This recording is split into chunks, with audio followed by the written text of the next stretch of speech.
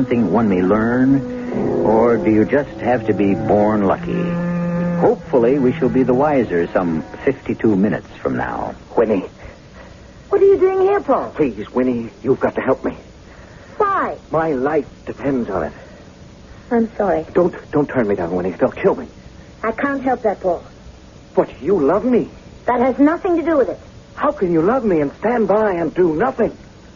It's because I love you, Paul, that I can't help you.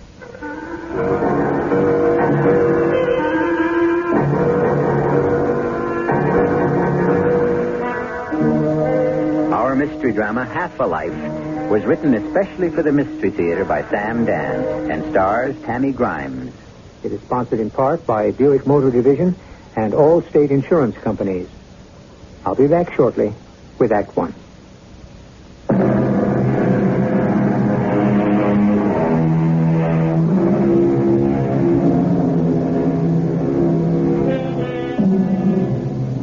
H.L. Mencken, who was probably the crustiest old curmudgeon of them all, once made a most touching statement.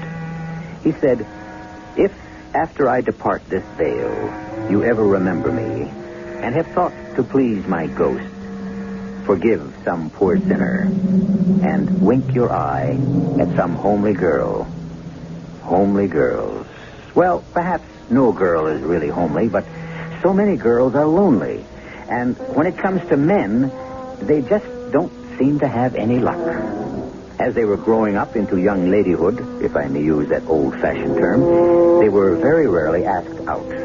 And as the years went by, they dated less and less frequently until that point arrives when a woman realizes she had better make the best of the life that exists in reality and give up on the one that can only exist in her dreams, if she can.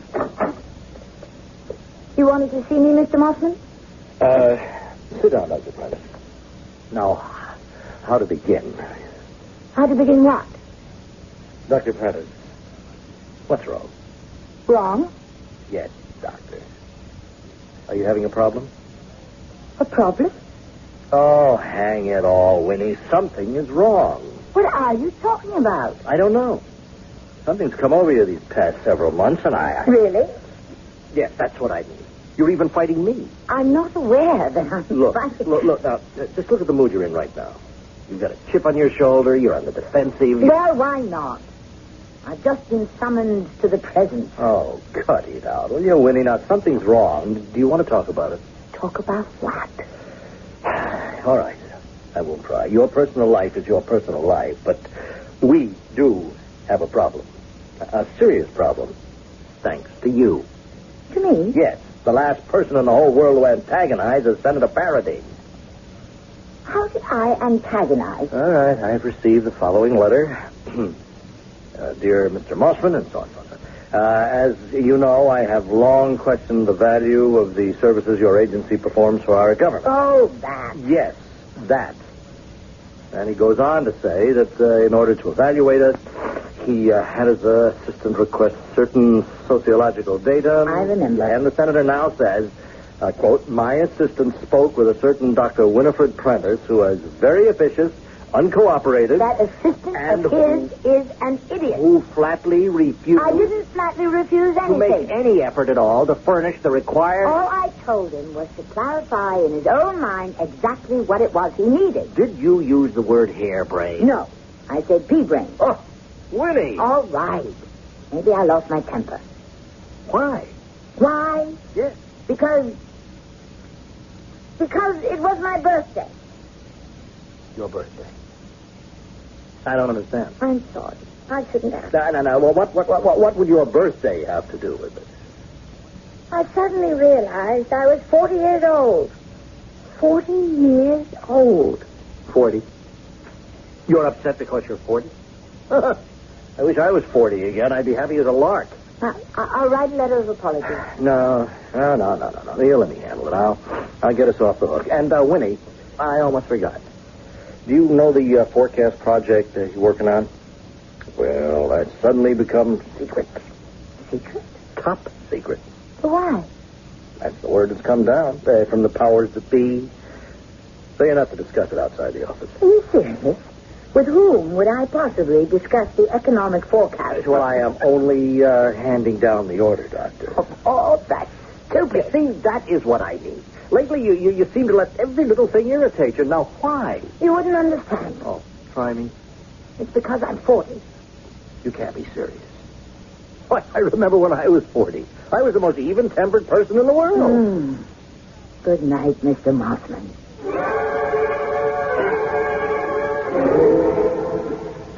Winnie? Yeah, it's Winnie. Oh, my, but we're in a cheerful mood tonight. Oh, shut up. This is all I need to come home to little Mary Sunshine. Any mail? What a question. It's September 1. Which means... We have to renew the lease. It's funny. Why is it funny? Well, remember the day we first looked at this apartment? 15 years ago. No, I don't remember. Maybe I don't want to remember. Well, I can recall exactly what old Huff Nickel said. That's because you have a fantastic memory for trivia. Well, he said, 9, I cannot rent a single girl. If one gets married, and the other has to break the lease. Forget it. Well, Winnie, but you charmed him into changing his mind. See? I charmed one man in my entire life. And who is it? Old Hopsnaggle. Well, where's all the acid coming from tonight? There was a collection for a girl at the office. She's getting engaged. Well, why take it out on me? I've been there 13 years. At lunch, I sat down and I figured out how many engagement showers I've contributed to. 13 years, I'd say 52. 38. How'd you get 52? Well, in my office, we average one every 3 months. That's 4 year times 13. I guess my office is more conducive to spinsterhood. You want to go on a cruise? Why? Who did we meet last time? How about romantic Costa del Sol? Does it matter where we go? We never get to meet anybody anyhow. Now, who can that be? Maybe it's Prince Charming. Yeah, yours or mine. Hello? Oh, hi. Hold on. It's Marge. And she's at Louise's. Yeah, right. With Barbara Joe, Louise, and Janet. Well, you're hot tonight. And we'll join him for dinner. Do you want to? No. Okay, Marge. Winnie and I'll be along in a few minutes. I said I didn't want to go. Yeah, I know you did. Sue Ann, I just can't stand those girls. Well, none of us can really stand each other, but what can we do? We're all we've got. When unmarried men get together, are they as boring as we are? Probably. Are they as mean, as petty, as vindictive? More? I'm so fed up. The same silly people every night, the same pointless, stupid chat. Winnie, this isn't like you. But it's getting to be like me. It's getting to be more and more like me every day. Soon I'll be like this all the time. Sour, nasty, nervous. Winnie? It's even beginning to show in the job. Old Mossman had me on the carpet this afternoon. Well, you've got to learn to make the best of things. Don't preach. Well, let's be off. The group is waiting dinner for us. The group? How about the bunch? Well, I prefer the crowd. How about the gang? What do you think of Click? Why don't we just call ourselves by our right name? The Leftovers.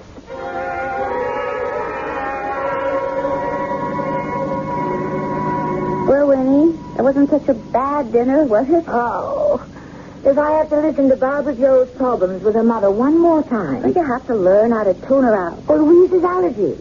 Or Janet's ungrateful niece. Why don't you just become resigned to it? Resigned to what? To it. The fact that nothing is going to happen. You're a great morale builder. Well, I'm an even greater realist. Who needed you? You want to take in a movie? Yeah. Or do we go home and watch TV? Winnie, I want to talk with you. I'll tell you what. Now, you see, you're going through a very bad time. I've got an idea. But you see... Now, just listen. You simply have to accept What do you say? We go to Halloran's. You see, you simply try to do the best you can with... Did you say Halloran's? Why not?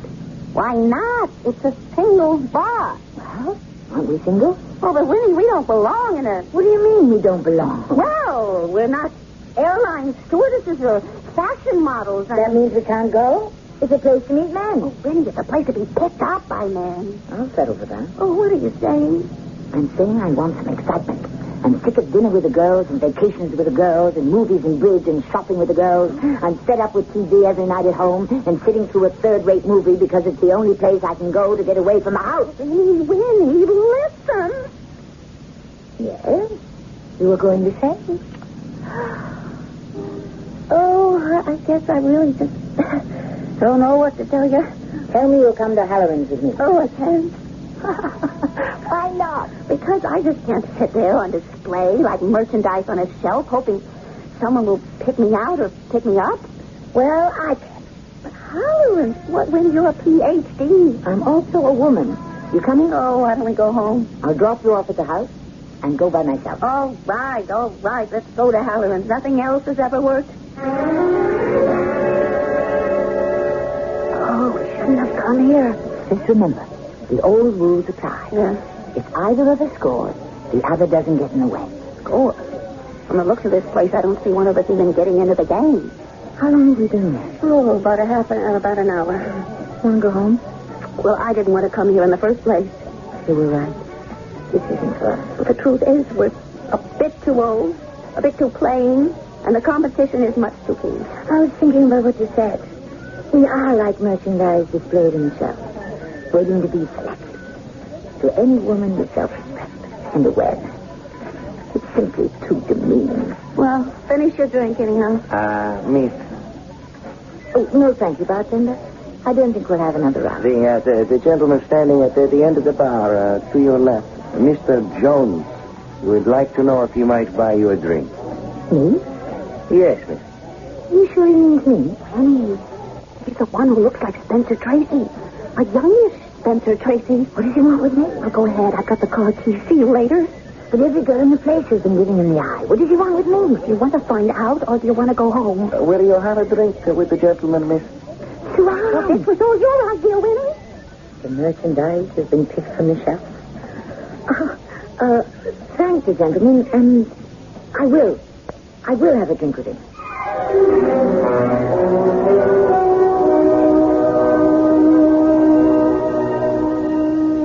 Very well.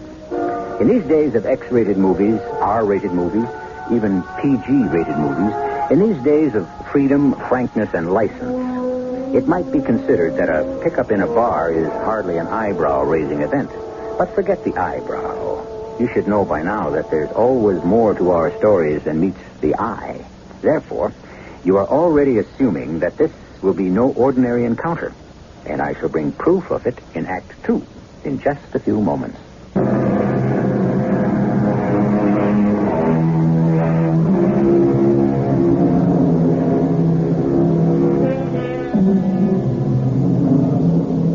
Wasn't it Henry Thoreau who remarked that so many of us live lives of quiet desperation?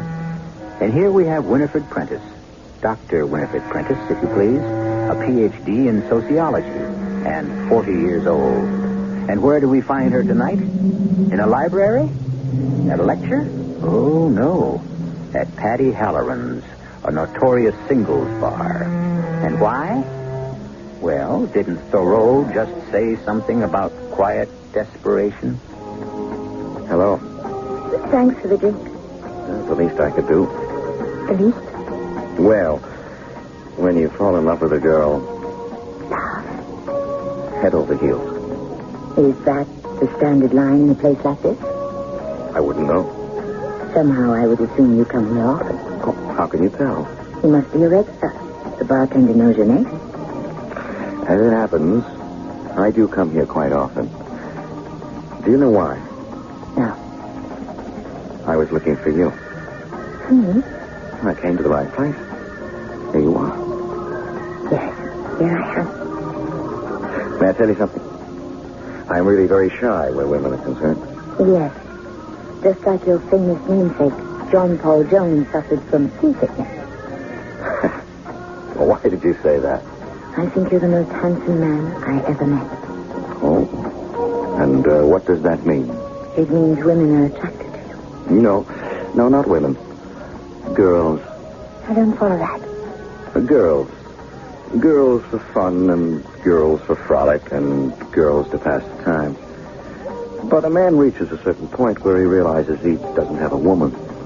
A real woman. Well, tonight I looked for a real woman, and there you were. Am I supposed to believe this? Oh, whether you do or don't, it doesn't change the fact. After all, nobody believed Columbus when he said the world was round. Did that mean the earth was flat? Continue, Mr. Jones. And so, I fell in love with you. Really? That's all I have to say. You don't even know my name. What is your name? Winnie. Winifred Prentice. Winifred Prentice. I love you. It's the first time in my entire life that anyone has ever said, I love you. I wondered who would ever say it and where. And it turns out to be just a ritualistic slogan for a pickup in a bar. Oh, is that what you think this is? What else is it? It's love. Love? No. Love requires time and a maturing process. Really? What do you know about it? I mean, who says so? Love is love. And when it happens at first sight. I don't believe that. No. Life is crazy. Maybe I should have waited. But why waste time? So much time has passed us by already. I'm not 18 or even 25. I'm 37. And I'm 32. Every day is important. The truth is, I'm really 35. It doesn't matter. Actually, I'm 40. I said it doesn't matter. I love you. What do you want me to say? Right now, you don't have to say anything. I realize you're very conservative. You weigh, you balance every word. That's fine. We'll be good for each other. Because I'm a crazy kind of a guy. I say whatever I think. I wish I knew what I was thinking right now. Okay. The timing is different for different people. I fell in love with you. Look at me. Do you think you could fall in love with me?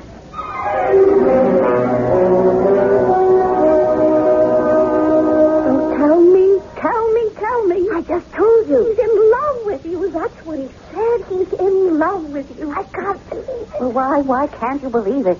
Why should he be in love with me? No one ever fell in love with me before. What's wrong with him? I'm not pretty. Well, you're not bad looking. And he could have his pick of... Well, maybe he's a peacock. What? Think about it. Stunning looking girls. Do you ever see them with really great looking men? No. They choose plain fellows. Yeah, but what has this have to do? They want to be the center of attraction. Men, too. Maybe he's attracted to me because I'm plain, and therefore no threat to his ego. Lenny, please, don't destroy this thing with your 10-cent psychiatry. Even my name, Winifred Prentice. It sounds as if you're swallowing vinegar. We'll change it to Mrs. Paul Jones. That sounds as if you're gargling with honey. It can't be happening. Well, it is happening. It's a dream. I'll wake up. So, will you be any the worse for it?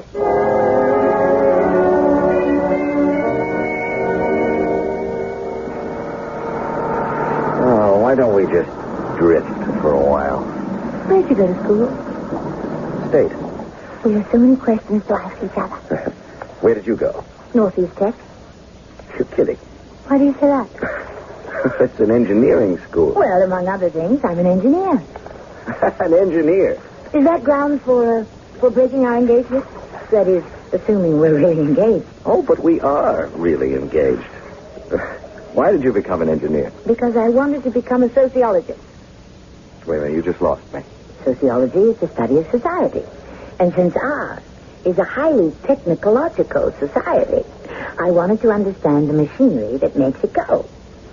Then I went on to take my Ph.D. Now, where did you find the time to do all that studying? Oh, I had plenty of time. The truth is, I had nothing else to do. I wasn't exactly besieged by boys who wanted to date me. No, they must have been crazy to let you go by. You were very good for my morale. Winnie, I love you. What do you do, Paul?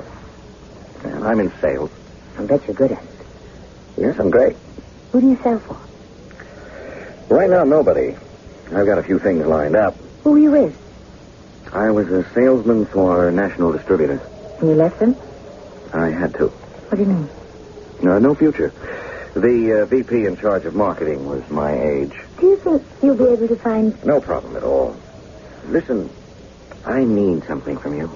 You do? What? Well, we've known each other for a month. We've seen each other every day. And every day I tell you I love you. Do you have anything to say to me? Yes. Say it. Paul, I love you. Well, when did you know? the minute I saw you at Helen's.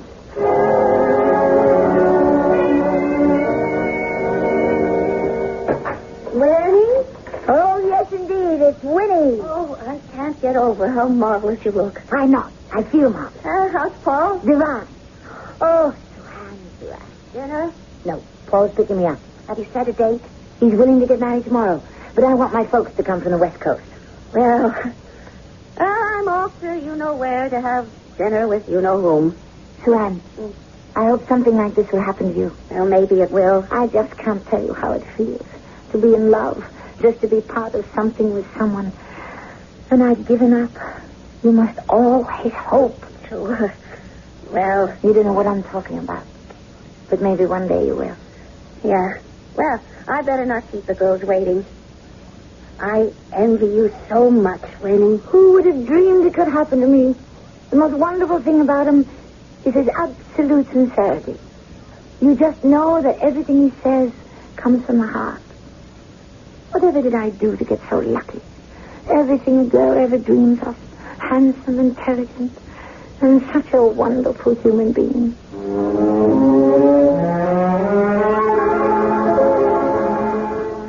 You're good for me, Winnie. So good. And you were worth waiting for. Will I see you tomorrow? You will see me every day for the rest of your life. Now, I'd better be getting along. It's still early. Well, I have an appointment the first thing in the morning. With whom? Oh, I shouldn't have asked. What do you mean you shouldn't have asked? Well, it isn't any of my business. You know what?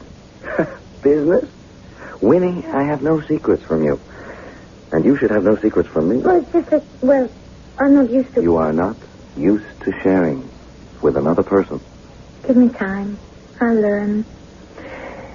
I've come to love a little bit late in life. It's never too late. With whom do you have an appointment tomorrow morning? As a matter of fact, I think I'll cancel it. Why? Well, it's a long story. I have nothing else to do but listen. Well, these fellows want to open a buying office. Is it a good idea? Yes, it's a great idea. But it doesn't look as if I could be a part of it. Why not? Well, I would have to make an investment. Would it be a wise investment? Yes, I think so. Why don't you do it? I can't. I don't have the money.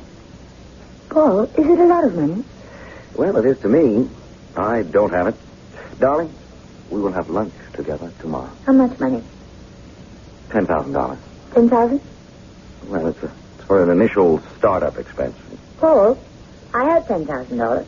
Oh, no. I wouldn't touch your money. My money? Paul, there's nothing I own that isn't yours. But I couldn't. You're not used to sharing with another person either. But I could lose this money. Take me out for breakfast, and we'll go to the bank. But I don't want to hear another word. Just tell me you love me.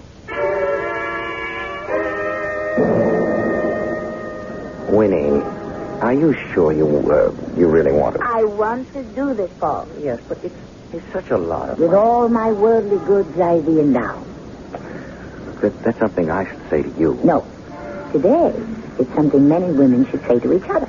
Yes, but we're not married yet. We are, in the sight of each other. But Winnie... Now, darling, not another word. Wait for me. I'll only be a minute.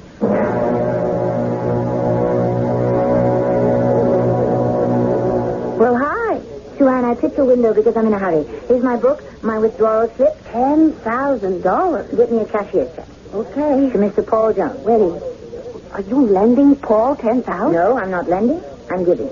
You're giving Paul $10,000? And I am in a hurry. Oh, but Winnie. Suhan, will you please? Wait, Winnie, are you sure? Of course I'm sure. You hardly know him. I know him well enough to know I love him. You know him well enough to give him $10,000. I mean, love is one thing, but money.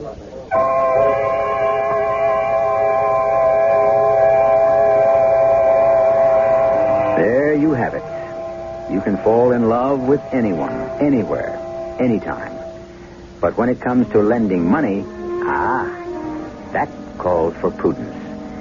There are those of you out there who have just been waiting for something like this so you can say, aha. That's what he was after all along. While others take a more charitable view. Well, the third act is where all the linen gets hung on the line. And I'll be back with that in a moment.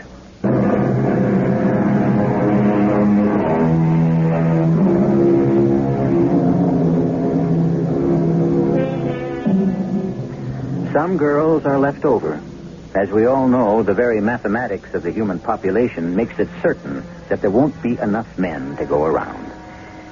And why do some girls get their share, and some more than their share, and some no share at all? Well, this is one of the great mysteries of life, which is why we pose it to you. But Winnie, think about what you're doing. Sue Ann, make the withdrawal and write the check, or I'll go to another window. Okay, but don't say I didn't warn you. Warn me about what? Nothing. I'll complete your transaction in just a few minutes. And that check is to be made out to Mr. Paul Jones.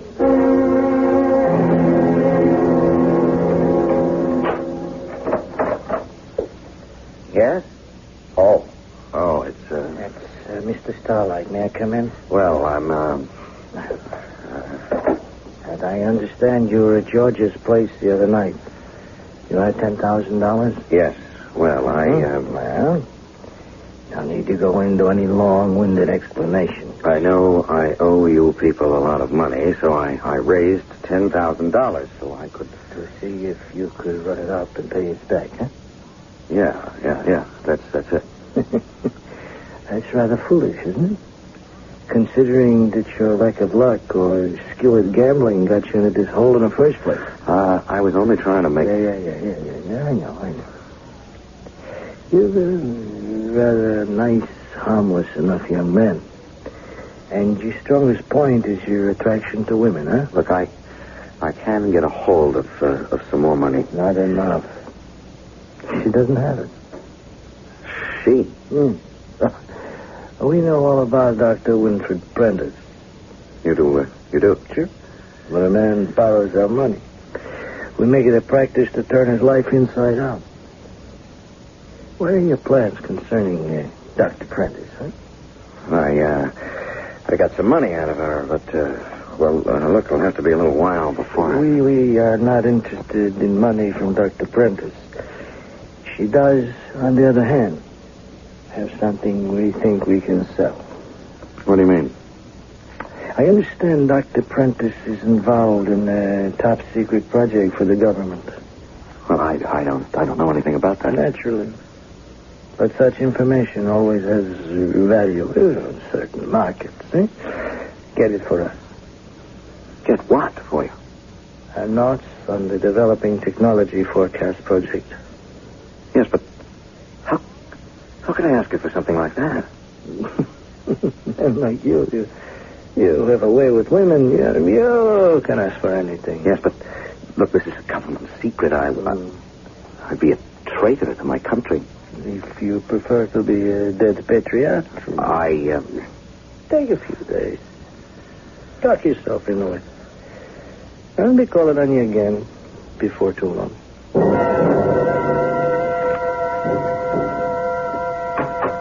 Oh, hi. Hello.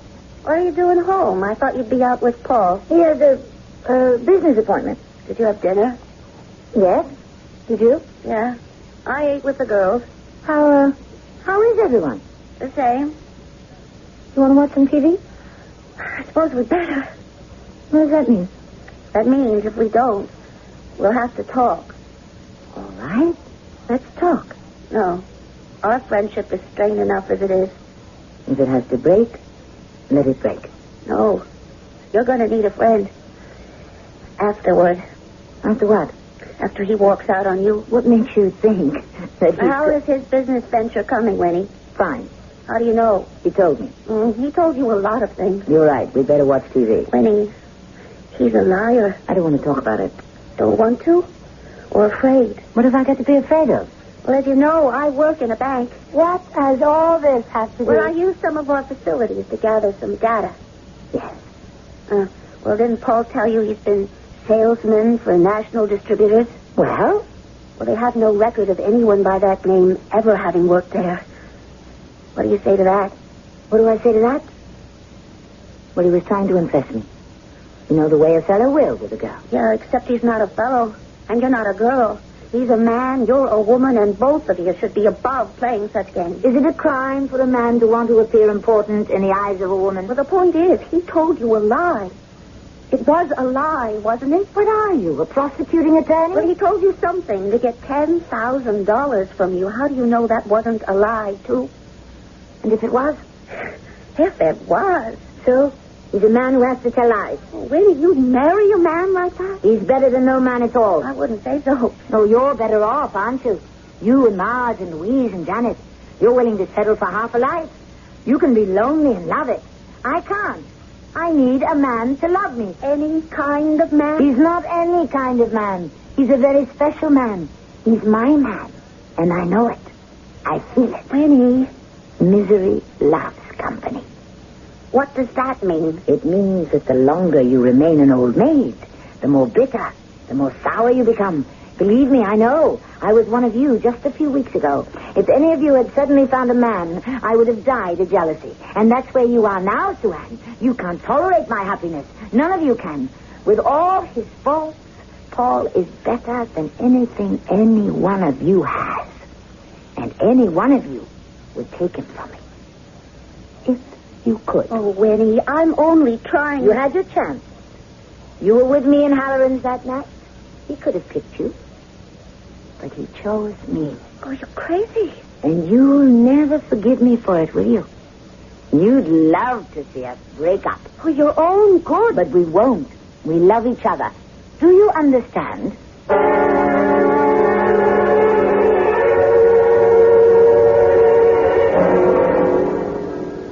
I always love to have lunch in the park. I hate to go back to my office. Winnie, I have something to tell you. You sound grim. I want you to listen, Winnie, and don't interrupt. And when I'm through, I know you're going to get up, and you're going to walk away from me, and you'll never talk to me again. How could I? I want you to know that I love you. Let's begin with that. Let's begin and end with that. The night we met. In Halloran. Could I ever forget? You gotta let me finish, Winnie, without interrupting. Well, look, you were right. I was a regular. I haunted the place. I was looking for a woman, a certain kind of woman. One who was no longer young, one who was vulnerable, one who would be willing to settle for almost anybody, a guy like me. Now, look, I know I've got the looks. I could knock her off her feet. I wanted a woman who had a good job because, let's face it, Winnie, I hate to work. And she would have to support me. Now, you look just like that kind of a woman, so I made a play for you. I also made a sucker out of you. I needed $10,000 to cover a gambling debt, and I gave you a song and dance about needing it for a business venture. Wait a minute, Winnie. Wait, there's more. Anyhow, look, something went wrong somewhere because I just found out the joke is on me, Winnie. I have just discovered it isn't a game anymore. I am in love with you. And there it is. That's all I have to say. Winnie? Winnie, wait a minute. Don't go. I saw it all. I heard it all. I was even touched by it all. What are you doing here, Mr. Starlight? Protecting my investment. You know, I must say, you handle that rather awkwardly. Really? What makes you say that? Obviously, it's the last you'll ever see her. Oh, you think so, do you? Mm-hmm. That shows you what you know about women, Mr. Starlight. I'll bet I'll have her knocking on my door with tears in her eyes by tomorrow morning. I hope you win the wager, Mr. Jones. After all, you just bet your life.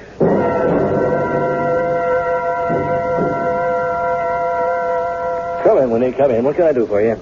I want to arrange for some time off. Well, you've got plenty coming. I want to go away. Take a nice, long honeymoon. Honeymoon? Me invite me. Well, I forgot. We're not supposed to know. Know what? Well, a couple of weeks ago, your friend Sue-Ann called and said you were getting engaged. She what? Well, you didn't say anything. She thought it was time the office chipped in and threw an engagement party for you. Oh, well, that's... Now, let me tell you. We took up a collection that will knock your eye out. But, listen, Mr. Mossman. You know there were people in this place who said, who? Winnie the Iceberg? You're kidding. Who'd marry her? Are they eating their words? But Winnie... I decided not to. Winnie, this is the greatest news I ever had. You don't know how happy we are for you.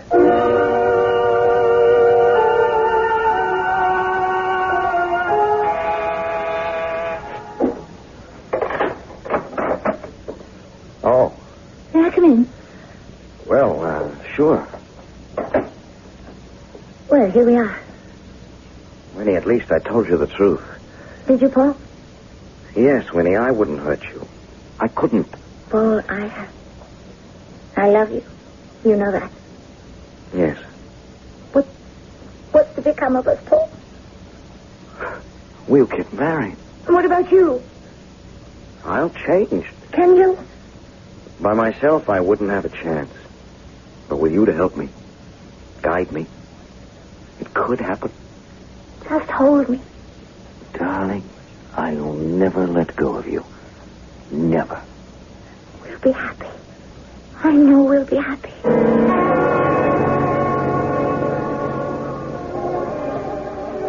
I never thought I'd see this day. Which day, darling? The day they'd be holding one of these parties for me. You have such wonderful friends. I do. Winnie, Mr. Mossman wants to know if you want to open your gift soon. Anytime he's ready. Okay, I'll tell him. Is it my imagination, or do I detect a little coldness between you and Sue Ann? It's your imagination. Darling, look, before we open the gifts and sort of make this thing official, I want you to do something for me. Sure, what is it? I want you to get your notes on the technological forecast project. How do you know this is... I want your notes, darling. But this is top secret. Well, that's why they're valuable. But I can... Unless you get me those notes, I'll walk out on you. What? I'll embarrass you in front of all your friends, in front of everyone you know. But I don't understand why... I want us to get our marriage off on the right foot. I'm calling the shots. What do you say? Our marriage is a bargain, darling.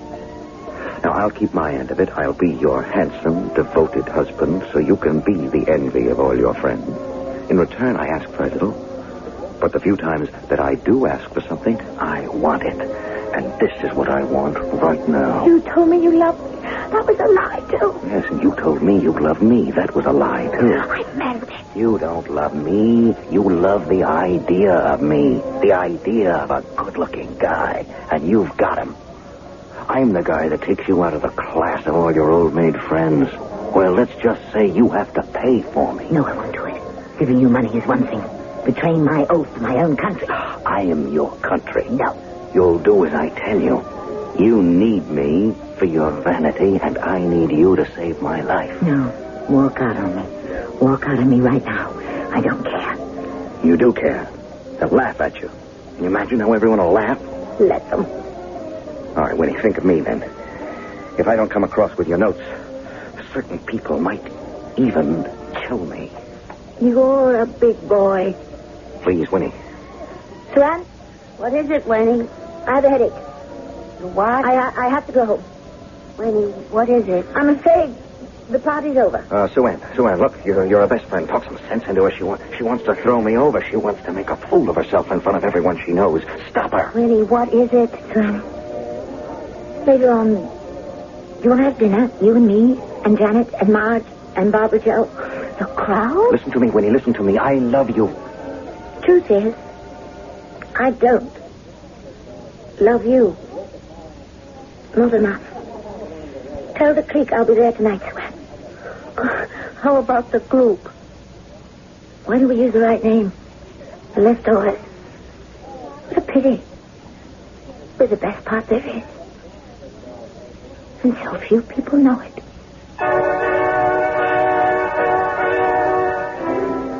Half a life. So many are willing to settle for it. So many do. And either way, it was to be half a life for Winnie Prentice. But at least she decided which half she intended to live.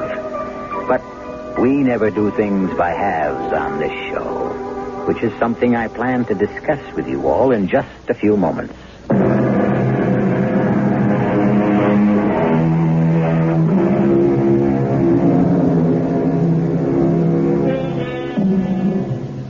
Whether you were aware of it or not, the story you have just heard was a true mystery. And why? Because love is the greatest mystery of all. Think of some of the loves you know. What does he see in her? Why does she she love him? We shrug our shoulders and say, who knows? It passes all understanding. Love is subject to neither rhyme nor reason. But we have both rhyme and reason for your attendance here 7 times each week. Our cast included Tammy Grimes, Tony Roberts, Marion Haley, and Earl Hammond. The entire production was under the direction of Himan Brown. And now, a preview of our next tale. My car is out of gas, and I wondered if I might use... This is my house, and no one can come in here unless invited. By me. I know, but I invite no one. I'm sorry. Hush. I didn't said mean be to... quiet. It's just a horse. It's his horse. Oh, I can see it. Move away from that window. What? Don't stand in that window. Move away. Oh, all right. You might think it was I, standing there. Oh? On the other hand, no one could mistake you for me. No, not very likely. But he might think I'd invited you here. Well, I could explain He's that... very jealous, so he has no reason to be. But he loves me desperately. Well, I don't want to make any trouble for you. Oh, you won't. We all make our own trouble, don't you think? Radio Mystery Theater was sponsored in part by True Value Hardware Stores. This is E.G. Marshall inviting you to return to our Mystery Theater for another adventure in the macabre. Until next time, pleasant dreams.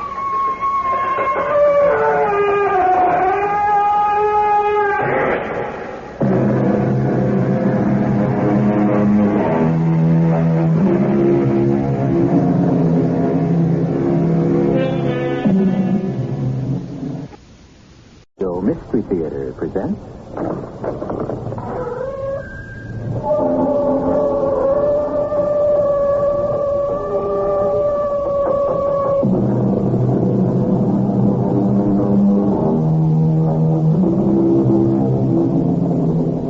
Come in. Welcome. I'm E.G. Marshall, bringing you, hopefully, an enjoyable shudder. Certainly, fans of the occult like the dark and dangerous tales we spin because of the vicarious enjoyment that comes from the delicious shiveries of the supernatural. But let me issue a warning to all you ghost lovers. Do not, I repeat, do not ever make the mistake of thinking that ghosts are fun. Mrs. Mary Boyne and her husband did, and this tale tells what happened to them. I stood at the library windows of the beautiful old house of Lane and peered out in the gathering dusk. And I saw a figure. For a moment, a shudder ran through me. I thought I'd spotted the elusive ghost of Lane. And when the figure entered the library, I gasped. What's the trouble, Mary? Would you believe it, Ned? I mistook you for our elusive ghost. Oh, Mary. Mary, we've had a great marriage up till now, and my problems stem from America and not from any crazy old ghost. And if you'll forget the ghost, we'll all be a lot happier.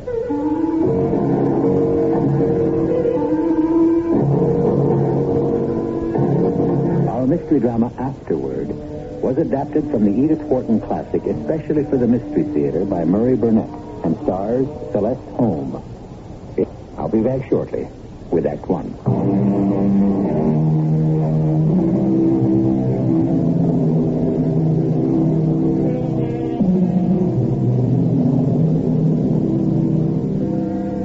Remember the phrase, Kilroy was here, so popular back in the days of World War II? I feel certain most of you remember, but if we go back a few years farther, how many of you recall the phrase, the little man who wasn't there? What do all these phrases have to do with our tale? Well, stretching a point, we might say that our story concerns the ghost that wasn't there, or at least not when you expected him. If this sounds confusing, let's listen to the lady whose story it is. My name is Mary Boyne. My address is Suite 357 Inner Wood, Dorsetshire, England. Of course, I'm American and alone and sane. The reason I mention sanity is because they call this place a rest home, but actually it's a place for people who have money and who are supposed to be not quite right in the head. I told you I am sane, but I must confess it's difficult to understand how I managed to retain my sanity after what happened. But you be the judge and jury. I'll start at the beginning, back in America, in the little town of Waukesha, and the little house where I lived happily with Ned. Ned, you're home early. You bet. I'm not only home early, darling, but I'm home for good. I've sold the Blue Star Mine for $5 million. Oh. Mary, my love, are you all right? Yes, so fine, darling, but you're joking. Never more serious. We're finished with drudgery, darling. Finished living in this house, in this town, and don't even bother to pack. Let's just make our dream come true today.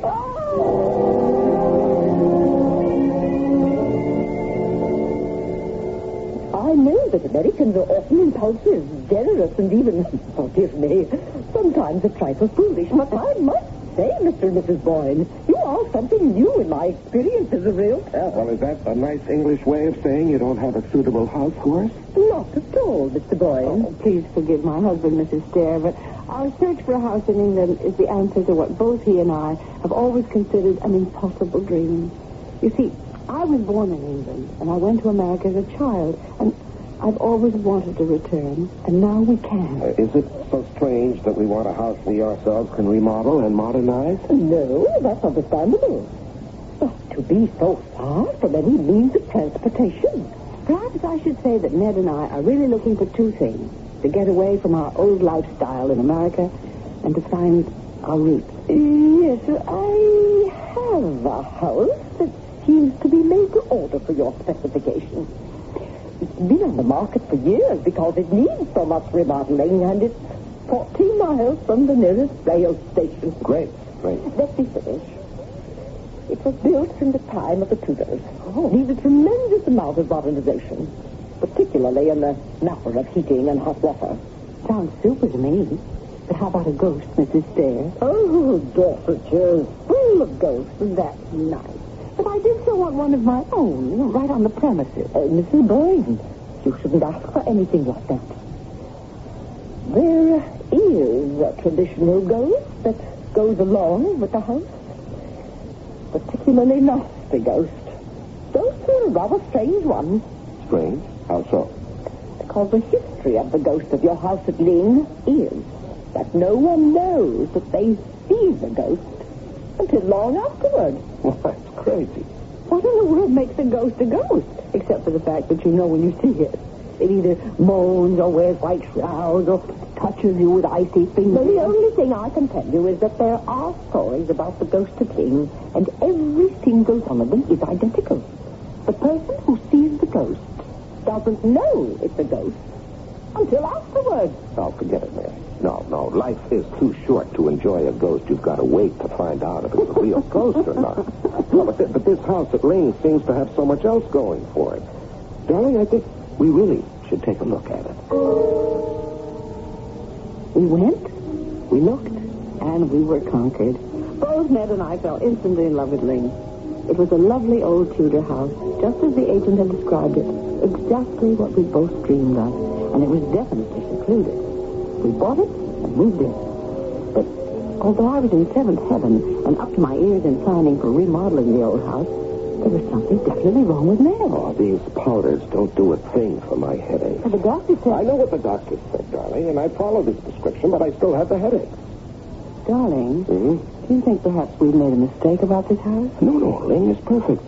Perfect. We both knew it the moment we saw it. The gardens are a delight, and under your tender, loving care, grow more beautiful every day. Oh, with Hilton's great help. Nonsense. No, Hilton is a good gardener, darling, but he hasn't your green thumb. No, my love. The house is perfect, and there's absolutely nothing wrong. These headaches will go away in time. So you're not going to tell me? Dear heart, there is nothing to tell. But I knew better. Something was very wrong, and I intended to find out what it was. Lydia Westlake was the village librarian and had been ever since the oldest inhabitant could remember. Well, Mrs. Boyne, what a pleasure. Is there anything I can do for you? Miss Westlake, I really must apologize for not coming to see you in this lovely old library before. Oh, my dear, no apologies necessary. Everyone in town knows how busy you've been patching up Ling. Well, that's one reason I'm here. To ask if you have any books about the history of Ling. Oh, you mean about the architecture? Oh, not exactly. The whole, well, everything. Maybe even something about the ghost. Well, I really shouldn't say this, but it's best for everyone to try to forget about the Ling ghost. Oh, believe me. Oh, I believe you, Miss Westlake, but I'm still interested in everything about Ling. Well, very well. You'll find some books on the history of Ling under G226. There were 3 books. I took them all and went back to Ling and started to read. 2 incidents mentioned the Ling ghost, and they were absolutely horrifying. What I hadn't told the librarian was that I wanted to find out more about the ghost because of the way Ned was acting. Who the devil is it? Well, it's me, darling. I'm sorry, Mary. It's just that I'm sorry. Had the service been interrupting you? No.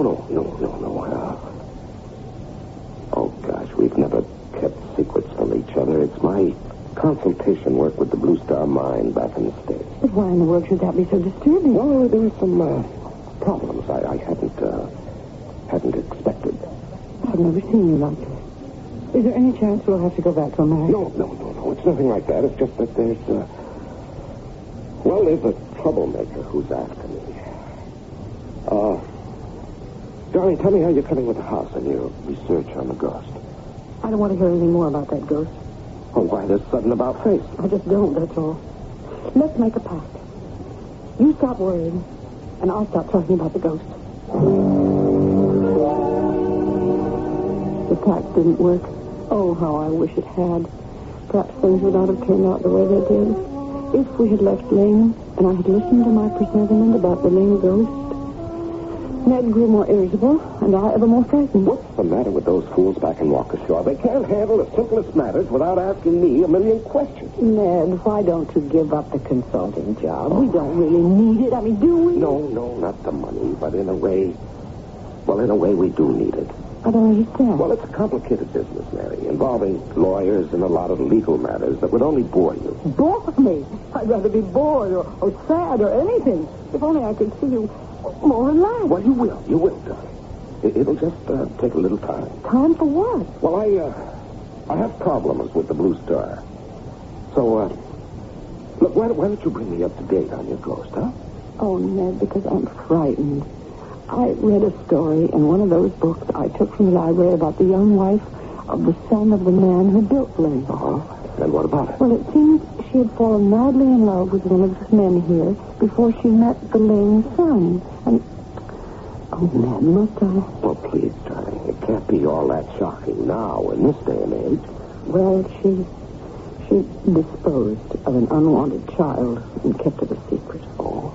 Some years later, after she was happily married and had a little girl of her own, she was out strolling through these gardens one day when she met an absolutely enchanting young girl, just about her daughter's age. They all hit it off very well, and soon the 3 became friends. The only thing was that they couldn't ever figure out where this enchanting child lived or who were her parents. And this began to worry the young mistress of Ling, until one day her daughter disappeared and was never found or seen again. Well, I don't understand. Don't you? The mother did. She had seen the ghost of Ling, her daughter's little friend. The ghost was the illegitimate child she'd killed. Only she didn't know till afterward. I'm sorry, Mary, for making you tell me that story. There's more in those old books.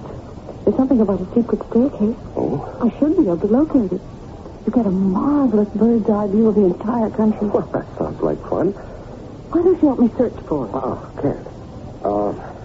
I have to work on my correspondence, but if and when you find it, give me a shot. I'll be in the library. I set off on another exploration of Lane, but this time with a purpose. And finally, just like a heroine in some Gothic novel, I pressed a panel of the old wainscoting in one of the rooms, and it slid back, revealing a small circular flight of stairs leading up to it. I climbed the tiny corkscrew staircase to the roof of Lane.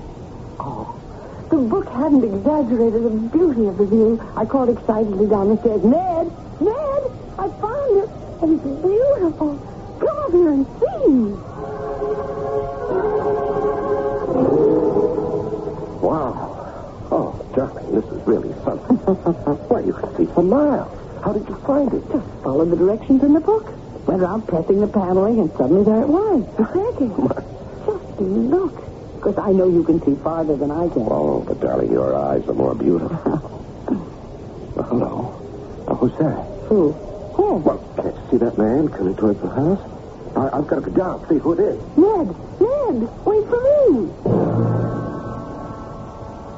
There you are, darling. I've been looking all over for you. Oh, it's been right here in the library. When you dashed off that roof and went running out the front door. Who was it? Who was what? The man you saw coming toward you in the garden. Oh, that man.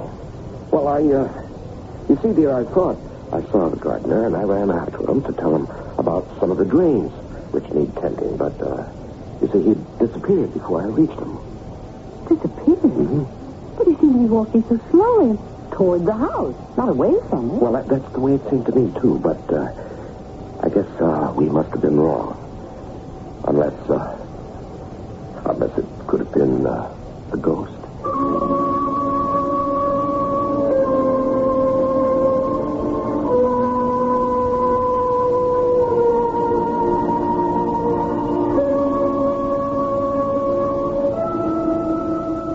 Now, we all know there are no such things as ghosts, or at least some of us know. But one thing we would all agree upon is that if there really are ghosts, they won't go away even if you don't mention them. I'll be back shortly with more mention and more answers to the mysterious ghost of Ling.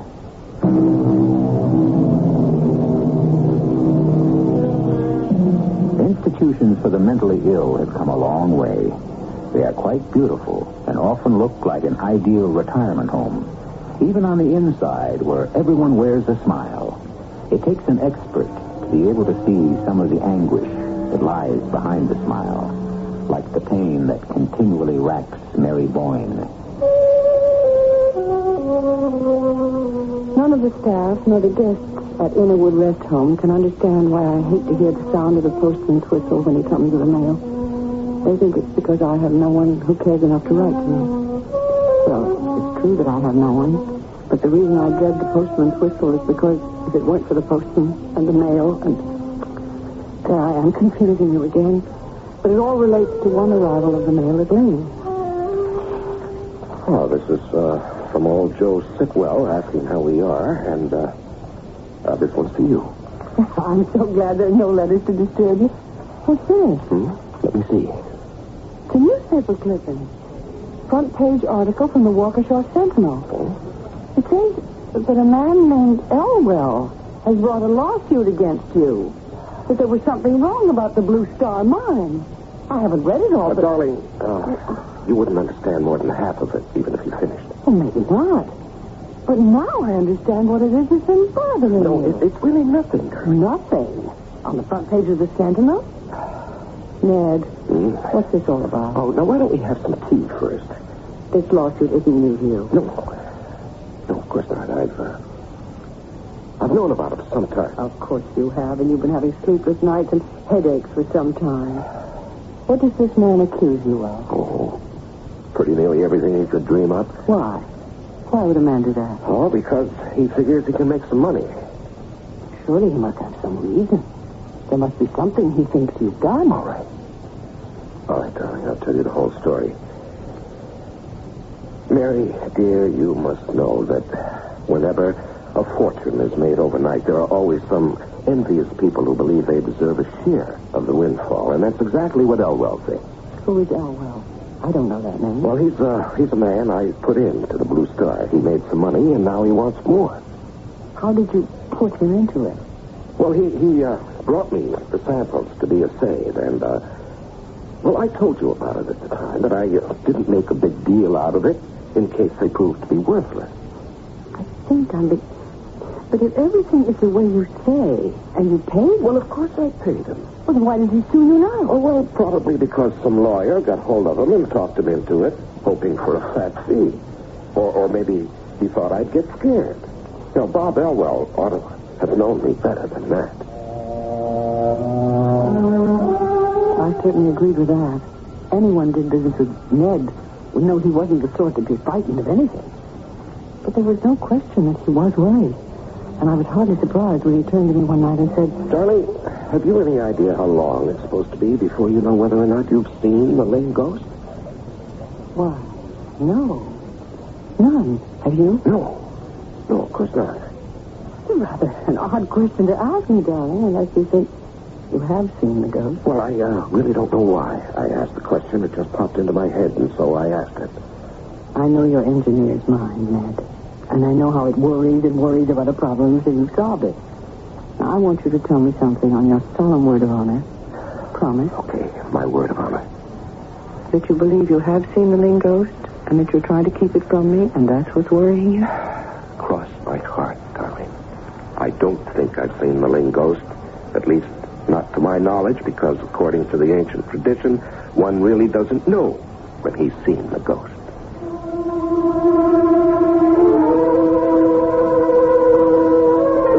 And with that, I had to be satisfied. I knew my husband. There was no more to be gained from questioning him. But I thought to myself, maybe there was something to be gained from questioning the ghost. That is, if I could manage to locate the elusive spirit. Of course, I knew that you weren't supposed to be able to know you'd seen the ghost, but I was haunted by the idea of the disappearing figure we'd seen from the rooftop. So once again, I climbed the small secret stairway and stood on the roof ledge. I cupped my hands and shouted to the sky, "Oh, spirit, specter, shadow, whatever you choose to call yourself, we've done you no harm. We want to live here in peace. Oh, ghost of Lane, break with the past, break with tradition, and show yourself to me." Mary, what on earth do you think you're doing? That's obvious, isn't it, darling? Well, if you mean you're making a darn fool of yourself, and incidentally of me, yes. Well, I'm sorry if I was stupid. It isn't stupidity, Mary. It's just this obsession of yours with a ghost. You're only adding to my worries.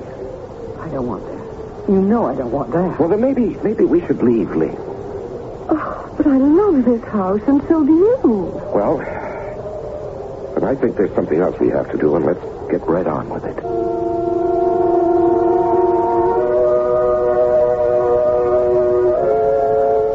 Ned was just trying to help me, like the staff here at Innerwood. And he thought maybe by arranging a seance with a reputable and respected medium might put my mind at rest. Ned thought that perhaps the medium might be able to get through and reach the ghost. Now, you both understand that as a man of integrity, I can promise you nothing? Yes, Mr. Wood, you've already made that very clear. It is difficult to overemphasize the possibility of failure. Can we start, please? Please be patient, Mrs. Boyne. All the research I have done on the ghost of Ling seems to bear out the tradition. He or she appears, and only afterwards do the people realize they have made contact with the ghost. Yes, we know all that, but isn't it also true that there's never been an attempt to reach this ghost through a reputable medium? That is so. Well, that's why we came to you. I want to find out if there is a ghost of Ling, and if there is, you should be able to reach him. I should, but as I said... Please, let's not go through all that again. Let's hope you will succeed. Right. Now, this is our first seance. Well, I'm afraid it is very much like what you have read in books and heard about. We would keep this room dimly candlelit, just as it is now. And so, I ask you to join hands with me. That is it. Now, close your eyes and concentrate. On what? On the ghost. But I won't just think of the ghost, Mrs. Boyne. If there is any communication, it must come through me.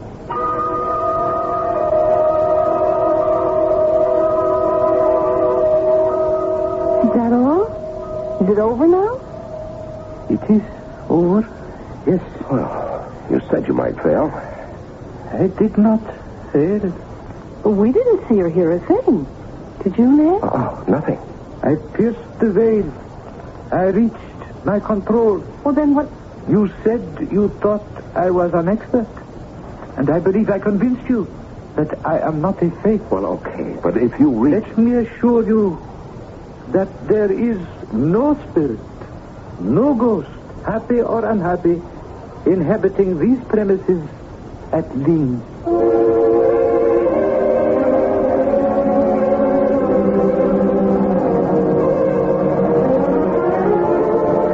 Ned, tell me, did you believe Mr. Woods? Well, darling, he's supposed to be the best, and he said there definitely wasn't any ghost at Ling.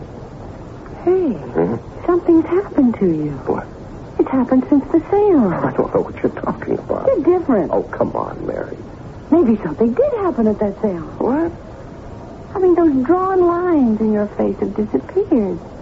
Smiles come back into your eyes. Oh. You slept better last night. Come on, admit it. All right, I admit that, but it has nothing to do with the seance. Well, then what caused the change? Well, perhaps it was a cable I received yesterday saying that I could probably expect some very good news about that Elwell suit very shortly. Then it was the lawsuit that bothered you after all. Yeah, well, yes, perhaps more than I knew. Well, at any rate, we'll find out with tomorrow's mail.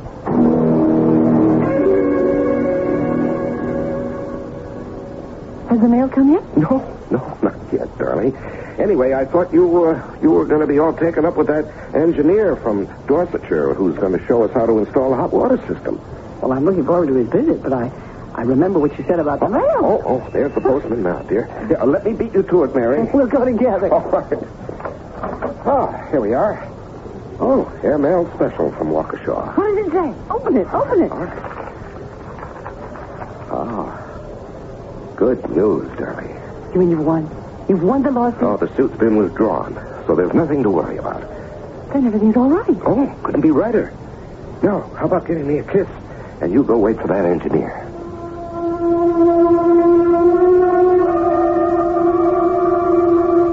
One of the strangest things I remember was my total sense of security as Ned held me in his arms. I left Ned and walked out of the garden. Oh, the day was beautiful. It seemed even brighter than it actually was because of the change in Ned. As I walked along the flagstones, I heard footsteps behind me. I stopped and turned. I came to see Mr. Boyne. I'm Mrs. Boyne. Do you have an appointment with my husband? I think he expects me.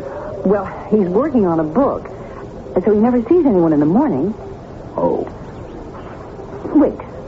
You seem tired. Have you come a long way? Yes, I have come a long way. Well, then I suppose if you'll go to the house, my husband will see you. You'll find him in the library. It's that way. I watched the stranger enter the house, and then I went to find the gardener, and soon the engineer arrived. And the morning just sped by. We finished with the plans for the hot water system, and it was time for lunch. I went to the dining room, but Ned wasn't at the table. Nor was he in the library. I remember calling, and then asking the servants whether they'd seen him. But Ned was nowhere to be found. Not at the luncheon, not in the garden, not in the house. He didn't come back that afternoon, nor was he there for dinner. By that time, I was frantic and called the police. The local police shook their heads and called in Scotland Yard. Now, Mrs. Bourne, I can only try to reassure you by telling you that we haven't found your husband's body. Well, that's very reassuring, Inspector. You're telling me my husband has just disappeared into thin air, vanished without a trace? Oh, no, Ma'am. What I'm trying to say is that if there was any foul play, and in these cases sometimes there is, we usually find the body of the dead man within 48 hours. So perhaps I was clumsy, but I was trying to tell you that there is hope that Mr. Boyne is alive. Well, then where is he? Oh, of course, I can't answer that question for you at this time. But I promise you, Mrs. Boyne, all the resources of Scotland Yard will be employed to find him for you.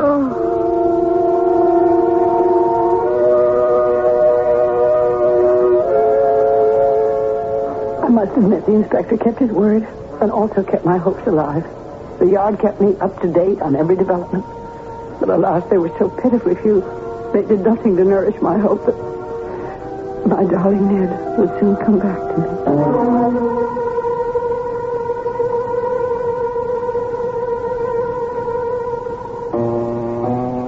All the resources of Scotland Yard, will they prove to be as ineffective as all the king's men and all the king's horses in putting Humpty Dumpty together again?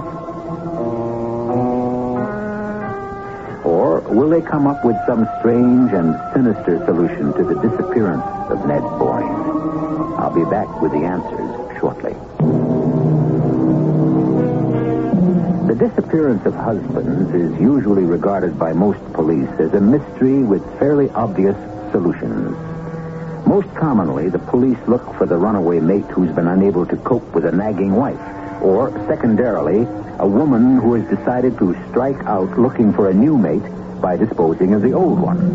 Of course, neither of these theories was even entertained for a moment by Scotland Yard in the case of the disappearance of Ned Boyne. Now, Mrs. Boyne, we all know what a good marriage you and Mr. Boyne had, but we're momentarily at a loss. A man just doesn't vanish off the face of the earth. Not without leaving clues. Something that will help us find him. Now, if you don't mind, we'll just go back once more over the way you found out he was gone. I spent most of the morning with a Mr. Loomis, an engineer from Dorsetshire, going over some plans he had for installing a hot water. If you don't mind, I'd like to get to the stranger who asked for your husband. Well, I've told you everything I know about him. And told it well, Ma'am. A good description. Much better than we got from Nellie, the housemaid. She saw him, too? Oh, yes, indeed. We even found out that he wrote his name on a card he gave her. Well, then you should know. If I may, Ma'am, let me just condense the maid's testimony from my notes here. Now, she said that the gentleman was a stranger and perhaps a foreigner. He asked for Mr. Boyne, and she asked who was calling, and then he wrote his name on a piece of paper and asked her to carry it into your husband. Well, didn't you ask her what Ned, my husband, said when she brought him the paper? Well, Nellie told us your husband didn't have time to say anything, because just as she handed the paper to Mr. Boyne, she realized that the stranger had followed her into the library. She left them together. Nellie says that she left this stranger alone in the library with my husband. How can we be so sure that Ned left the house? It isn't the maid's evidence we're going by, Ma'am. Hilton, the gardener, swears he saw your husband leave the house by the front door, accompanied by a gentleman. And he gives a description which pretty much tallies with yours and Nellie's. But why? Why would Ned just go off like that without a word to me or to anyone? You already said your husband has been worried.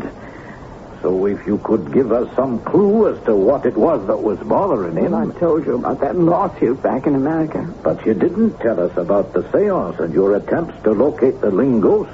Now, surely, Inspector, you're not going to tell me that Scotland Yard is taking ghost stories seriously. Oh, no, Ma'am.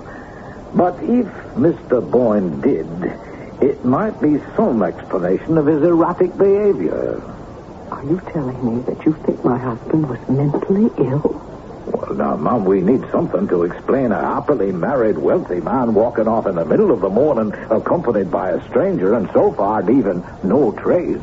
But what about that unfinished letter you found in the library? You obviously had to do with that business in America, which you, Ma'am, assured us wasn't bothering your husband one bit. But he did write the word safer, didn't he? Who was Parvis? Now, we've checked, and Mr. Parvis is a perfectly respectable attorney back in Waukesha. And your husband's unfinished letter simply reads, "My dear Parvis, I have just received your letter announcing Elwell's death, and while I suppose there is now no farther risk of trouble, it might be safer..." There. He says trouble, doesn't he? Oh, he does indeed. And you believe that trouble could be so serious as to make him disappear without a word to you about it? Or the reason for leaving? Oh, no, we just can't believe that, Mrs. Boyne. Then what do you believe? I mean, what has happened? Mrs. Boyne, has your husband ever suffered from amnesia? Never. Does he have any medical history you could tell us about? Ned was always healthy. Well, England is a hard place to get lost in, Mom. It's almost impossible for two men to slip unnoticed through or out of the country. How about just walking? Mrs. Boyne, we have every official means of investigation working, and we've found nothing. And so things remained at a stalemate for the next fortnight, despite the fact that my husband's name was headlined in every newspaper and his likeness looked down into my anguished eyes from the walls of every town and village. There was still not one single word of him, and no trace of his movements. And then one morning, Nellie brought a card to me in the library with the name Edward Parvis on it, and a new hope flooded my heart. Mrs. Boyne? Mr. Parvis, from Waukesha. You're the attorney my husband wrote to. Yes, I found myself here in England, and I thought I should visit you. Oh, I'm so glad you did. You heard, of course, of my husband's disappearance, and I'm hoping that you've come to shed some light on it. Well, I'm afraid you're in for a disappointment. My errand is of quite a different nature.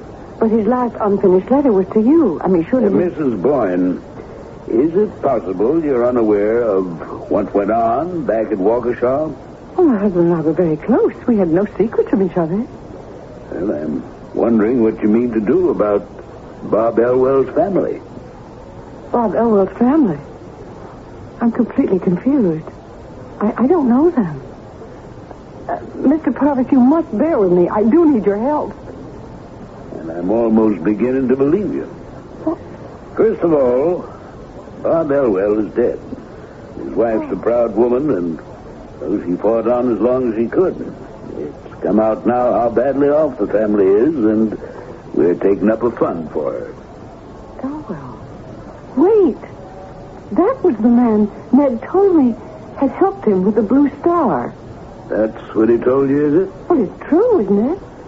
Well, it's true, and yet it's, well, all I can say is that it was business. I don't understand at all. Bob Elwell just wasn't smart enough, let's put it that way. It's the kind of thing that happens every day in business.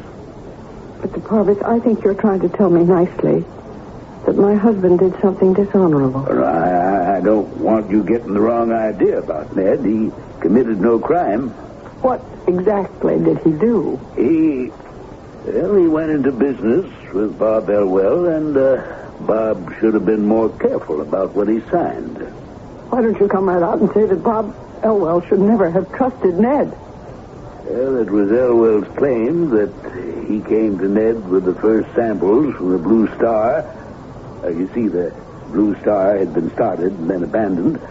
And Elwell believed there was a chance the previous owners had quit too soon. But he came to my husband with this sample. That's right. And your husband assayed. They both wanted to keep the whole thing quiet, because if there was any chance the Blue Star was still worth something, well, I don't have to tell you what that would have meant. And Ned decided that the Blue Star was still a gold mine. Right. Your husband and Elwell had to buy the Blue Star. They bought it together? They did. Elwell borrowed most of the money he put up to purchase the mine. Well, so far that all seems pretty straightforward. Uh-huh. Ned had the papers drawn up, and Elwell, well, he should have read them more carefully. Why? What did the papers say? That after Elwell had been paid back for the money he'd invested and received a profit of 5%, the entire ownership of the Blue Star reverted to Ned. Oh, no. Well, it was business, Mrs. Boyne. Elwell didn't have to sign it. Evidently his lawyers felt that there was some merit to his claim when he sued Ned recently. Well, they soon found out they didn't have a leg to stand on. But if Elwell was so badly off, where did he find the money to hire lawyers? A lot of people thought Elwell had been treated badly, and his lawyer was one of them. You mean they took the case for nothing? On a contingency basis. But when they saw they didn't have a case, they advised Elwell to withdraw the suit. Elwell became despondent and shot himself. Shot himself? He killed himself because of that? Well, he didn't kill himself exactly. He dragged on 2 months before he died. And he tried to kill himself and failed? And then tried again? No. He didn't have to try again. Well, the newspapers got hold of it, and it's all been raked up again, and this collection thing's been started. You know, most of us back in Waukesha like Bob Elwell. Here's an account of the whole thing from the Sentinel. Maybe it would help you if you looked it over. From the headline, it would seem the Sentinel knows who's to blame. Widow of Ned Boyne's victim forced to appeal for aid. And I thought maybe you might care to... This picture! This picture! It says this is Robert Elwell. Yes, it is. But this is the man who came for my husband. I mean, I'd know him anyway. Mrs. Boyne, I don't think you're very well. Shall I call somebody? No, this is Robert Elwell. This is the man who spoke to me in the garden. That can't be the man. It's Robert Elwell. It was Robert Elwell who came for him. Came for Ned? Elwell was dead. You know that now, don't you? Robert Elwell came for him. No, Mrs. Boyne, surely you remember your husband's unfinished letter to me. It was written after he'd heard of Elwell's death. Robert Elwell was the man who spoke to me. That's impossible. Think I'm mad. I'm not. I'm quite sane. Will you answer me one question, please? When did Robert Elwell try to kill himself? When? Yes, the date. And please try to remember. I don't think we should continue this conversation, Mrs. Boyne. I have a reason for asking. I'm sure you have, but... Well, I really can't remember. I'd guess about 2 months before he actually died. I need the exact date. We might find it in the paper here. Yes, it is. Last October. The 20th, wasn't it? Yeah, the 20th. Then you did know about Elwell all the time. I know now. Sunday, the 20th. That was the day he came here first. Came here first? Yes. You saw him twice then? Yes, twice. First on the 20th of October. I remember because that was the day I first discovered the secret staircase. And we saw him from the roof. He was dressed just as he is in the picture in the newspaper. My husband saw him first. He was frightened and ran down ahead of me. But there was no one there. He had vanished. You say Elwell vanished? Yes. I see now what happened. He tried to come then, but he wasn't really dead. He couldn't reach us. He had to wait 2 months to die. And then he came back again. And Ned went with him. Oh, good Lord. I sent him to Ned. I told him where to go. I sent him to this room. That's what they say about the living ghost. One never really knows that he's seen the ghost till afterward. Long afterward.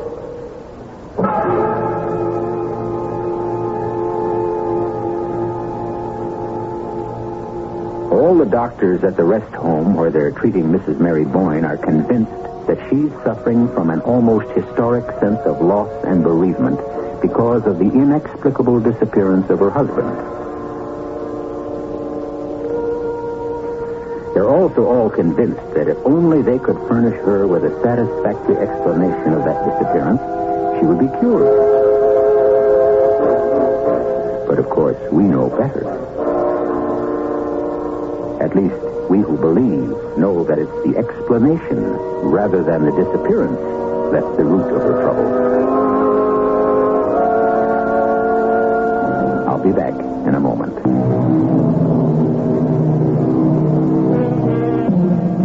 And now, the shortest ghost story in the world. The long, dark, memory-filled corridors of one of the great art museums of the world just before closing time. A man hastens to the exit. He's joined by another art lover.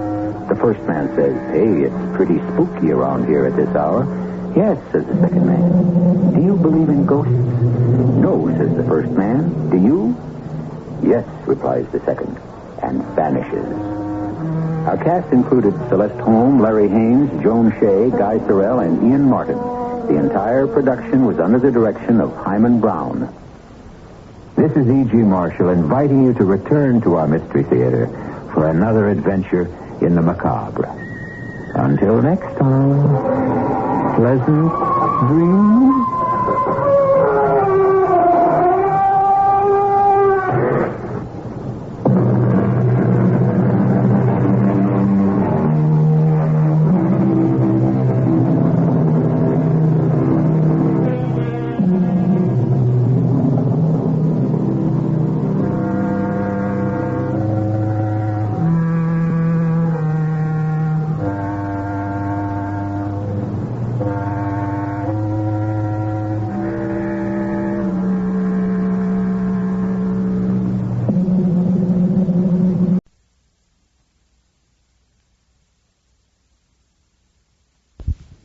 The CBS Radio Mystery Theater presents...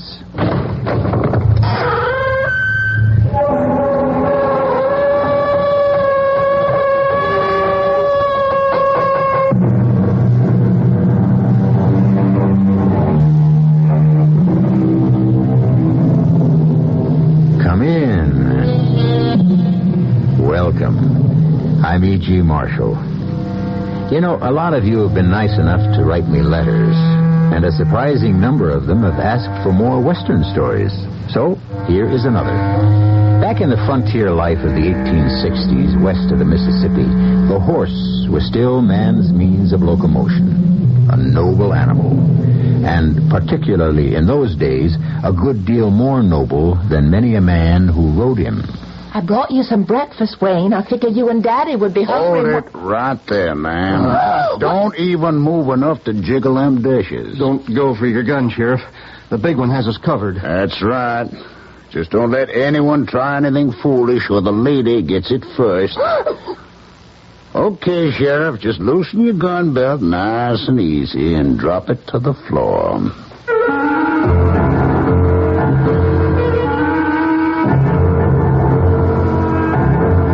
Our mystery drama, The Death Trail, was written especially for the Mystery Theater by Ian Martin and stars Bob Caliban and Robert Dryden.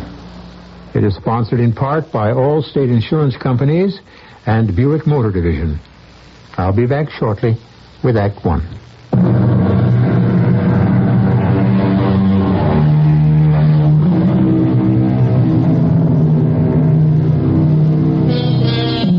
The transportation of large sums of money in any era is hazardous. At no time more so than through the Wild West, especially in the years after the Civil War. In the late 1860s, $200,000 was an enormous amount of money. So huge, in fact, that the logistics of moving it required planning, secrecy, protection, and at the end, a good deal of misdirection. This story of the Old West begins, appropriately enough, in the sheriff's office in a small Texas town, Crystal City, some 70 miles north of the Mexican border. So long, Clancy. See you coming back through. What you got, Hank? A mail pouch. Kind of light this week, Sheriff. You can't make me mad that way. Mail brings nothing but trouble these days. We're just one special here, for the bank. Oh, get it on over. Oh, Sheriff, it's addressed personal to Wayne Prescott. I reckon it would be, since with the exception of Pearlie Dimscut, there ain't nobody else connected with this here branch. I sure would hate if I had to bring it over. What kind of deputy are you if you... Oh, on account of Abby. Well, didn't mean to drag your daughter into this, Sheriff. It's just that... anytime I can avoid Wayne Prescott, I sure figure to do so. Well, I'm right sorry, Hank. You're a good boy. Before Wayne blew into Crystal City, I guess maybe Abby felt the same way. But it ain't anything I can rightly handle. Wayne's a good man, too, and Abby's got to make her own choice. No, I know that, Sheriff. I ain't making no complaint. Only want what's best for Abby, but... don't make it easier for me to face up to Wayne Prescott anytime, anywhere. Yeah. I can't say I blame you, Hank. Now, come on, give me that letter, and I'll get on over to Wayne myself.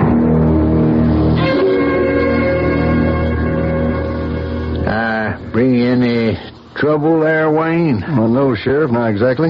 A little puzzlement, maybe. Well, anything I can help with? I just don't know. Anyway, it looks like you may be sort of party to it if you and Abby ain't changed your minds about going up on the next coach to San Antonio. Oh, not so's you'd know it. I got to get a new hammer on my Winchester, and Abby looks to buy herself some linens and cotton and dresses and stuff for... against time. Now, I reckon between the two of you, you have set some sort of date. More or less, Ab, but... well, I'm the one who's been holding off. Oh, how come? Well, ever since I was sent down to open this branch of the Texas and Frontier Unity Bank, I've had a notion Colonel Chalmers, the president, had something big in mind, and from what this letter says, whatever it is, it's about to bust wide open. I shouldn't even be telling you this much. Oh, heck, son, I didn't mean to pry. Well, I'm not trying to hide nothing. I don't know what's cooking, but I do know I'm going to be heading for San Antonio on the next stage with you and Abby. The way this letter reads, something big is brewing. Something just big enough could turn my whole life around.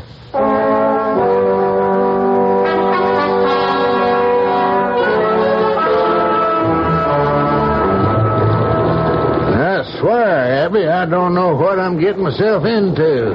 What were you lugging that old wedding trunk of your mother's all the way up to San Antone for? I won't give you more than one guess. Honey, I'm a sheriff. How much money do you figure I got stashed away? Enough for my dowry. Don't you think so, Wayne? Now, don't you get me involved. As far as I'm concerned, you don't have to bring me nothing but your own sweet self. Oh, no, sir. If I'm going to live off you the rest of my life, Wayne Prescott, I'm going to bring enough along to start off so you can't ever mean-mouth me. Don't try no argument, Wayne. You can't win, boy. Yeah. But that big old trunk is... Just let me do the buying, and it won't break you to fill it up. Well, that's why you brought that Winchester along? That isn't mine, Wayne. You know it. It's Dad. There still is rough country, Wayne. Comancheros, riff-raff left over from the war, even some renegade Indians. And I hear tell some of the outlaw gangs are riding again. Had some wanted signs on a couple. Like who? Oh, the Ferry brothers, like Mike and his crew. There's even word what's left of the Gunnysack gang may have drifted south. The Gunnysack gang? Oh, that was way before your time, honey, and the war. Yeah, I've heard of them. Who were they? Killers. Some said they was brothers. Who knew? Everything they pulled, bank robberies, holdups, raids on helpless people, even train jobs. They wore gunny sacks or flour sacks over their heads with holes cut out for the eyes. Weren't they ever caught? No, sir. Sometime during the war, they kind of disappeared. How come, Sheriff? Well, nobody knows for sure. They hit a bank up Grant Bluffs way, and in the shootout, one of them was hurt pretty bad, according to everybody who's seen it. Some figured he was the leader. He must have died, so that broke him up. And the one that was shot, wouldn't he have had to go to a doctor or something? Well, maybe he just died and they buried him. Anyhow, they dropped sheer out of sight when the war was all. There's a power of outlaws abroad. More than ever, it seems to me, as a lawman during these Reconstruction days. Oh, Daddy, don't be so gloomy. This is supposed to be a kind of pre-honeymoon trip for me. So I didn't expect to have Wayne along with me. Now, don't think it isn't an unexpected pleasure, honey. But I can't promise you're going to see too much of me. That boss of yours sounds like a mean old bear. I hope he has nothing up his sleeves going to interfere with our plans. Well, I don't see how he can. Well, sir, whatever he has, you're going to know right soon. They're coming into San Antone now.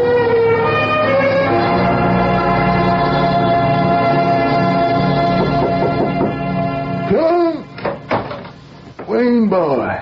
Glad to see you. Hello, Colonel. I'm sorry to find you in bed, sir. It's only temporary. My old wound acting up. Don't you ever get any twinges from yours? Well, I guess I got out lucky, sir. I owe you my life. You know, I'll never forget that. Well, I owe you the one I'm living, sir. I ain't likely to overlook that.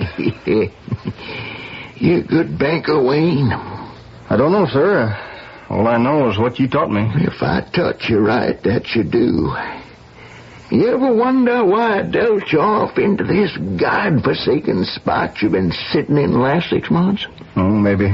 But I learned to take orders in the Army. Yeah, you're made for better than that, Wayne. You went because I asked you to.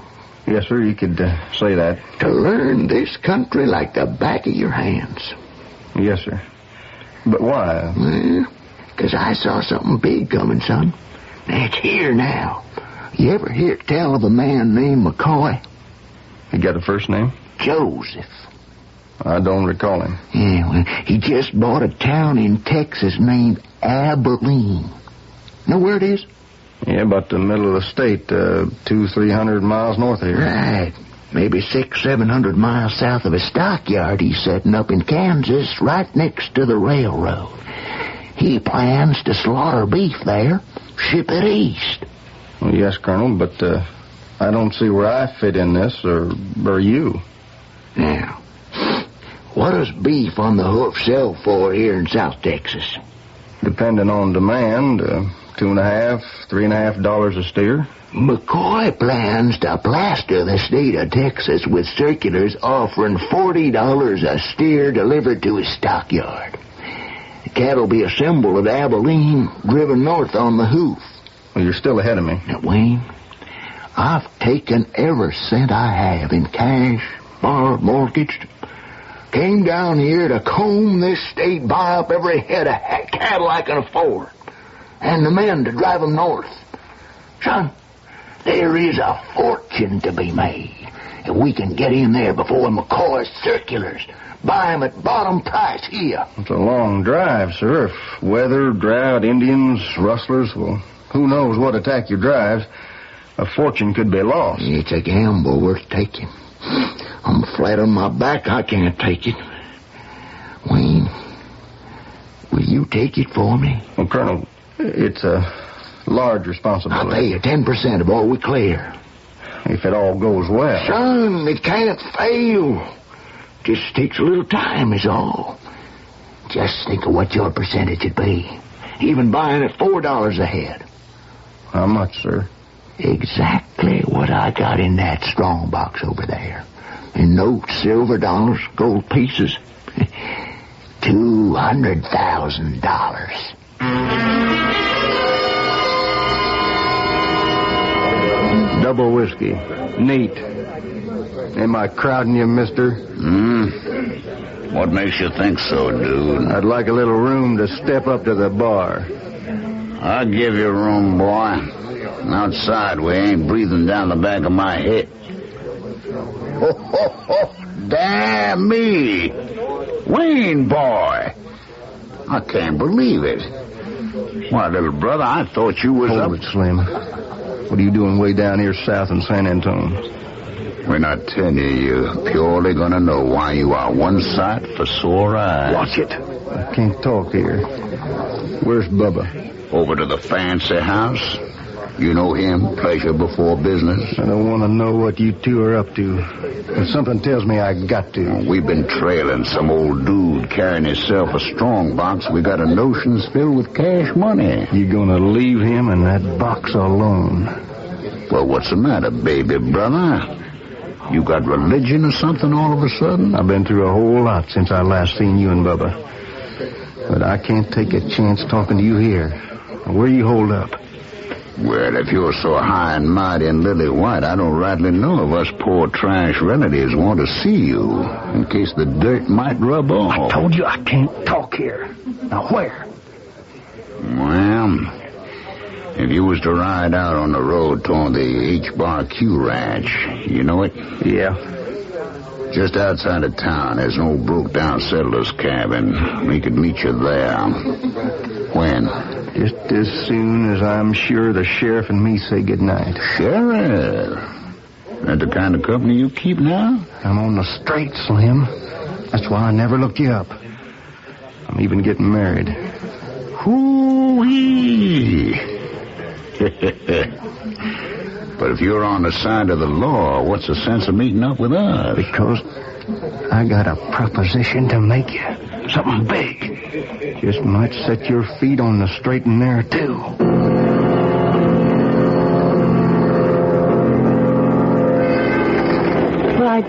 just don't see why I had to leave behind my whole trousseau just to fill up my trunk with all that money. I'm right sorry, Abby, but... Well, that was my fault, honey. When the colonel called on Sheriff Thomas for an escort to the stage, Chip had nobody to spare. That's how come I got called in. But I thought you said, Wayne, the colonel had an army escort with him. Well, he did till he took sick, and they had to report back. I wanted you to stay on back in San Antonio, but you were so doggone stubborn. Yeah, I told Wayne he might just well give in. But just to give us a little extra protection, I figured we didn't want to be seen loading no strong box. So, like they say in the Army, we commandeered your trunk. Yeah. I still don't see any need for all that fuss. Nobody knows about the money except us and the colonel, do they? Well, these days you never can... What was that? Somebody hit the man riding shotgun. Trouble. Plenty. Look ahead at the draw there. Seems like we run right smack into a holdup.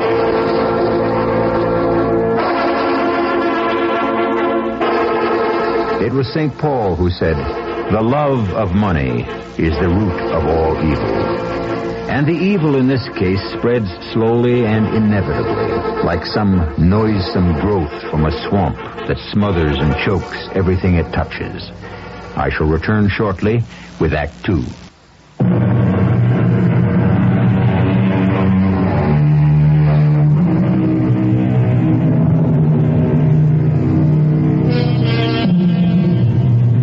On either side of the careening stagecoach, the road dips away. On one side, to a natural arroyo. On the other, a drainage ditch dug to prevent washouts. But even if the driver had wanted to pull up short of the men up ahead, looming like creatures from another world with their heads shrouded in flour sacks, he would have had little chance. For the horses, startled by the first shot, are running out of control against the smoking brakes, the bits between their teeth. Give them their heads, driver. Go through as fast as we can. We'll cover you. How many of them, Wayne? Just 2 as far as I can tell. Hell, we outnumber them. You okay, Abby? Yes, Daddy, but it's hard to aim the way we're pitching around. Just keep firing till you empty that magazine. I got one of them, I think. Hey, you sure did. Wayne, they're running for cover. Get the other one, Wayne. Damn, missed him. I'm going to tell the driver to hold up. We'll go after. Don't let him go. Who cares? Everything else came through safe. Let's powder on for home.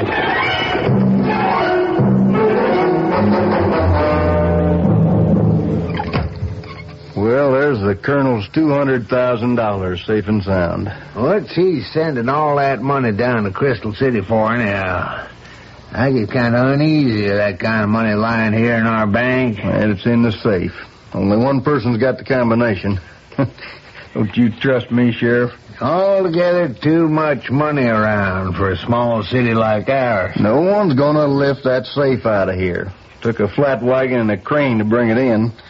It ain't gonna be blown open either. Not without dynamite and the money inside, so it won't be no use to nobody. So forget it. What about those men who tried to stop us today? That was before the cash and gold was locked up tight. You figure we ought to ride out and look for them? Don't make no sense. Either that one you hit is picked clean by the buzzards right now, or they just sloped off. Do you think they really might have been, what you call them, the gunny sack gang? If they were, then one of them is dead. I only saw 2 men. And didn't sound like more was fired, huh, Wayne? Yeah, way it looked to me, sir. Well, so I guess we can write them off. Just in case, I'm gonna bunk down here in the bank for the night. Yeah, just set it out with you. Oh, it's been a long day. You better get some rest, sir. Wayne's right, Daddy. I can take care of myself. Nobody gets in here I don't let in. And within the next few days, as the plan goes, if I get busy buying, I ain't gonna have no money left to worry about. Just some 50,000 head of steer. Well, just the same, I think I will bunk down with you. I want to get Hank to see you safe home, Abby. No use trying to stop him, Wayne. He's just as stubborn as I am. I never found you that way. Well, that's because you never asked me a thing I didn't want to do. With all my heart. Abby. Oh. Now, you going home. And you stay there till I come for you again. Don't you keep me waiting too long. You you better hope I do. I ain't nothing but bad medicine for you now.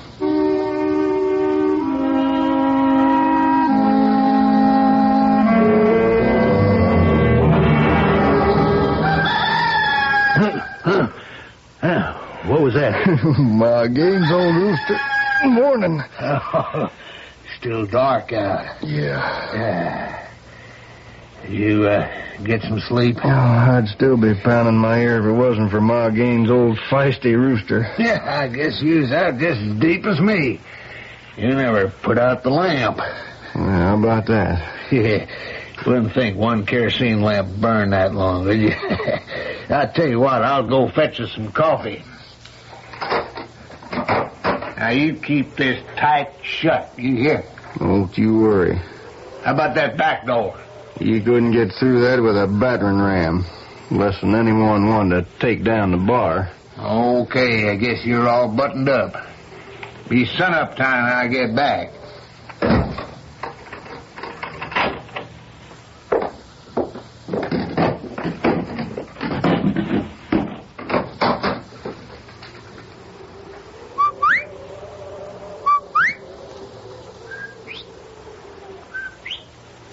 Slim.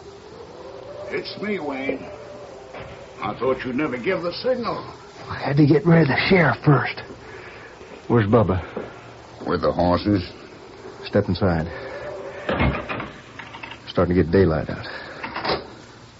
How many horses? 4. One for each of us, one to pack the money. You got enough saddlebags? Yep. Better let me go get them while you open up the safe. No. Well, why not? Because that's not the way it's going to be done. We could load up and be out of here within 10 minutes. Sure. With a posse at our heels, we can't outrun carrying the weight we got to be. Well, who's going to find out till the bank opens? That's enough head start. The sheriff will be back with some coffee in a minute. Oh, damn all. No, that suits me fine. How come? Because when he does, you and Bubba are going to be waiting here. So he's a witness that you forced me at gunpoint to open up that safe. You get the flour sacks? The way we always worked? Yeah, for me and Bubba, yeah. It won't help you none. That's the whole point. You're going to take me with you as a hostage so nobody can follow up on us. It's only 35 miles of foothills. Once we get into them, we get lost. But what happens when you don't come back? How many hostages do? They'll figure you dry gulch me somewhere. So once we get away clean, nobody'll be looking for any of us. It's a long way from the old days. Little old brother was simple then, just grab and run. The difference is, Slim, I've had a taste of being a solid citizen. And it suits me fine if I got enough money to enjoy it. That's why I had you make that phony attack on the stagecoach. Set myself up to look like a real hero, defending the money and the lady. What I want out of this is to be dead, with nobody trying to trace that, that I ain't dead, you see. Only I'll still be alive and kicking and rich. Now, go on now. Go get Bubba and the saddlebags. Morning, Sheriff. Morning, Hank. Everything all right over to the bank? Oh, yeah. I figured to bring Wayne some coffee. Got any boiling? Yeah, just started. It'd take a few minutes.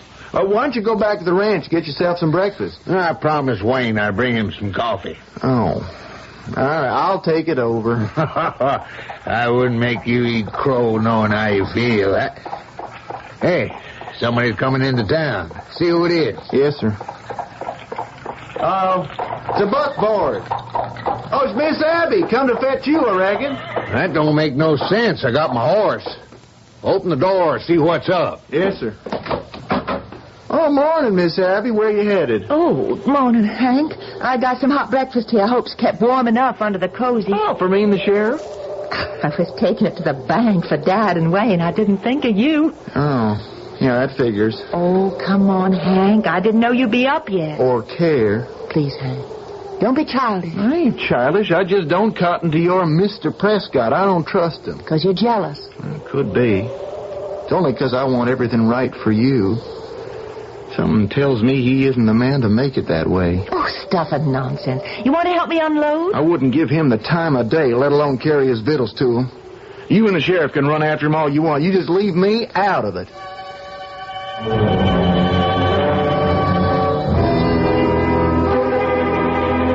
Keep away from that window, Bubba. I just like to see his sun come up, little brother. You can see it tomorrow. And don't call me that. What? Little brother. Oh. Looks like he's grown too big for his boots and his family, Bubba. Don't be a fool, Slim. But you got to realize we don't know each other, so no names. Okay. You get that, Bubba? Yeah. It's just the way it used to be. Damn. What is it? Sheriff coming. Well, that's what we want. Yeah, but he's got Abby with him. Oh, pretty little gal. Get away from that window, Bubba. Now, what do we do? Well, maybe it's better this way. We take her with us. The sheriff wouldn't dare go after us. He wouldn't risk her life. She can ride the pack horse. We'll divide up the saddlebags. Okay, Slim, get behind the door. Bubba, the other side. Flatten out against the wall. Yeah. Let the girl in, Slim, and cover her. Bubba, pull the sheriff in fast and get the door closed. And keep the sheriff and me covered. Okay, hold it. Shh. It's me and Abby, Wayne. Okay to open up. Come on in, Abby. I brought you some breakfast, Wayne. I figured you and Daddy would want Hold it right there, man. What? Don't even move enough to jiggle them dishes. Don't go for your gun, Sheriff. The big one has us covered. Okay, kick that door shut. Lock it. Don't try anything foolish, Sheriff, or the lady gets it first. Just loosen your gun belt nice and easy and drop it to the floor. What's going on here, Wayne? Hold up, Sheriff. They want me to open up the safe. You going to? You sure better, Sheriff. I'm going to blow him all to hell. Now, you going to open that safe? Well, sure. Just don't do anything to harm them. Then get busy. How'd they get in here? I knocked on the door. I thought it was you with the coffee. How you boys expect to get away with this? Right easy, Sheriff. Just tie you up and gag you. I'll be after you with a posse in 5 minutes after I get free. Oh, no, you won't. 'Cause you see, I'm taking a dude here along with us as a hostage. And just in case you don't care enough of his skin, we'll take the little lady, too. No, by heaven! No, if he acts up anymore, I just might. Oh. We don't need him all that much now. He's got the safe door open. I'm all right, Abby. When are you going to let them go? Oh, figure a day's ride across the plains of the foothills. Once we reach them, you'll never find us. We'll let them go then. Now, that's enough talk. Let's all get moving.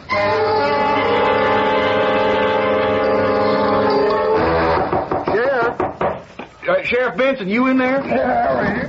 Sheriff, that you? Sheriff? Oh, it's darn difficult to see anything through the window. Wait a minute. Good Lord. Yeah, I'll be right there, Sheriff, as soon as I can get through this glass. Hold it. I'll get the gag off. Who gagged and hogtied you, Wayne Prescott? What makes you say that? I just seen him and Miss Abby riding out of town with two fellas who had flour sacks over their heads. I'll come a-running to get my horse and you and take out after them. I knew something had gone wrong. When I didn't find you at the office, I figured you might be over here. Hold up, huh? Yeah, got away with a pack of money. Well, let's go. Where? Well, after them. I'll settle up and send out an alarm. No, sir. You stay put, Mr. Deputy. Sheriff, you lost your mind? No. But I'm well on my way to losing a daughter and what would have been a son. They're holding Wayne and Abby as hostages.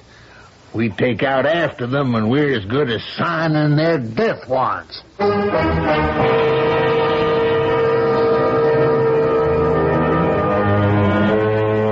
In gaunt futility, the two men stare at each other.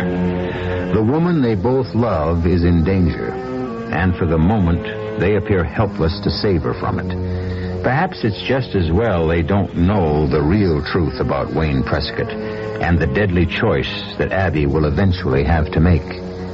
I'll return shortly with Act 3.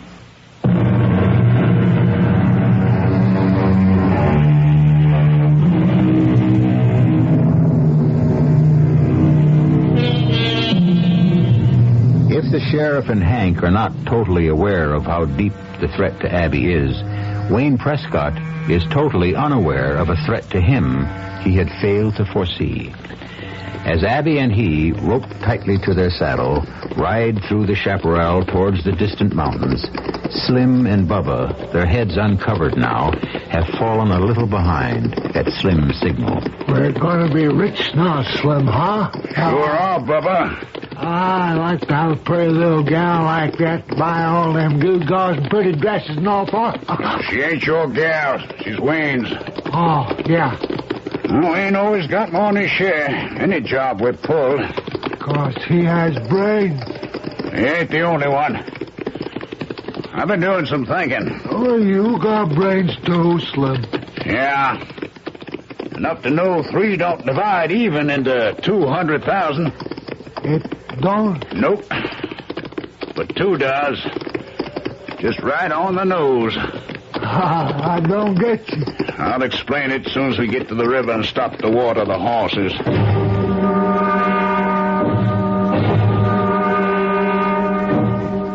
They're heading for Mexico, or to get lost in the hills. From here to there ain't nothing higher than sagebrush, mesquite, and cactus.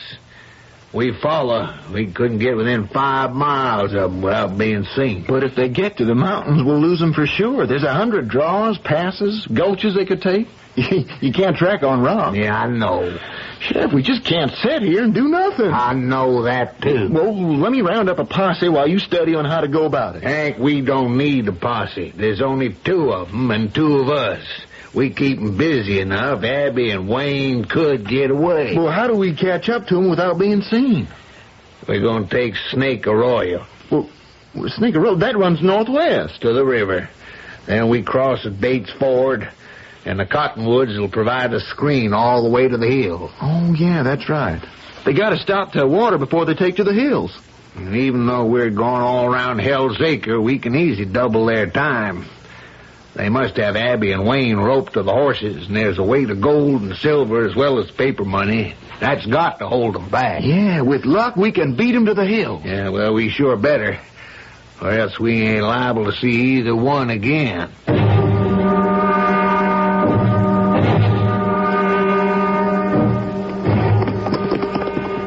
I'll untie the lady, Bubba. You can take the 3 horses and her down the river. Maybe she'd like to freshen up a bit while they water. You can untie me, too. Oh, not just right now. One at a time. I'd just as soon stay here with Wayne. Or do as you're told, lady. I'm running this.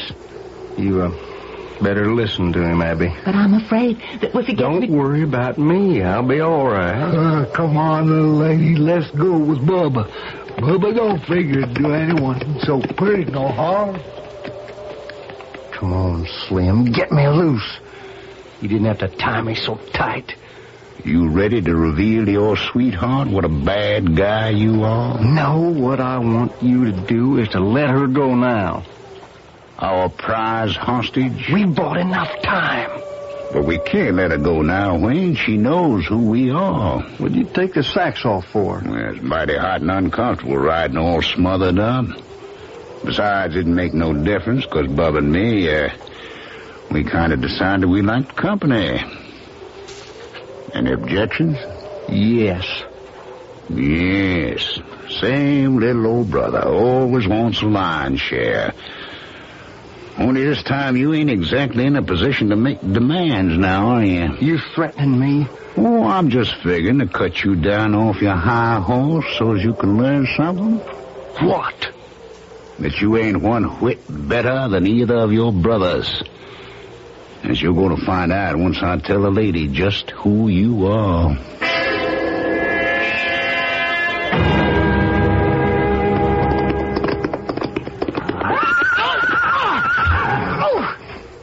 God darn darn fool critter gone and thrown me. You all right, Sheriff? What happened? Must have hit a gopher hole. Turned my ankle. I can't let it slow us up. Now, come on, help me mount. Let me get to the river. I can soak it some. Come on, Hank. Time's a wasting.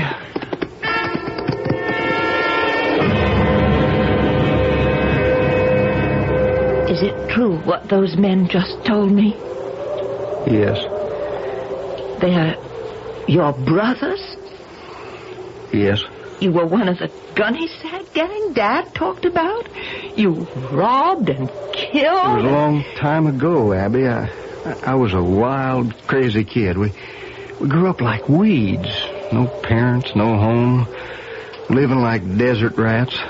We stole first to eat, then to outfit ourselves with horses, saddles, gear. Before I was out of my teens, we were guns for hire. And now you're tied up, just like me. You're a prisoner just the same. That wasn't the plan. After you were released, all I had to do was ask to be untied. I thought. And now? Where are my brothers? The way they have me tied to this tree, I can't see. They're talking to each other. They're glancing up this way. Looks like they're coming back. Okay. Now, quick, Abby. In my boot. The right one. There's a knife. Can you get it out without them seeing? Yes, the tree hides me. But with my hands tied together the way they are. Pull the damn boot off. There. Now, shake the knife out and cut me free. I have it. Oh, I don't want to cut you. Don't worry about that. Now, hurry. There. Give me the knife, quick. Well, cut me free. No time for that. Here, stop them on the blind side of the tree so they don't see I'm loose. But what am I supposed to do? As I say. Well, ma'am, did our little brother fess up to all his sins? Yes. Please. The rope, it's hurting my hands. The circulation, it's so tight. Couldn't you just loosen it a bit? Well, now, we sure don't want to hurt a little bird like you. Watch yourself. Drop your gun, Slim. You can't hit me with Bubba between us. He took the shot you meant for me. I got Bubba's gun. Now drop yours. I'll see you in hell first. Then here's your ticket. Oh. Wait! You shot him in cold blood. In self-defense. Watch out for him.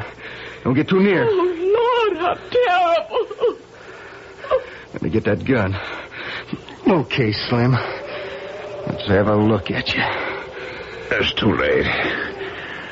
I might have known. For once, old Bubba and me, we thought we had you. But you was too smart. Like always. You were going to kill me, weren't you? It's too much money to share. Trouble with all of us. We was always too hungry. Is he dead? Yeah. You heard him. Him or me. Were you really brothers? Yeah. I don't know what to say. Can you... Will you cut me loose now? That depends. Well, what do you mean? We're going back, aren't we? Nope. Will you let me go? I can't. Why not? Please. We'll talk about it later. There's too much to do now. We got to get going. And leave there? You can take Bubba's horse. I'll move the saddlebags from the pack horses to him. Mine to Slim's. They're the best animals.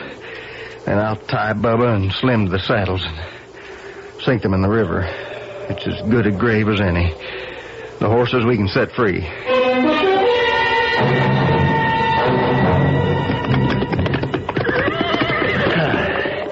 What is it, Sheriff? The ankle? Yeah. It's killed her. Yeah, we can't stop now. Only a couple of miles to the hills. It's too late. No, sir. We got plenty of daylight left yet. We could still beat them. I didn't mean that. Hey, look. Across the river there. Oh, horses. Wild ones? One of them's a pinto. Wasn't that what they had Abby up on?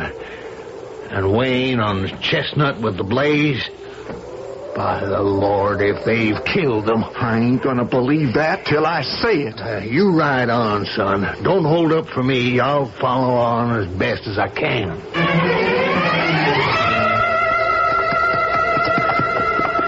Can't we stop? I'm so tired I'd fall off if I wasn't roped on. Hang on.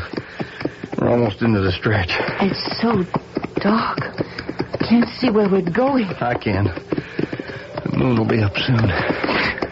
We've taken so many jigs and jags, so many draws and passes. No one could find us now. And I aim to make certain nobody does. You just sit. I'll lead us where we're heading.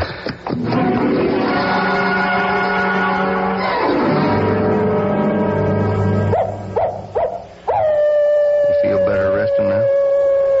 In my body, yes. Well, we made it. That's the Rio Grande. On the other side, Mexico. You're going with it?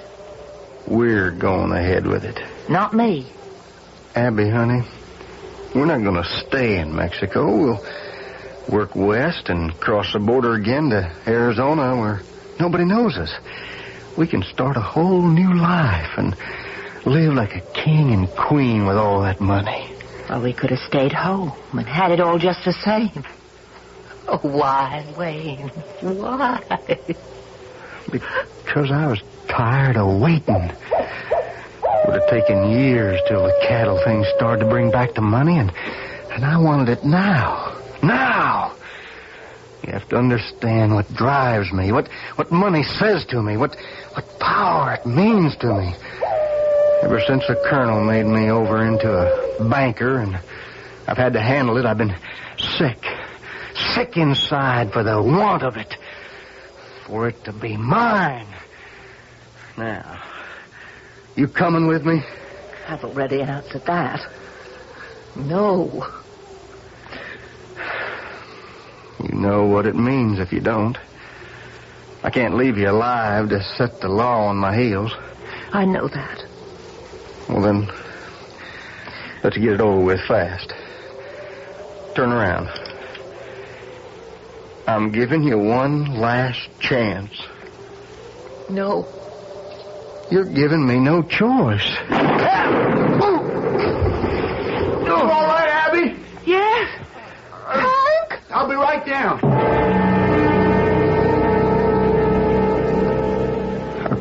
How come you could track us? You can thank Abby for that. Even a tenderfoot could have followed your trail.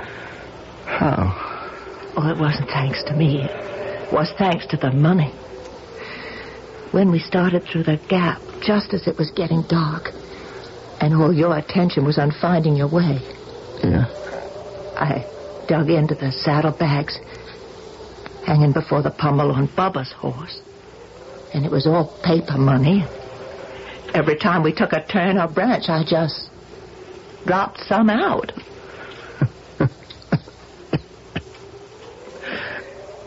The joke's on me, all right.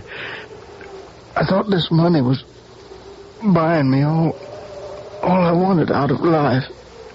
Instead, all it bought from me was death.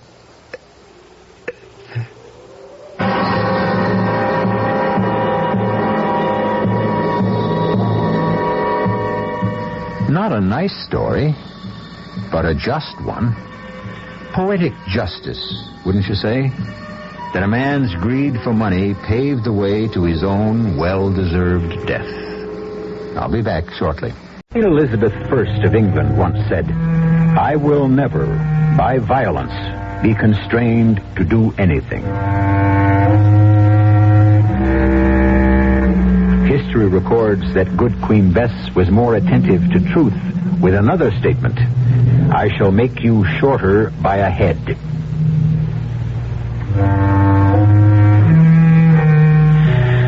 The lady had more violence in her than she dreamed or admitted, just as all of us do if we face the truth.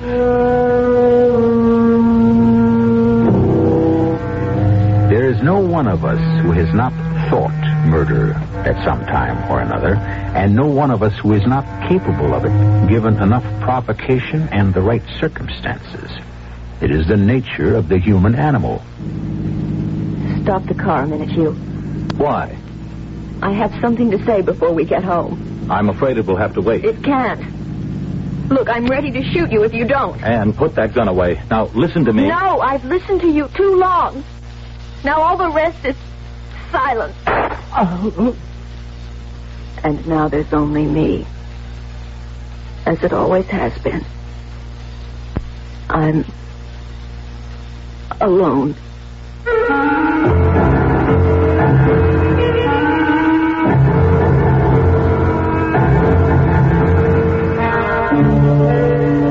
Our mystery drama, The Infernal Triangle, was written especially for the Mystery Theater by Ian Martin and stars Morgan Fairchild.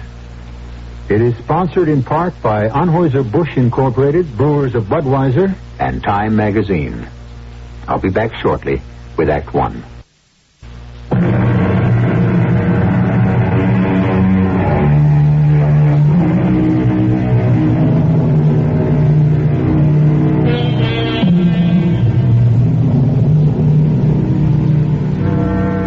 On the morning when all this begins, nothing could be further from Anne Fairchild's mind than violence. To be in love, to be loved in return, and to have just set the wedding date produces such a state of euphoria in any young woman, even by today's standards, that the darker side of life disappears in a puff of gold-spangled smoke.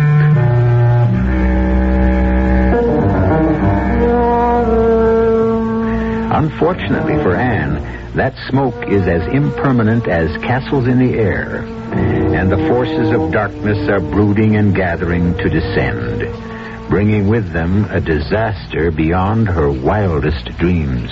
Good morning, Anne, sweetie. How are you? Morning, Daddy. Good heavens, that's enough love to last for a month. Forgive my enthusiasm, but this is just the best day that ever happened. Have I got news for you? Well, that makes it nice because I have for you, too. But you first, before you explode. Now, is it Hugh? It is indeed. Hugh Denning, the most gorgeous man who ever existed in this whole wide, wonderful world. He wants me to marry him. Well, I take it you accepted. I did, indeed. Oh, Anne, I'm so happy. I think it's great. Well, when's the big day? How soon do you think you can get someone to take my place? Never. As a person.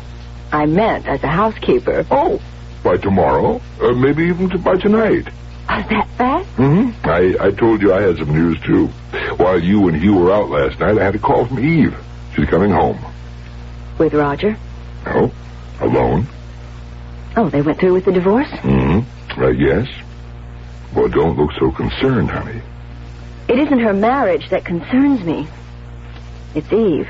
Well, I think Sister is strong enough to weather it. I know darn well she is. I know just how strong Eve is. I ought to. Oh, now, come on, Anne. You're not going to rake up ancient history, are you?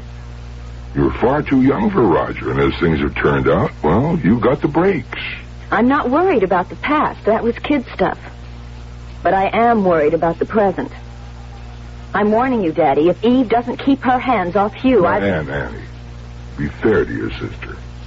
I thought you were over this childish jealousy. There's nothing childish about my reaction to Eve. I hate her. Anne. I've never said it right out before, have I? I always swallowed it. Choked it down because I didn't want to hurt you. I didn't know how to hurt Eve. The way she's always hurt me. And I didn't mean to just blurt it out. But as long as I have, you might as well know the way I feel, Dad. It was bad enough when Mother was still alive, but after she died, Eve was really queen of the hill. Well, don't try to blink it off. You just never could see through her. No, I think you're being very unfair. How else would I expect you to feel? All my life, she took away from me everything I wanted or loved the most. Even when she didn't want them. Like Roger. All she wanted from him was his money. Anne, now please. I want you to stop this. Eve has had a very rough time. She's coming home to try to bind up some very fresh wounds, not open up old ones. I want you to help her. Let some of your own happiness rub off on her. just as long as she doesn't try to poach. But if she even so much as looks sideways at my man, there's going to be real trouble. I'll kill her.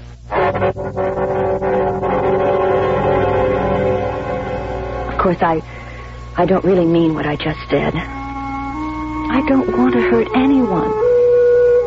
I just don't like being hurt myself. And Eve is a past master at that. Oh, it goes back so long I can't even remember where it started, or maybe it just always was. Partly because I wasn't pretty as a child. Mom tried to make it up to me. But the main thing I got out of it was hating the story of the ugly duckling, because I never could believe it was true. Till I grew up. And I was beautiful. Even Eve finally had to admit it, although the way she said it, I never knew if she was telling the truth or not. Like now, when Dad and I met her at the airplane. And, darling, you look simply ravishing. How do you do it? Oh, I guess the ugly duckling just finally grew up, Eve. Oh, you weren't ever ugly. You're the only one that ever thought so, right, Dad? Right, Eve. Anyway, you're still just as beautiful as ever. Me? I look ghastly. You don't realize, little sister, how lucky you are I took him away from you. I'd still rather have made up my own mind. What's the matter, darling? Still carrying a torch for Roger the Roamer? No. You successfully snuffed that one out for me. But you don't have to worry anymore, Eve. Ann here has someone to carry the torch for her for a change. How marvelous. A new lover. A man who's in love with me. And better than that, from a father's point of view, wants to marry her. But that's wonderful. When? We haven't set a date. Oh, I can't wait to meet him. His name is Hugh. Hugh Denning. And I wish you didn't have to. Didn't have to what? Meet him. Ever. I want to warn you, Eve. This is one I'm not going to let you steal.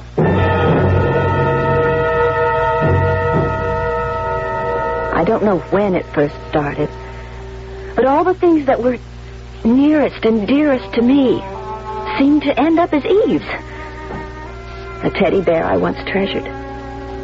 Skates I got one Christmas.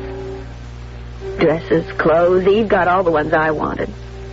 I got the leftovers.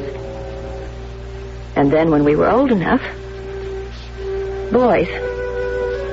Anyone who came to see me always ended up trying to date Eve. Now she was back again. How could I hold on to Hugh? So you're Hugh Denning. I can't deny it. And you're Eve. I've heard a great deal about you. Oh, I wish I could say the same about you. But I'm willing and anxious to learn. I'm here too, remember? Of course, Anne. You're not forgotten. Never for a moment. It's just that this is a big moment. And the man I'm most anxious to meet. Eve, I warn you. I think maybe it's time we all went into dinner. Huh? Not that I mean to interfere, Anne, but don't you have everything ready? Why, yes, Dad. Suppose you and Hugh sit down, and Eve will help me bring the things in. Eve? Oh, of course. You'll excuse us, Mr. Denning. It's Dr. Denning, Eve. Oh, I'm sorry. I didn't know. I guess I have a lot to learn about you. Are you going to help me in the kitchen? Of course. We must have a nice long talk after dinner, Dr. Denning. Good. I'll look forward to it. Eve, you're not going to start it again. Start what? I told you to lay off Hugh. Oh, for heaven's sake, Anne. What's the matter with you? I'm just trying to get to know someone who's going to be a member of the family.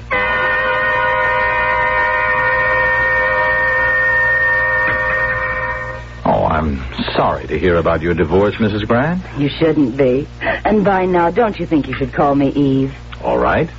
Eve. I'm going to keep it Dr. Denning for one moment longer. Huh. I made the mistake of marrying a man who couldn't even keep his word, let alone his wife. He even cheated on his mistresses. So I'm well rid of him. Don't you think, Anne? You arranged it so I never had the chance to make up my mind. Oh, surely you no longer care. Well, surely what we can do is drop Roger out of this conversation, huh? He doesn't mean anything to us anymore. That's gospel. So now with that subject out of the way, I can and will call you Hugh. It's my pleasure, Eve. And mine. You could be a very valuable member of the family.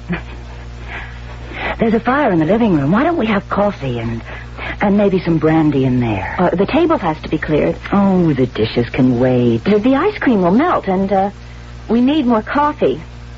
Why don't you help me straighten up? Why don't I do that, huh? Hugh and Eve are guests for tonight. Besides, they should have a moment or two to get acquainted under the circumstances. But I don't want her to be alone with... Anne, dear, I think you can trust me, can't you? Yes, but If you want, we can all do the dishes. No. Eve is tired. It's a long trip. It's her first night home. Do me a favor, Hugh, huh? You keep her company while Anne and I clear away, all right? I think that's a good idea. I've been looking forward to meeting Anne's sister. Anne? I guess so. You do remember we discussed this? Yes. Then come on, Eve. We'll see you in a little while.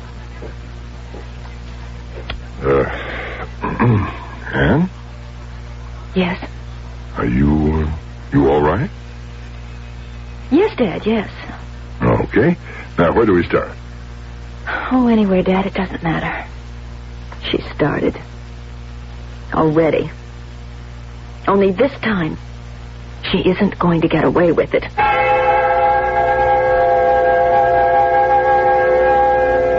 how was I going to stop her? I never had been able to. And in the days that followed, I saw them more and more together. Whispering in corners, breaking off quickly when I came in the room. Hugh was avoiding me. Never seeing me alone, he claimed his schedule was jammed. Pleaded solid appointments every day.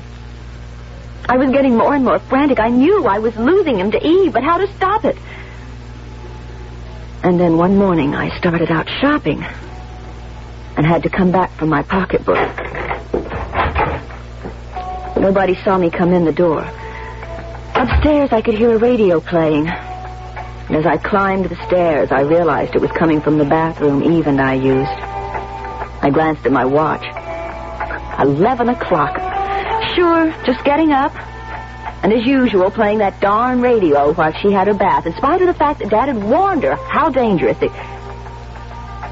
And suddenly, I saw how it all could be. Only first, I would give her one more chance. Oh, who's that? Me, Anne. I'm having a bath. You mind? What are you turning the radio down for? I want to talk to you. All right, Anne, later. No. Now. I just want the answer to some questions. Are you going to leave Hugh alone? I don't know what you're talking about. Don't lie. You're just trying to steal him from me. You must be crazy. Just as you have everything else I ever wanted. So this is your last chance. My last chance for what? To promise to stay away from you. If you don't, I'll kill you. Oh, don't be ridiculous. I don't care about Hugh. You're lying. Oh, what is the use of talking about it? It wouldn't change anything. There's only one thing to do. Anne, what is it? You didn't want me to turn the radio down? All right. How's this? Listen to it. Listen to your swan song. I'm getting you out of my life forever. Anne! No!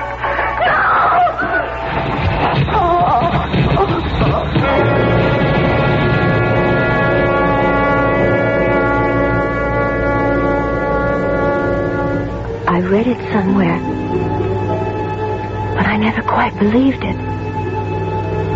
It's just as dangerous as people say it is. And you're dead. Eve, dead. I never have to worry about you again. And nobody needs to know I had anything to do with it.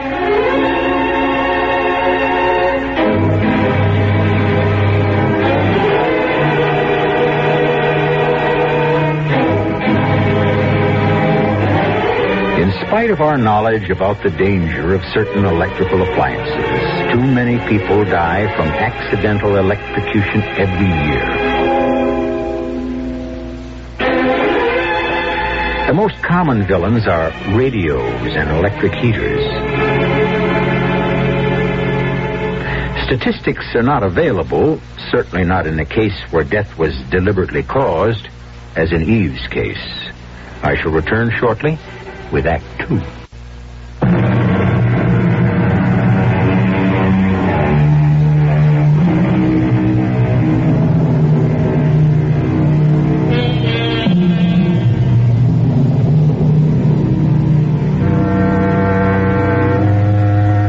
The shocking crime that Anne Fairchild has effected is not the end of her problems, but only the beginning of a new set.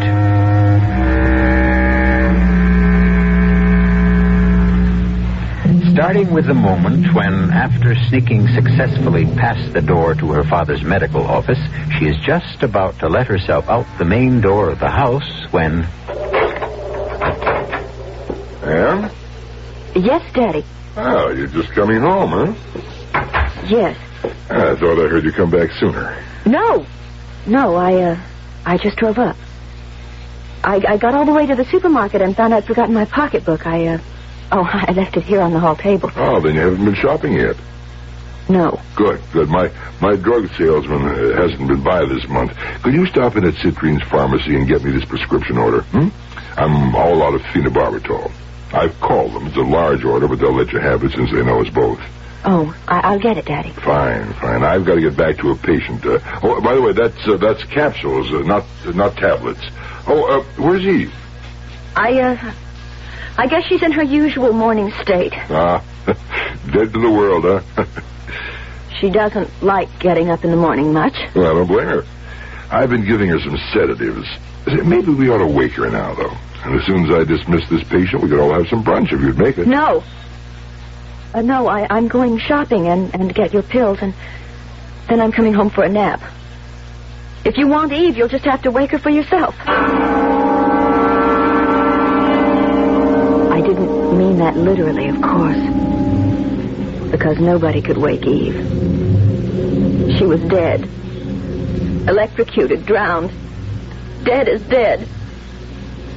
But then everything became sort of blurry. I guess I was just reacting to all the horror, the terrible thing that had happened, and my own terror. I remember I did the shopping and I picked up the pills for Dad. I came home and just left everything in the kitchen and went upstairs. Well, everything was spinning round as I lay down, and I must have fallen asleep so deep that it might have been me that was dead. I remember waking up once and being questioned by someone. Lieutenant of Police, I must warn you, whatever you say can be used against you. I haven't said anything, have I? No, but you will. We have our own methods. You say the radio was playing. I didn't say the radio was playing. But the sister was in the bathtub. The radio was playing. You threw it in the water and you killed her. No! Why would I do that? Because you hated her. You've always hated her, haven't you? Who did you say you were? Don't you know who I am? Someone from the police, a lieutenant something or other. Lieutenant Anne. Annie, it's me, Dad. Dad? You're not from the police. You're not the lieutenant. Of course not. Well, then why did you ask me all those questions? What questions? Anne, I was concerned because you were in such a deep sleep I couldn't get you awake. You found Eve. Found Eve? How long have you been upstairs? Well, I just came back from the dispensary. I saw your car outside and I knew you were back. I was wondering about lunch or brunch or whatever. I came to wake you up first, and then I thought we'd get Eve and eat together. You can't get Eve. She's dead. Dead? We told her about having that radio in the bathroom while she was in the tub. It fell in, and she got... Good Lord.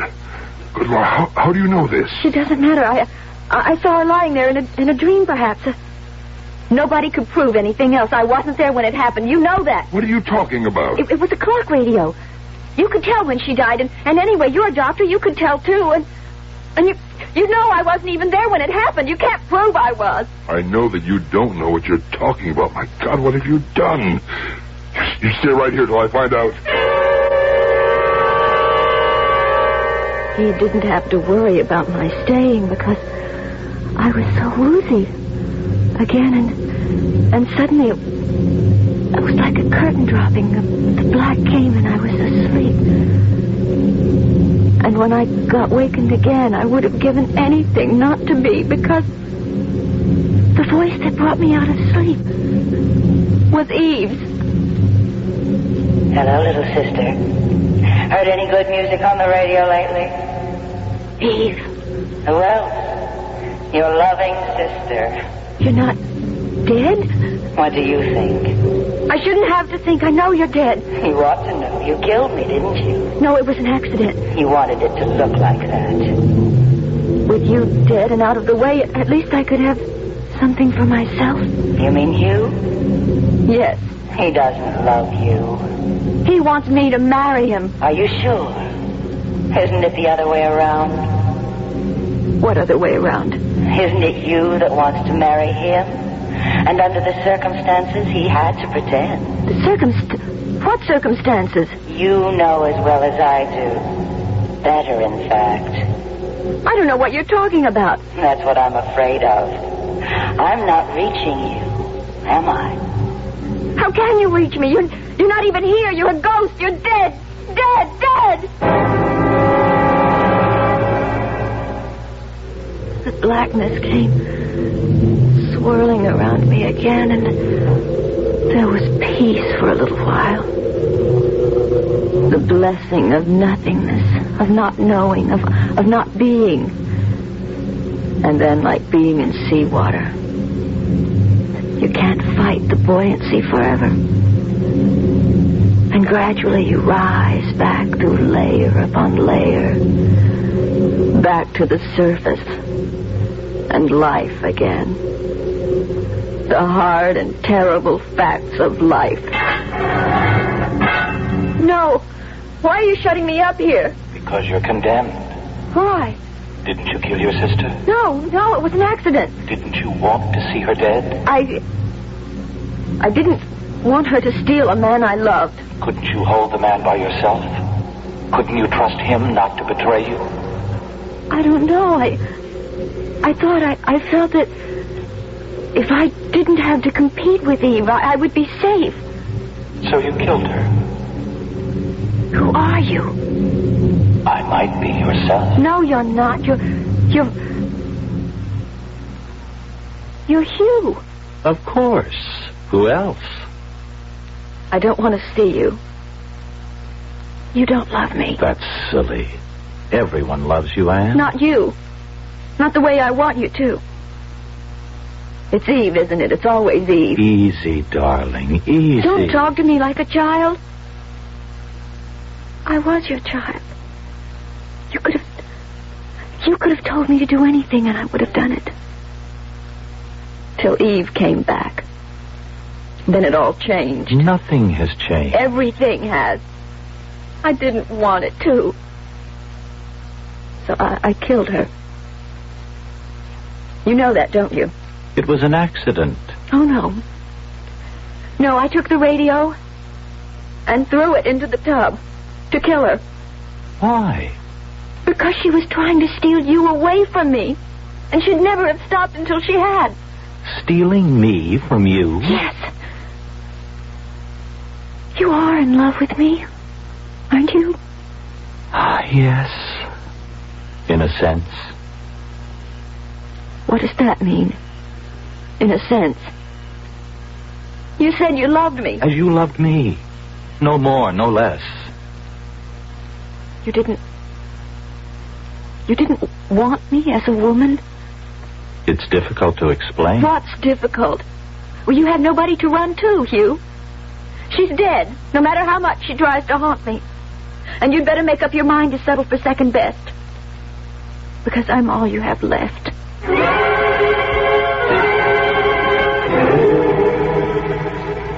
He doesn't want me. He never wanted me. I killed my sister to keep his love, but that wasn't enough. He doesn't love me. He never will. It was all a lie. So now I know I have to kill him, too. That's why I brought the gun. Daddy's gun. The one he keeps in his office. I want to go home, Hugh. I don't know about that. Am I arrested? Locked up? Am I accused of anything? No, not yet. Then can't I please go home? Would you promise to behave yourself? Yes. And how do I know you'd keep that promise? I don't know. Wouldn't you see that I did? I can't control it, Anne. You have to be the one. Please, I'd be safe with you, wouldn't I? But is anyone safe with you? Oh, damn it, I'm going to take the chance.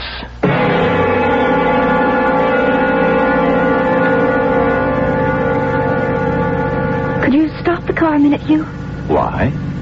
Oh, right here by the river, please. I've got something to say, and I have to say it before we get home. I'm afraid it will have to wait. It can't. Look, I'm ready to shoot you if you don't. Anne, put that gun away. No, now stop the car. All right. Just don't do anything foolish.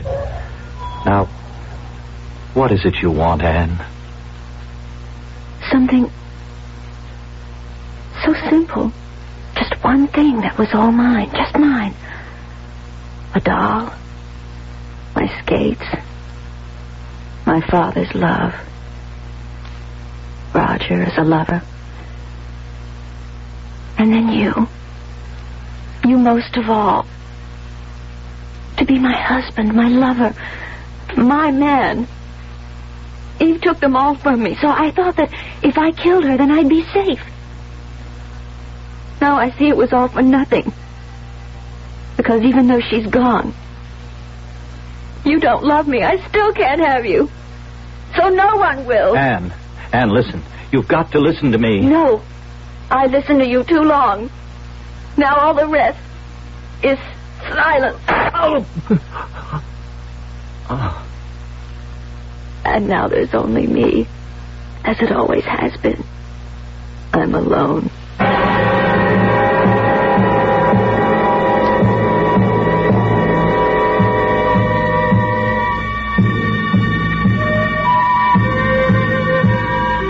Anne Fairchild. Not the picture of your all-American girl, is she? What drives her? How does she expect to get away with 2 murders? Will the second return to haunt her as the first? And what possible redeeming quality makes her story worth retelling? I'll return shortly with Act 3.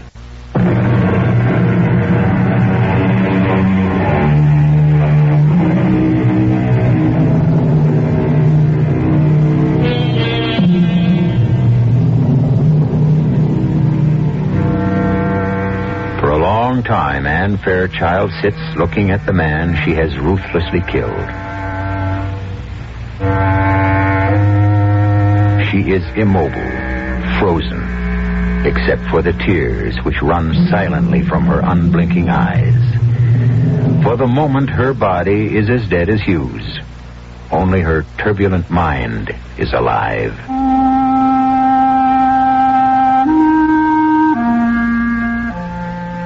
And now I've killed the last thing I loved.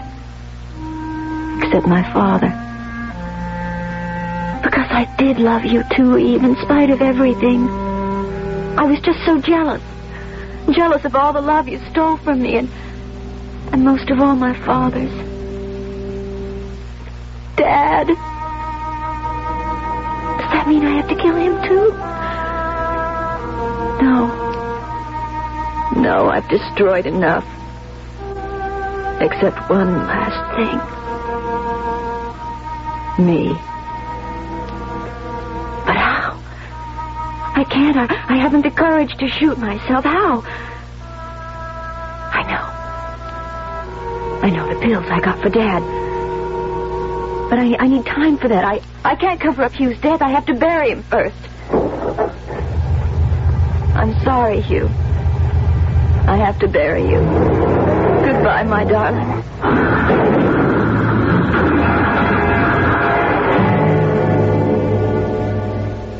I don't remember how I got home. Somewhere I must have fallen because my stockings were torn and I had bruises on my elbows. And there must have been some rain because I could feel my hair plastered to my head. It's funny that I could feel anything outside. Because inside, I was dead. Dead as Eve and Hugh, and as I hope to be soon myself.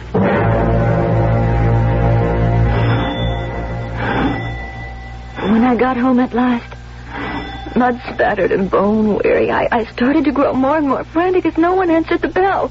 Help me, someone! Help me! Help me! And what in God's name? Come in, child, come in. I thought there was no one here, that I was all alone. Come into my office. I'll get you something to calm you down. Have a look at how badly you're hurt. I'm all right. I just slipped and fell or something. Just a minute, Anne. How did you get away from there? I asked Hugh to bring me. And he let you out? We started off in his car, and then I... Yes, and then? And then I had to kill him. Because he doesn't love me. That isn't true. He doesn't want to marry me, does he? Well, I don't know how to answer that. It doesn't matter. He can't anymore. I made him dead. Just like Eve. Anne. Yes? You say you killed Hugh just as you did Eve. How? How? Yes. How did you kill Hugh? I shot him.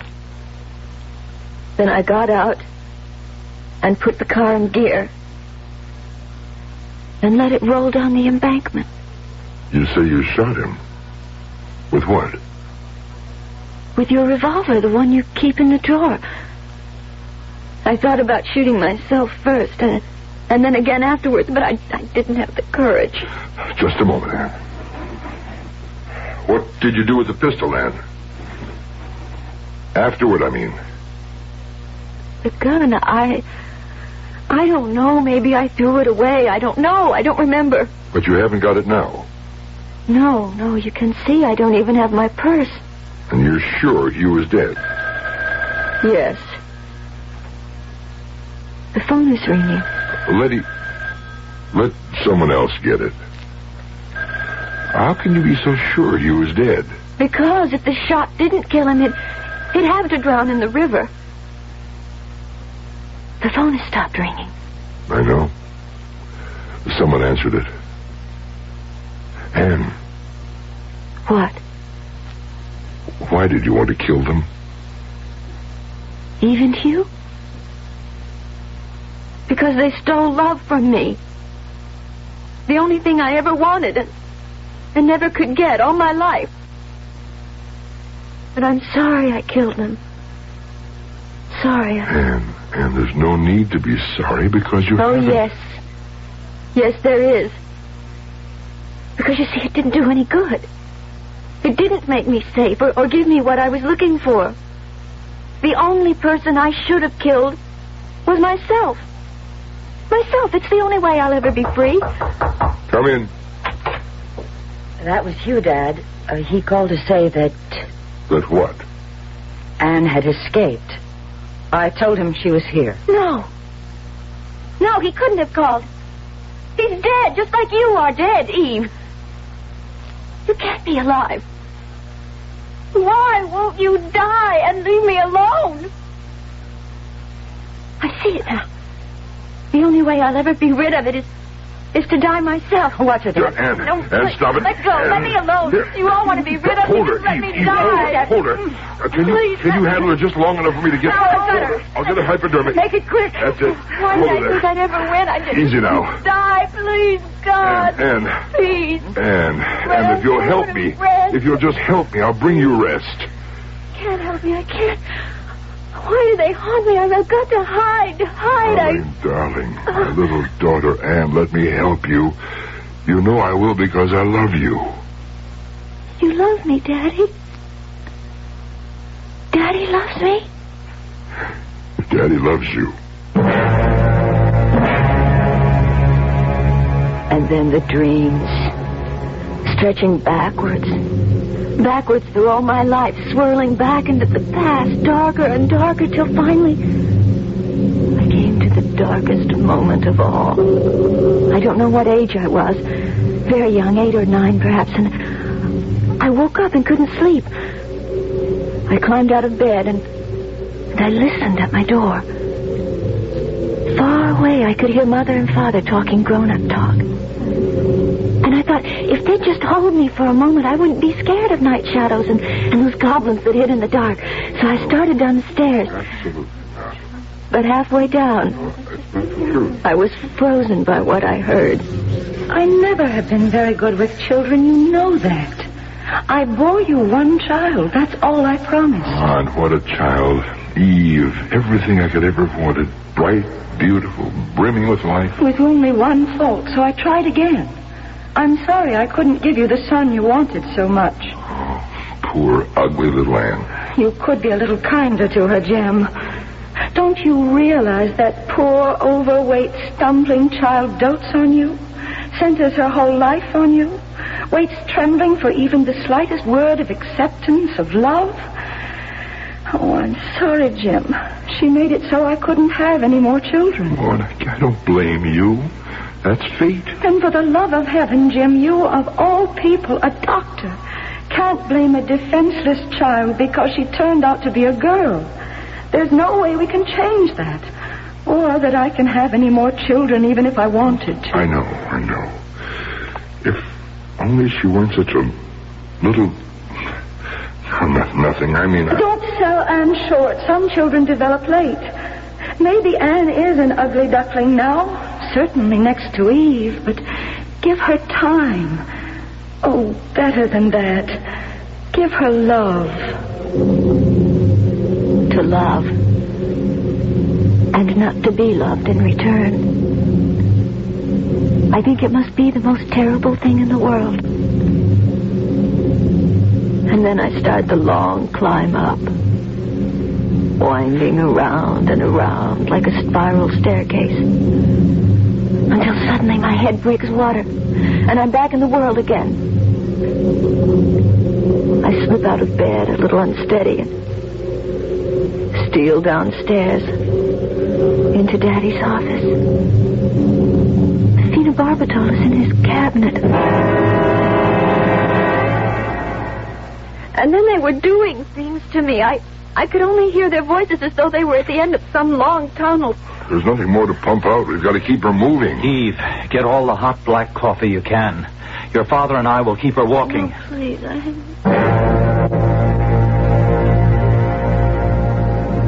I don't remember ever being so tired. I couldn't even flick my eyelids to save myself. But I know I don't have to. Not anymore. I'm not awake, but I'm not asleep. Just lying here, I can hear every word that follows with marvelous clarity. I can't react, but I can hear. I can hear. You mean Anne actually thought she had killed me? And you, Dr. Denning? Well, Anne's been hallucinating for a long time. Ever since Roger chose you instead of her. Oh, I still can't believe that Anne would go to pieces over that. It's been coming for a long time. You thought he had it under control till the accident of your coming home. You mean Anne's right? I caused it all? No, I'm the one to blame. Nobody is to blame. It was only unfortunate that just as I had gained Anne's confidence, at the expense of accepting for myself the love she still harbored, unrequited for her father, you came along, Eve, and were the catalyst that blew things wide open again. Then it is my fault. Oh, look, if anyone was at fault, we were all at fault. But Hugh, Are you trying to say that we've exploded my poor little sister into fragments? That she can never be pieced together again? I don't know how to answer that. I only know that as long as I live, I'll be trying. Because when Anne gave me her love and I returned it, it was no pretense. I know the real girl that lies buried under all the emotional misunderstandings. And I love her. I'll never stop believing I can't clear away all the shadows and let the sunlight back in.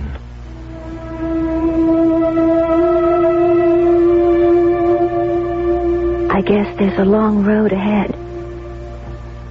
But I don't care. I know I can see my way because there's hope. Hope. That lovely word. And the reason there's hope is because I know all any woman really needs to know. That there is one man who loves me completely. Better than anything else in the world.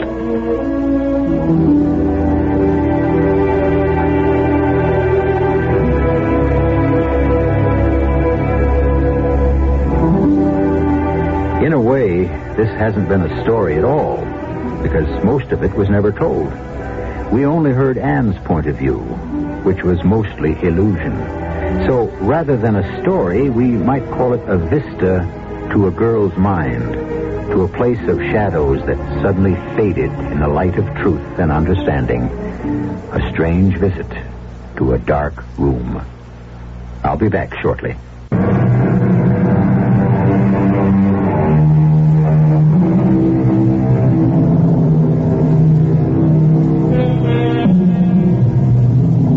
At one time, it was considered absolute heresy for an analyst to have any personal contact with a patient.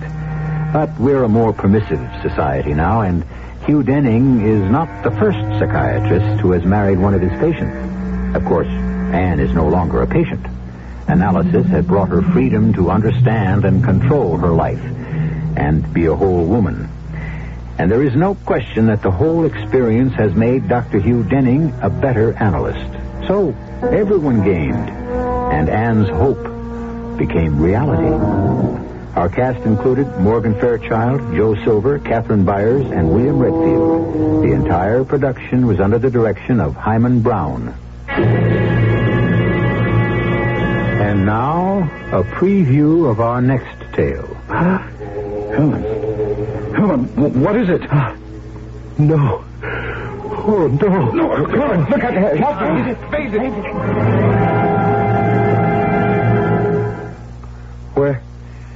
Where am I? In your rooms, Herman. What happened to me? Oh, I remember. I fainted. I saw... Well, what did you see? You must promise not to laugh at me. I promise. She winked at me. She what? She winked at me. Oh. You say that as if you think I'm crazy. I'm not. I'm the sanest person you know. But the old Countess, my grandmother is dead. I know. But she winked at me. Radio Mystery Theater was sponsored in part by Buick Motor Division. This is E.G. Marshall inviting you to return to our Mystery Theater for another adventure in the macabre.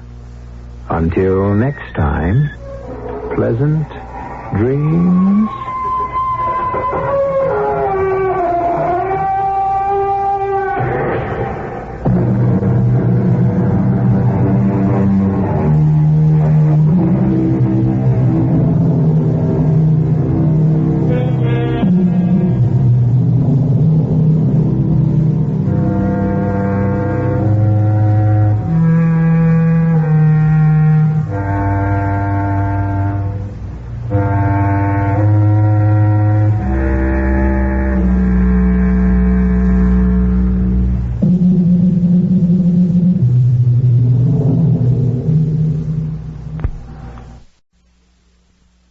Radio Mystery Theater presents...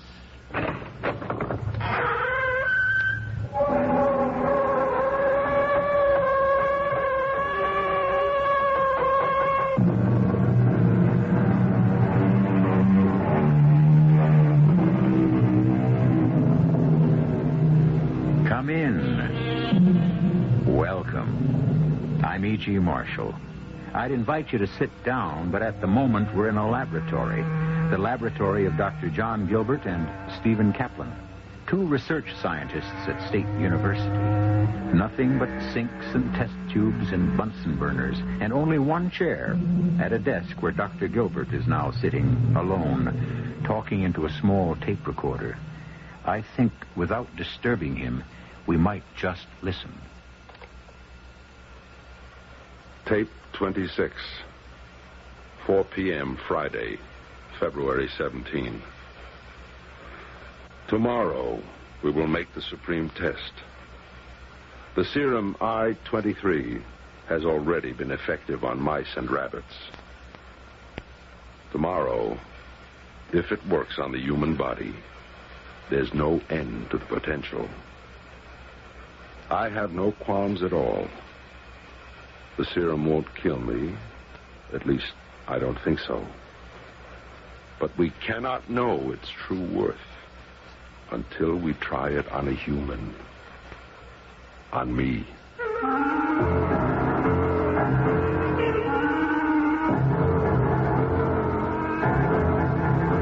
Our mystery drama, I Thought I Saw a Shadow, was written especially for the Mystery Theater by Bob Juran and stars Nat Poland. It is sponsored in part by True Value Hardware Stores and Contact, the 12-hour cold capsule. I'll be back shortly with Act One.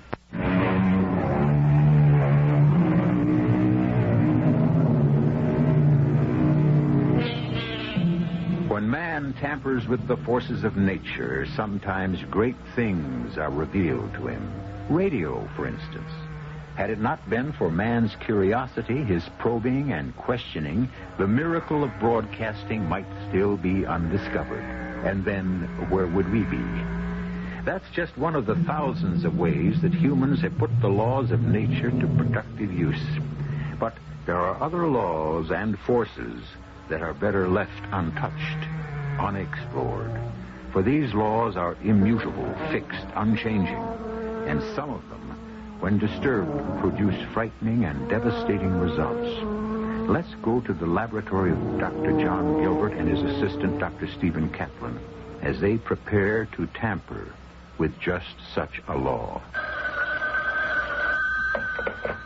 Lab 2, Kaplan here.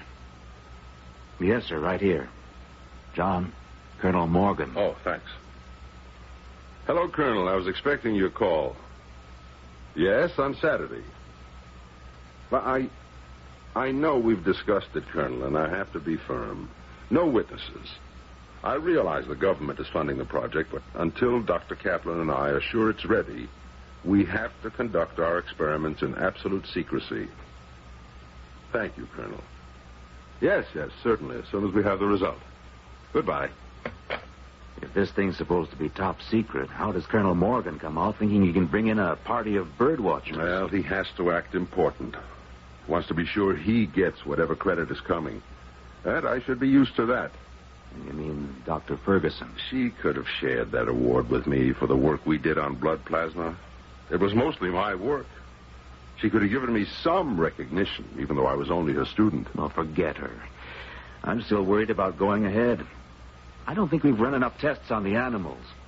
I think it's too soon to be squirting the stuff in your arm. I know, Steve. But how much further can we go with the animals? We can't get a subjective reaction.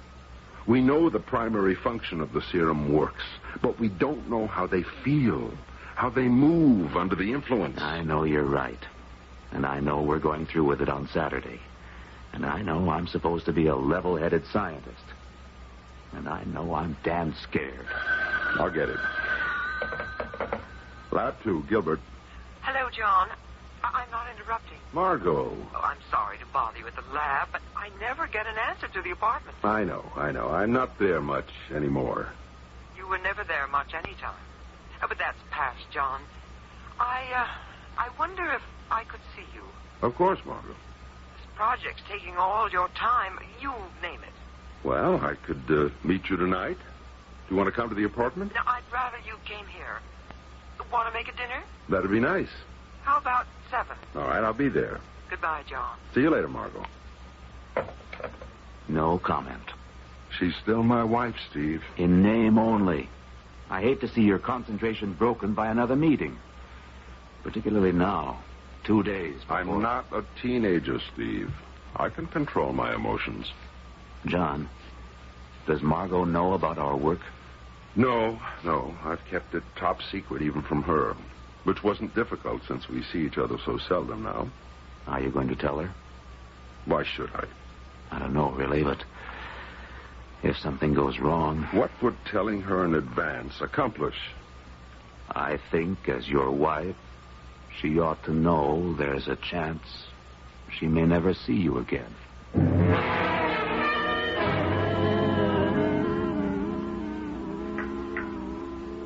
More coffee, John? No, thanks, Margot. I'd rather get down to some serious talk. Okay. Well, we've been to the wine, the candlelight, and the steak. Now we've got to face the facts. The facts being? I want a divorce. I was afraid of that. John, don't make it any more difficult for me. We've been separated for almost a year. I want to be free. Do you? Really? No, yes. A few months ago, I might have had doubts. But now I know I want to marry Bill Watkins. I want to be free to marry him. Well, I can't blame you. I'm not going to drag up the old neglected wife routine. You'll always be a deep part of me. But I want more out of life than the shadow of a man. Well, I can't argue the point. But you'll always be a deep part of me. You know, working in the lab, those many nights, those lonely nights for you, for me, you were always there. I love you. Even though you were home and I was working, we were there together. I may have been there for you. But for me, it was lonely. Is lonely. Well, I'll do whatever you want, Margot. Thank you.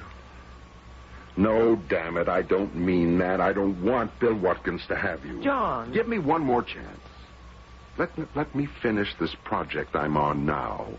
It'll only be a few weeks, and I'll take a sabbatical. We'll travel. We'll be together every minute. And then I'll settle for a teaching position in California. A nice, quiet, steady life. In other words, your career is the price you'll pay for me. Yes, if I have to. And you'll hate me for it. No, John. I want it my way. Well, it doesn't have to be settled tonight. Things can change. Maybe you will be free. What do you mean by that? Well, Steve thought I ought to tell you. It's supposed to be top secret, but as my wife... What is it, John? The project, the government project. Well, I know that. I know it's taken every minute for 2 years. But you've never known what it was. No. No, I could have put up a fight against another woman easier than that secret project. Well, Steve thought I ought to confide in you as my wife. Because, as he put it, you may never see me again.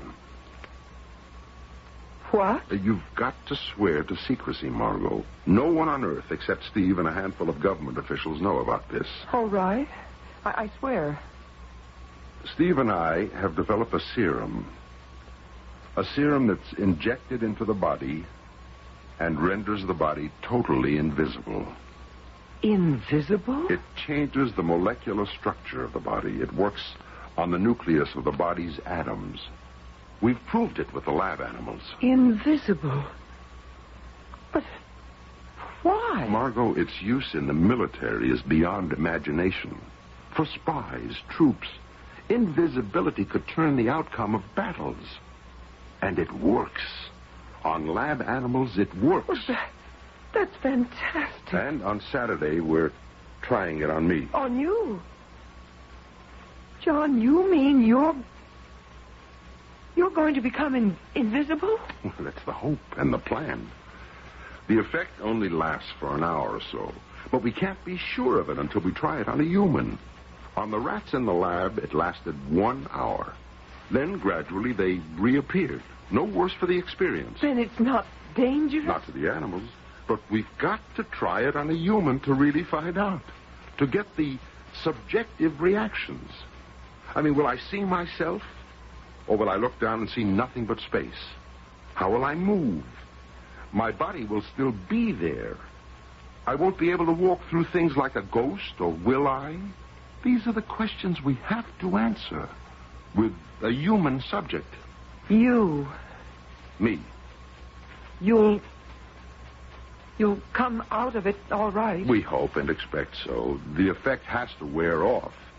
And if it doesn't?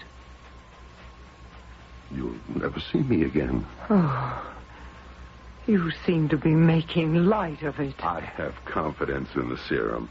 I admit I'm a trifle nervous about the sensations, the unknown.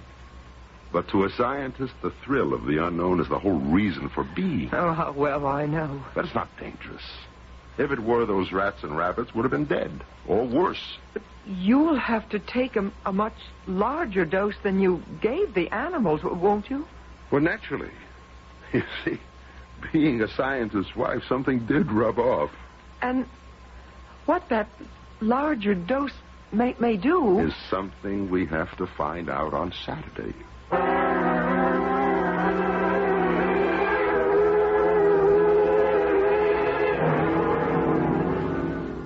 Are you ready, John? Yes. Now, you're sure? I'm sure, Steve. We've worked for 2 years for this minute. All right. Oh, damn it. Let it ring. I can't. Lab 2. Steve, can I talk to John? It's Margot. All right. Margot? Oh, John, I had to call. Are you all right? We haven't started. You called at a very awkward time. Oh, I'm sorry, but I simply can't stop thinking. I understand. But you'll have to let me call you later. If you're able to. I will. Please, Margot, I can't talk now. Oh, all right. Call me later. Go ahead. Okay. It's a large dose. At least 30 seconds to empty the syringe. Feel anything? Not yet. I'm going to slow down on the pressure a second. Why? Let your body absorb what it's got already. I don't feel a thing. Maybe I'm not supposed to. You don't look any different either. It's too early to tell. Maybe the dose we planned isn't big enough. Stop the tape recorder. I have now absorbed 200 cc of the serum I-23. The 23rd formula, which Dr. Kaplan and I feel to be the effective limit for invisibility. I have no sensation. 20 seconds have passed since the beginning of the injection. In our experiments with mice, invisibility began within the first 10 seconds and was complete by 30. Taking into account the difference in size and body tissue, I should begin to disappear within 2 minutes, and complete invisibility should be effected in 5. 40 seconds have passed. The syringe is empty. Feel any different? Our proportions couldn't have been that much off. It's not likely, but everything's still an X factor. The dosage must have been too small. We don't know that yet. All right. We'll wait 15 minutes.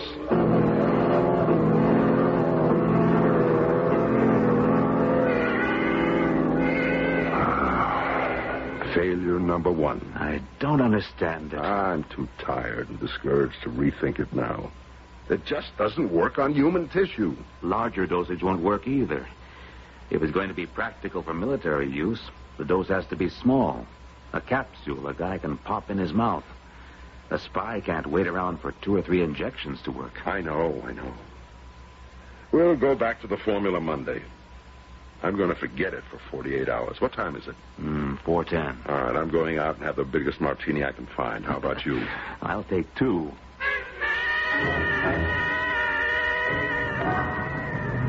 You know, the nitrogen element may be too low. I don't think so. The balance was 80-20 nitrogen over phosphate. More likely it... John. Stop a second. What's the matter? Look. On the pavement ahead of us. What? The sun's behind us. Look at my shadow. Oh, so? In front of you, there is no shadow. You're right. Your body isn't casting any shadow at all.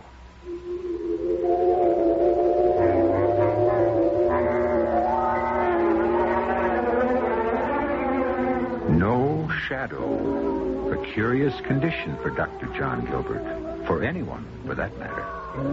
After all, one's shadow is a very personal thing.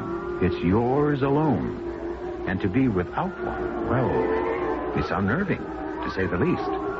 Thank goodness I still have mine. I can see it right here on the studio floor. So don't go away, please. Me and my shadow, if not Dr. Gilbert's, will be back shortly with Act 2.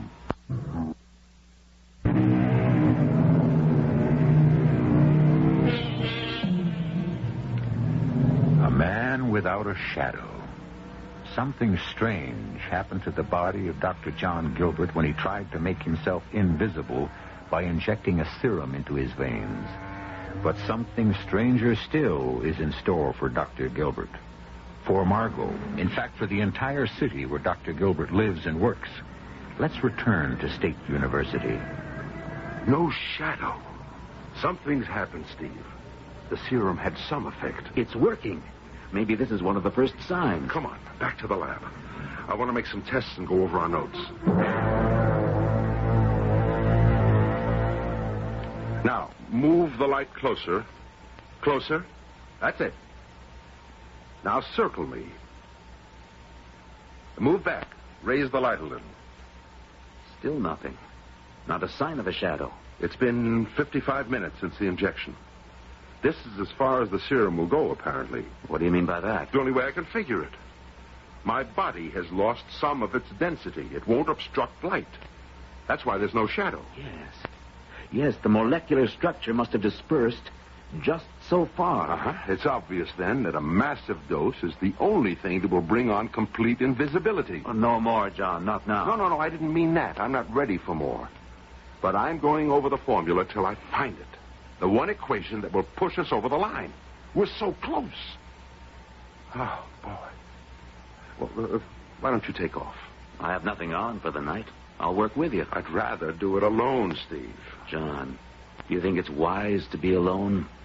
We don't know what reaction might be next. The phone's right here. If anything happens, you'll be the first to know.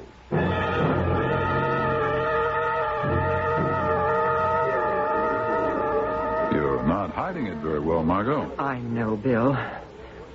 I'm sorry to spoil our supper. Margot, I love you. We're going to be married. Your problem is my problem. Not exactly. It's John. I'm worried about him. Is he giving you a hard time about the divorce? No. He was going to call me today. I was expecting to hear from him before you picked me up. What's he calling you about? I can't tell you. You still seem awfully interested in John. I am interested in his work. It's important. I thought his work was the whole problem between you two. It was, but, well... Then why all this sudden interest? The concern? Oh, Bill, you have a way of twisting things, I say. Margot, level with me. I can't tell you any more than I have. Only that I may never see John again. That would be fine with me. Oh, stop it, Bill, please. If you knew my reasons, you'd understand. But I can't tell you.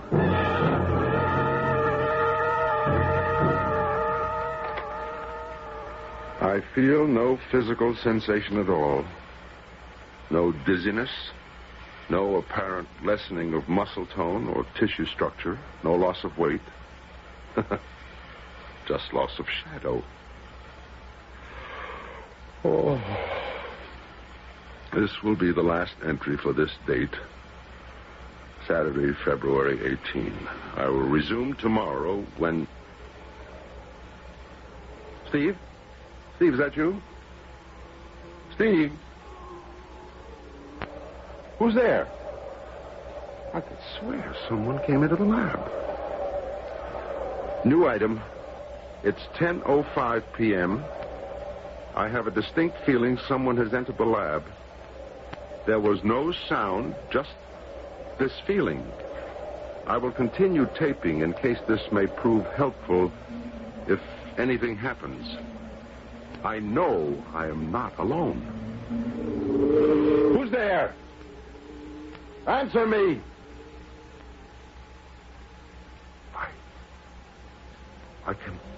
I can see a shadow. I know someone's there. Shadow is moving from the outer hall. In a second, I'll know who it is. There's nothing but a shadow. A man's shadow moving into the lab. It glides across the floor now, not toward me, toward the wall. Within all reason, this can't be. But it is happening. Now it moves along the wall and stops. It hangs there on the wall, waiting. The shadow of a man. Now I know with all certainty that shadow on the wall is mine. How still it hangs there, waiting for the last of the serum to wear off. Now, it moves again. Moves with a will of its own. Slowly across the wall, toward the window. There, it pauses by the window. And now, disappears into the night.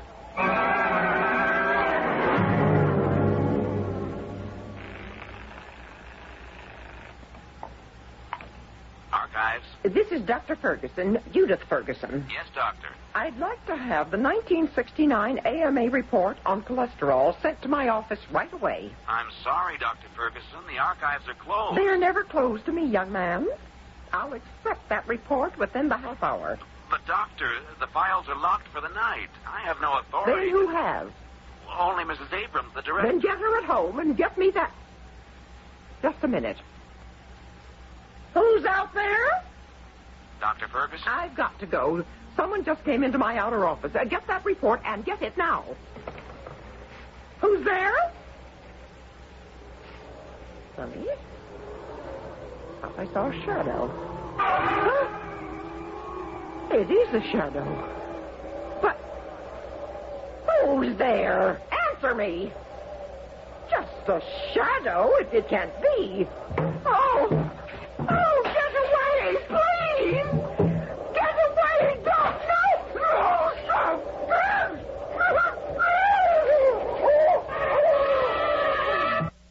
Oh, yes. Yes. Steve, something's happened. It sure has. Dr. Judith Ferguson was found dead in her office last night. Dr. Ferguson? It's on all the newscasts. Some clerk from the archives took a report to her office. Said Ferguson insisted on having it last night. He found her. Murder?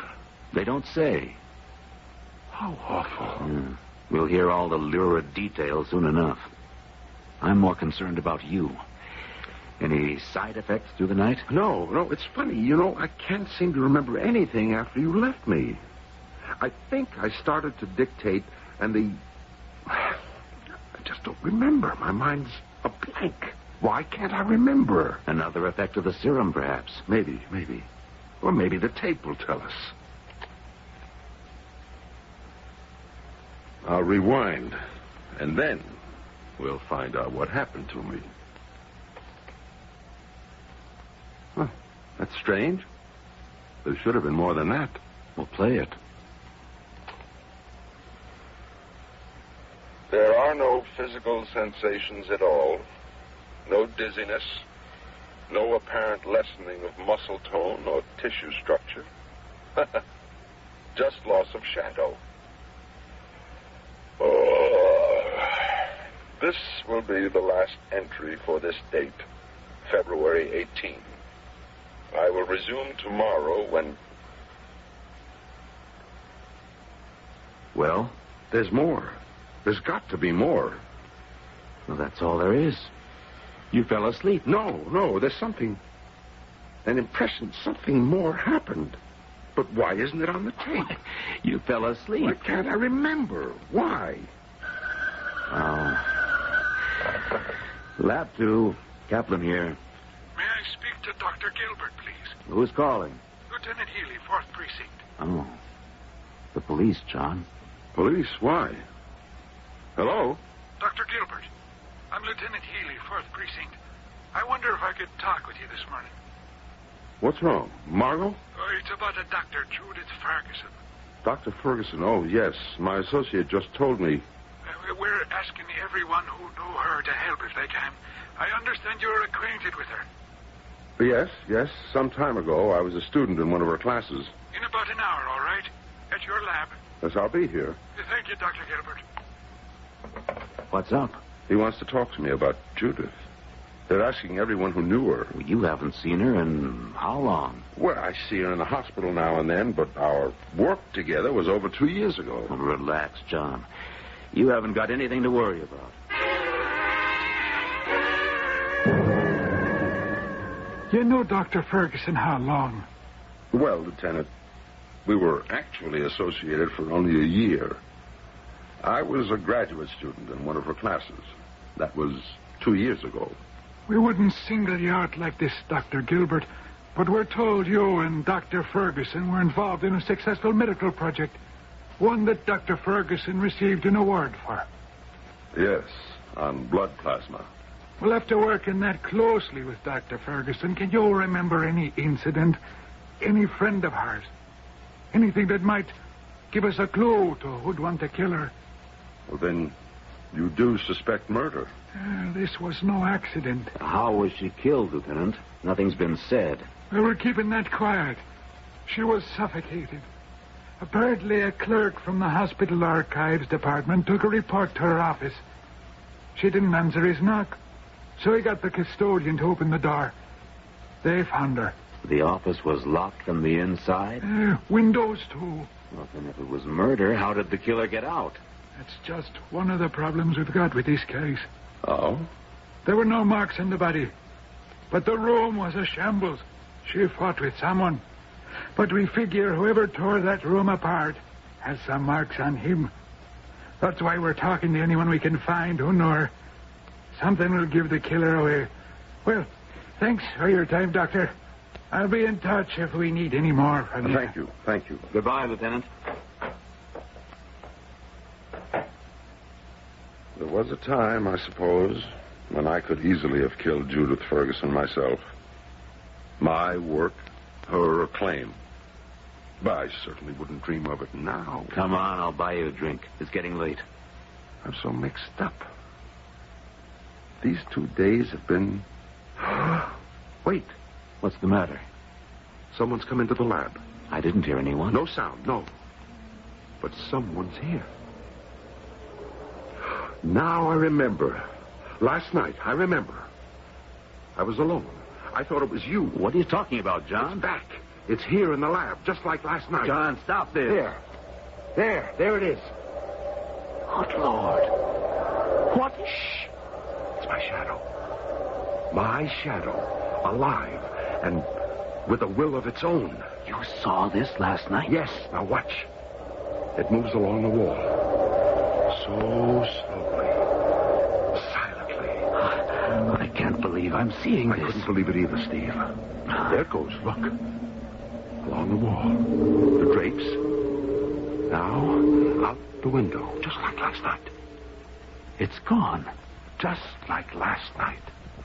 It vanished at the window. And then, Dr. Ferguson. Ferguson? You don't think it was responsible for... It seems to have a will of its own. Steve, where is it going now?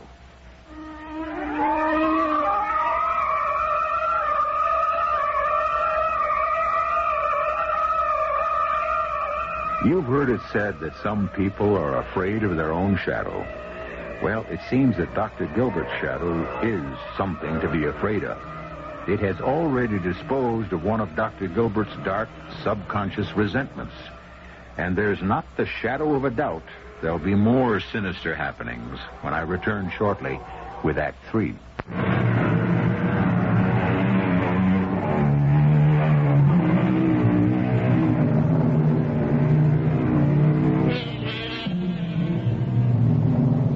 A shadow is on the loose. A shadow with a will of its own, now drifting, gliding. And where, indeed, is it going next? What or whom is it after? Both John Gilbert and Steve Kaplan saw it pass through their lab.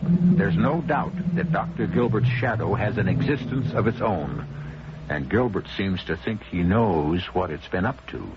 John, are you suggesting that this thing killed Judith Ferguson? I'm quite certain it did. That's impossible. The policeman said Judith died of suffocation. No marks on her body. A locked room. Does that sound like an ordinary murder? No, but why Dr. Ferguson? I don't know. Perhaps because I wished her dead at one time. I think we should notify this Lieutenant Healy. And tell him what? That we think a shadow is out killing people? Your shadow? He'll lock us up. Oh, I know. It does sound like nonsense. If this thing is a part of you that disengaged itself when you took the serum, it should return to normal when the serum wears off. Steve, it has worn off. I took that injection more than 24 hours ago. But that thing still exists. I'm still not sure I buy it, John. We don't know how long the serum might stay in your body. We found no trace of it in the mice after 4 hours. True, but their shadows didn't go wandering around either. Perhaps mice don't have resentful souls. Oh, you've really sold yourself on the idea that some astral part of you killed Judith Ferguson. When the serum changed my molecular structure, who knows what it released? I am changed permanently. The serum wore off long ago. And that thing out there continues to exist.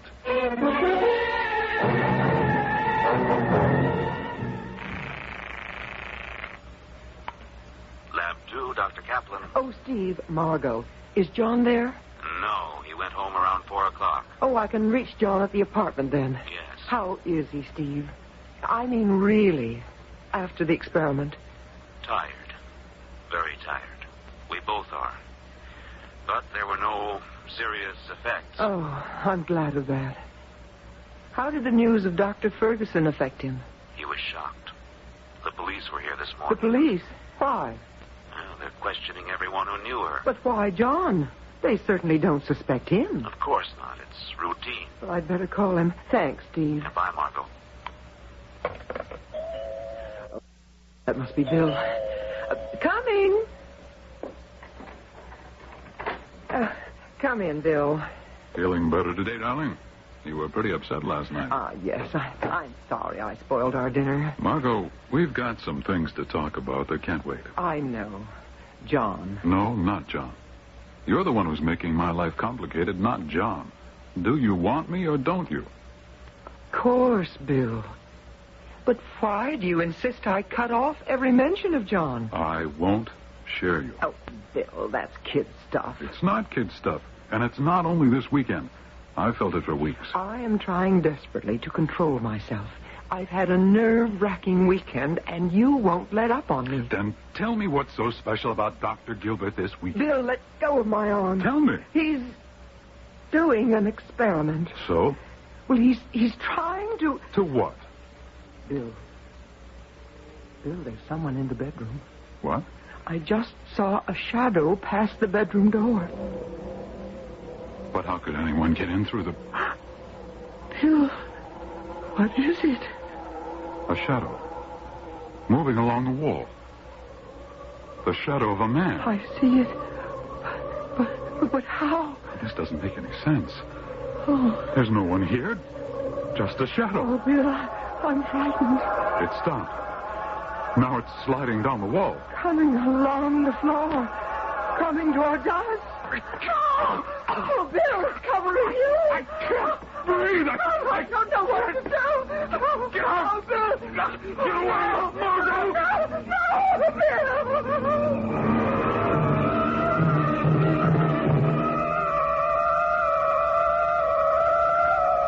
We haven't been able to get a word out of her, Dr. Gilbert. She's in deep shock. Then you don't know what happened in Margot's apartment. I'm hoping you'll be telling me. This smacks of more than coincidence, Dr. Gilbert. 2 people whose lives touched yours, dead within 24 hours of each other, and killed the same way. Are you ready to believe me? Ready? My shadow killed them both. I don't know who will be next. Now look, Dr. Gilbert, if you're going to make light of this, I'll be damn sure you're sorry. Oh, I'm not making light of anything. My shadow is loose, with a will of its own. Now, you may be an eminent scientist. Look at the floor, Lieutenant. Look. There's your shadow. Where's mine? Oh. Well, okay, I've read enough science fiction to believe it, but don't ask me to be putting out an all-points bulletin on your shadow. Shadows don't kill people, Doctor. People do. Is that you, Bill? Margot, it's John. John. Oh, Bill's dead. Relax, Margot. Don't try to talk. Oh, it was so horrible. The shadow on the wall. It came at us. It moved along the floor. And then Bill choked. And... Mrs. Gilbert, you saw this shadow.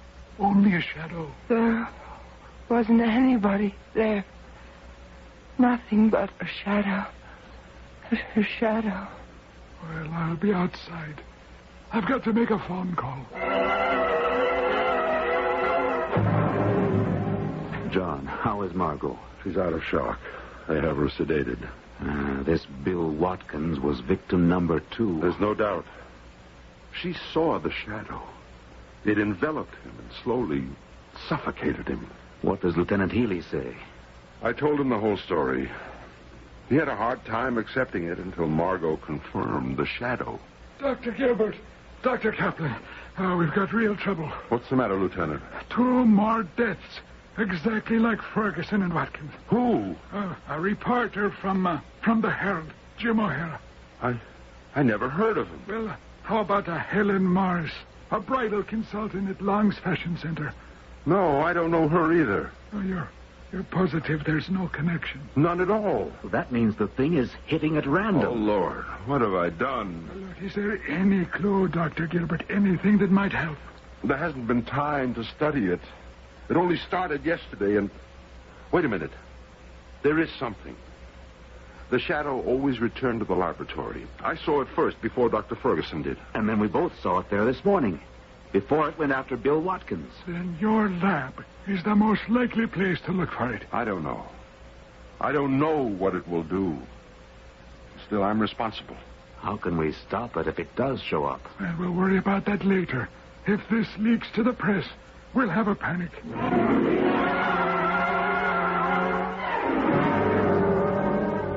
That's right, Captain. Dr. Gilbert thinks it will come back here to his lab.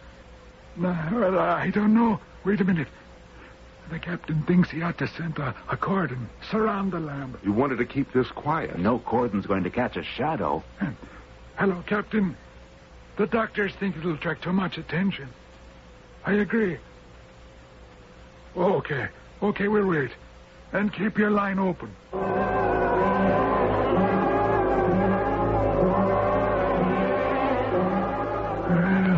Well, almost an hour.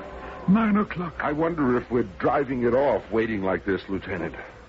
I think it'd be better if I were alone. No way. I'm going to be staying. Dr. Gilbert has a point, Lieutenant. Well, there's nothing any of us can do if it does appear. You can't shoot it, catch it. Why don't you leave me alone and see what happens? Well, maybe you know more about this than I do. I'll go along. I'll be right downstairs, though. I'll wait with the lieutenant, John. Maybe this is between you and whatever it is. Your shadow. Yes. Yes, I think it is. I don't like leaving him alone. Neither do I, Lieutenant. But I don't know what else to do. If the shadow comes back, maybe he can deal with it. And it may not come back. It may keep on killing. Who knows what it's going to do? You ever heard of anything like this before? I can't believe I'm staking out a shadow.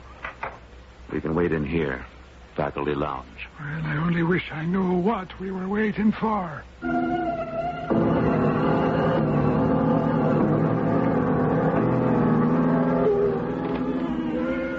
Tape 12. Sunday, February 19, 9:30 p.m. There have been no further effects on my body. Nothing more to indicate the cause of this strange transformation that's taken place with the loss of my shadow and the subsequent power of that being. Will it return to me? I know now what I have to do, what I must do. There it is, slipping in at the window. I knew you'd be back. There's only one way you can be stopped. When I die, you'll have to return to me, locked to me as you were all through my life. My shadow, no longer with a will of your own. It's my own life that gives life to you.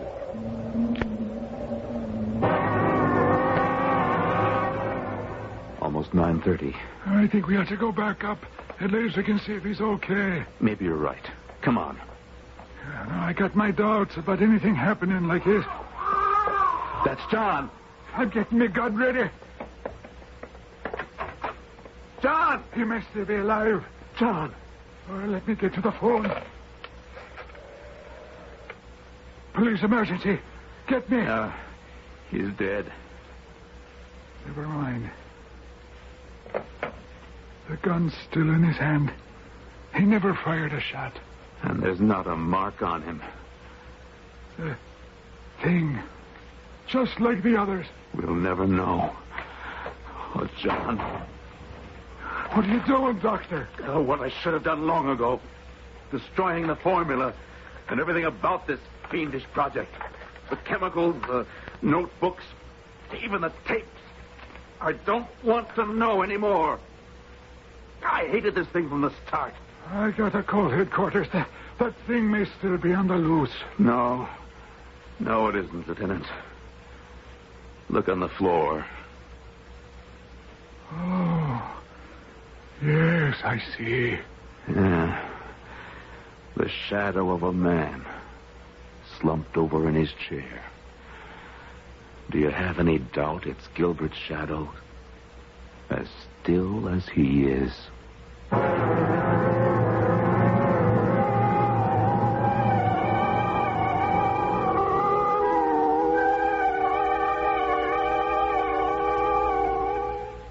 What did kill Dr. Gilbert?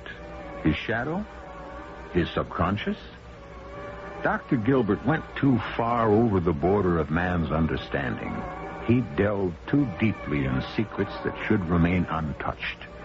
For in all of heaven, earth, and even hell, there are some things that are better left untampered with.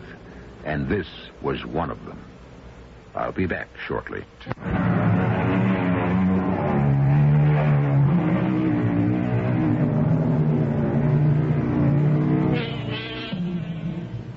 Stand up and take a good look at your shadow.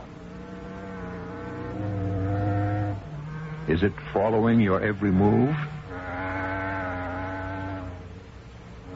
Is it really the shadow you're casting, or, look closely now, do you detect a little deviation, a little rebellion, a hint that perhaps your shadow might like to do its own thing?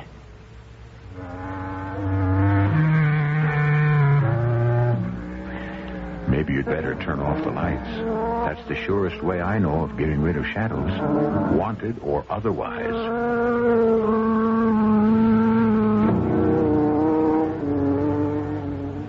Our cast included Nat Polen, Joan Shea, Gordon Gould, and Lloyd Batista. The entire production was under the direction of Himan Brown. And now, Until next time, pleasant dreams.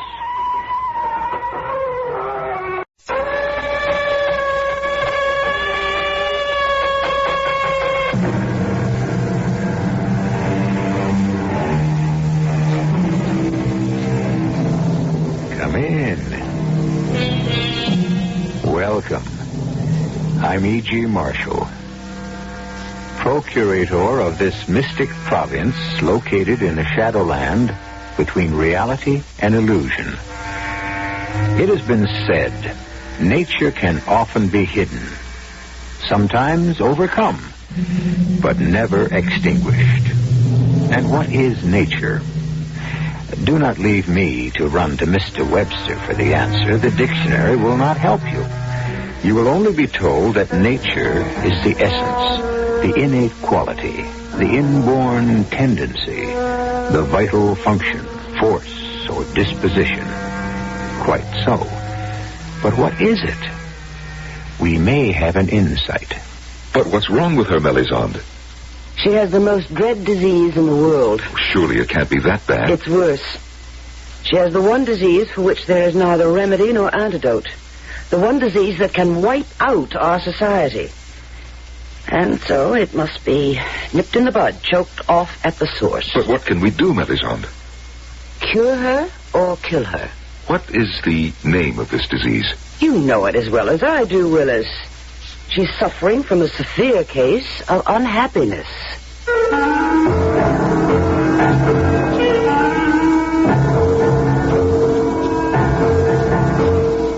Our mystery drama, Pandora, was written especially for the Mystery Theater by Sam Dan and stars Patricia Elliott and Norman Rose.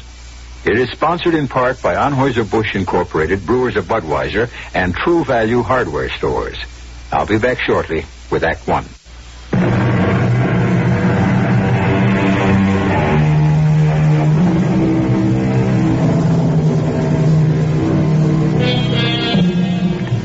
At one time, according to Greek mythology, mankind dwelt in a perfect paradise. And then a young lady named Pandora permitted her curiosity to get the better of her, opened a forbidden box, and thus loosed upon the world all manner of suffering and sorrow. And ever since, all men look back upon a paradise lost. What must it have been like to live in a world without conflict, sorrow, disease, or death? We will never know, but future generations may, for science is slowly but surely finding remedies for all the ills of Pandora's box. And 100 or 500, 1,000 or 5,000 years from now, once again, there may be paradise. Ah, Roland. Willis, am I disturbing you? No. I was about to rest for a while. You're painting, I see. Yeah. Do you like it? Oh, yes. It's an excellent contrast of light and shadow. I wished for the style of an almost prehistoric Dutch painter. The particular painter is named Rembrandt. And after a time, I shall adopt the styles of some of his contemporaries. You know, they were a most unusually talented group. Roland, what have you been doing with yourself lately? Oh, nothing. Nothing? It makes me happy. Well, then, by all means, continue. But not happy enough. Oh, I'm sorry to hear that. Is there anything you need? Rather ask who. Very well, then. Who?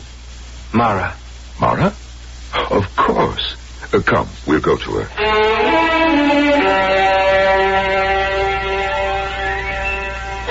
What is she doing? She decided she wanted to play the violin. I never cared much for music, but she could make me change my mind. That sounds glorious. She wished to be able to play in the style of an ancient musician named Paganini. Or was it Heifetz? I'm not sure. I could listen to that all day.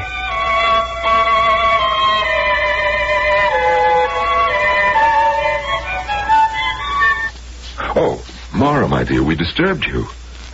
It's all right. Hello, dear Mara. Hello, Roland.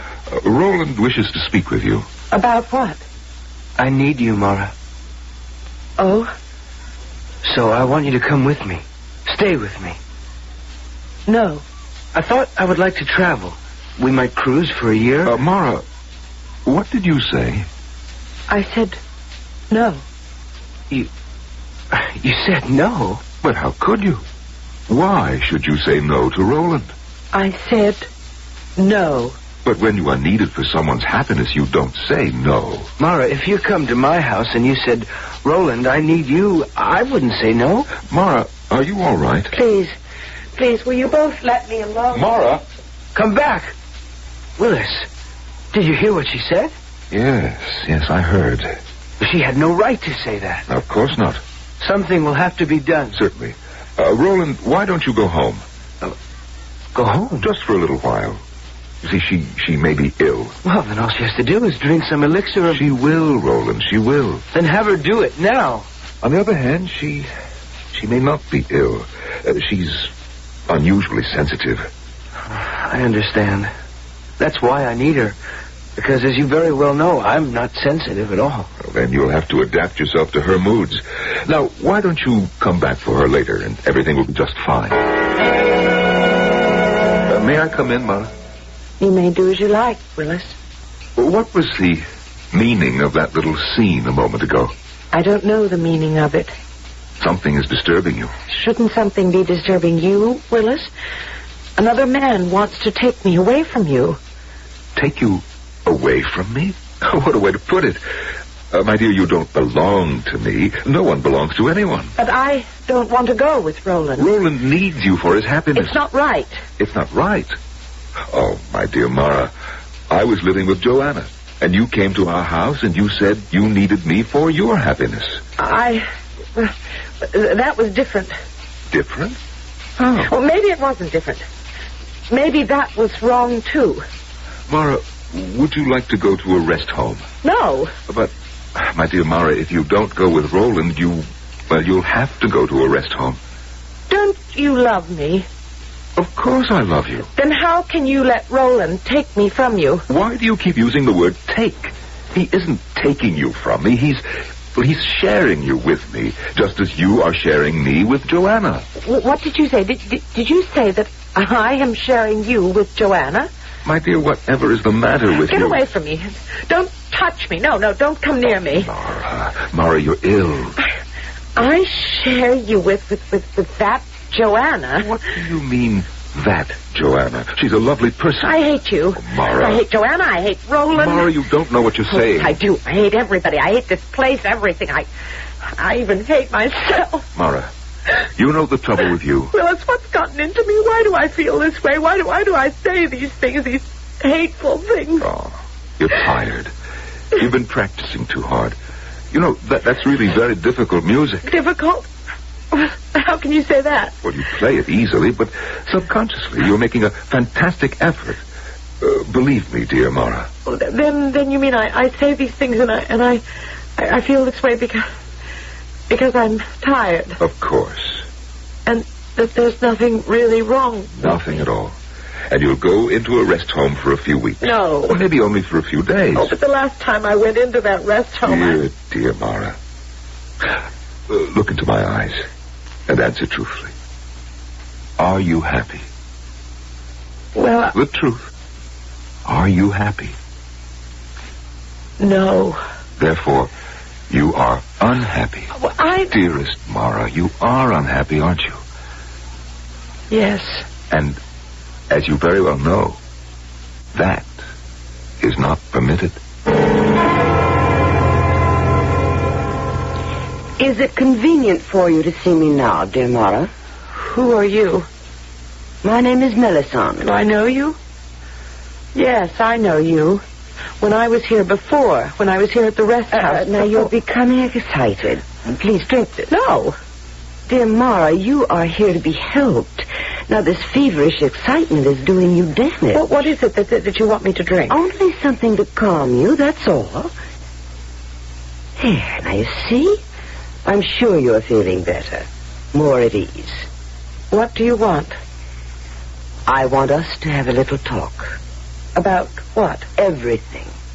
All of us. The entire rest home is dedicated to your welfare. I know you. I remember you now. You're the one who said I couldn't have the baby. That's true. Why did you say that? Dear Mara, surely you understand the necessity. I only understand that you said that I couldn't have my baby. Oh, let us stop for a moment so I can play back to you what you just said to me.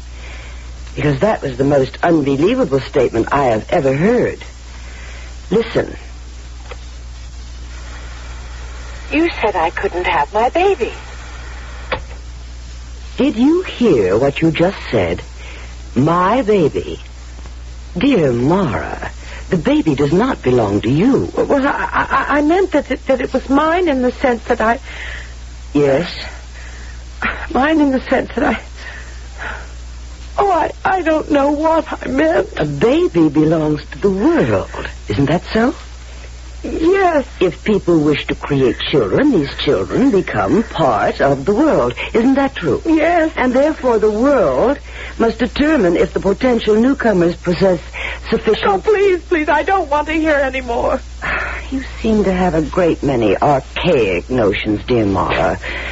Would you rather we did things in the archaic way? Please stop and permitted children to be born, hit or miss, diseased, deformed, lacking in... must we talk about it?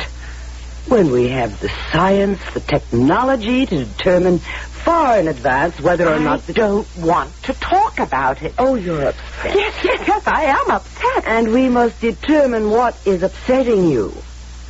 Can't you tell me? I don't know. Try to think. Everything upsets But me. why? I don't know. Oh, please. Why can't everyone just let me alone?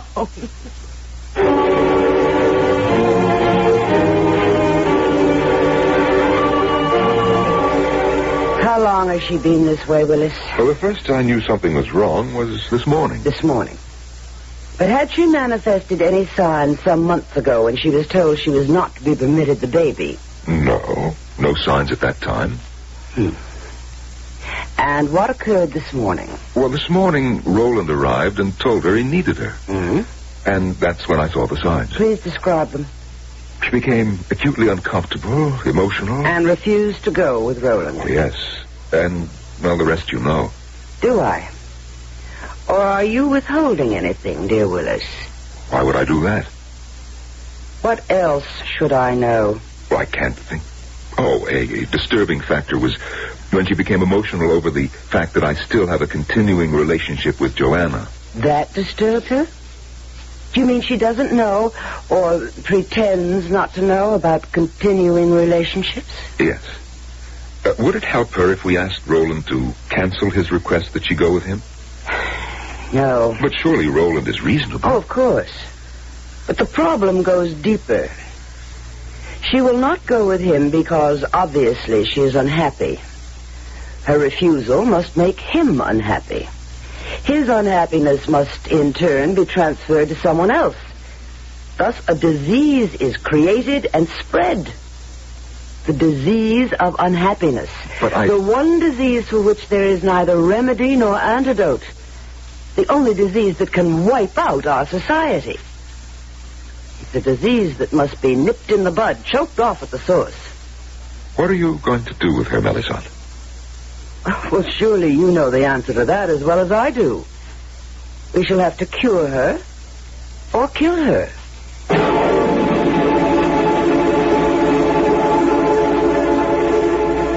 Happiness seems to be a rather serious business in the social order of the future. You better be happy or else. But in a paradise where you can have anything you want just for the wanting, why should anybody be even remotely unhappy?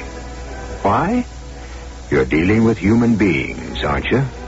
Doesn't that answer the question? We'll have a great many more questions and answers when I return with Act 2 in just a few moments.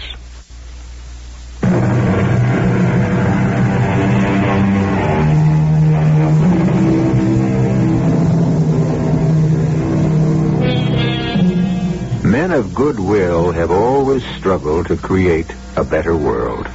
And the best of all worlds, of course, would be paradise. And what would paradise be? A place of unbroken happiness, where there would be no such things as sorrow, suffering, or disappointment. Could such bliss, such unrelieved bliss, become a bore after a while?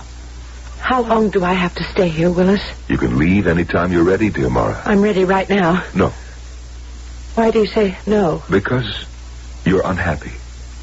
You are unhappy, aren't you? But I don't want to stay here. Dear Mara. Don't call me dear Mara. But, if anybody calls me dear Mara, I'll scream. You're screaming now. Mara, you are in trouble. Why should I be in trouble? Because you're unhappy. That's my affair, isn't it? No, dear. Unhappiness is an infection. I'm sorry. I can't help the way I feel. You will have to. I don't care. Dear Mara. Don't call me please. dear. Do you know how many hundreds, how many thousands of years it has taken the world to become happy? Willis, take me home. If you insist on being unhappy, this will become your home. No. Mara, look at yourself. You're beautiful. It means nothing. Anyone can be beautiful. Talented. It doesn't matter. Anyone can have any talent they want. Just by wishing. What do you want, Mara? What do you want? I want you. But, Mara, you got me. So does Joanna. And so does anyone else who wants you. Mara, do you realize what you're driving at? Yes. What you want is for one person to own another. In ancient times, that actually existed. It was called slavery. I didn't mean it that way exactly. I only meant that you and I shouldn't share each other with others. Why not? Why not? Because I love you. And I love you, too. But do we have the right to be selfish and keep others from sharing this love? Oh, please, Willis, I don't know what to say. I only know how I feel. If another person wants me and you refuse to share, do you know what happens to that other person? She becomes jealous. But if I do share you, I become jealous. But no one is supposed to be jealous, ever. Because jealousy creates unhappiness, and we can't have any of that. I've always been unhappy. And I guess I'll remain unhappy. Mara, if you talk like that, then there is absolutely no hope. Shall I tell you why I've always been unhappy? Shall I tell you why there always seems to be an ache in my heart? Why nothing gladdens me, why no one can comfort me, and why there's no joy, no rest, no peace? Shall I tell you why? Something's missing. Something isn't here inside of me. Something is lacking, and it's something I need. Dear Mara. What do you want now? I just want to talk to you about yourself. You know everything there is to know about me. Oh, no, dear Mara. We know very little about you. You've taken hundreds of your tests. What else is there to know about me? Why are you unhappy? I don't know. You keep asking, I keep answering. Do you know how many people live in the city? No, and 100,000. And do you know you are the only unhappy person here? I'm sorry, I can't help it. Shouldn't it bother you that you're the only unhappy person? We must cure you. Why? Because we can't have you destroy the world. What? Look, Mara, look at the wall. You see? Those pictures. Pictures of a city. I've never seen such pictures, such a city. It's an ancient city. So many people. What's wrong with them? Nothing. That's the way they were. That's the way they were? Yes. See how many are old, tired, ugly, dirty. See how few people are smiling. Listen to the noise.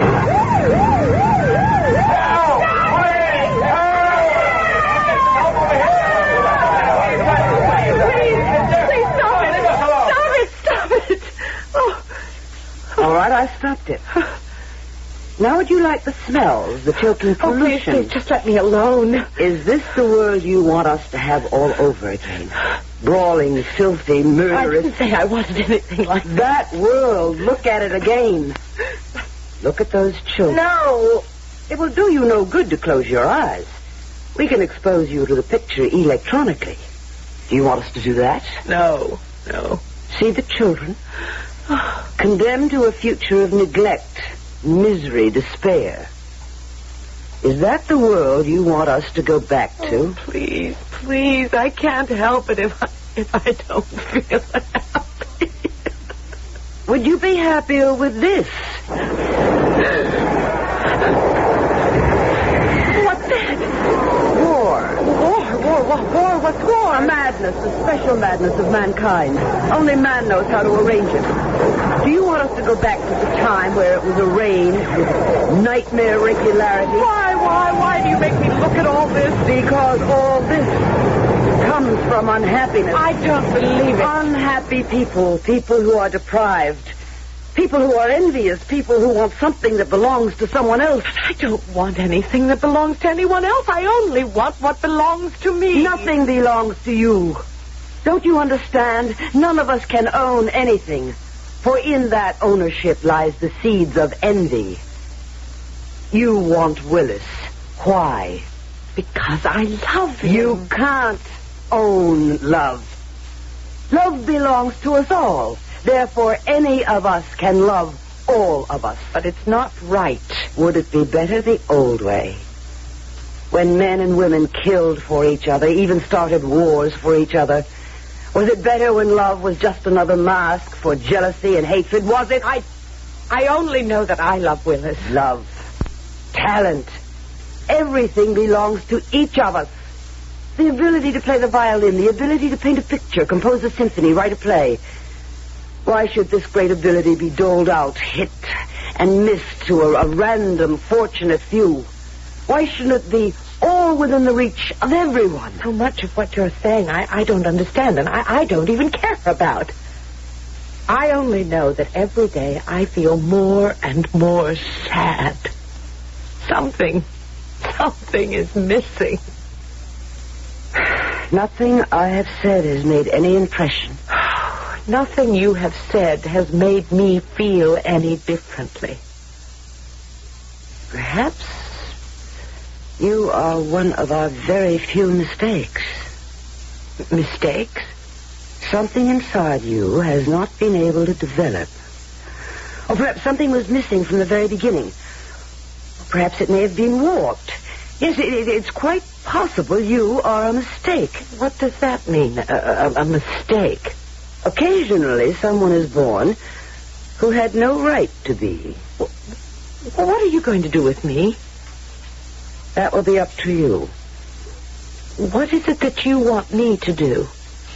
We only want you to be happy. But I keep telling you and telling you and telling you I don't know how to be happy. Well, in that case... Yes? Well, we haven't arrived there yet.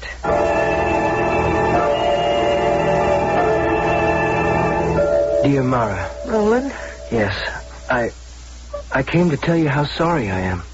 Sorry? Well, I caused you all this trouble. No. Oh, I'm sure of it. After all, if I hadn't come to ask you to go with me... I don't know, Roland. It would have been something else, someone else, sooner or later. What's wrong, dear Mara? I suppose that's what's wrong. Everybody calls everybody else dear. We all can't love each other. But we must. You know what happens when there's no love? There's war. Oh, have you seen those pictures, too? Yes. That's why I hate history. I hate it because it's so bloody and brutal. But that isn't important. Come away with me. No, they won't let me out of here. They will, if you come with me. Actually, it's the only way you could ever get out of here. Oh, please, Roland, I like you, and you're very... It will be very serious for you. I can't go with you, Roland. Why? Because I don't love you. I'm sorry, I know we're all supposed to love each other, but I don't love you. I would like to love you, but I don't. I can't. Mara, suppose you were just to say you love me. But I don't love you. I know, but couldn't you just say so? But that would be a lie. Yes, I suppose. I can't do that. I just can't lie. You're such an unlikely martyr. What do you mean? If you go back through history, everyone who died for a principle... Roland. You're just a slip of a girl. You can't be more than 200 or 300 years old. I doubt that you're even aware of the implications of what you're doing. What do you mean I am going to die? Did I say that? Yes. You said it, and you know you said it. Mara, let's end this nonsense. Just smile and say you'd be happy to come with me. Do you mean that they would kill me if I don't? Oh, that's not the way it really is. It's just...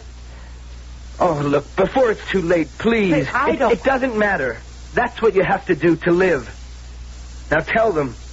Tell them you're willing to come with me. Ah. Dear Roland and Mara.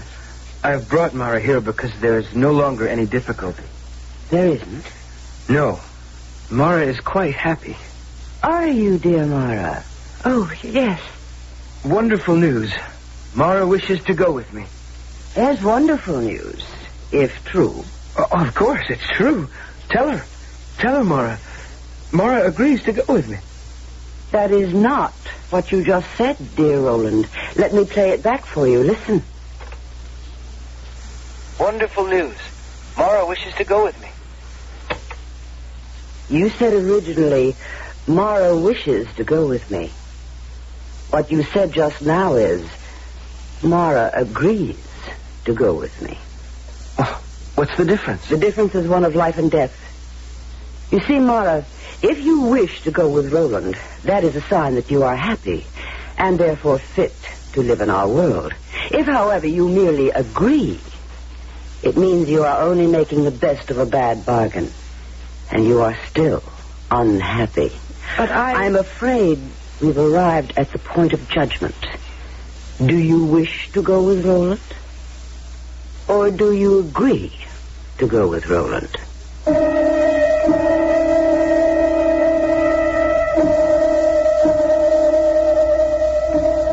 Which is it indeed? A life hangs on a single word. When you think of what words have meant in history, why, our own catastrophic civil war was basically caused by a single word, wasn't it? Didn't the South say, the United States are, and didn't the North say, the United States is? We'll have a few provocative words in Act 3, which I shall bring you in just a few moments.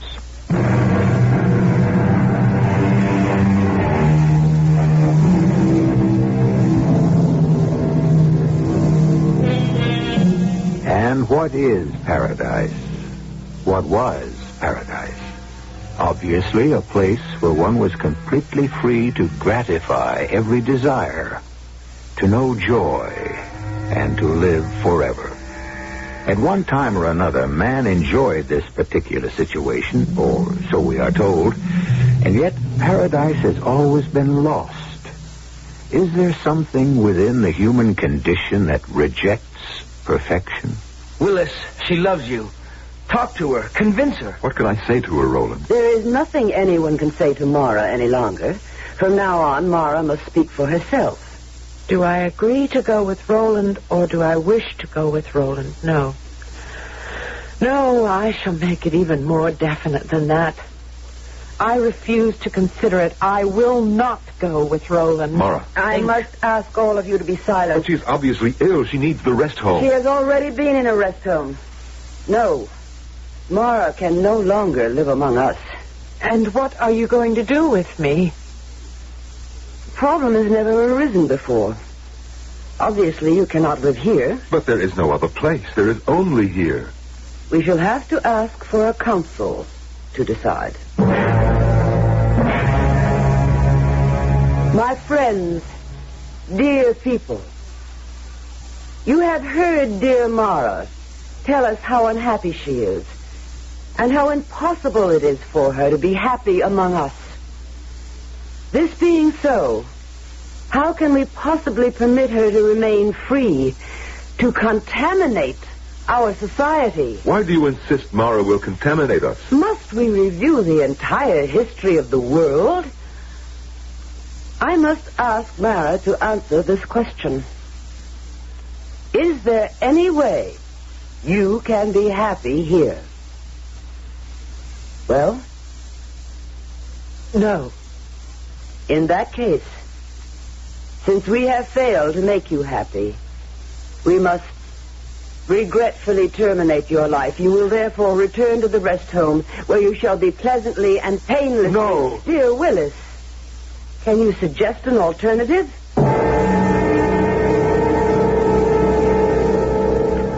Mara, what have you got there? A drink. The drink? Oh, you'll find it very pleasant. Oh, it will kill me. There is no other way. Why do I have to die? Why can't everyone just leave me alone? You have an illness. What illness? Is it possible you still don't understand what we have been talking about? You are unhappy. You cannot be permitted to live. Take the cup. No. I told you from the beginning. There is no other way. No! Mara! Let me out of here. You can't go anywhere. You struck me. Let me out of here. Mara, come back. There's no place you can go. Mara! Willis? Mara. Be quiet. Someone will hear you. Are you alone? Mara, everyone is looking for you. I know. Can you hide me? It's impossible. Sooner or later, you'll be found. I don't want to die. You should have thought of that before. Is that how you talk to me? It's the truth. I thought you loved me, Willis. I do. But no more than anyone else. I'll tell you what we can do. We'll go back to Melisande and the council. No. We'll say that you will make every possible effort to be happy. I can't be happy here. You must try. Oh, don't you think I have? Don't you think I've been trying all my life? What is it, Mara? Why are you the only one who can't be happy in our world? I don't know. I feel as if I were dead. Dead? As if there's no life in me. Perhaps something physical. No, they say I'm in perfect health. But why do you feel dead? Because there's no suspense. Suspense? Mara, what do you mean by suspense? I mean, I never have to wonder if I'll ever get what I want. Of course not. All you have to do is wish. That's the trouble. It just happens, and I don't have to do anything. I want to play beautifully on the violin. I just wish for it. And that's bad? I read that the person who I wanted to play like, whose style I admired, worked and studied and practiced every day of his life to be able to do it. Is that right? That I should just wish for it? Of course it's right. And your painting, the man you pattern yourself after, he's a genius. Is that fair? Was it fair for only a few people to have talent? Shouldn't everyone be able to paint or perform or write if he wants to? What do I have to look forward to? If only I could just feel alive like those people. Which people? Well, the people Melisande showed me in the pictures. Who? The ones who lived thousands of years ago, the ones who had wars and poverty. Mara, how can you say that? I looked at their world and it frightened me. It was filled with strife and anger and danger, but I envied them. At the same time they were killing themselves and destroying themselves, I envied them. Mara. Because they knew what life was like. Life? That was a world of death. I suddenly saw it. I saw the whole thing.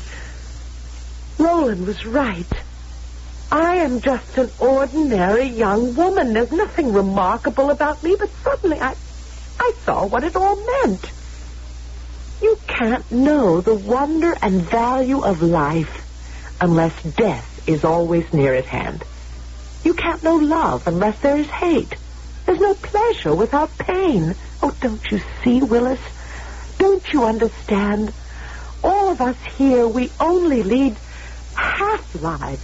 We're only half people.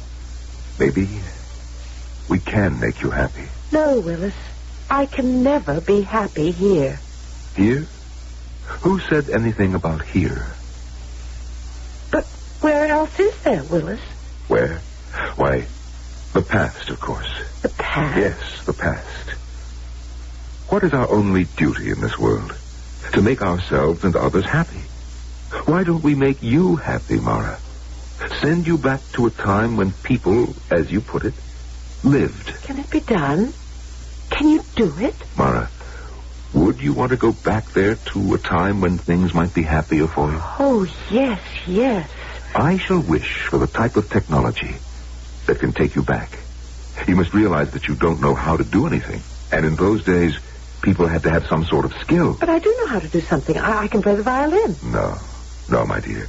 You create the illusion that you can play. Illusion? Well, that's what I wish to be free of. I want reality. In a more primitive world, you would actually have to learn to play. You would have to work hard at it. Oh, I don't mind. And you could work day and night. And yet, if you didn't possess talent... Talent? Yes, talent. That inexplicable, mysterious spark. Without it, you could never learn at all. Talent? Well, how does one get talent? Do you still want to leave here, Mara? Yes. Very well. Where would you like to go? I would like to go back to a time when there was conflict and people had to fight for what they wanted. How about the latter part of the 20th century? Yes? It was very turbulent. Wars, violence, but... But what? But it was the beginning of civilization. If you got sick, medicine had advanced far enough to give you a chance. Yes, that's the time. What do you think? Yes, all right. Your name is Mara.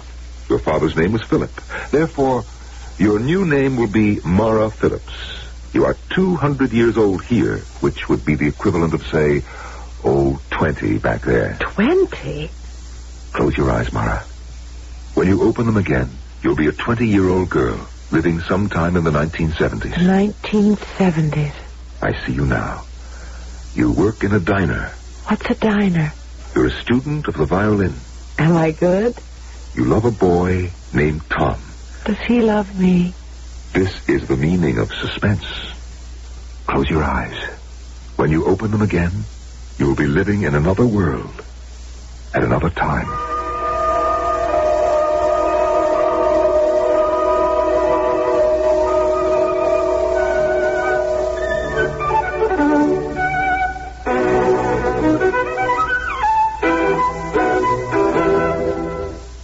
Well, do I sound better, Tom? Honey, you sound like $1,000,000. Am I improving? Yeah, I think so. But what do I know about it? Oh, Tom, there are times when I think you're a barbarian. Come over here. I'll show you. Tom, I haven't finished practicing. When does the professor think you'll be ready for the concert? Oh, 5 years, maybe 6. 5 years? Well, it takes work. Do you want me to give it up? Hey, baby, don't get so all uptight.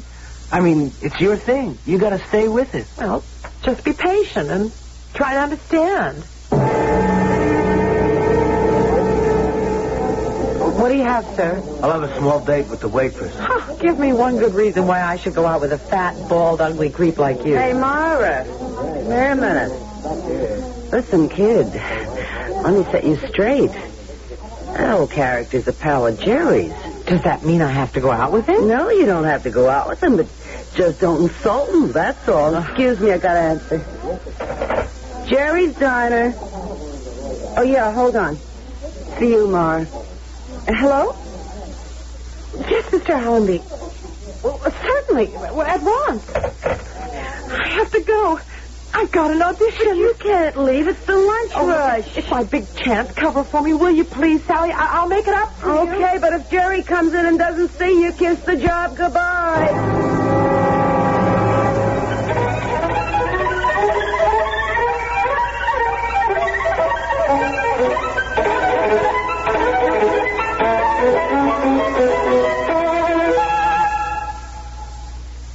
Okay, now what do you do? What do I do? I mean, you're going to a dance? What's the act? The act? You mean all you do is just stand there and play the fiddle? Oh, Mr. Allenby, I'm training to be a concert violinist. You don't have a bad-looking figure at all. Yeah, I could find a spot for you. Mr. Allenby. It would be sensational. How about if you just stood and played the violin without any clothes on?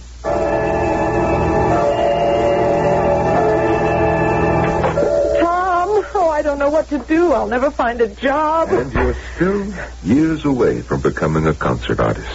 Willis, what are you doing here? I thought I'd visit you, dear Mara. Where's Tom? Tom? The man you're in love with? The man who loves you? Well, what happened to him? Where is he? I found this note. Read it. Dearest Mara, it was fun while it lasted, but it was starting to drag. So the best breaks are the clean, quick ones. He's left me. I would imagine so. Oh, Willis, what am I going to do? Ah, yes. Suspense, adventure, struggle. This is what you wanted? How could he leave me? He said he loved me. Back in our world, he'd be required to stay with you. See how it's all gone wrong? No success as a violinist. I'm still learning. I'm studying. The man you love has left you, and you don't even know if you still have your job in that miserable diner. Willis. Do you want to come back, Mara? Back? Back to what? Utopia. Paradise. Where you can have everything your heart desires. Willis, I can't. You can't what? Go back or stay? Answer me quickly before it's too late. Don't say the words that are forming on your lips. Don't say come in. Answer me. Tell me if you want to come back. But it's Tom. It must be Tom. Tell me before it's too late if you want to come back to a life of ease, of success in whatever your heart desires. How can you even think about it? Answer me before it's too late. Come in. Hi, Mara. It's too late, Mara. Too late. Oh, Sally. Sally, I'd like you to meet a friend of mine, Willis. Who? Willis. Hey, you okay? Who's Willis? Where is Willis? Well, Willis. He was... Oh, I knew it. I knew one day you'd finally flip. Listen, kid, I squared it with Jerry. I said you was sick. It must have been a dream. What? That I lived in a place where everyone could have his heart's desire. Hey, that must have been okay. No, it wasn't. Instead of staying there, I chose to live here. Oh, you're crazy. Why? Well, because I'm human, I guess. Oh, I wish I could have dreams like that. You ought to see some of the things I dream about. Willis, Ellison, Roland. Are they the dream? Or Sally, Jerry, Tom, this place? This struggle, this suspense. Is this the dream?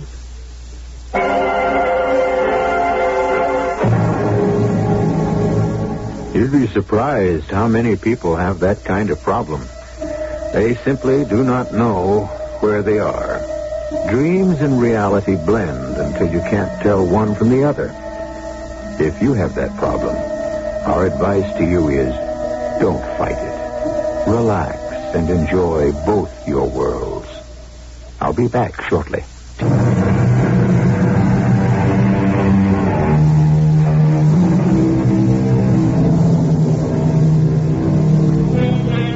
What is there about paradise that makes it impractical and impossible for humans to live there? Why do they all fail? All those gardens of Eden, from the ones created by the gods to the utopias created by men and women. Is it because man can never really be happy on a constant level of happiness? Do we always require a trial or two to give savor to life? Our cast included Patricia Elliott, Norman Rose, Joan Lovejoy, and Don Scardino. The entire production was under the direction of Himan Brown. Radio Mystery Theater was sponsored in part by Buick Motor Division. This is E.G. Marshall inviting you to return to our Mystery Theater for another adventure in the macabre.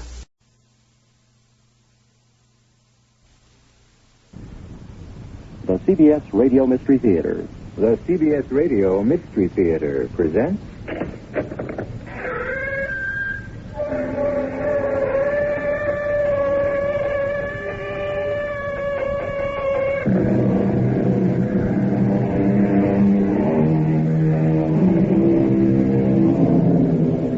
Come in. Welcome. I'm E.G. Marshall. Welcome to another tale of the macabre. By definition, macabre pertains to a dance in which death leads skeletons to the grave. But on a broader basis, consider this. In the course of one's life, each of us picks up a personal skeleton or two which alter our futures just as surely as wind in the desert forms new dunes. Mrs. Randall, a wealthy widow, has such a skeleton in her closet, and his name, so he claims, is Robert Lewis. Not that he goes now by that name. Not Robert Lewis. Anne? It is Anne, isn't it? I didn't quite catch your full name when we were introduced. Anne Hillard. And you're Nelson Potter. I had you pointed out to me. You didn't. I'm flattered, Mrs. Dillon. Oh, no, you're not, Mr. Potter. Not really. You're new here in our sleepy little Hanover, and you're handsome and very striking. But why in the world you singled me out? I don't know. It seemed obvious to me, and I was right. You have a look of intelligence in your eyes. You're very attractive. Well, thank you. Any woman likes to hear that, especially a middle-aged widow. But really, why?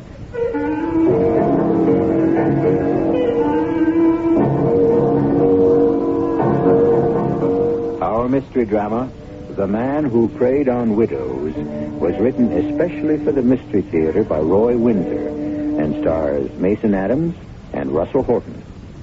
It is sponsored in part by Buick Motor Division and your nearby Goodyear Auto Service Center. I'll be back shortly with Act One.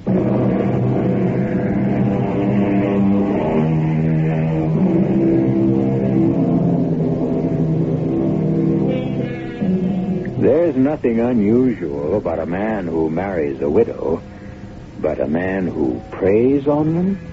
And widows in their 50s and even older and with money have often been victimized. Their loneliness is a void which flattery and self-deception can fill. They are grateful for attention and confident that they are truly loved, which often simply isn't true.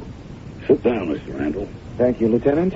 We've located Robert Lewis. Oh, good work. Hard work. I'm grateful to you. And my mother will be, too, when she comes to her senses. I don't get it.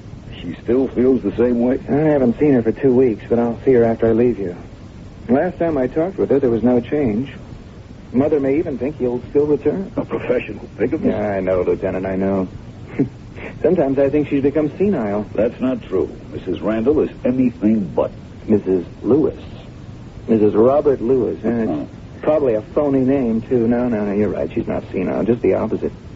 Mother's intelligent and alert. But when I talk to her about Lewis, she just smiles vaguely, tells me not to worry about him. It's infuriating. She said, "It's only money, Lawrence. I have plenty of that." Yeah, but that's not the point. I know your mother's one of the richest women in Philadelphia, and prominent.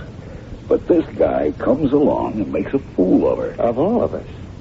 I'm embarrassed. My wife's tired of answering questions about Mother and Lewis. You should hear my grandmother on the topic. Before Mother married Lewis, Grandmother urged her to see a psychiatrist. Oh, you're kidding. No, I'm not. Grandmother was, of course.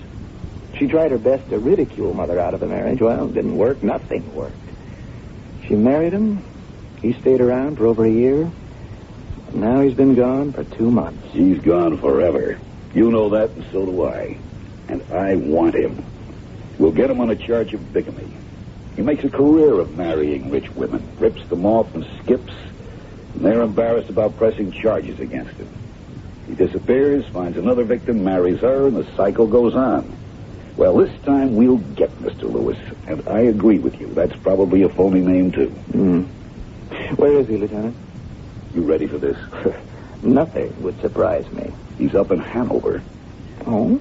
Where Dartmouth College is? That's the place. He calls himself Nelson Potter, and he's got an eye on a widow named Anne Hillard. Have you warned her? We will. Don't worry about her. Well, why not? I don't want to see another foolish widow taken advantage of. She won't be. I can promise you that.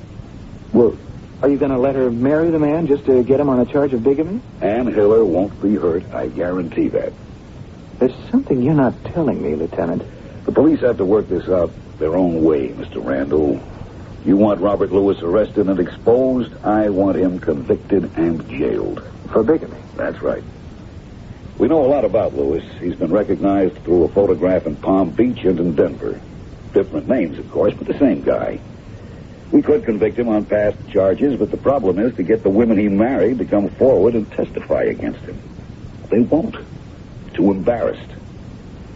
We won't have that problem with Ann Hiller. Well, how can you be certain? We are. To your mother, he's Robert Lewis, and she's still married to him. To Ann Hiller, he's Nelson Potter. She'll marry him, and we'll pick him up. Mm-hmm. But what if my mother won't cooperate? No problem.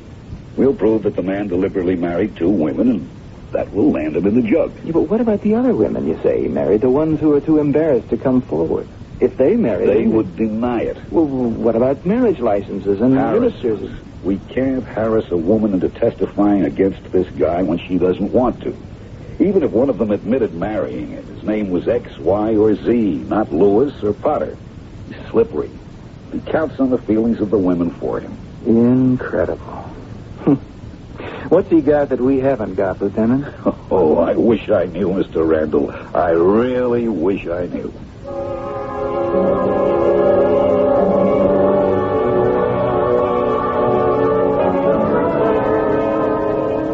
You're looking well, Mother. Thank you. Would you like some tea? No, thank you. Sherry? No, not a thing, thanks. Oh, do sit down, Lois. Don't stand there like a prosecutor. Well, now, why would you say a thing like that? Now, let's not quarrel. You will admit that the few times you visited me in the past 2 months, you paced around the room and ranted gently about what a foolish old woman I've been. Mm-hmm. And you still can't see her. Oh, dear, can't we talk about something else? Robert Lewis is still my husband. You seem to forget that. Your husband was my late father, not the hypocrite you married a year ago. A crook who married you for your money, not because he cared for you. How do you know that? Mother, how can you ask such a foolish question? He came out of nowhere. He rolled his eyes at you. You fed your line of talk about music and art. He was well informed, Lawrence. Books. He read a few books, homework, and fawned on you. It was outrageous. I want you to admit your mistake and help the police put Mr. Robert Lewis in jail. Why? Because he's a charlatan who preys on rich widows, a hypocrite, an immoral opportunist. Have you ever asked yourself if some rich widows want to be preyed upon? You can't be serious. Oh, but I am. But that's stupid. You're not stupid, Mother. How nice of you to say so. I really don't understand you. Well, then why bother about it? Haven't you anything else to talk about? I'm harmless. I don't think I committed a heinous crime in remarrying. For over a year, he lived here like a crown prince on the money you squandered on him. A fortune, I'm sure. I don't resent it. Why should you? Because you're my mother. And Lewis made a fool out of you. You may not know it, but there's a lot of gossip about you and Lewis. And, well, it's made Nancy and me very, very uncomfortable. We ignore it, but all the same, it's there. Yes, I suppose it is. I do regret that. I know how sensitive Nancy is to gossip. Apologize to her for me and suggest that if the subject comes up again in her presence, to tell the scandalmonger to telephone me. Either that or have her say that I am none of her business. But you are our business. I'm your son. Yes, I know that, love. And may I suggest that you follow that same advice? Consider you none of my business? It's absurd. Oh, dear, how unmodern you are, Lawrence. Isn't this the era of the emancipated woman? Can't I do as I please? Must I consult my son and daughter-in-law about every decision? Oh, but if you'd only listen to us and to your friends... I did listen. And you talked twaddle. You're an old, foolish widow going on 60. He wants your money. You're lonely. He knows that and is going to take advantage of it. People will laugh at you. He'll rob you blind and skedaddle. Well? All true, of course. Don't you think I knew all that? You said I wasn't stupid, Lawrence. You're not, but you behaved stupidly. Everything you said was true. Robert Lewis knew that Father left you a fortune. He planned to marry you. He did. I couldn't prevent it, and then he left you. So he did. To marry another foolish widow with a lot of money. Well, that's news at last. Has he married again? He's about to. Robert Lewis now calls himself Nelson Potter. He's after a woman named Ann Hiller. Bigamist. He's a bigamist, Mother. and I am going to see that he's arrested and sentenced to jail. He wouldn't like that, Lawrence. How can you be so indifferent about it? Have you lost all sense of judgment? Values change. You really don't care what Nancy and I think of this farce you've made out of your life. Well, I really can't say that I do, Lawrence. If you were as wise as I am old, and if you had even the tiniest sense of humor, you'd smile with your mother about her rascal. Her rascal. A scoundrel is more like it. No. A scoundrel is a villain. And Robert Lewis never was a villain to me.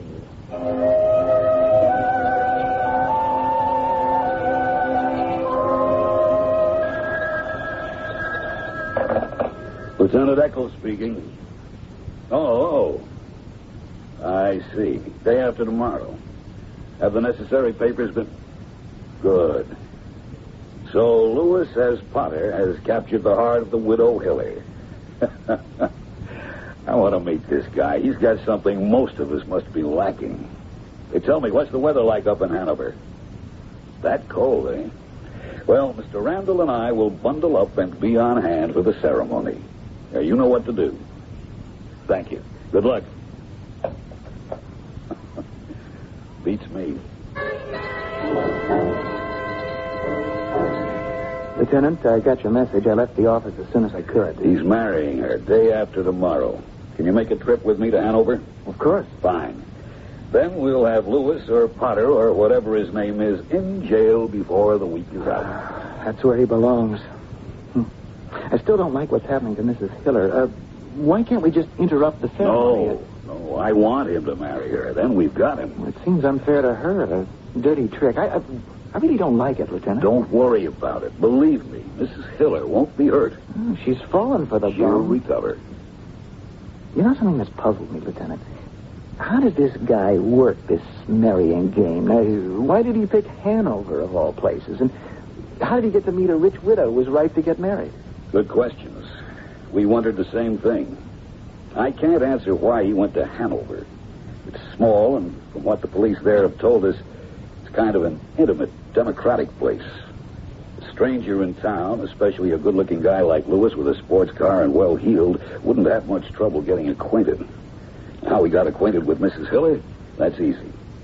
He went to a real estate broker and asked to see some houses. Mrs. Hiller's house had just come on the market. Lewis saw the house and struck up an acquaintance with her. That simple. I see. Lewis uses real estate agents the way insurance men watch engagement notices and births. That's right. Lewis gets the real estate guy to talk, then does the rest.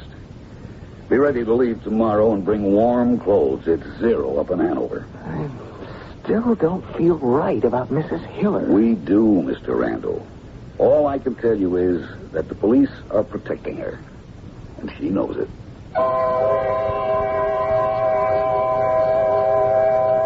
And there you have it. Robert Lewis, alias this, alias that, seems to have made a career of preying on rich widows. A widow and her money can be parted by an unscrupulous man. He takes advantage of the emptiness she feels when family and friends have departed, and, like Mrs. Randall, finds herself alone in a house in which only memories remain. Mrs. Randall, however, seems to be an exception. What about Mrs. Hiller? We'll find out when I return shortly with Act 2.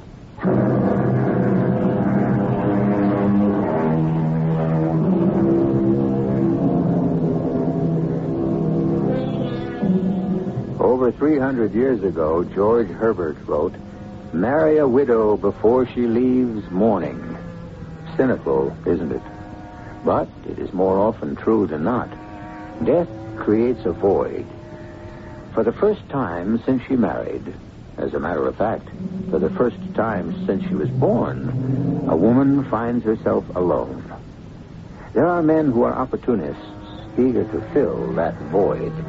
And Robert Lewis, now Nelson Potter, is that kind of predator. Marrying rich widows is, in fact, his unusual and despicable career. My darling Anne, how lovely you look. May I kiss you? If you care to. Care to? I love you. That's pretty convincing, Nelson. Is anything the matter, Ed? I know. You're having second thoughts. Is that it? Well... Darling, we'll wait. A week, a month. I've been thoughtless, as usual. Oh, you've never been that, Nelson. Thoughtless. Oh, yes, I have. I come out of nowhere into Hanover. I meet you. I rush you off your feet and propose. You don't know much about me except how I feel about you. Who am I? Why am I here? Am I rich or poor, kind or cruel? Oh, Nelson, No. I'm serious, Anne, really. If I were you, I'd think twice, too. Oh, it embarrasses me to hear you talk that way. Darling, you have to be sure. Now, I know how I feel about you. I love you. I think you do. Why? I cannot say. Look at me. I have. Many, many times. You're handsome. Oh, perhaps. In a middle-aged way. I'm in my late 50s. Youth is far behind me. Let's not kid ourselves. With your good looks, women 20 years younger than you are everywhere, waiting to become your wife. Why me? May I tell you something? What can you possibly see in me as a woman? Darling, listen. He that loves a rosy cheek or a coral lip admires. But, Nelson, my cheeks aren't rosy, and my coral lips come from a stick. Please, let me finish. It's the second verse I had in mind when I wrote the poem for you. Time does dull the rosy cheek and the coral lip, but a smooth and steadfast mind, gentle thoughts and calm desires, hearts with equal love combined, kindle never-dying fires. Where these are not, I despise lovely cheeks or lips or eyes. Oh, that's beautiful. And you wrote that? For you. It says better than I love you, how I feel about Ann Hiller. Oh, my goodness. I've never had a poem written to me.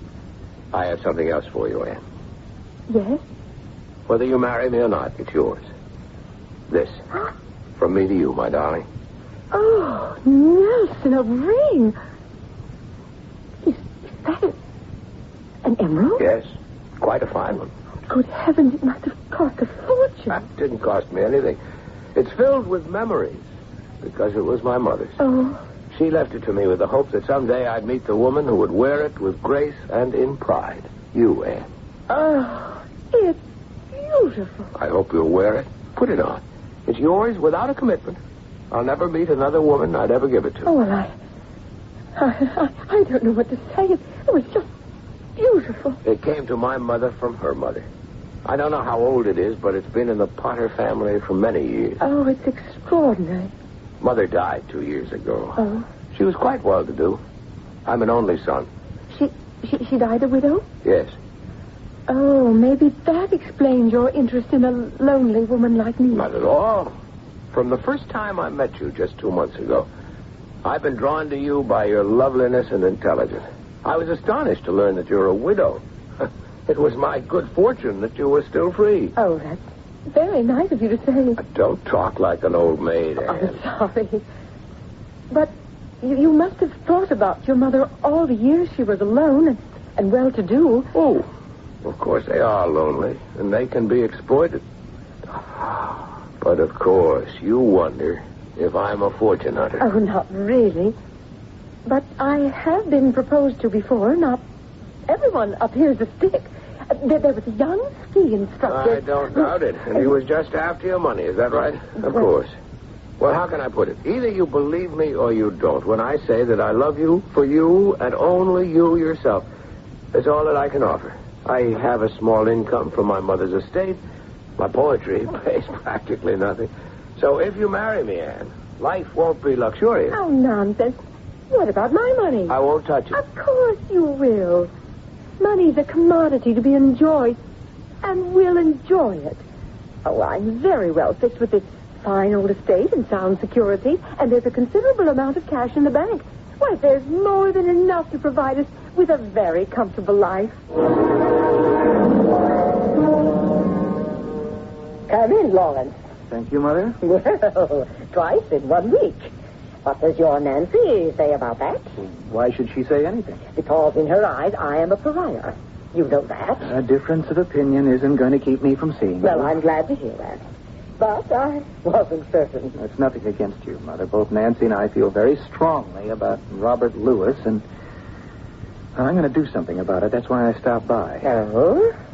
You may make a fool of yourself, Lawrence. Not a greater fool than I already feel I am. Lawrence, let me appeal to you once more. Robert Lewis is everything you say he is. An opportunist who most certainly married me for my money. He enjoyed it for a year, left with some $7,000 or $8,000, and surely will not return. Goodbye, Robert Lewis. The end. No, not the end. Think of the humiliation. Oh, don't be childish, Lawrence. Humiliation my big toe. I'm your mother. I'm also a woman. But during the nearly 2 years I was married to Robert, I felt alive for the first time since your father died. He was charming to me, attentive, considerate.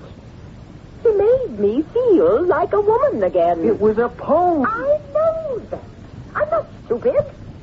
I know my money bought his love and companionship. And you see nothing wrong in it. Well, not really. I bought something I wanted. I knew it was slightly unreal.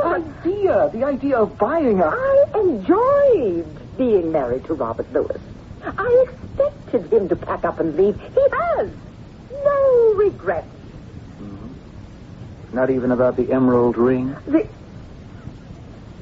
Well, that was rather a low blow.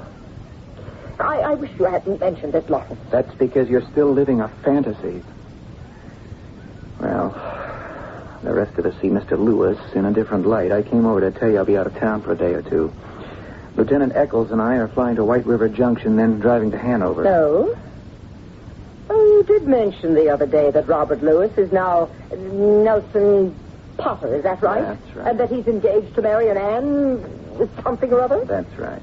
And you and this policeman proposed to march into the church and cry, halt the wedding? No, I don't know what the plan is. Now, what right have you to prevent the marriage? The best right in the world. Oh. Robert Lewis is already married to you.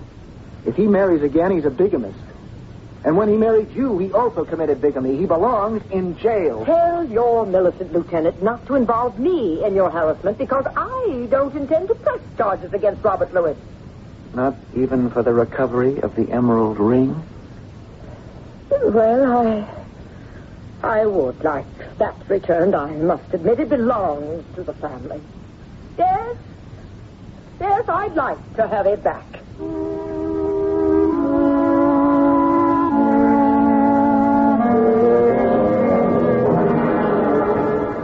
I'm glad I found you in, Lieutenant. It just came from my mother's. Oh?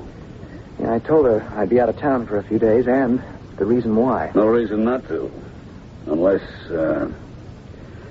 well, is it possible your mother might try to get in touch with Lewis? Ooh, I never thought of that. Neither had I. But if your mother is still soft in the head, you'll excuse me for saying so. But if she is, if she doesn't want to see him hurt, who knows? She just might warn him we're about to close in. I can't believe that, Lieutenant. But then, why not? She is soft in the head about all of it. She admits Robert Lewis ripped her off. She doesn't care. She said she had a wonderful time with him the year and a half they were married. She paid for it, and she doesn't care that he left her. In fact, she expected him to. Can you explain it? Beats me. Mother doesn't care that Lewis is marrying Ann Hiller.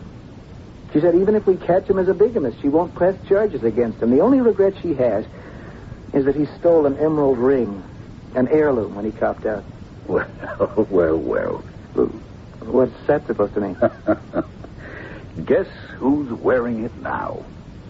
You can't mean it. Oh, but I do. Ann Hiller. It's her engagement ring. He said it was left to him by his mother. Lieutenant, how do you know all these things? You say Mrs. Hiller won't be hurt. If she marries this con man, of course she'll be hurt. Now you tell me he's given her my mother's ring. How do you know that? I know something more. Let's have it. He's a poet. Well, you mean he's pretending to be a poet? No. When he proposed to her, he used one of his poems to get her to say okay she'd marry him. Listen to this. He that loves a rosy cheek or a coral lip admires. Now, hold it. That's a 17th century trochaic 4-foot meter. He says he wrote that? Sure. Well, what do you mean, troke, whatever you said it was? Well, read some more. Well, he said he didn't care about the rosy cheek or coral lip bit, but a smooth and steadfast mind, gentle thoughts and calm desires, hearts with equal love combined, kindle never-dying fires. Where these are not, I despise lovely cheeks or lips or eyes. And he said he wrote that poetry? Sure, it's all down on the tape. Oh, so that's how you know so much. You've wired Mrs. Hiller's house. That's right. Just the sitting room. We figured that's where he'd make his pitch. Yeah, and that's where you got your information about the emerald ring. Right on the tape. Tell you, this guy has quite a line. And Mrs. Hiller said yes? The wedding goes on as planned at the home of a justice of the peace. And that's where we cause an interruption. After they're spliced. Is Mrs. Hiller cooperating with you in all this, Lieutenant? Let's say we've alerted her that Mr. Potter may not be all he says he is. I want this wedding to go through. I'll pick you up in the squad car tomorrow morning about 9, and don't forget the warm clothing. All right. It's a funny situation. It's different going after a mugger or somebody who committed murder. We know what we're after. But here, we're allowing the guy to frame himself. We know he's committed the same crime before, bigamy. But it's got to be proved. It's like trying to get your hands on a shadow. Yeah. Well, see you at 9 in the morning. I feel sorry about Mrs. Hiller. I really do. She's fallen for the guy. It's got to break her heart. Wait until you meet the widow Hiller. You're in for a surprise.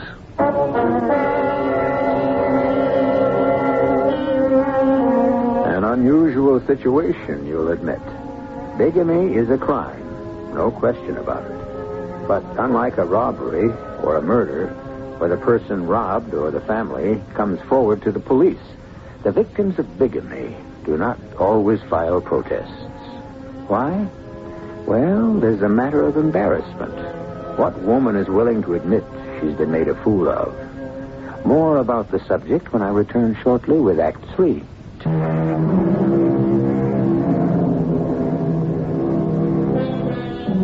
It's not often that a married man consummates another marriage. When he has, it's usually been because he would be unable to obtain a divorce. All the same, there have been men with second families. But Robert Lewis, now known as Nelson Potter, is a different breed of cat. He preys on widows, rich widows, exploits them for pleasure and money, and then vanishes. He's made a career of preying on widows. Now, with the help of the police, the son of one of Lewis's victims hopes to bring that career to an end. Now, Mr. Potter, please be seated. Thank you, Judge. The lady said yes. Did she? Well, you're a lucky young man. Congratulations. Thank you. She's a marvelous woman. Now that I've heard your good news, I expect you've got a date for me to perform the service. Tomorrow afternoon at 4. Oh, that's fine. I'll open a bottle of champagne I reserve for occasions like this. This check will cover a gratuity to you and several bottles of champagne. $100? What? My goodness, that's very generous of both of you. I see it's made out by Mrs. Hiller. She insisted. She has it to spend. Yeah, and Hiller's a wealthy woman. But like all good New Hampshire persons, frugal. This is much more than I'd expected. I thank you, sir, sincerely. You're welcome. Mm-hmm. There's one other thing that you could do for me, Judge. Oh, yes. Well, what is that? I don't want to drag somebody off the street to act as a witness. Oh, well, my wife will be one. She likes champagne. As for the other, now leave that to me. A friend of mine named Eccles will be only too glad to stand up for you. Thank you. I haven't lived in Hanover very long, so I don't... I understand. Life's odd, isn't it? Well, it's not an original statement, but it's a true one. What I mean is, you dropped out of nowhere and right into the arms and affections of Anne Hiller. Perhaps destiny does shape our ends. By the way, if it's not impertinent, where did you drop in from, Mr. Potter? Florida. My mother lived in Palm Beach. She died a few years ago, and I've drifted around since then. Well, it's been pleasant talking with you. Thank you for this generous check. And I'll see you and the bride-to-be at 4 o'clock tomorrow. Thank you, Judge. No, don't bother to show me to the door. I'll let myself out. Goodbye. Goodbye. All right, Sergeant. You can turn the recorder off.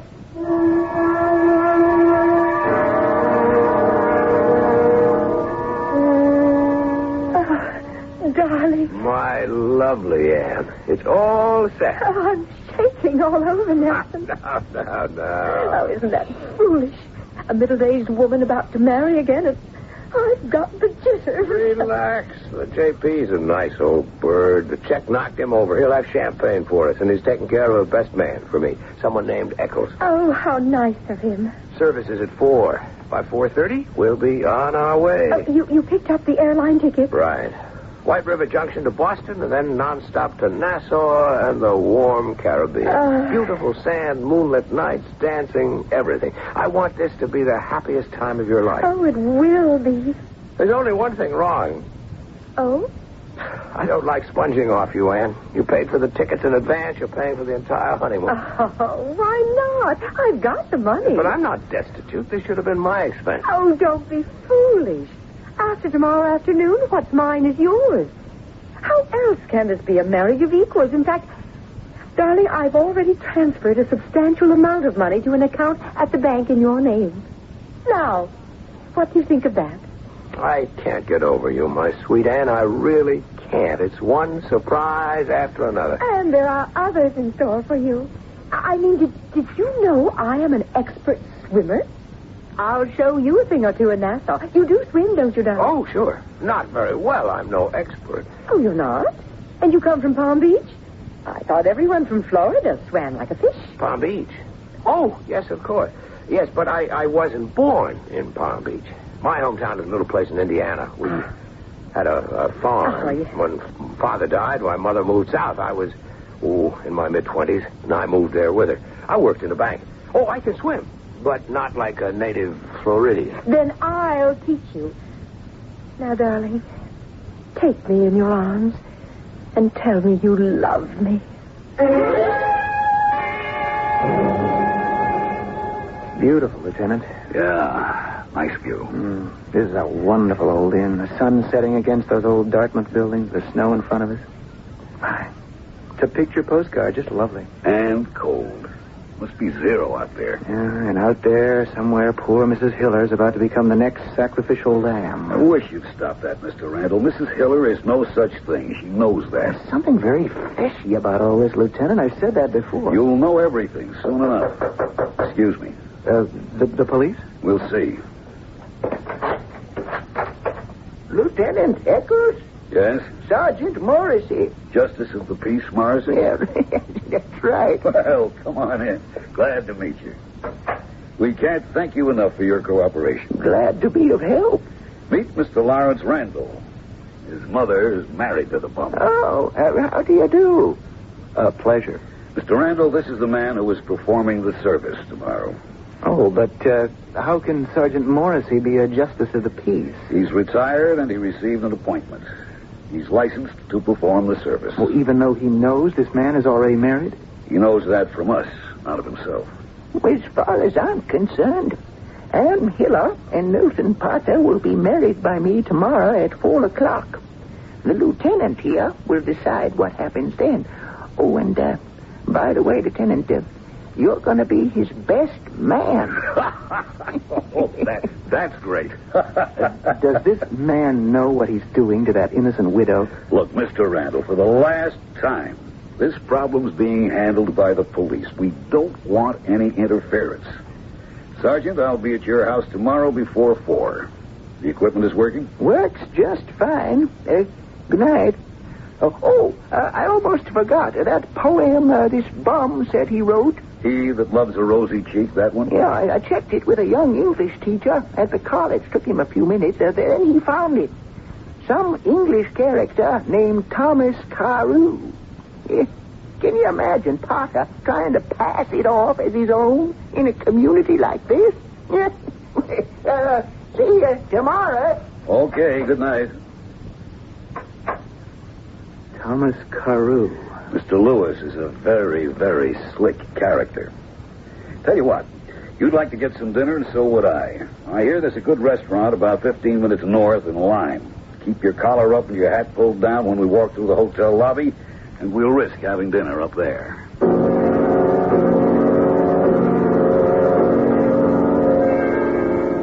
And so, by the authority vested in me by the state of New Hampshire, I now pronounce you man and wife.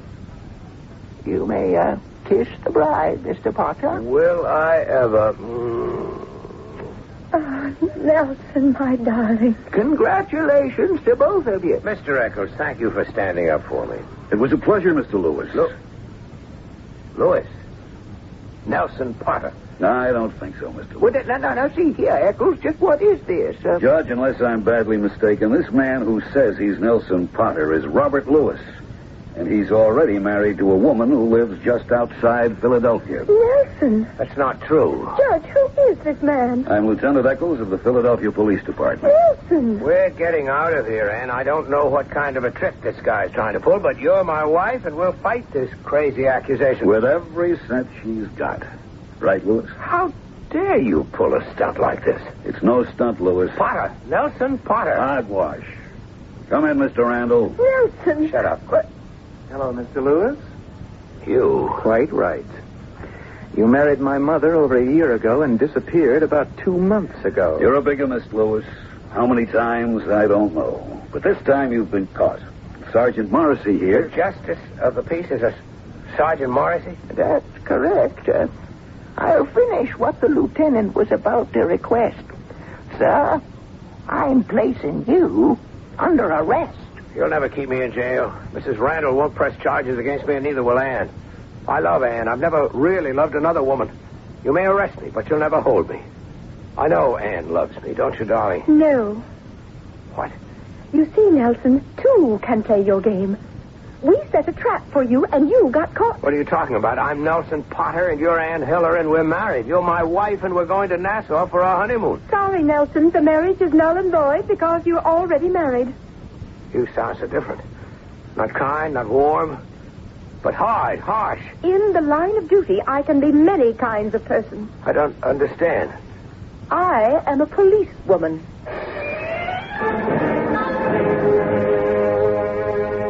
Wonderful job, Mrs. Hiller. Thank you, Lieutenant. This young man, Randall, he's been worrying about us allowing you to be hoodwinked. I didn't tell you everything, Randall, because you just might have told your mother about it. You mentioned the name of Ann Hiller, and your mother called her last night. No. Yes. She was most sympathetic. She told me to marry the bum, that he was charming and devoted. Mother really is senile. No, she's not. I understand. She was lonely. But he didn't love her. He pretended to, and he did a good job. Oh, he could charm a bird off a branch. I really liked him. You don't mean that. Oh, but I do. He made me feel like a woman. Well, you can say that in this day of emancipated woman? Emancipation is just a matter of degree. It beats me. How about you, Lieutenant? No comment. I'm a married man.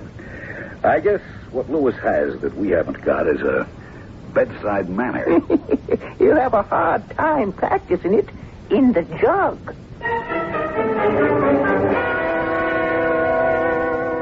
Thank you, Lawrence. I'm really glad to get this ring back. Mrs. Hiller took it off her finger and gave it to me. Give it to Nancy. This emerald ring has been passed on to the women in this family from generation to generation. It should belong to her. Well, thank you, Mother. So Robert Lewis is in jail. That's right. He'll be out of circulation for a long time. Oh, it seems such a mean trick. I don't regret having married him. You'll never understand that, will you? Mother, he's been abusing widows for years. Has he indeed? I wonder if they feel that way about him. Oh, one other thing. May I speak to lawyers about annulling your marriage? Why not? Robert won't return to me. He has too much pride. And if my marriage to him is annulled, your stuffy sense of what's right and proper will be satisfied. Yes, go ahead with the lawyers. And when the papers come through, perhaps Nancy will come to call on me with my grandchildren.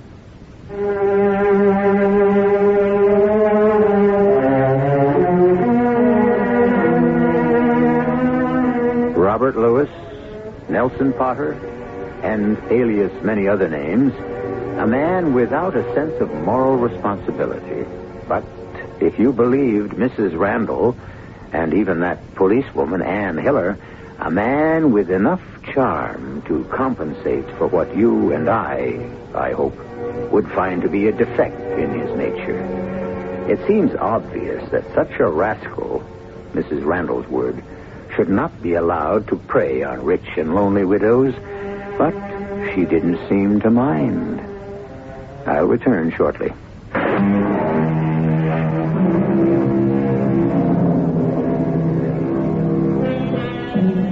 The Defenseless Widow, an interesting study. It's hard to play doubles in tennis without a partner. It's hard to say goodnight after an evening of bridge and return to an empty house, and a meal to prepare just for yourself. This is loneliness, a void to be filled. Sometimes it is, happily. Sometimes, as we have heard, a man will exploit that loneliness. Perhaps companionship is worth the cost. Our cast included Mason Adams, Joan Shea, Russell Horton, and Jackson Beck. The entire production was under the direction of Himan Brown. And now, a preview of our next tale. I wouldn't go in there if I was you. You wouldn't? Folks get lost in there. Been a lot of that. Oh, we won't get lost. I have a very good sense of direction. But all the same, you take my advice. You stay out of Dutchman's Woods. See, Ronald? Oh, that's ridiculous. We can take care of ourselves. We're not going to get lost. Nobody aims to, of course. Folks do it, though. Yeah, I was going to ask you if Mrs. Griffin, Sarah, would be willing to put up a picnic lunch for us. Oh, she'll fix you up something for lunch. No trouble about that. Only thing is... Oh, we'll be very careful. Well, I'll just go to talk to Sarah about the lunch then. Thanks. But if I was you, I'd stay out of Dutchman's Woods. Radio Mystery Theater was sponsored in part by True Value Hardware Stores. This is E.G. Marshall inviting you to return to our Mystery Theater for another adventure in the macabre. Until next time, pleasant dreams.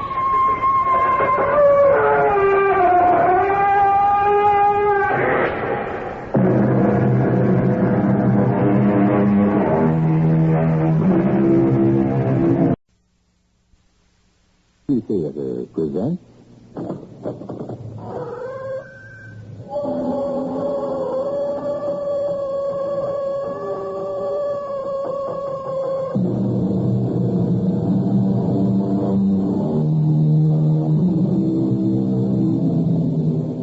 Come in. Welcome. I'm E.G. Marshall, celebrant of these somewhat ominous ceremonies.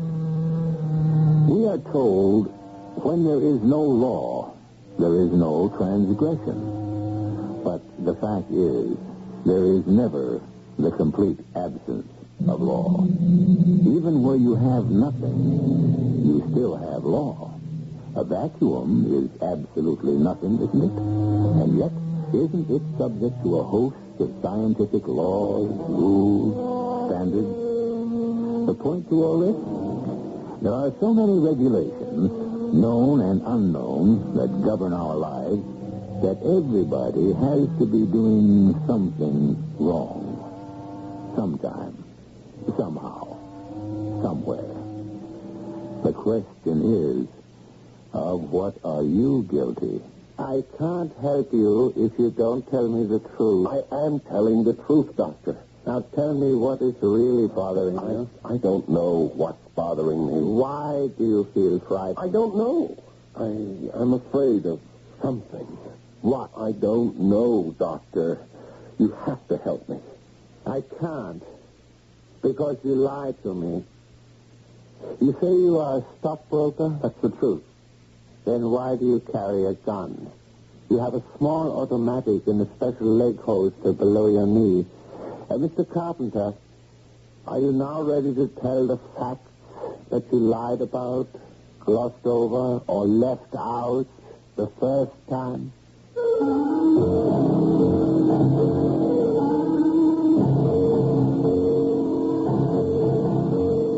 Our mystery drama, The Aliens, was written especially for the Mystery Theater by Sam Dan and stars Paul Hecht.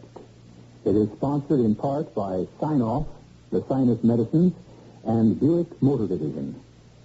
I'll be back shortly with Act One. Welcome, Wax.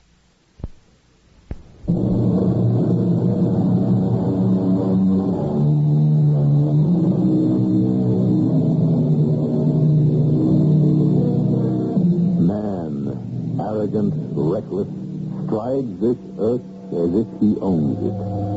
Despoiling, destroying, abusing, and wasting nature's bounty for his convenience and pleasure. But does man actually own this earth?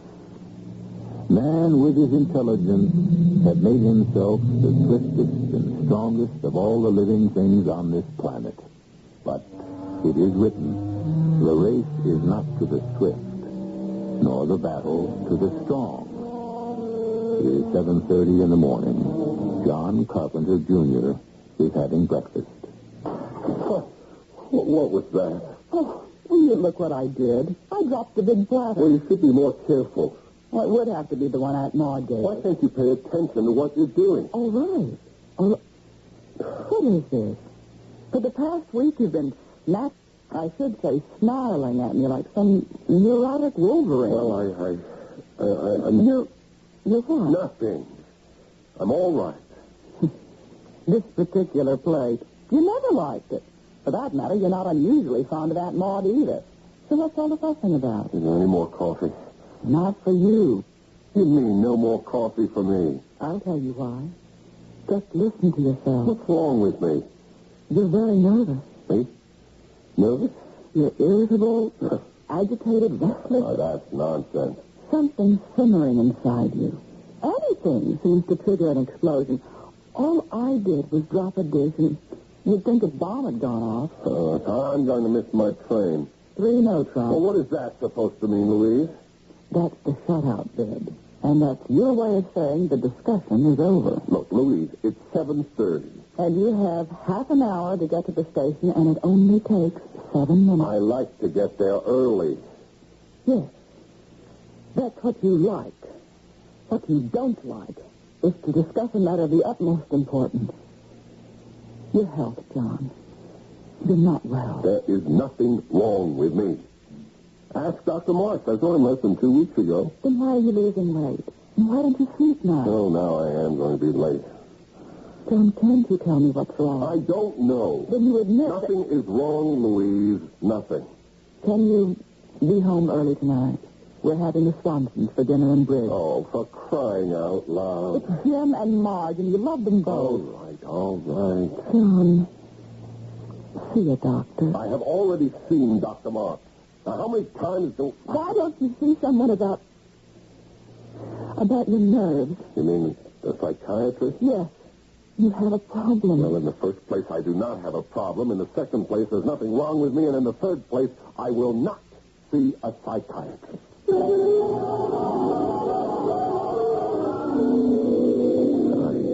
want to thank you, Dr. Burns, for seeing me without an appointment. You said it was an emergency, Mr. Smith. John Smith. Your age? 37. Married? Yeah. Children? None. Well, we had a little boy, but he died in an accident. Look, I don't know what's the matter with me, Doctor. I'm edgy, fidgety. I blow off at trifles. There may be some systemic disorder. No, I had a complete checkup. Less than 2 weeks ago, the doctor found nothing. You told him about these symptoms? Yeah, he told me I was in excellent shape, physically, but maybe I was working too hard. Are you? Well, no more than usual. What do you do for a living, Mr. Smith? Oh, I'm a stockbroker. Why did you pause when you answered? Are you telling me the truth? What do you mean?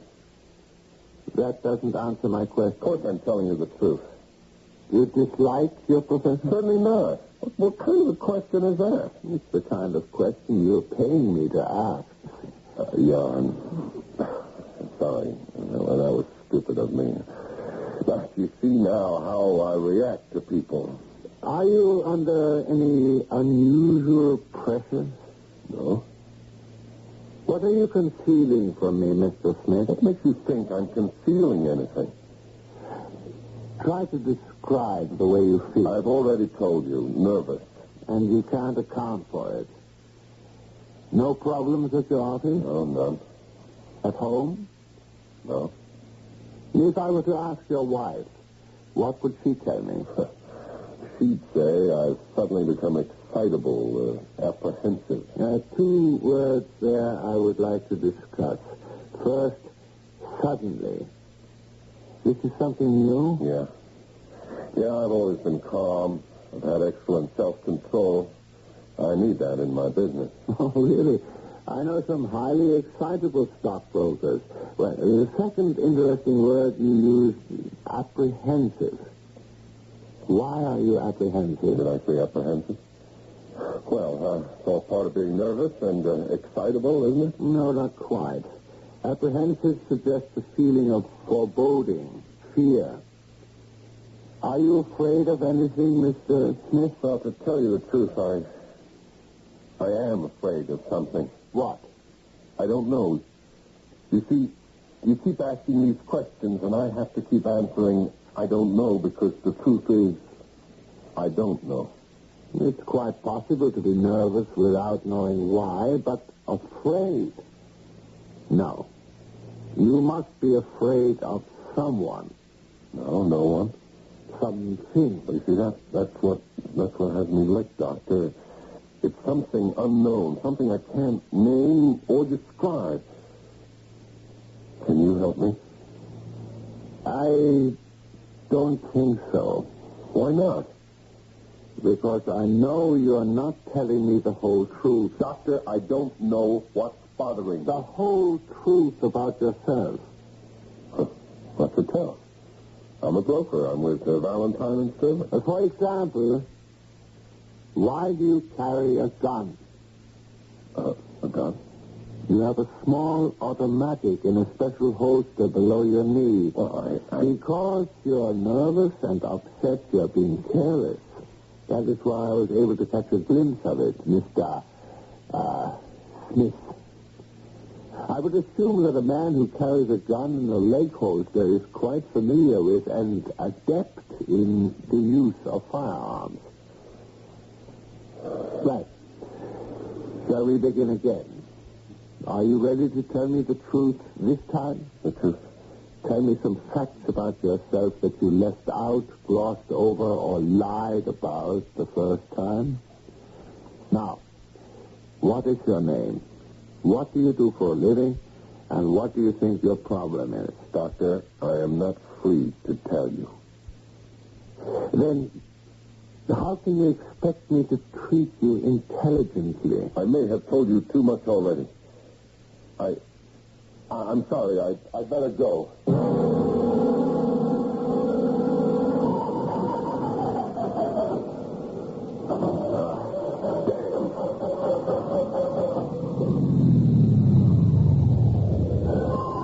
I'm afraid your battery's dead. Yeah, I guess so. Just perfect this morning. May I be of assistance? Oh, could you help me jump start it? Sorry, I don't have those wires. Well, that's okay. I got them.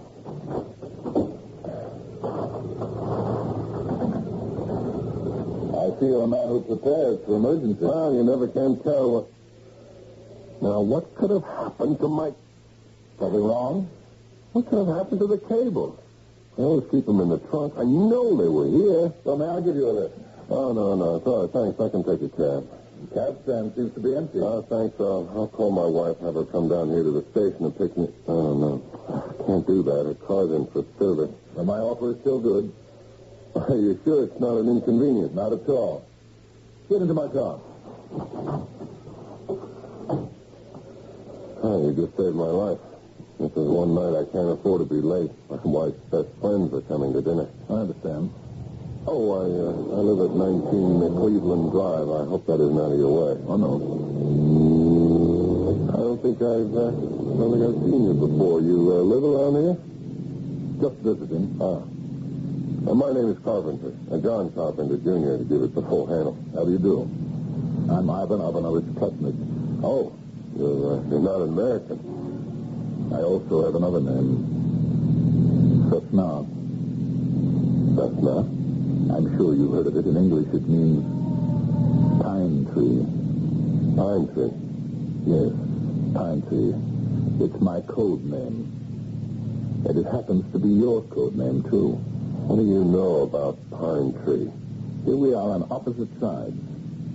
Yet each of us finds himself on a similar project, pine tree. Why are you reaching for your gun? If I wanted to kill you, you'd be dead by now. All right, what do you want? I don't know. You're a foreign agent? So are you. Both of us are secret agents. What's your purpose in revealing yourself? As far as revealing myself is concerned, your people know who I am. Just as my people know who you are.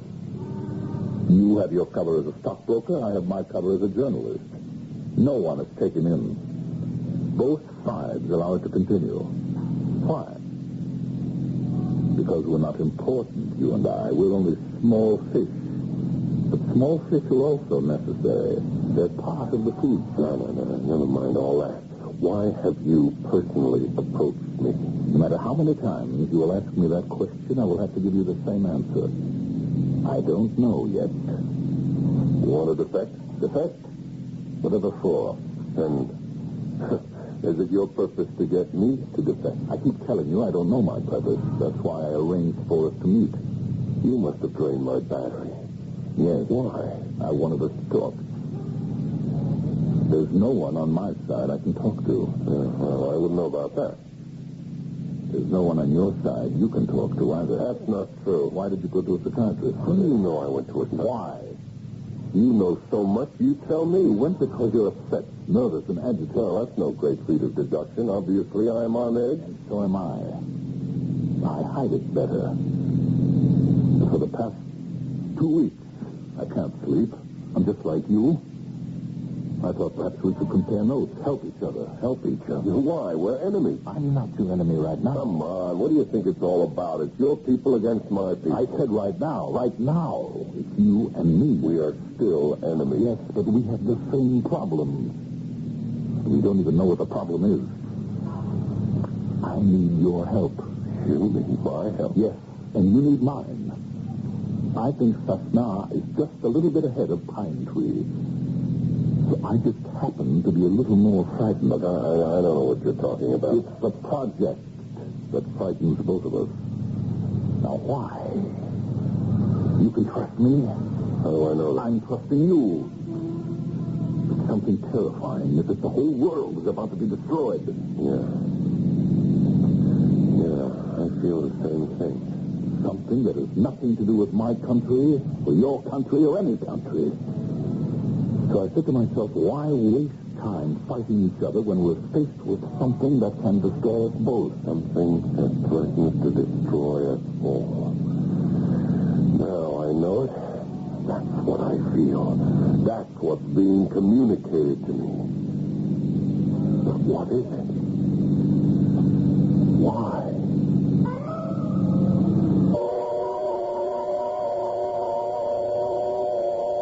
What is it? And why? You know by now we have an orderly procedure. In the first act, we ask the question. It's only in the second act that you can hope for some of the answers. And yet, you already have a clue, an extremely powerful clue, that will enable you to answer the most important question of all. And what is that clue? It has been stated forcefully and plainly. You think back on it until I return shortly with Act 2.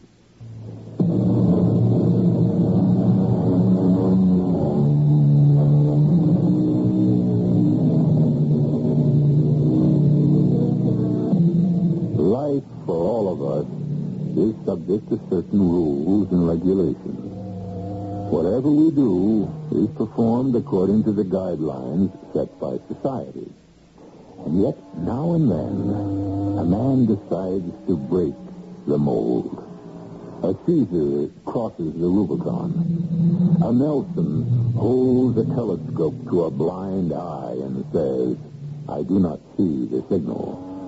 A Gauguin leaves a life of the utmost Parisian respectability to become a beachcomber painter in the South Sea. And tonight, John Carpenter Jr. and Ivan Ivanovich Plotnik have also crossed the line. When did the fear start for you? The day I was assigned to the project. The same with me. Psychic communication. I didn't even know why I was put on it. I didn't either. My whole experience is in journalism. I always wanted to be a journalist, a reporter, a writer. What happened? I went to college on a football scholarship. Now, you know what that is? I didn't know. Yeah, I was so busy playing football, I had very little time to read. I made All-America. You know what that is? I'm not sure. Well, it doesn't matter. Anyhow, this brokerage firm offered me a job, and after a while I discovered the whole firm was a cover for a secret agency. Well, I stayed with it. You like it? Yes. That's interesting. What has your outfit discovered? Well, everybody knows there's psychic communication among animals. Now we've discovered it exists among plant life. Yeah, that's where we are. We're getting indications that even so-called non-living matter has a psychic system of communication. Well, maybe there's no such thing as non-living matter. Maybe all matter has some form of life. That's what's being told to me. How is it being told to you? How? Well, not in words. In thought? Not exactly. More by feeling. Feelings. Yeah, that's right. Instead of understanding something, I just feel it. It's as if it hasn't been told to your brain, but absorbed by your nerves. Yeah, that's exactly how it is. And I have received this feeling that the world is about to be taken over by a force. An alien force. Alien. Yes, aliens. Who are they? I don't know. But you do feel they're going to destroy us all. Yes, that's why I'm frightened. And you feel the same way. Did you try to tell anyone on Pine Tree? I started to. I could see from the looks I was getting. No one had the vaguest idea of what I was talking about. When I started to talk about it, I also got hooked. So I dropped it. Pine Tree. And why are you and I the only ones who feel this fear? Maybe we're the only ones who are psychically susceptible. I'm really the most down-to-earth, practical guy I know. So am I. I often wondered, how do you fellows handle your wives, huh? Mine thinks I'm a journalist. Yours? He thinks I'm a stockbroker. The aliens, if that's what they are. Could they be from another world? Yeah, I don't know. That's all I keep saying these days. I don't know. Ivan, what are we going to do?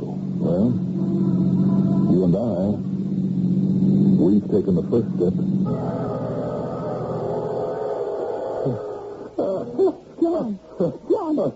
John, wake up. Cut it out.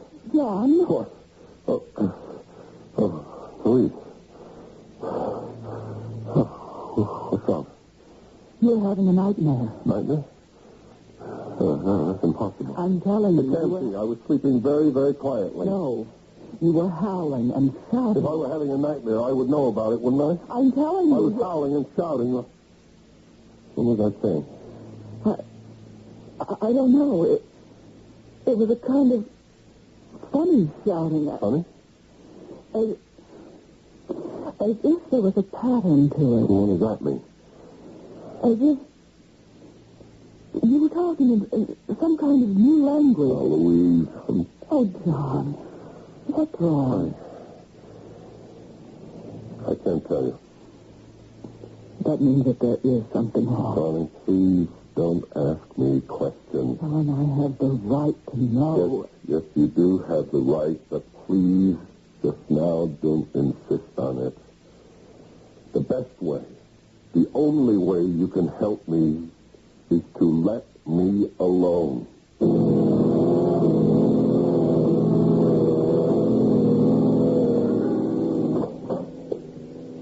Are you busy, Mr. Brady? No, come in, John. Sit down. I haven't slept in the last 2 nights. Anything wrong? Yes.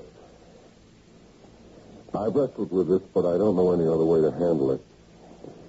I've been exchanging information with an agent from the other side.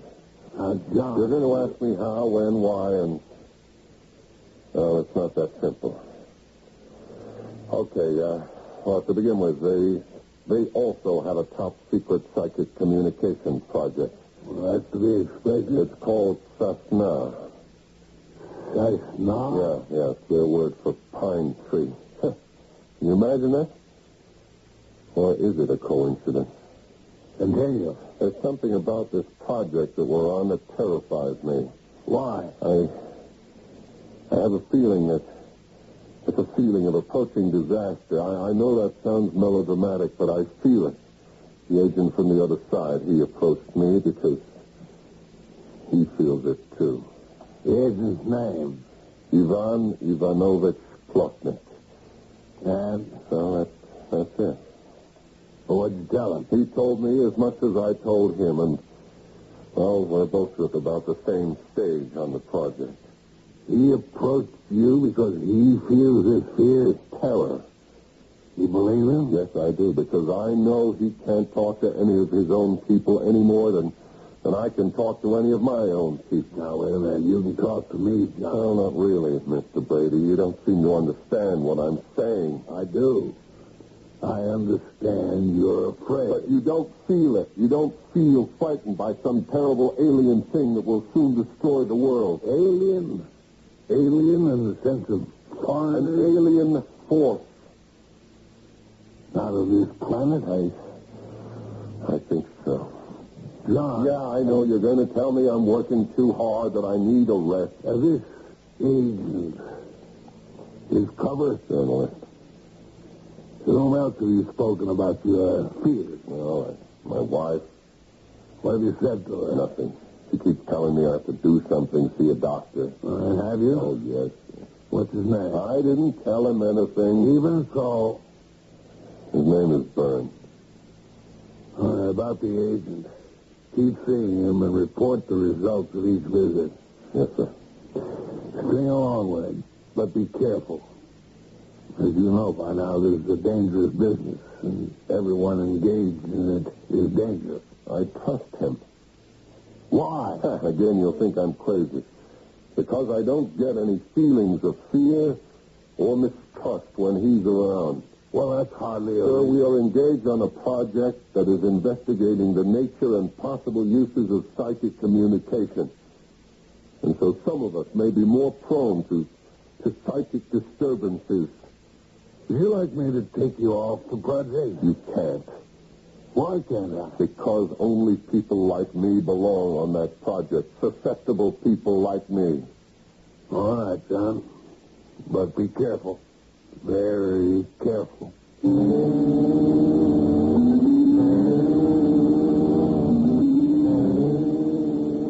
Ivan! Over here. I came as soon as I received your message. My message? Do you realize what you're saying? Yes. Yes, you sent a message. Not through a wire, not through an airwave, not on a paper. My brain to yours. How did you send it? How did you receive it? I don't know. It just happened. This thing, this force, it's entering into us. What we have just done, you and I, this is a revolution. But how do we explain it? I don't know. I think there's a kind of central communication system, and that anyone who knows how can hook into it. I feel that. But I also feel pain. Yeah. Something hurts. Do you feel it? What? Wait. Yeah, yes, I do. I feel as if I'm on fire. Ivan, listen. What's that? Something's trying to reach me. It's saying, something. The pain. Is it saying something to you, too? I don't know. The pain. Try to understand. I know only one thing, an alien force invading the Earth. Try to understand. We must fight it. Your people, my people, we must fight it together. I feel something else. We must go back together. Report back together. Tell them, warn them, the alien. Yes, the alien. Ivan, something about the alien. We must fight it. Ivan, it is reaching me. An alien force is destroying the Earth. Is it too late? It is not too late. Attack. No, a counterattack is being ready. Counterattack against the aliens. Then our superiors do know. I feel the understanding now. We are preparing an attack against the aliens. Who is preparing to counterattack? Who? We are. Your government. My government. Evidently in secret we've been working together. And they have prepared. Listen with all your nerves. That is not what's happening. The message we're getting is not coming from human beings. Try to understand. From who? Who is sending the message? It is saying the aliens must be destroyed if we are to save the world. I think I understand. What? I know who the aliens are. I know. Who? Tell me. Don't you hear? Yes. But it isn't true. Yes, it is. It is. We are the aliens. We, the human race, are the aliens.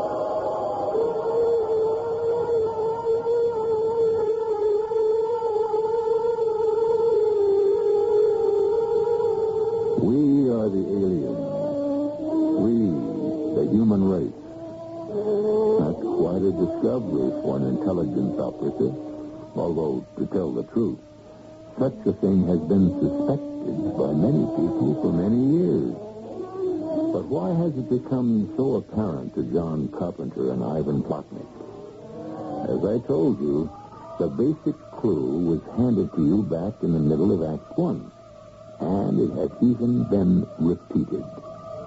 Well, I suppose many of you will just have to wait for Act 3.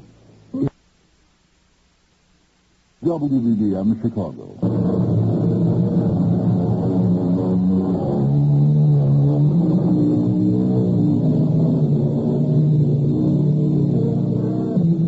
Nothing human is alien to me, said the Roman poet Terence. However, here we seem to have a situation where everything human seems alien to something else. John Carpenter, Jr., a secret agent, seems to have blundered into the most dangerous secret in the world. And the problem is, what can he do about it? We are the aliens. We are going to be destroyed. Why? By whom? Communicate with it, Ivan. Try to understand it. But there is so much pain because it's new for us to think like this. It's not the way human beings think. By making pictures in the brain. This is communicating through changes of the body. You understand pain because you feel pain. Who is talking to us? This isn't talking. It's transferring ideas. We are going to be destroyed unless what? Listen, Ivan. Help me try to understand. Unless we become part of the Earth. Yes. The Earth. But we are part of the Earth. We are not part of the Earth. We are not part of the same. We will be destroyed.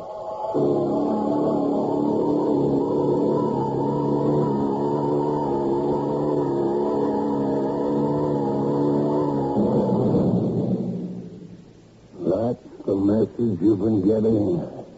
We will be destroyed. Yes, sir. Now, here's what I suggest. We should meet with the members of their project, compare notes, and try to find a way to save ourselves. Now, John... Please try to understand. The whole human race can be wiped out. John, I know this is unorthodox, and there might even be hell to pay upstairs, but it's an emergency. Now, John, there's stop. no time. All right. We'll do it this way.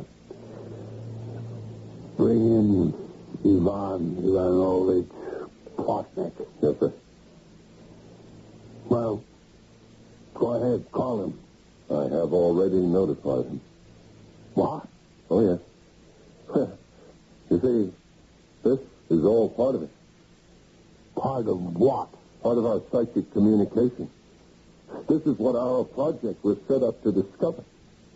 Plotnik and I already know how to use it. Now, the trouble is, in using it, we also learn other things. You see, because to use it, you sort of hook into a universal communication system and you hear what other things are thinking. Things? Yes. Yes, things, what we call inanimate objects, stones, forces, gravity, electricity, winds, clouds, everything that's part of the earth. I see. No. No, you don't. You're treating me like a newcomer. But I've been in the service for 15 years. I know that technique leads the poor fish on. Now, John, wait a minute. I want to help you. What help is there you can give me? The whole human race faces a Holocaust.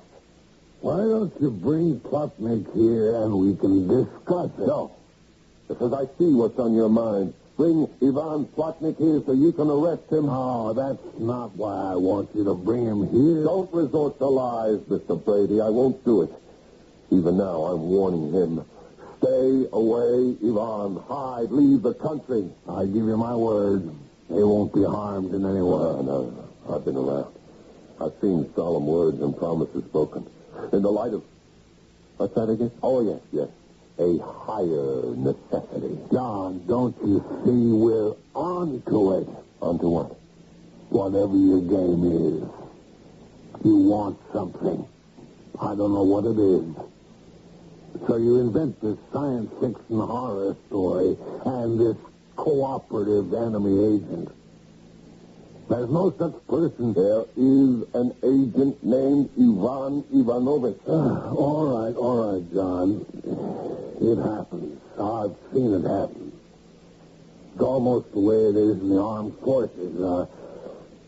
A man gets combat fatigue. There is nothing wrong with me. Our life is filled with constant pressure. It's hazardous. When was the last time you had a vacation? You placed me on this project. It was a mistake. And the project is a success. I have learned to communicate psychically with an agent from the other side of vital importance. We have discovered that the entire human race is in grave danger of extinction. How? I don't know that yet. But it will become clear. It will. Don't treat me as if I was some kind of a nut. Now, look, John, what happened to you happens to the best of us. A little rest. Yeah, in other words, you're going to put me away, huh? You need rest and treat. What if I refuse to go? I'm sorry, John. But you simply don't have that option.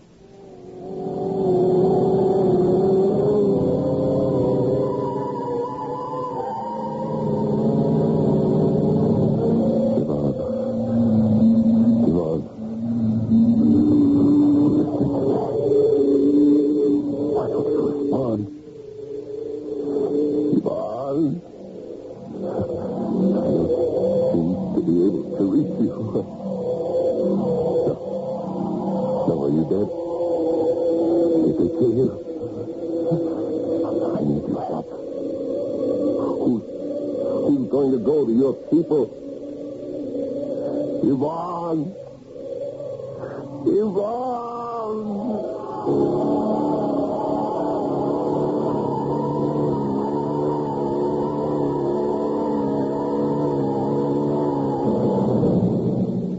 Good morning.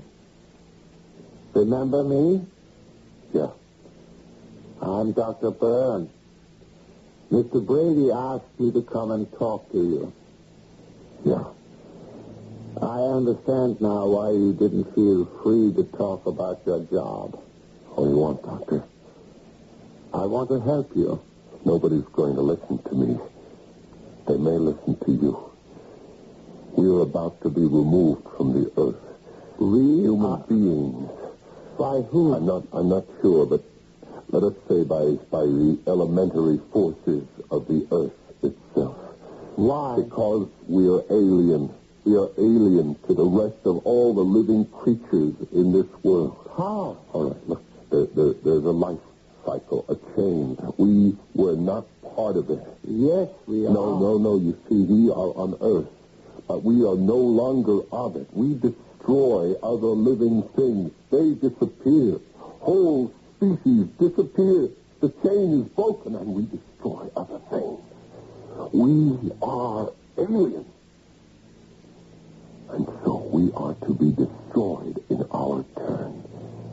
You believe this? Yes. This happened before. There was the Ice Age, glaciers, great floods, upheavals. Why? The Earth had to rid itself of something foreign, something destructive.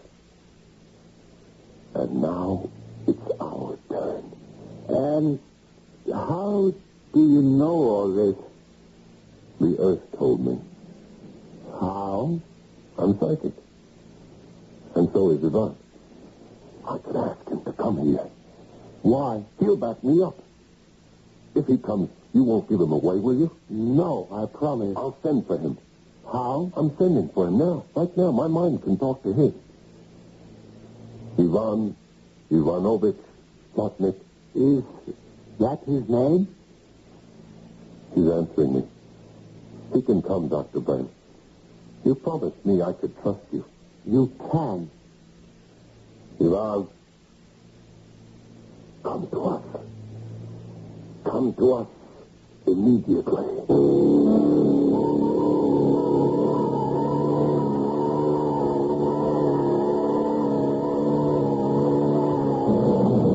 Ray?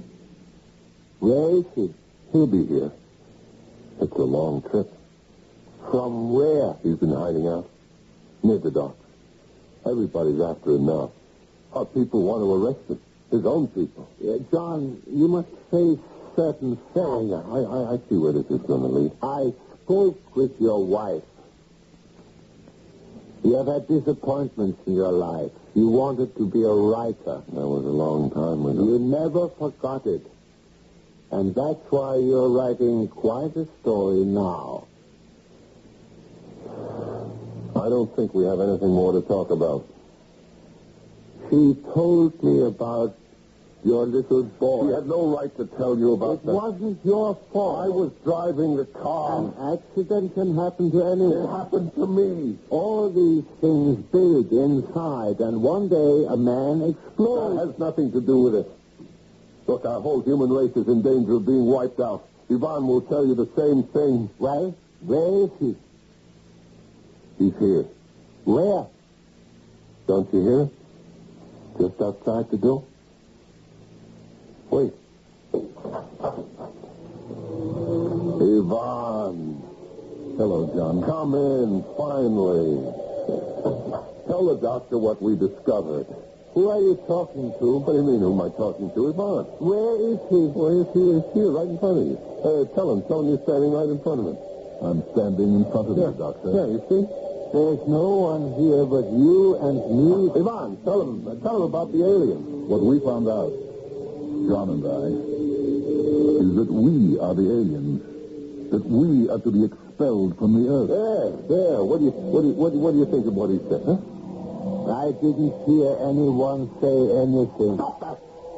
Don't make me think I'm crazy. Don't try to make me believe Ivan doesn't exist. No, on the contrary, John. Ivan does exist. Then why do you pretend you don't see him? Who do you think Ivan is, John? He is you. You are John Carpenter, Jr. Ivan is John. Ivan Ivanovich means John, the son of John, which is John Jr. Plotnik is their word for carpenter. John Carpenter Jr. is Ivan Ivanovich Plotnik. You don't know what you're talking about. You created him. No. He approached me. He was in trouble. You would like to think that there's someone like you on the other side who is in trouble, too. We have to cooperate. All sides will be gone. Ivan.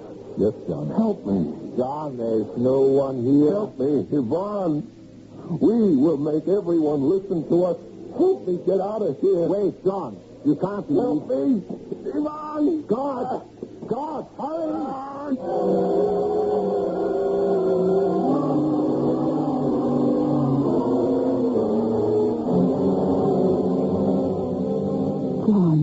John, please, darling. Try to cooperate with the doctors. They want to help you. Yes, Louise. We can still have a long and a happy life together. Of course, Louise. I'll, come again tomorrow. Yes, dear. Goodbye. Bye.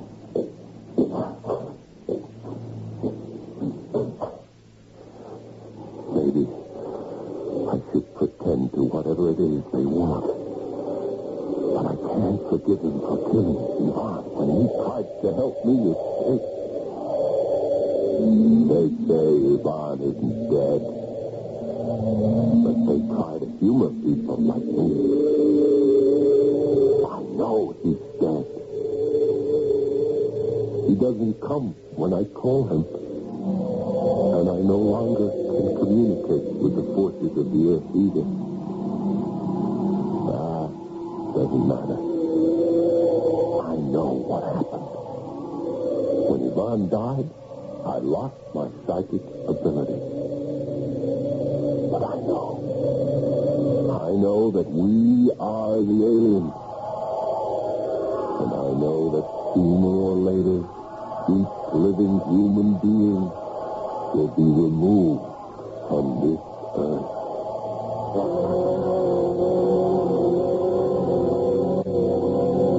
And he sits there in the sanitarium, and he makes the dire prediction you have just heard. And, of course, nobody believes him. But just suppose it's true. Wilder things, weirder things have happened. In every prophet, isn't there a touch of madness? Therefore, the sanest thing you can do is wait for me to return in just a few moments.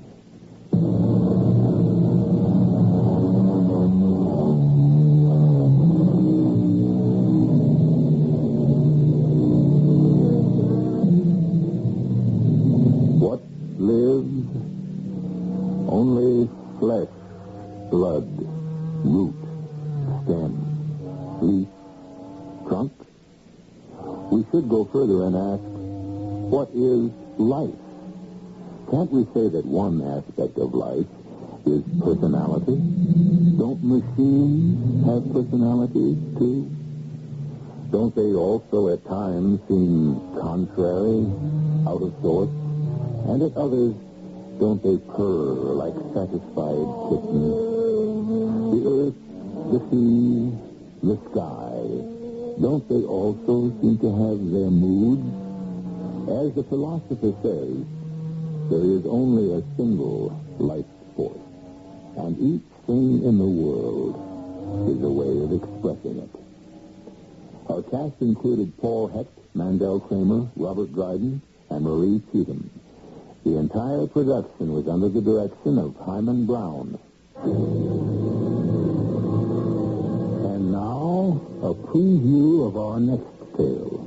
But why the switch? Can you prove it? We're going to try. We need your help.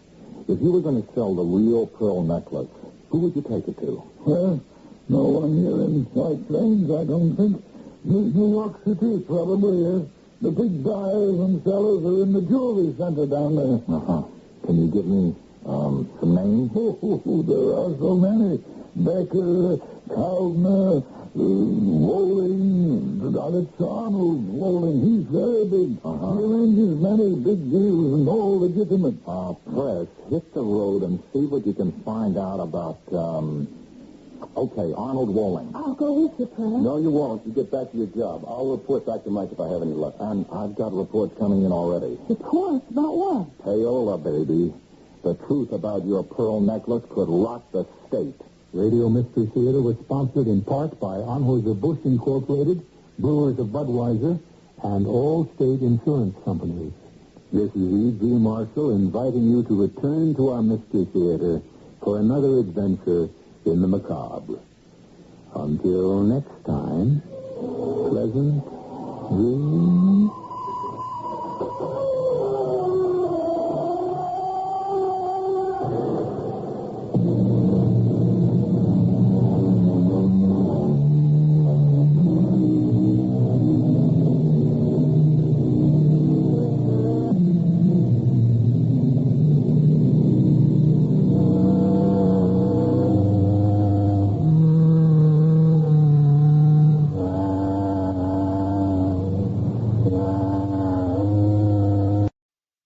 Radio Mystery Theater presents...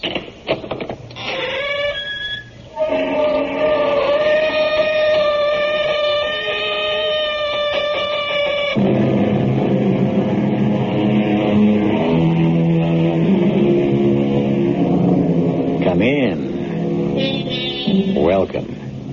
I'm E.G. Marshall. Money has been called many things. But the cynical observation that applies to our story is from Thomas Jefferson, who said, money and not morality is the principle of commercial nations. Change that a little to money and not morality governs most of our lives, and you will understand our tale. It begins a week after a death in a family, and it begins on a jarring note. Miss Armstrong, I have been a jeweler here for over 35 years, and I've never seen anything like it. Mother willed it to me. She loved that pearl necklace. But it's not for me. It's more for an older woman. What's it worth, Mr. Towner? I want to sell it. No, my dear girl. My father bought it from you. He didn't buy this pearl necklace from me. Miss Armstrong, these pearls are imitation. They're made of paste. They're fake.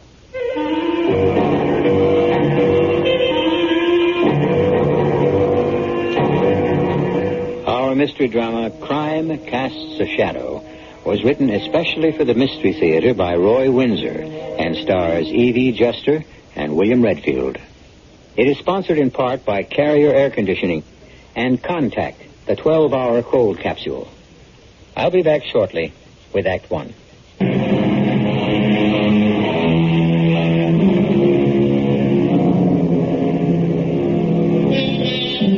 Our theme is money and morality. It is said of Diogenes that he walked around in the daylight carrying a lantern, looking for an honest man. Well, that was a little extreme. There are honest men and women, but there are also otherwise honest men who sometimes yield to extreme temptation. Bart Lerner, for example. Yes, thank you for being so thoughtful. No, there was no suffering. She just, drifted away. My stepdaughter and I were with her when she died. We've expected it for almost a year, after all. No, there was no chance of recovery. It was nephritis, and the kidneys just stopped functioning. Thank you again. I sure appreciate your call. Yes, goodbye. Hi, Bart. You got a minute? Oh, hey, Gay. You up so early? It's only 9:30. Oh, sure, I'm not expected in White Plains till 10. What is it? Remember this? Sure, of course. Your mother's pearl necklace. Mm-hmm. It's beautiful. Well, what are you doing with it? I thought it was in the safe deposit box at the bank. It was. I picked it up yesterday. Oh? Why? Well, my mother left it to me in her will. No conditions attached. She suspected I'd sell it and use the money as a nest egg. Well, why not, honey? It's too old-fashioned for a young woman like you. You might as well sell it. I tried to. Well, you mean today? Mm-hmm.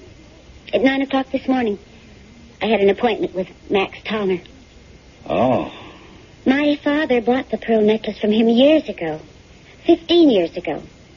5 years before he died. Yeah.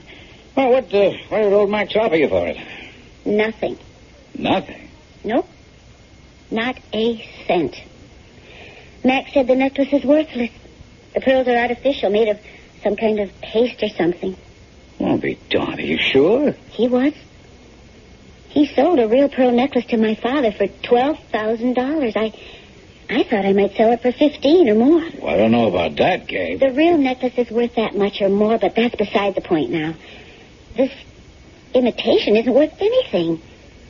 Bart, what happened to the original necklace? Have you any idea? No, honey, I really haven't. Well, didn't my mother ever talk to you about it? No, your mother was a very sick woman for the last year, Gay. She was bedridden. I haven't seen her wear that necklace for many years. Did you put it in the safe deposit box for her? Not that I recall. No, she must have done that herself before she was confined. What could have happened to the real necklace, and who replaced it with this? Gail, let me ask you something. What value has the necklace for you? Well, it was a kind of trust fund for me. With $15,000, I could begin to build an estate. Sure. And instead you feel cheated. I don't know what I feel. I can't believe that Mother cheated me. Do you think she sold it? But if she did, why didn't she tell me? And why should she have sold it, Bart? You and my mother were pretty well fixed for money. Oh, not that well off. Oh, sure, the past year I've done well. But before that, with your mother's illness, we were pretty pinched. You know, medical expenses and... well, let's not talk about it. It's only 2 weeks ago since she... I know. I feel terrible. Like a vulture. But Mother would have understood. The necklace was left to me to keep or to sell. And now I can't do either. Could she have sold it? Sure, she may have. You say that, Bart, as if you know something you're holding back. No, it's nothing I know. But it is something you suspect, right? Well, I was puzzled at the time, I admit. I was thinking of taking out a second mortgage in the house to meet some large bills. And your mother objected strongly. You know how she was. Pay as you go and stay out of debt. I know. But if she sold the necklace, why didn't she tell me about it? Probably because she expected to redeem it. I really don't know, Gay. Well, I want to find out. Look, I tell you what. The necklace was worth, say $15,000, right? I know my father paid more than 10. And that amount of money was going to be your nest egg. Right. Okay, I'm going to make out a check for that amount and give it to you. What? No, I mean it. You'll have all your money, and we'll say no more about it. Well, but now, not a word, honey. This is what your mother would have wanted. Oh, then you know she sold the necklace. I know nothing of the sort. All I know is that I never took a loan, and somehow the bills got paid. The nurse who stayed with us, the doctor bills, the hospital tests. Oh, sure, the insurance covered part of it, but almost half of the expenses we had to pay for. I insisted, she explained, but she just smiled, you know the way she did, and said I wasn't to worry. I had enough to worry about with my contracting business. So you suspected she'd sold the necklace, huh? Your mother never would let the subject come up. I didn't realize. Now, look, it's all settled. Bart, I just can't let you... Honey, look at it this way. If your mother helped me out at a time when I sure needed help, I owe her whatever the necklace is worth today. We'll make it $15,000. The necklace was left to you. It's gone. Let's forget it. But I can't forget what I owe. I'll have a certified check for you for $15,000 when I come home from work. But I don't know what to say. I'm very fond of you, honey. I think of you as a daughter. Oh, and you know I'm fond of you. And all I can say is thank you. It's an awful lot of money. No, I done well this year. I don't think about it. Well, what do you suppose became of the real pearl necklace? Somebody bought it. Through the jeweler, Max Tolner? Maybe, or maybe it was sold direct. I wouldn't know. Why? Curiosity. I just can't imagine Mother selling it without saying anything. I thought we'd agreed to forget about it, Gay. Oh, I suppose I should, but, it bugs me. It's so unlike Mother. There's nothing to do. Just forget it. I can't. I have to find out what happened to the real pearl necklace.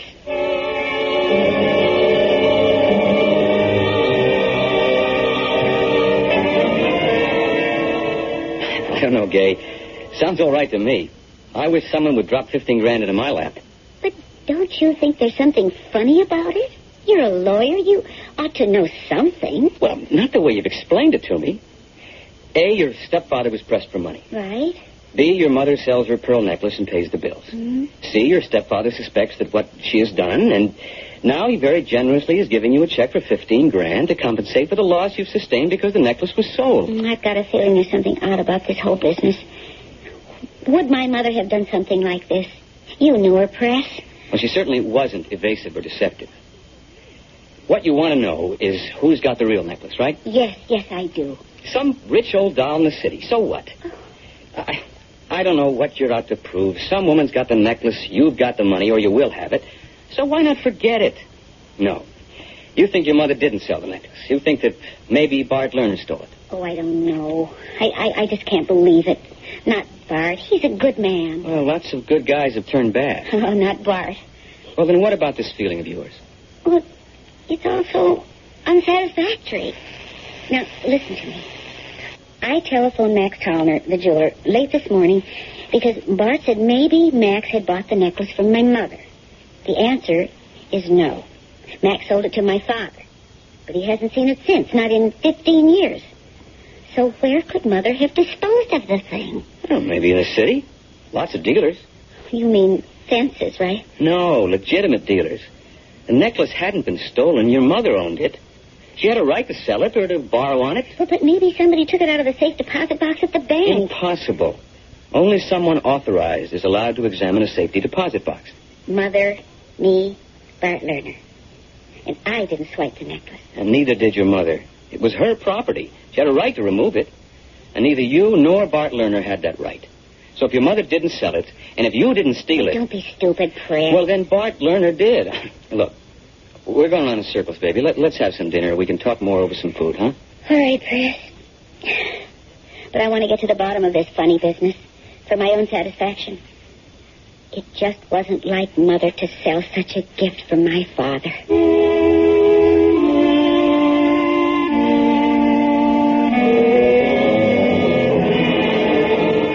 Hello? Yes, this is Arnold Walling. Oh, why, yes, of course. Well, perhaps it could be arranged tonight. Oh, that sounds impossible.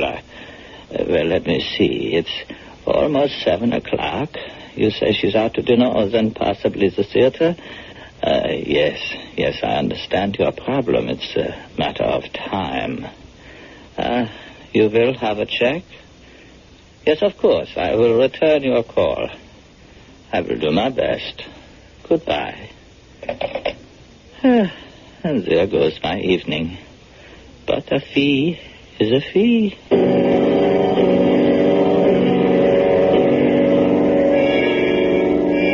Yay, I'm glad to see you out. I was awfully sorry to learn about your mother. Thanks, Mike. How's the ambulance chaser? And how's the scandal monger? Sit down, Mike. Just for a second, Press. If Gay doesn't mind. Of course not. Oh, thanks.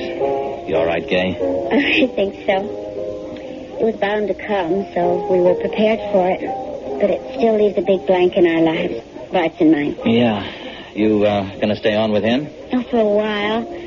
But I really want a place of my own. Well, what about this clod here? This Claude's going to marry the lady whenever she sets the date. Oh, Gay, don't. He's just after your money. I've just come into some, Mike. Don't tell him, baby. Don't you know that a reporter is like a ferret in a rabbit warren?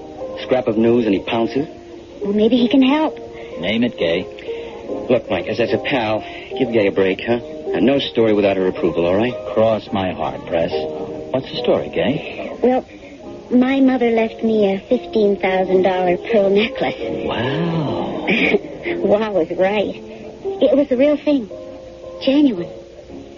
And when I had Max Tolner appraise it this morning, it turned out to be a fake.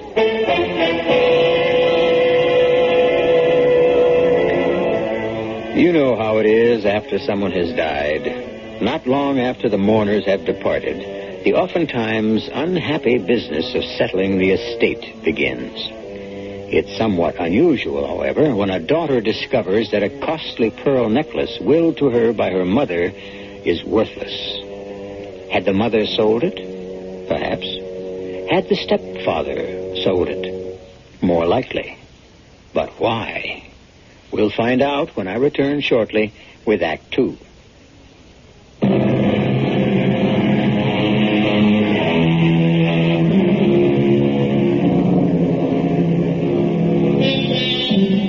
To believe with certainty, we must begin with doubting. That was written a couple of 100 years ago. Nothing highly original about it. Common sense ought to teach us, if not to doubt, at least to question. And that's what Gay Armstrong has been doing ever since her remarkable discovery. A pearl necklace willed to her by her mother and kept in a safety deposit box in a bank has been appraised as worthless. What became of the necklace? We will soon find out. Well, that's quite a story, Gay. What do you think? Well, I don't know what to think. Let's be practical. The necklace is gone, but Gay has the 15 grand. Yeah. I'm sure the money is great, but that's not her point. There's a mystery about the whole thing. What happened? That's what Gay wants to know. Exactly. The whole thing's as phony as plastic wood. Meaning my mother didn't sell the necklace? Of course not. Bart Lerner stole it. Oh, honey, I know how you feel about him. I like him, too. But he must have needed money, so he grabbed the necklace and sold it. You really think that Bart Lerner stole the necklace? Sure. Who else? Well, my mother may have gone to the bank and... Oh, I doubt it. She was a pretty sick lady. It's easy to check. The receptionist at the bank vault makes you fill out a slip. Ask the bank to check out the time anyone asked for your safe deposit box, and you'll find out if your mother went to the bank this past year. That's an idea. I mean, it's obvious. I'll bet only Bart Lerner had gone to the bank. Also, can you believe for a minute that if Bart needed money, he wouldn't have talked it over with your mother and that she wouldn't have said, sell the necklace? They had a happy marriage, Gay. His story about all the secretness is so much hogwash. Either your mother said it was okay to sell the necklace, or he stole it and sold it. But which was it? And how can we prove it? You can't. Bart can always say your mother agreed to have him sell the necklace. And you can't disprove that, Gay. But Mother would have told me. Maybe. I guess I'm with Preston there. Take the 15 grand and forget the mystery. If my mother told Bart he could sell the necklace, why didn't he say so? Why didn't he tell me soon after the funeral and before I went to the bank to get the necklace to have it appraised? I don't know. Well, don't you find that kind of funny? He had a lot on his mind, honey, after all. No, you can't convince me. What about now? He is giving me a check for the money because the necklace is false. Well, he's in the money now, Gay. But does anyone just hand over $15,000 to a stepdaughter? That strikes me as a guilty conscience. Hey, no, wait a minute. What? A year or so ago, Bart says he was pinched for money. Mm-hmm. Now, what about now, today? He's making a lot of money. Doing what? I know he's a contractor, but what specifically is he doing? What's he building? Well, I can answer that, Mike. Bart's company is building a big stretch of road in northwest New York State. Miles and miles of it. Now, why? What are you thinking? A real story. You've lost me, Mike. Good. Forget it. Let me just do a little digging. If I discover anything, I'll let you know. But what about my necklace?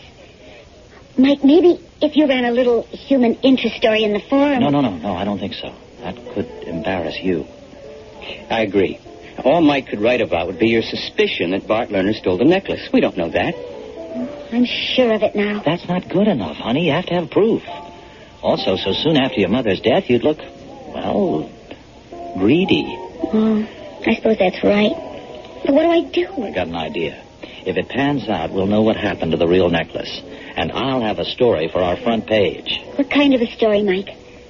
Graft.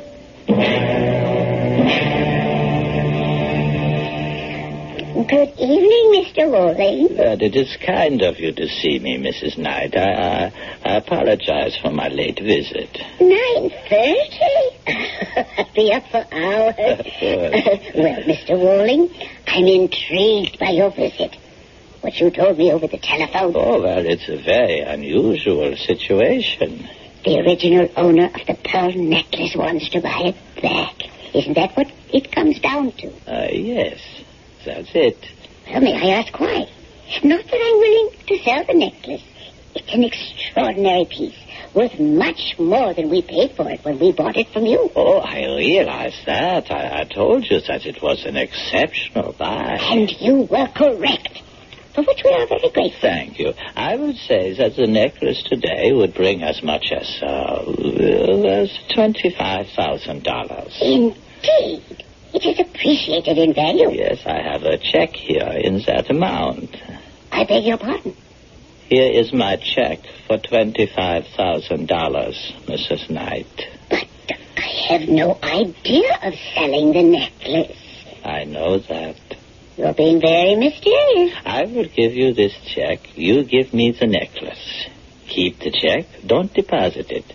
In a few days, I will return with your necklace, and you will give me the check. I will tear it up and give you another check for $1,000. $1,000? For your cooperation. I have never heard of anything like this. Well, neither have I. I told you it is a very unusual situation. But it doesn't make sense. Why would the original owner want the necklace back for just a few days? I cannot tell you, Mrs. Knight. Perhaps when I return the necklace... What if I refuse to cooperate? Well, I will just report your refusal to my client. Well, there are some persons who, shall we say, play rough. Are you threatening me, Mr. Wolling? Oh, good heavens, no. The very idea of violence appalls me. Well, it sounded like a threat. Well, not from me. But if my client can't explain the disappearance of the pearl necklace to others, there's no telling how many persons might be hurt. Well, it's not only unusual, Mr. Wolling, it's rather unpleasant. Oh, I agree. What if I turn the necklace over to my bank? Don't tell me these so-called strange men would break into the bank. Oh, no, certainly not. That would be crude and obvious. It'll frighten me. It frightens me, too. Why do you think I've given up my evening to pay you this visit? I've enjoyed meeting you again, but I'm not here by choice. I see. Then I really don't have a choice, do I? The police? Oh, they could protect you. Up to a point. It is incredible. Sickening. As if I were being watched and controlled by some kind of secret police. Well, Mrs. Knight? Give me your check. Oh, thank you. I will return the necklace in a few days. I'm sorry about this, Mr. Wolling. Sorry for both of us. Excuse me.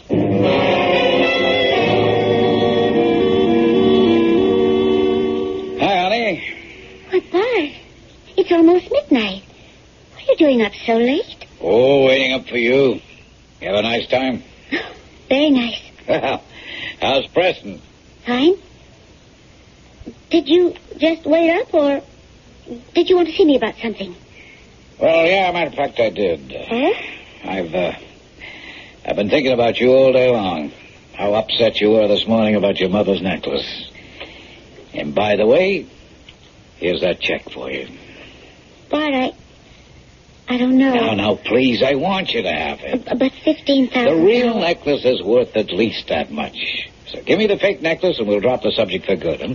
You have it here? Yes, I left it in the desk drawer. All right, hand it over to your old stepfather and you'll never see it again. All right. I might as well tell you, Bart. I talked this over with Preston. Uh-huh. Here's the box. Oh, thank you.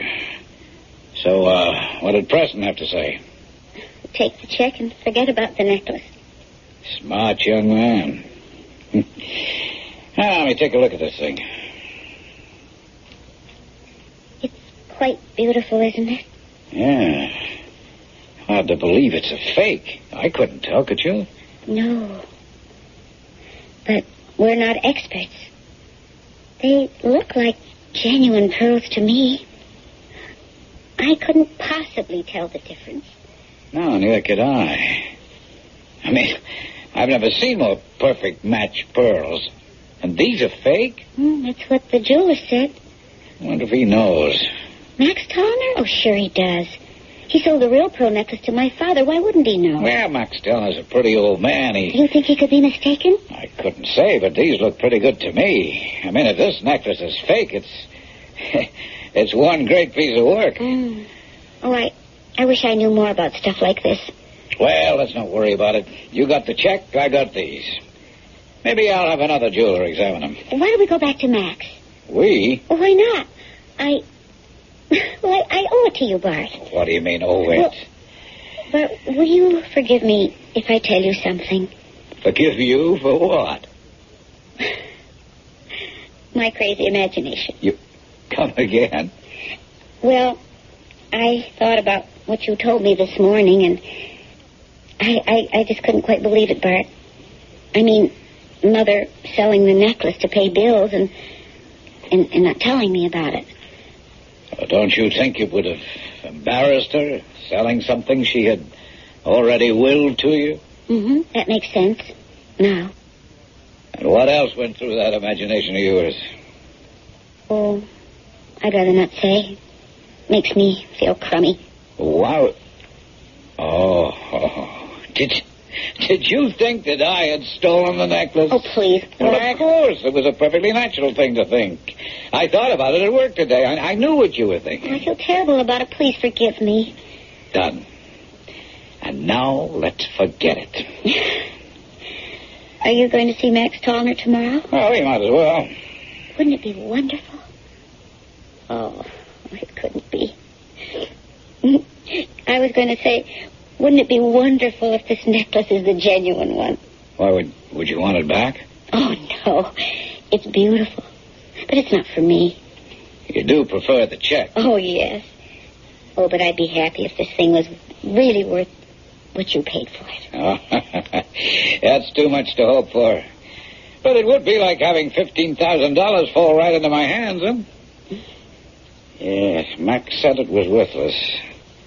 Well, he should know. He could have been mistaken. Maybe. We'll find out in the morning. Now, come on, take your check. And I'll put this necklace in the wall safe. Just in case.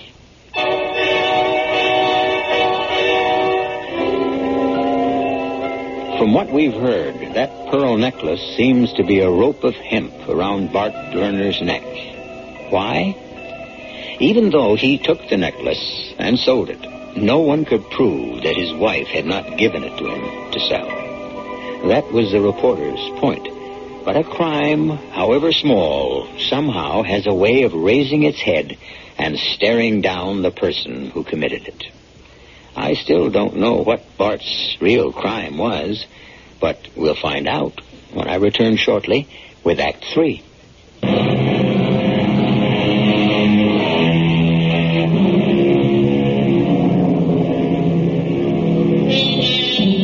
Crime really does cast a long shadow, meaning that there is always a vestige of a shadow trailing, however faintly, the person who did something wrong. Many crimes are not detected, of course, but they are known to the person, and try as hard as he will, his knowledge of something evil he has done cannot be erased from his conscience. If a man's life is his character, as many philosophers and writers maintain, then Bart Lerner was flawed by the weakness of temptation. Its consequences will now become apparent. Oh, well, my goodness, Miss Armstrong.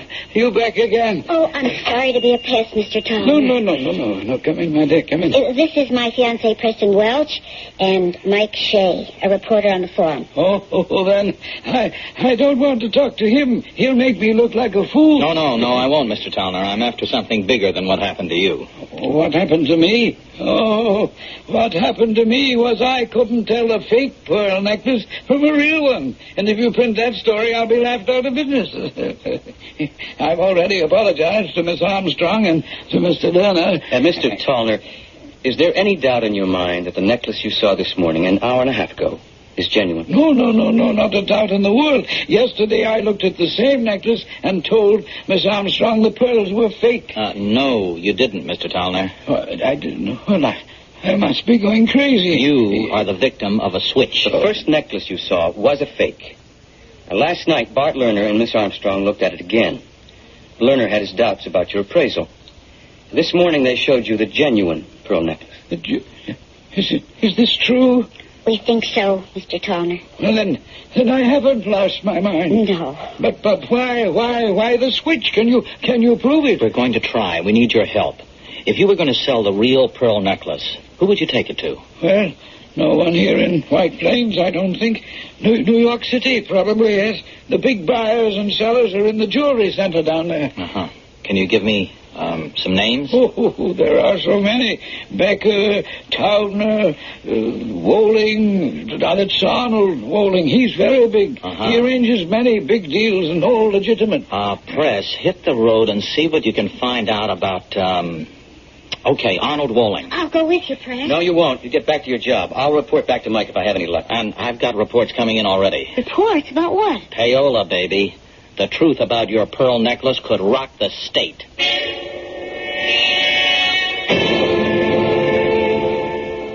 Thank you for seeing me, Mr. Walling. You said that you are a lawyer? Yes, I practice in White Plains. Oh, I see.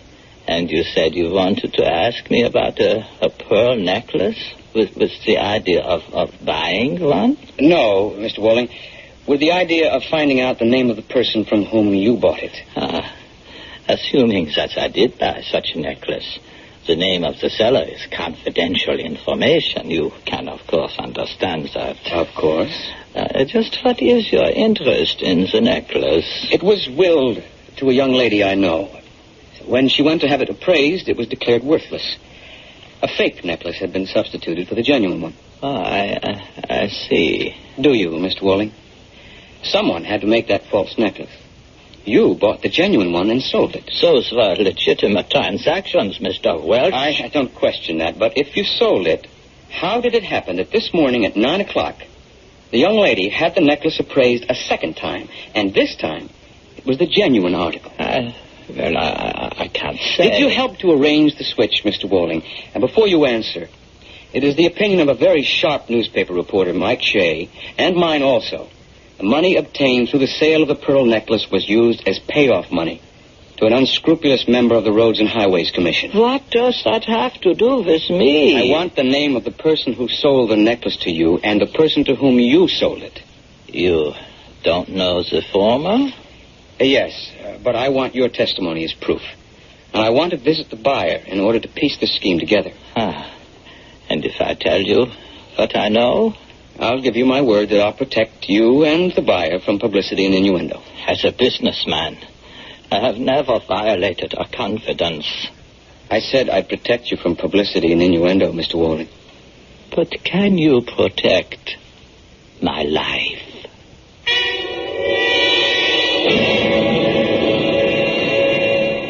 And that is all I know, Mr. Welch.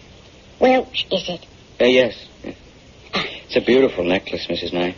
It is. It is. Mr. Walling brought it back to me this morning, and I returned his check. You will keep my name out of the papers, won't you? Certainly. It's an evil talisman. Well, I'm sorry for the stepfather. You say he's a nice man. Yes, he's very nice. He made a mistake is all. Not so much in selling the necklace to Mr. Walling, but in paying money to influence the paving contract. You know that for a fact? Just about. You expect him to involve the man he bribed? Well, he'll have to explain what he did with the money. If he won't, it'll go to court. Under oath, he'd have to talk. Alternative is jail. I wouldn't like to see that happen. Oh, but he'll be punished, of course. But if he cooperates with us, he might just be fined and placed on probation. I'm sorry for him. I am, too. As I said, he's really a nice man.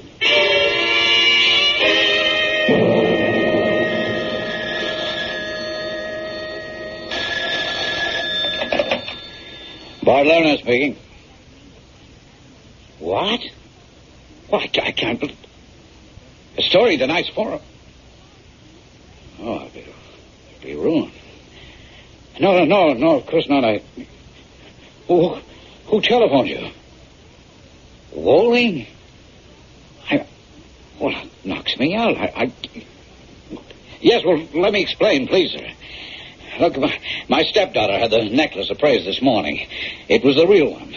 She was happy. She kept the check I'd given her, and I returned the necklace to Walling. I thought the whole thing was over and done with. Yes, sir, I realize it isn't Of course, sir. I'll protect you. Well, thank you. I'm going to need the best brains you can buy. I can't tell you how sorry I am. What do I do? What can I do?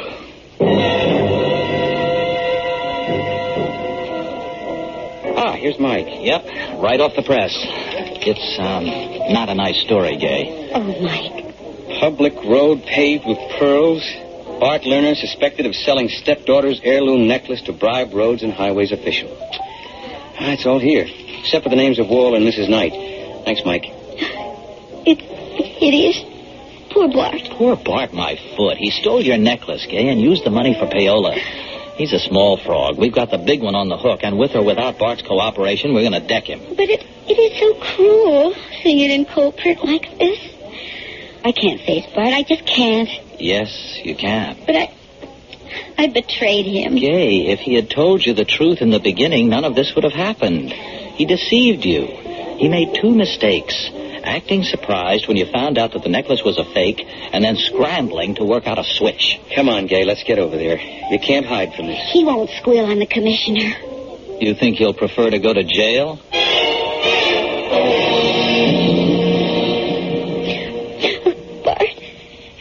Bart, I'm so sorry. All right, baby, all right. Come on, don't cry. Sit down, Preston, Mike. All right, thank you. Didn't know that rotten necklace. There was nothing wrong with the necklace, honey. Now, come on, dry your tears. How can you take it like this, Bart? What else can I do? I made a mistake. I have to pay for it. Oh, I'm so sorry. It just breaks my heart. Yeah, I'm kind of sorry, too. Well, Mike, you've had a field day, haven't you? I don't look at it that way, Mr. Lerner. You know, your newspaper is going to have a libel suit on its hands tomorrow. We can support what I wrote. You think so? Yes. All that Preston and I found out isn't in that article. Oh, I admit selling the necklace. My wife knew about that at the time. That's not what you told Gay. You said she probably had sold it. And you can't guess why. I didn't want Gay to think her mother and I had robbed her of a gift freely given. Wait a minute. If you agreed to sell the necklace, why did you have Mr. Wolling make a paste copy of it? I don't think I'll answer that question. I gave Gay $15,000 for the imitation necklace. To make her forget the whole thing, sure. But that's where I came in, Mr. Lerner. Just a little more than a year ago, you were awarded a big paving contract. Why you? Well, we ran that down. You got the contract because one of the commissioners recommended you very strongly. Did you bribe him, Bart? Gay, I've been an honest man all my life. So you won't answer the question? I've told you that your newspaper will have a libel suit on its hands tomorrow. Look, we don't intimidate easily. If you want to sue for libel, go ahead. Then all the facts will come out, from the theft of the necklace. I didn't steal the necklace, and I've paid Gay what it's worth. You're going to have to explain why you engineered this whole thing. And you're going to have to explain what you did with the $20,000 you got from Wolling. Where did the money go, Mr. Lerner? It'll all come out. And if you won't talk, you know where you'll end up. Jail. Don't say that, Mike. He's right, though, Gay. Bart, please admit what you did. If you did make a mistake, admit it. Isn't that what you've always told me? Admit a mistake and you can be forgiven? Well, honey, that's easier said than done. Have you been threatened? Already?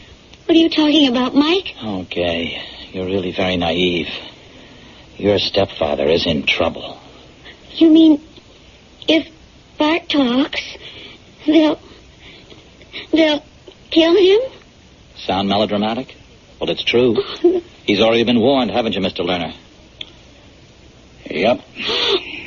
Well, you get rubbed out or spend a long time in jail. Not much of a choice, is it? I wouldn't like to make it. Well, I'm not talking.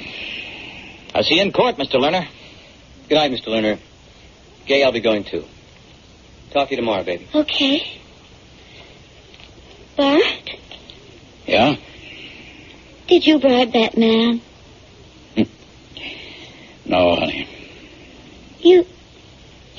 No. Well, I don't understand, then. He got the money. If he had... Yeah, he got the money. Who gave it to him? Who is he, Bart? I hadn't been very successful as a road constructor, never landed a big bid. I didn't know why. The man who received the money is named Thornbury. I know him, Bart. He was a friend of my parents. Yeah, and an influential man. And you didn't give him the bribe money? No, but I intend to say I didn't. Well, if you didn't give it to him, who... Bart. It got me the bid, honey. It was well-intentioned. Mother. She did it for you. And now you'll go to jail. It's our secret, Gay, honey. And no one is ever to know.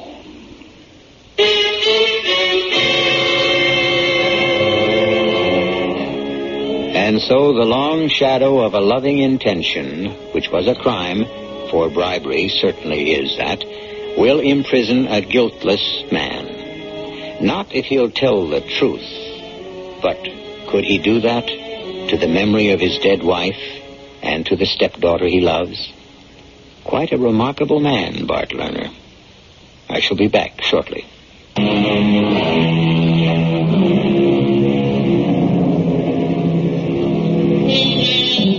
I leave you with this thought. Crime is never founded on reason. Mrs. Lerner wanted to do her husband a favor. He'll go to jail rather than sully his dead wife's memory. Yes, quite a remarkable man. Our cast included E.V. Juster, William Redfield, J. Gregory, and Ian Martin. The entire production was under the direction of Himan Brown. And now, a preview of our next tale. You don't remember me, Judge? Oh, who are you? I'm the girl who gambled and lost. Stop talking in riddles. I'm Althea, Judge. The town girl who wasn't good enough to marry Richard. Dick, what's the meaning of... The meaning is that I promised to pay you back, and I'm giving Dick $1 million to kill you. Well, this is crazy. Show him the revolver, Richard. This is a joke. Nobody should joke with a loaded .38 in his hand. Dick, after all I've done for you... What have you done for him lately? I swear to you, I'll leave you everything in my will. Here, I'll even write it out now and sign it. Can you give him $1 million? No, you don't have that much, and that's my bid. Dick, you can't kill me. I've known you since you were... Shoot him. Radio Mystery Theater was sponsored in part by Buick Motor Division and Anheuser-Busch Incorporated, brewers of Budweiser. This is E.G. Marshall inviting you to return to our Mystery Theater for another adventure in the macabre. Until next time, pleasant dreams.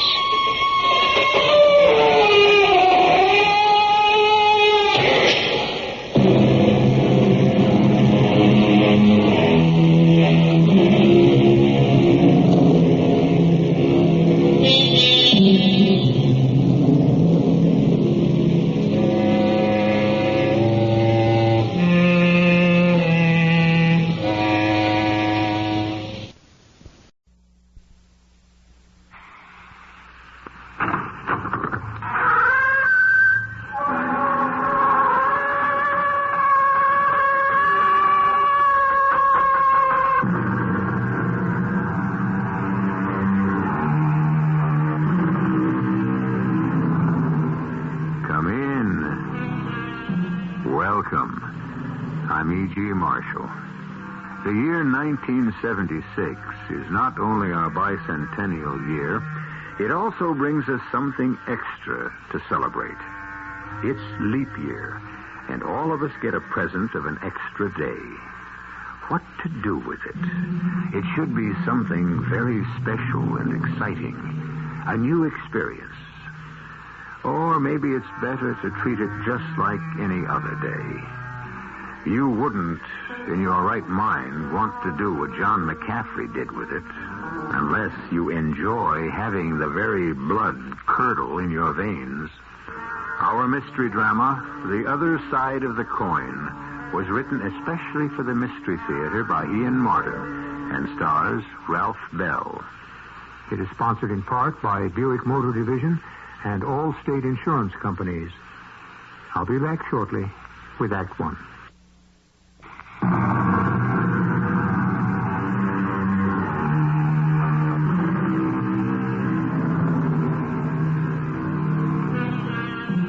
Amnesia, that favorite device for authors, is a symptom. There are many forms. The most familiar to all of us, one of two, anterograde or lacunar. The first of these means simply the loss of memory of past experiences. The second means loss of memory for isolated events, a gap in memory. Patchy recollection with sudden blanks. It's a common result of having a little too much to drink. And then, like John McCaffrey, you wake up one morning with that terrible knowledge that somewhere the night before you can't remember what happened at all. Why do I always have to turn off the alarm? Gino. I don't know why, but last night you were flipping your lid unless you got up this early. What? What time is it? 8 o'clock. 8 a.m. Like you ordered. Who gets up in the middle of the night anymore? 8 a.m. That's morning. Oh, it's your problem, not mine. Leave me alone. I want to go back to sleep now. It wasn't that I had a hangover. Oh, sure, my mouth was dry and my nose stopped up, and I shouldn't have had that last drink. That last drink. That, and the ones before it, had to be the same problem. Otherwise, what was I? A good Irish Catholic family man, a member of a police department, doing in bed with a kind of blonde a guy like me only sees in the centerfold of one of those magazines. Where are you going, baby? The bathroom. Hurry back, Gina. The whole thing is crazy. A dream? A nightmare? Where was Mary? What must she be thinking? As I closed the bathroom door behind me, my mind was in a turmoil. What was I doing here? And then I looked in the mirror above the wash basin, and every question was suddenly compounded. Because although I knew and lived in every fiber of my being as Detective Sergeant John McCaffrey, the face that stared back at me from the mirror was someone else. An intriguing, familiar someone else. But who? Gina? Baby? Yeah? Aren't you coming back to bed with me? No, I've got an appointment. With who? How you know? How should I know? You don't mean the head man? Who else? Lucelli? The boss man? Oh, murder, but what time? I don't know. Can't you tell me? Me?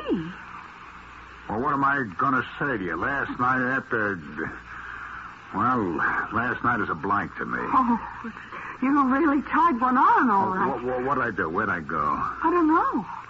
You weren't with me. What do you mean, I wasn't with you? Well, just like I said. Well, where was I? Honey, that's what I'd like to know. Well, I mean, how do we... where? You don't remember? No. Well, we were having dinner at Gilberto's, just the two of us. Except for our usual muscle boy, when you got a phone call. You left Lorenzo to take me home, and you took off. That's the last I saw of you till you fell in the door around midnight, and I had to put you to bed. Oh, boy, were you stoned. Who'd I get the phone call from? Well, you're the one who says you have an appointment. Don't you know? I didn't have an answer for the question. I didn't want to answer it. I didn't want to know what my appointment was. All I wanted to be was myself, John McCaffrey, and be safe at home with wife Mary in Bayside. What was I doing here in a strange bed in a strange house with a strange woman? And who was the phone ringing for? I knew the way things were. I was the one supposed to answer, but who was the person on the other end going to think I was? If that's the Godfather, you better answer. Hello? Gino? Yeah. Just a reminder. Of what? You know, you had 24 hours. You got 14 left. You in or out? Well, isn't that something we can straighten out this morning? You want to talk to the uncle? Go talk to him. My tip is, the spot you're in, better see the man himself. Hello? Hello?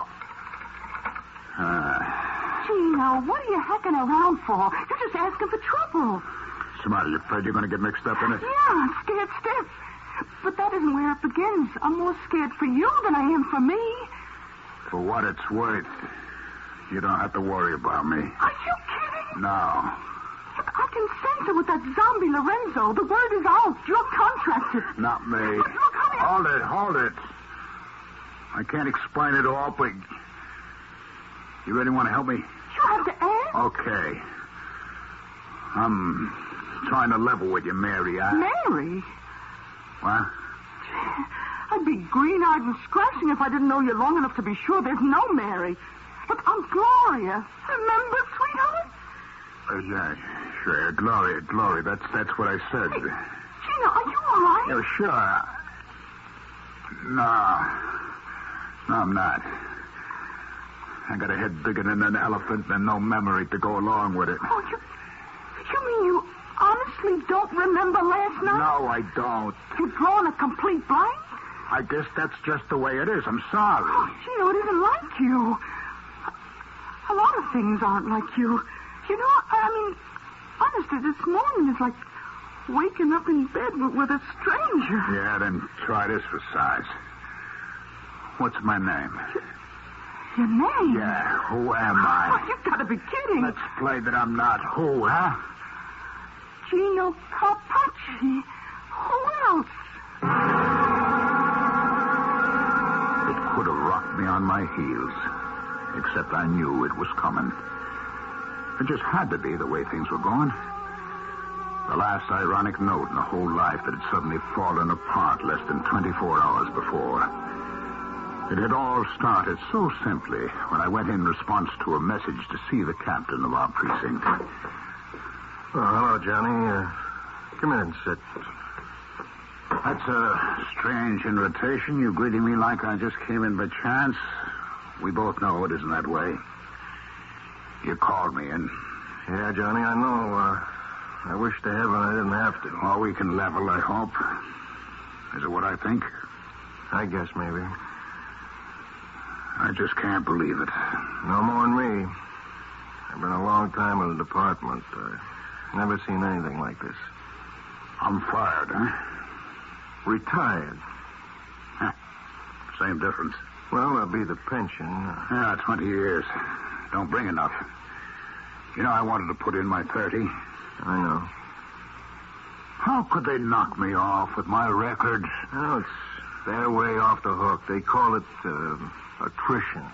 The painless way of cutting the budget. Yes, except the guy that gets cut. And to the one who has to do the cutting. Especially when he's losing his best man and a damn good friend. Look, I'm sorry, Johnny. I wish there was an easy way to do it. No, there isn't. You know what I'd like to really cut? My throat. The best years ahead of me, pensioned off at peanuts. And where in God's name was I going to find another job? I was too sick to my stomach to face Mary. I called her instead. Hello? Hi, Mary. How are you, hon? Oh, fine, John, darling. I got something special on the stove for you tonight, too. Oh, well, gosh, honey, I'm not going to be able to make it home for dinner tonight. Oh, you're on the case? Oh, no. It isn't a case exactly. I got to go over some things with Bill Deems, the captain. But what about dinner? Oh, we'll have a sandwich in. Oh, I hate to see you not fed right. Will you be late? Yeah, it might be kind of... don't wait up, Mary. We'll probably go out afterwards, have a glass of beer or something. All right, darling. And take it easy on the booze. You know what the doctor said. I know. I got the taste for it, but not the head. It's all right, darling. I promise you I won't drink any more. It's good for me. Why now? I love you, Jono. I love you. I left the precinct house and I started walking till I what? Oh, Johnny boy, you really did black out, didn't you? It's all a blank. Till the moment this morning you woke up in a strange bed in a strange apartment with a woman you'd never seen before in your life. But it's worse than that. Open your eyes and you're not John McCaffrey anymore. You're Gino Carpacci. Open your mouth and that's how you sound like. Gino Carpacci. Vice boss, kingpin of the city's prostitution rackets, porn parlors, numbers, gambling. Gino Carpacci. Me? You sure, Gloria? I'm not my own husband, I hope. Though this morning, I don't know, the way you're acting, Oh, look, baby, you better get a shower and a shave and get your tail over to that appointment. With Lucelli. The man himself. Oh, Gino, what did you do? I don't know. You couldn't steal him again? Gloria, I don't know. You gotta have some idea.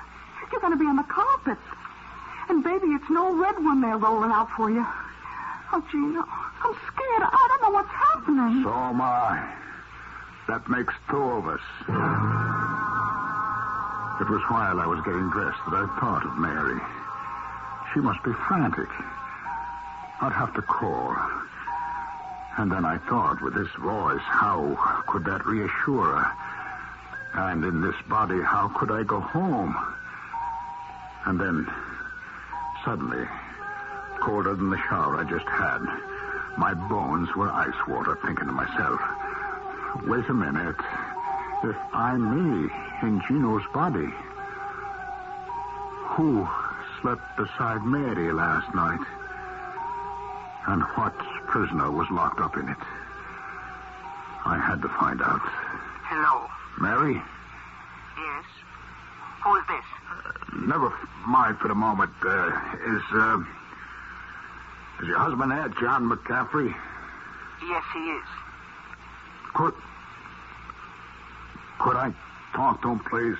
Well, not right at the moment. He's not feeling himself this morning. I could have him call back.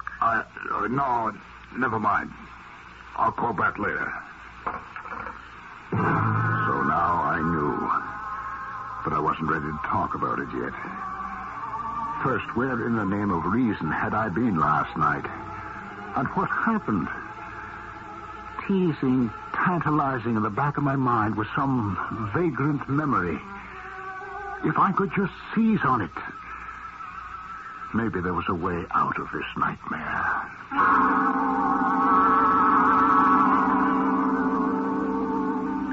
Probably the most damaging part of a hangover is the terrible and unavoidable guilt feeling. But that seldom lasts long beyond the morning after, and life resumes its normal course. Usually. But not this time. And come to think of it, just whose hangover is it? John McCaffrey's or Gino Carpacci's? I'll return shortly with Act 2.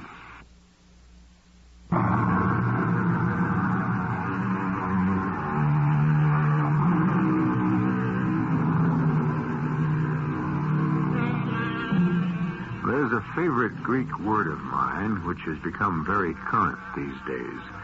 Dichotomy. It means, basically, division into two parts. Two things occurring at the same time, but which interrelate with each other. which is what this story is about. We've looked at one side of the coin. Let's have a look at the other. As Mary McCaffrey wakes with the usual 7:30 alarm in the manner she has for 20 years, with her husband beside her in the bed. Johnny, it's that time. What is it? Time to get up. Get up in the middle of the night? Oh, darling, I'm sure you don't feel well. Would you like a little aspirin? Where am I? Where on earth would you be except your own bed in Bayside? Bayside? Long Island. How did I get here? Oh, now don't be silly. You came home. So, come to think of it, the shape you were in, it was a kind of a miracle. Home? This is home? What's the matter with you? Oh, I know you tied one on last night, but can't you shake the cobwebs this morning? Where are you going now? To the bathroom. Where is it? Where else would it be but where it always has been, out in the hall? Oh, you're in worse shape than I've ever seen you. You're not yourself at all. She was right. But looking at myself in the mirror liked about knocked me right over. I wasn't Gino Capacci anymore. I wasn't even anyone I knew. What had happened? After I left Gilberto's, I went to where? That's the whole trouble. I don't know.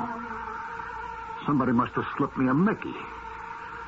But if they did, brother, that was some bomb. But what am I going to do? I got to find out who I am. When I came out of the bathroom, I heard the phone ring. And the woman answering it. Hello. Yes. So I grabbed the opportunity to get into the bedroom and start searching. Not right at the moment. I got a couple of more shocks. A badge. Detectives. A .38 short barrel and ammunition, plus holster. Picture of this guy and his wife. Another group picture at some beer party where every one of the Slavs looked like cops. But not a name anywhere. And then I was interrupted as she came back. Here, Johnny, drink this down. It'll do you good. What is it? Just don't think about it. Drink it. What's your name? What's my name? All right. If I ever knew it, I've forgotten. Tell me. Oh, my poor darling.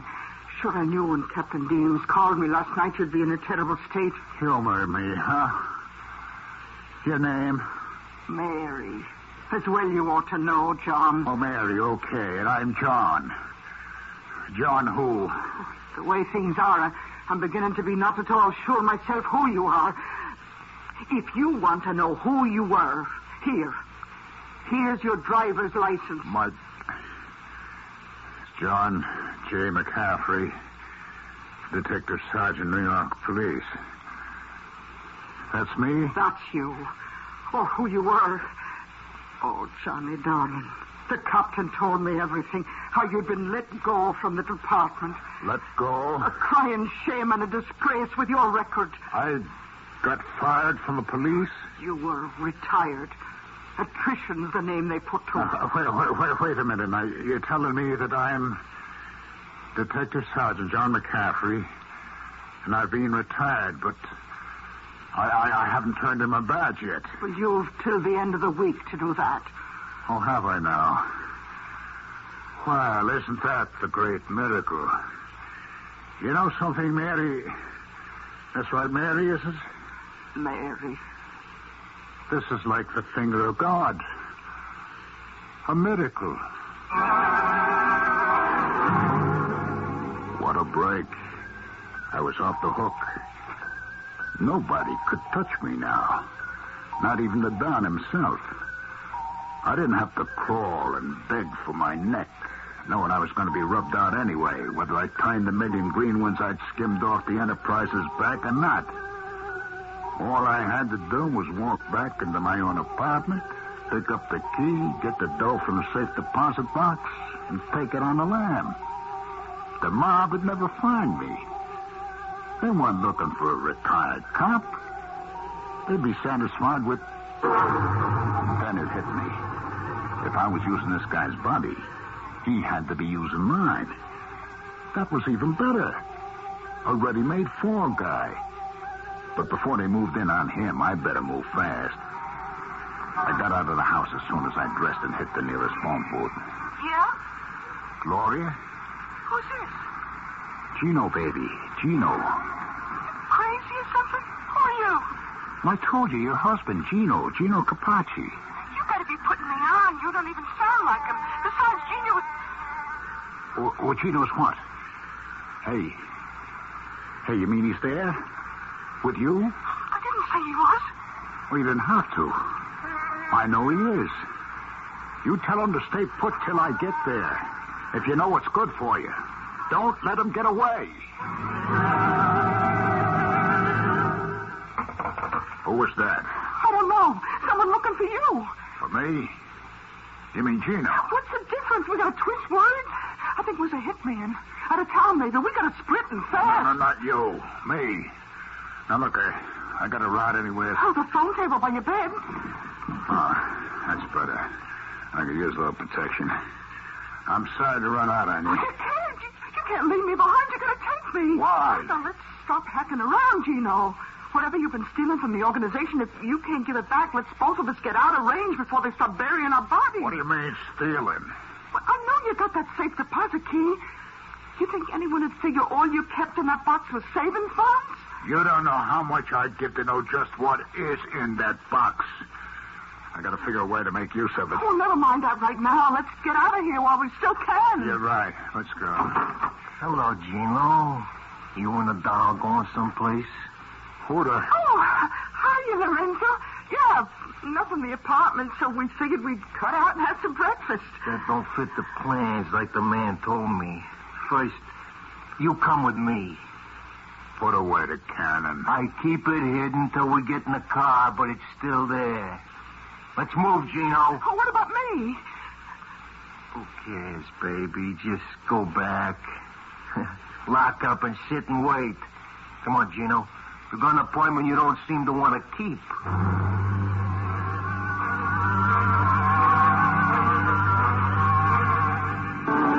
Where are we headed, Lorenzo? The driver knows.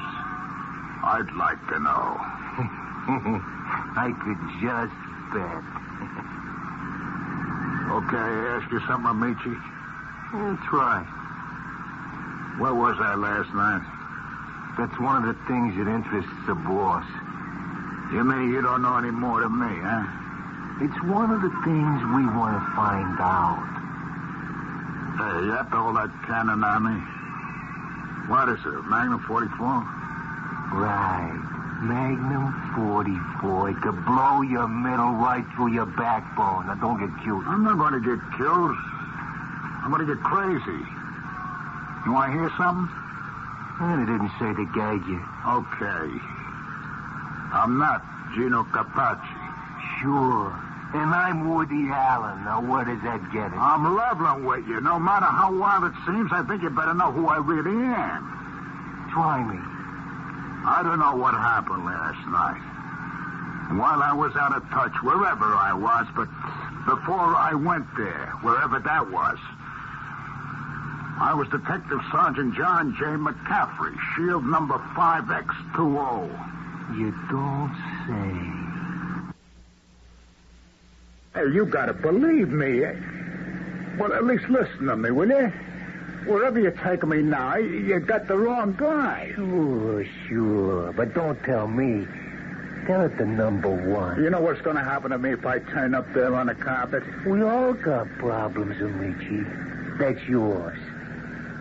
Hey, you want to see something? What? A key. So what? Take a closer look. Safe deposit box. So? You got any idea how much cash money could be locked up in it? Money that can't be traced? Money for the taking? I don't, but I'm sure Mr. One does. We can make a deal. No deal. I know and I'm well off. Yeah, I guess you... Hey, look out for that truck. Huh? What are you broke my arm. Yeah, you'll live if you don't tempt me to use your gun. Okay, driver, you got a Magnum 44 right under your rear. Just slow down the car and stop. I'll get you for this, the last thing I do. Shut up. Okay, driver, just park. Nice and easy. Now, first off, Lorenzo, open the door. I can't. You still have one good arm. Open. Now out. You at the wheel. Don't even breathe. That's good. Turn around, Lorenzo. Now you, driver. Just don't say anything. I'm not going to hurt you. Just want to take your place. That's real nice. And leave the driver to me. You and Lorenzo can find your own way home. Yeah, I wish I thought it was going to be that easy. Because there wasn't any way for me, unless I could go back somehow in time to where this fantasy began. To find myself, to be myself again.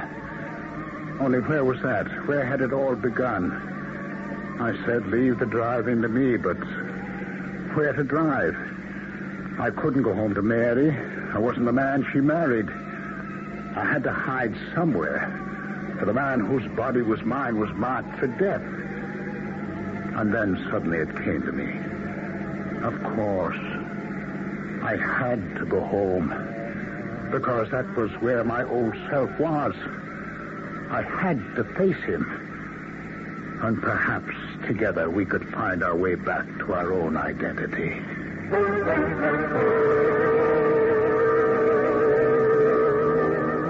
A confusing story? Yes. But infinitely more confusing for the people who have to live it. Can John McCaffrey ever find his true self again?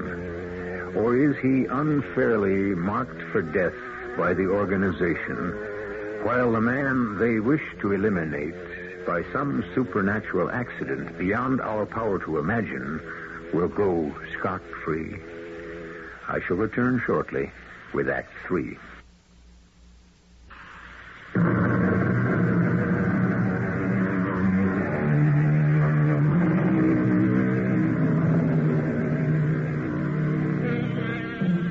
Now, both men in this strange story of cross purposes and identities are desperate to solve their futures. The real John McCaffrey to save his life and find his way back to his wife. The real Gino triumphantly realizing that his neck is off the block and his future secure, save for one thing, the money and other things he has buried in his safe deposit boxes.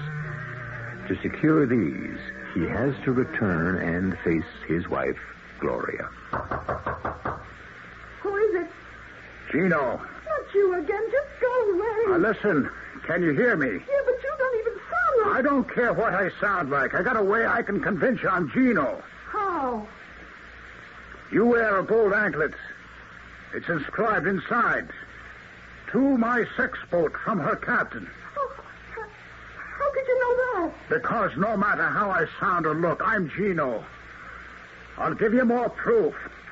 I got a bracelet you gave me that's inscribed, "You're what keeps me shipshape, Captain." Now, will you open up? Look, I don't know what's happening. What do you want? Something very simple. A key out of my table drawer. The safe deposit key? Yeah. Oh, well, you're too late. Gino, I don't know, the man who looks like Gino took it with him. Where'd it go? I don't know. Lorenzo, I guess you know who he is. My so-called bodyguard. He took Gino, the man, away. Damn it, Gloria, with the key? Yes. Oh, no. Look, this crazy thing has happened. It was all so perfect. Looking the way I do, I could sneak out from under, but I got to have that key. It's too late. Well, maybe I can catch up with him. Look, when I left you last night at Gilberto's, where'd I go? Come on, where'd I go? I don't know. I just don't know. But I came home, eh? You didn't. I didn't even know you. Gino. All right, Gino. Where had he been? Well, look, it's no use shaking me. You hurt my arm. Come on, now, will you? I don't know. He didn't know. Last night was all a blank to him. The same it is to me. Yeah, well, then I guess the only way you can solve it, Gino and you, or whoever you are, is between the two of you.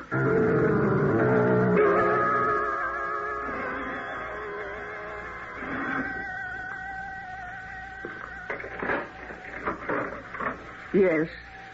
Hello, Mary. I don't know you.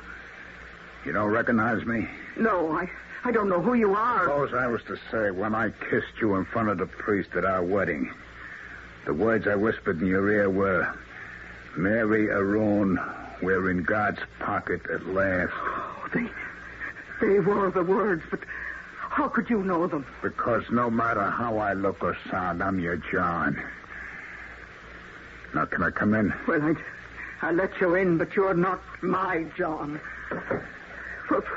What is it you want? I want to see your husband, the man you think is John. Where is he? I don't know, and I mean that from my heart. I don't know where he's gone. I've got to find him. Have you any idea where I might? It's life or death. Any other day I might have. Only today isn't like any other day. The whole world has turned topsy-turvy. He might be at the precinct, but I doubt it. That's the last place he'd go. How do you know? Because I told you, Mary, I'm John, remember? I think I must be going mad. Why are you looking for John? For the man I thought was my John, or I don't know what I'm saying, but why are you looking for the man you're looking for? Because I want to get back into my own body before this one is shot full of holes and dumped in the river in a cement jacket. What? Unless I find the man you sent off this morning, there won't be any John coming back to you ever. And the crook named Gino Carpacci, who's mixed up in every dirty racket in the city, including double-crossing his boss, will get away clean unless I find him.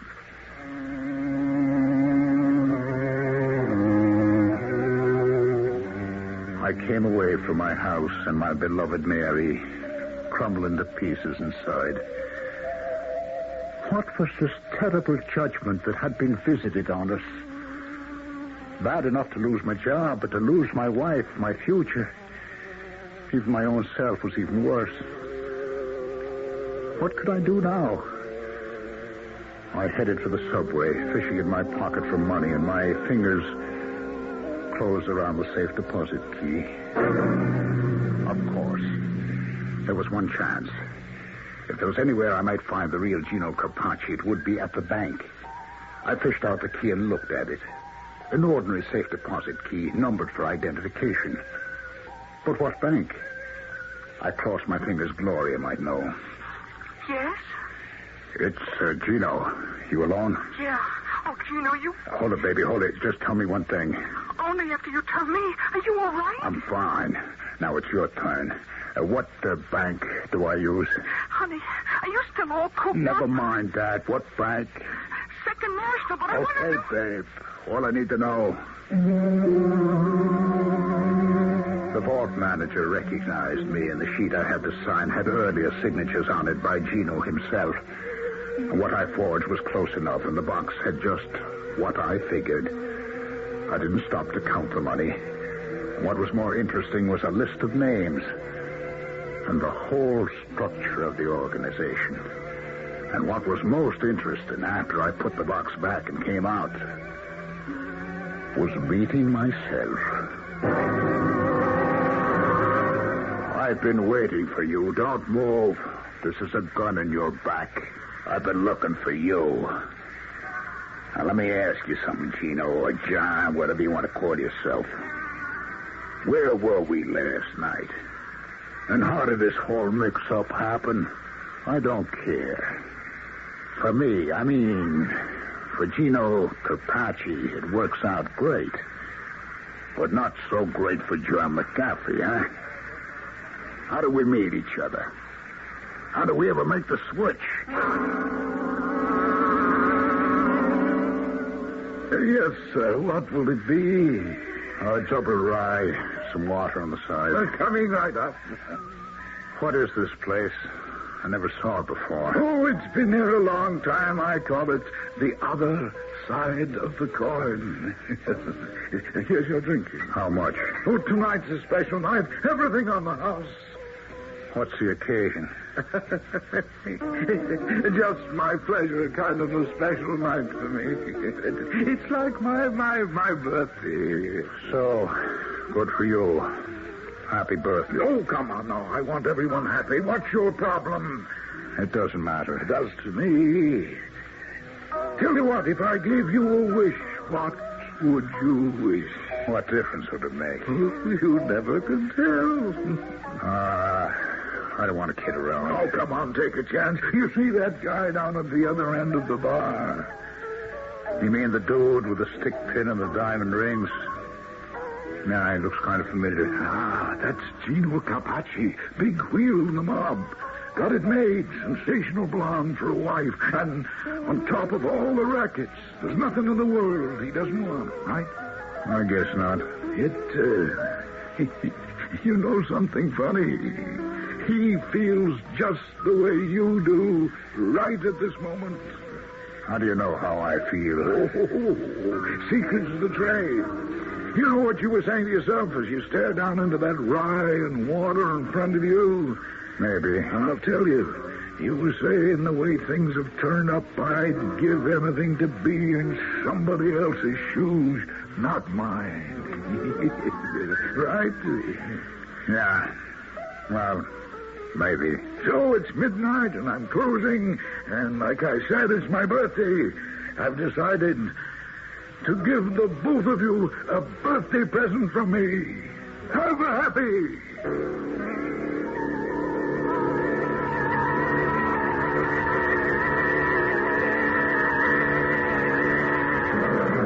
You remember now, the bar, how I became Chino when you became me? I remember the bar vaguely.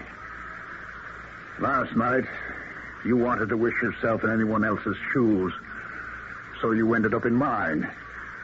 And I felt the same way, so I ended up in yours.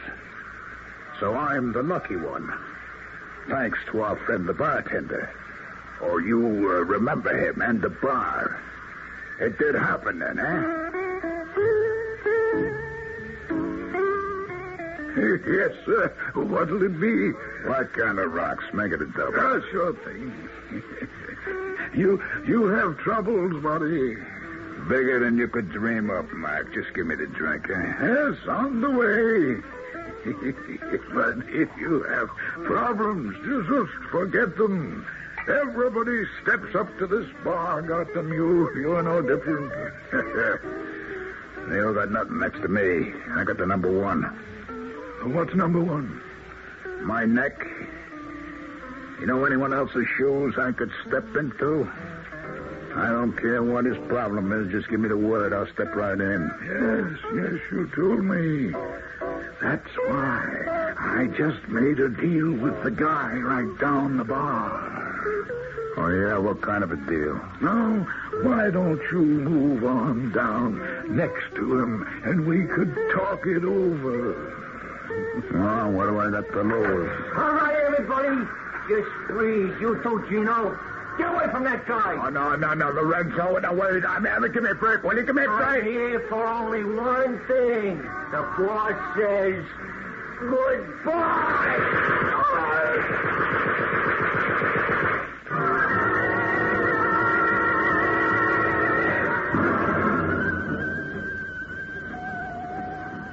Is he going to be all right, Doctor? Oh, yes, thanks to a good constitution, he'll make it. Oh. Now, don't spend too long with him, Mrs. McCaffrey. He's had quite a morning. Oh, what do you mean? Well, the press and all the publicity about his reinstatement on the force and his promotion because of his bravery under fire. Oh, the commissioner himself was here.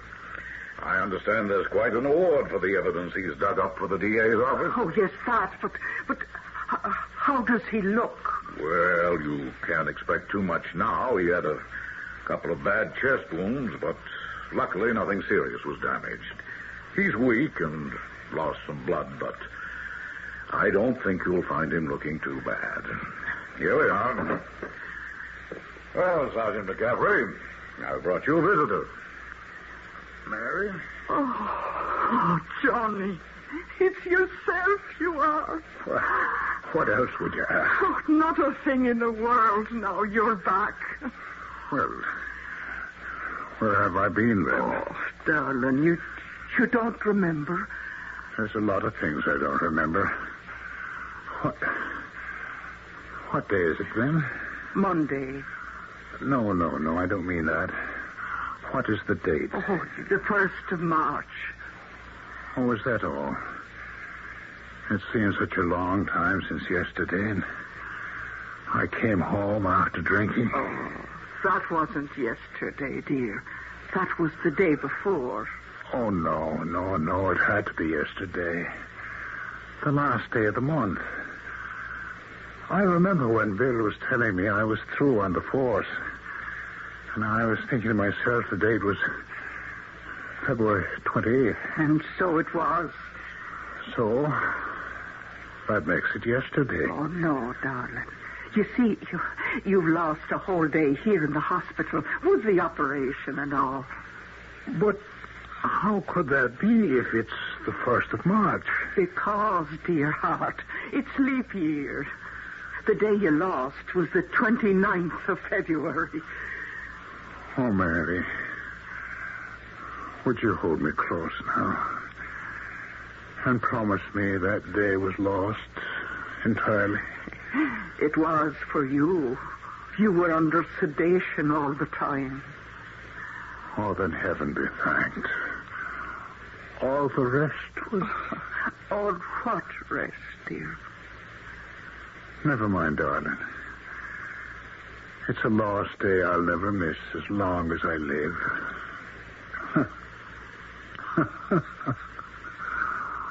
Oh, the things a man can dream.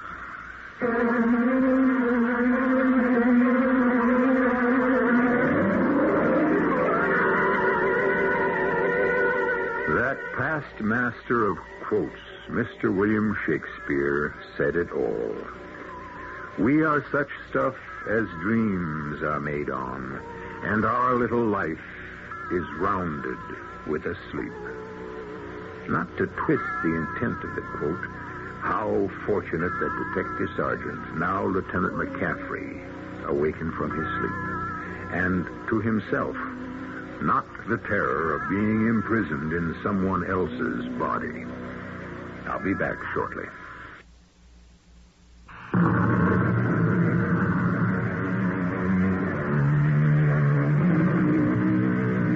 Our cast included Ralph Bell, Bryna Rayburn, Bob Caliban, and Ian Martin. The entire production was under the direction of Himan Brown. Radio Mystery Theater was sponsored in part by True Value Hardware Stores. This is E.G. Marshall inviting you to return to our Mystery Theater for another adventure in the macabre. Until next time, pleasant dreams. The preceding program is furnished by CBS Radio. You're dialed to set for 15 minutes of late news with John Scott. WOR New York and RKO General Station. It's 8 o'clock. Defense and prosecution wind up their summations in the Patty Hearst case. Idaho Senator Frank Church joins 7 other candidates in seeking the Democratic presidential nomination. Talks are resumed in the strike against transport of New Jersey. It's 31 degrees in clear mid-Manhattan. The man says partly cloudy and not as cold tonight, the low in the low 30s. Partly sunny and mild tomorrow, the high in the middle 50s. This is John Scott with the 8 o'clock edition of the news. Patricia Hearst, the defense attorney, told the jury today that Miss Hearst's case is, in his words, not a case about bank robbery. It's a case about dying or surviving. Attorney F. Lee Bailey has argued that Miss Hearst was forced by the Symbionese Liberation Army to take part in a 1974 bank robbery. Government lawyer James Browning has said her participation was voluntary, and in closing statements today, he urged the jury to reject Miss Hearst's testimony to the contrary. Bailey and Browning made their closing comments today. Browning spoke 2 hours, reading from Miss Hearst's writings and exhibiting a necklace the newspaper heiress had received from SLA member William Wolfe. Bailey's statement was surprisingly brief, barely touching on evidence, stressing the theme that Miss Hearst wanted only to prolong her life. Idaho Senator Frank Church says that the Ford administration is weak, that Democratic candidates for the presidency are not discussing real issues. Church has joined the seven-man Democratic race. Speaking today in Idaho City, Church said examples of weaknesses are Mr. Ford's pardon of former President Nixon and what he termed crimes against freedom committed by the government. Church headed a Senate investigation into CIA wrongdoing. The next primary election is Tuesday in North Carolina. Democratic hopeful Jimmy Carter told voters in Charlotte today that he will defeat George Wallace in every southern state but two. Those two, Alabama, where Wallace is governor, and Mississippi. In Kinston, remarks by Wallace centered on his health, which he said is good. Wallace has been in a wheelchair since the 1972 attempt on his life. GOP presidential challenger Ronald Reagan, campaigning today in North Carolina, said election predictions have turned around. Reagan said he read in November if he came close to President Ford in early primary.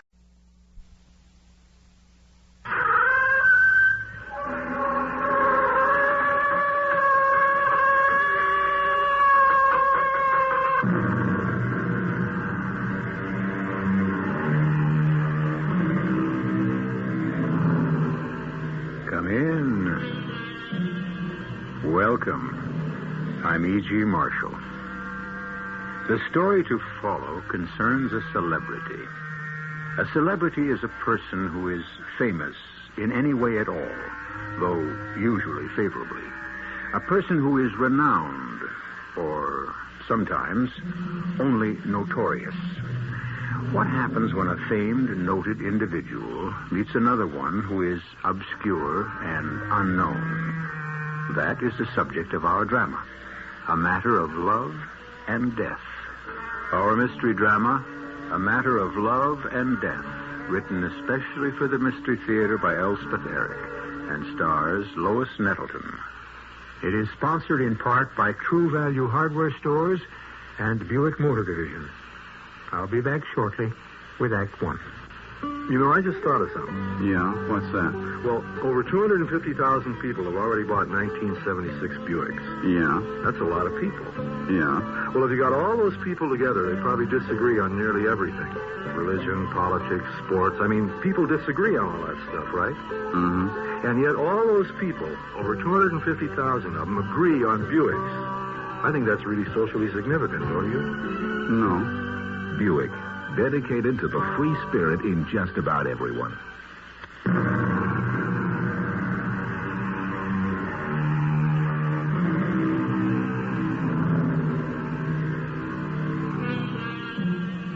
I can remember a day, perhaps some of you can too, when a man became a celebrity for a short while by sitting on a flagpole.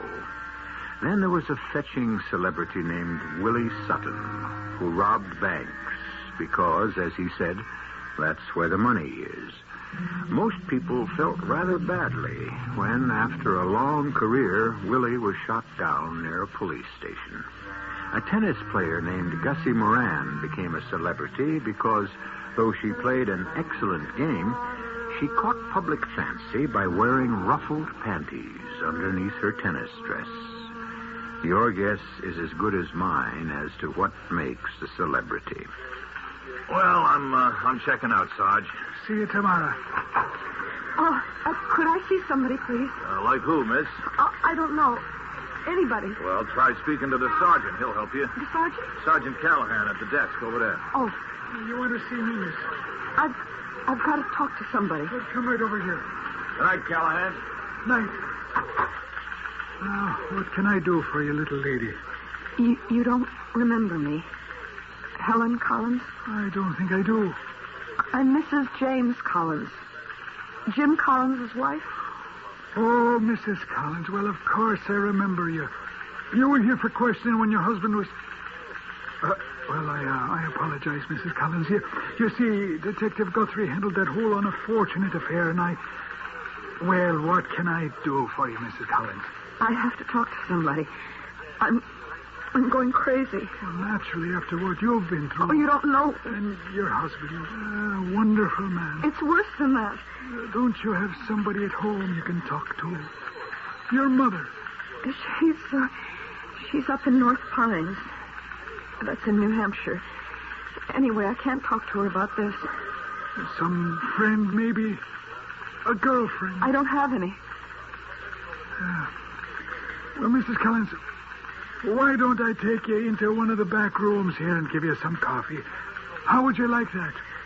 Yes, I'd like that. Well, you just come along with me. Saints alive. You're shaking. Are you cold? I guess. Kind of shook up. Is that it? Right in here. Sit down, Mrs. Collins, and I'll fetch you some coffee. How do you take it? It doesn't matter. Well, I'll put some milk in it and a little sugar. Give you some energy. You look like you could use it. Am I right? I have to tell you something. And I'm going to listen. Now just sit back and relax and drink this coffee, and you tell me what's on your mind. Now take your time. I'm listening. How's the coffee? Sergeant, I forget what you said your last name is. Callahan. Is the coffee sweet enough? Sergeant Callahan, I should have told somebody before. Coffee too hot. I killed my husband. How's that again, Mrs. Collins? I killed my husband. Oh, well, now, and how did you do that, Mrs. Collins, if you care to tell me? Oh, I do. That's why I'm here. Well, drink some coffee. It'll settle your nerves. I shot him. That's a pretty serious thing you're telling me. Oh, I know that. And I know I should have told you before, but I've been so upset.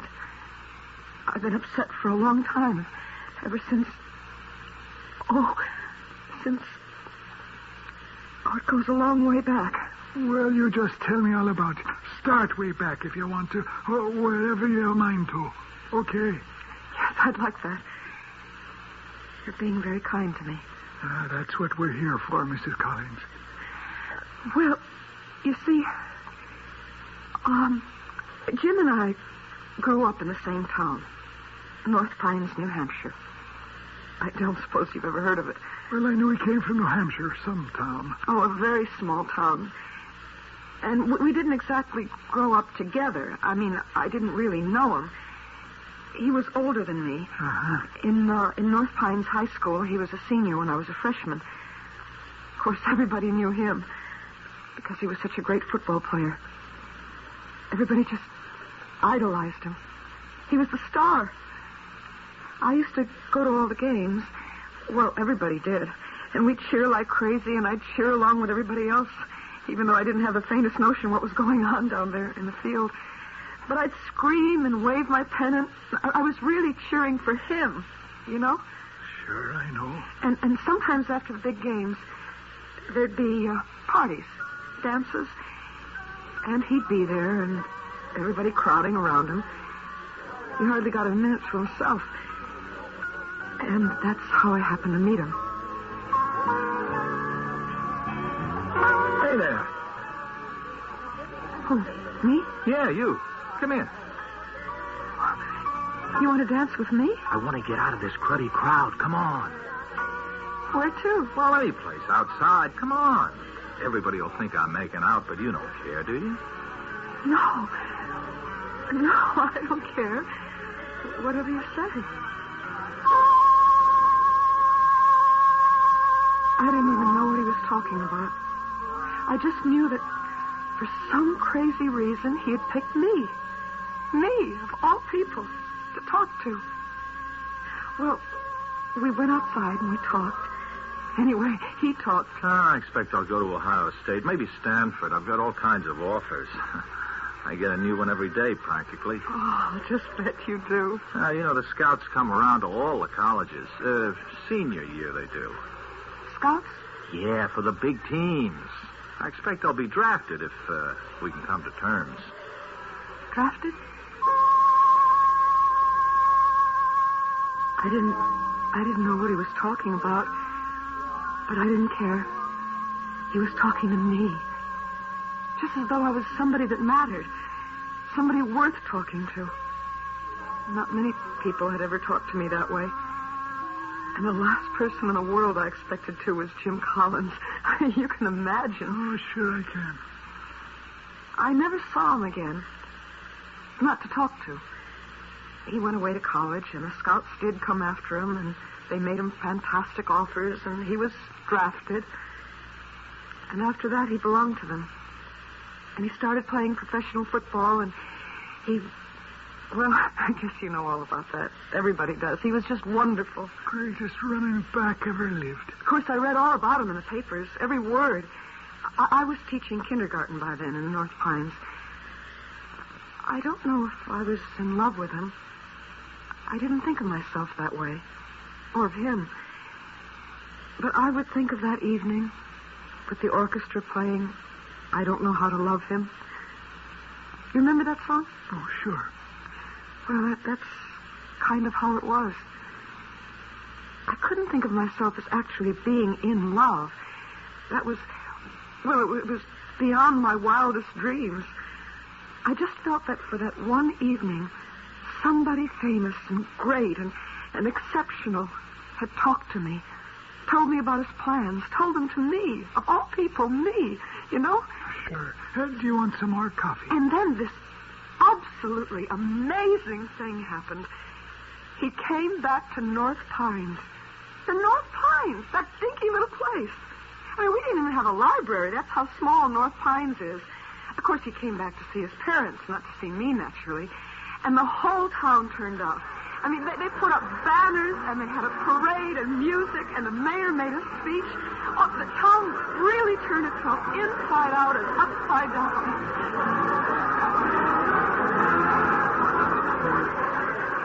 I hung around after everybody else went home.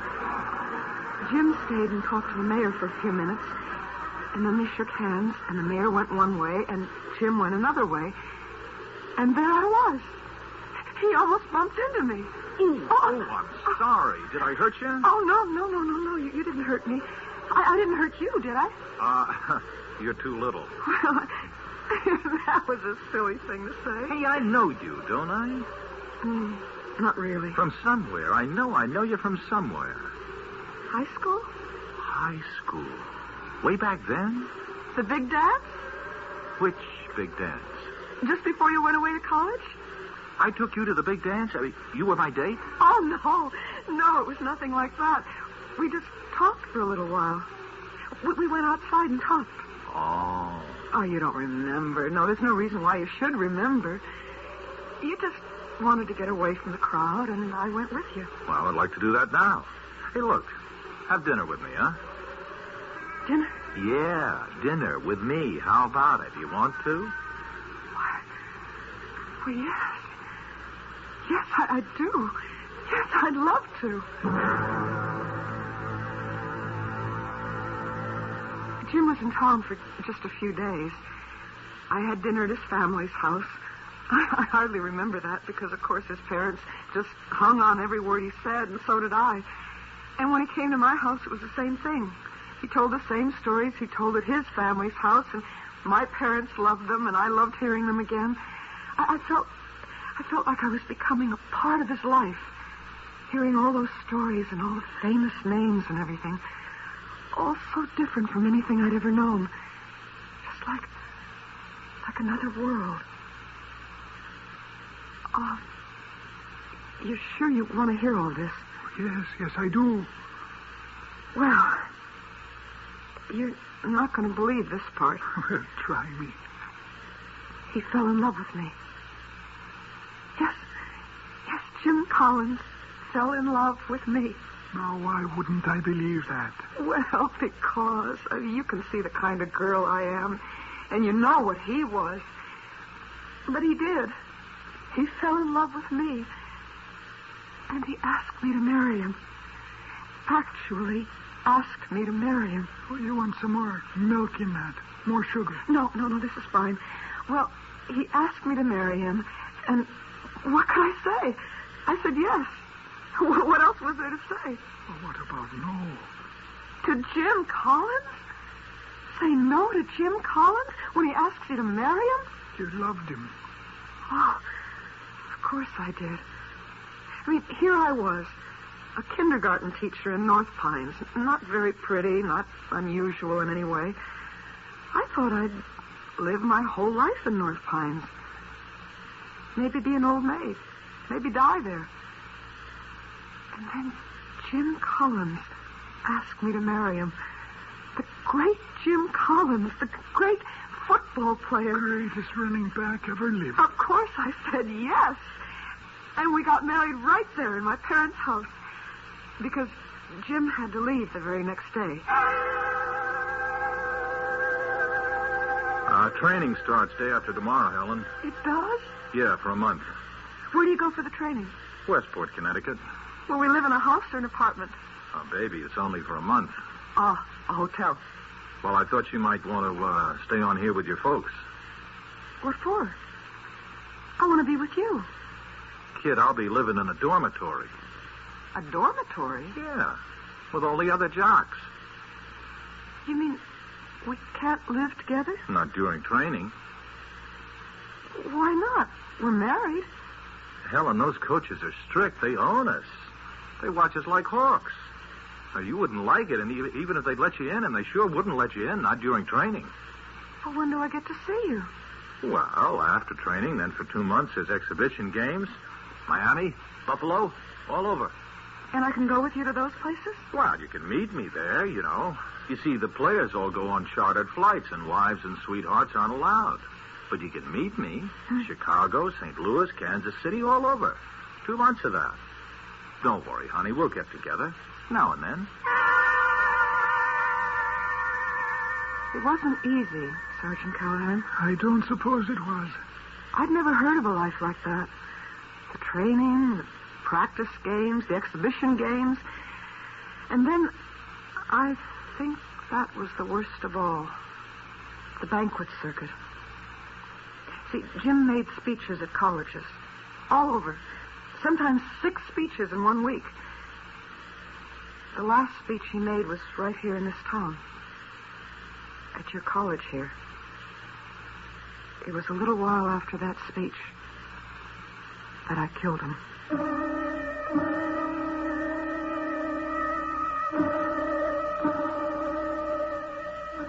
Do you dream of becoming a celebrity yourself? Very well. If you have the talent and the perseverance and the audacity to launch yourself on this perilous path, good luck to you. If, on the other hand, you think such an undertaking requires too much of you, and your main assets are your beauty, your charm, your femininity, then perhaps you think of marrying a celebrity. If this tale has any moral at all, any purpose, it is only the whispered warning, think again. I'll return shortly with Act 2.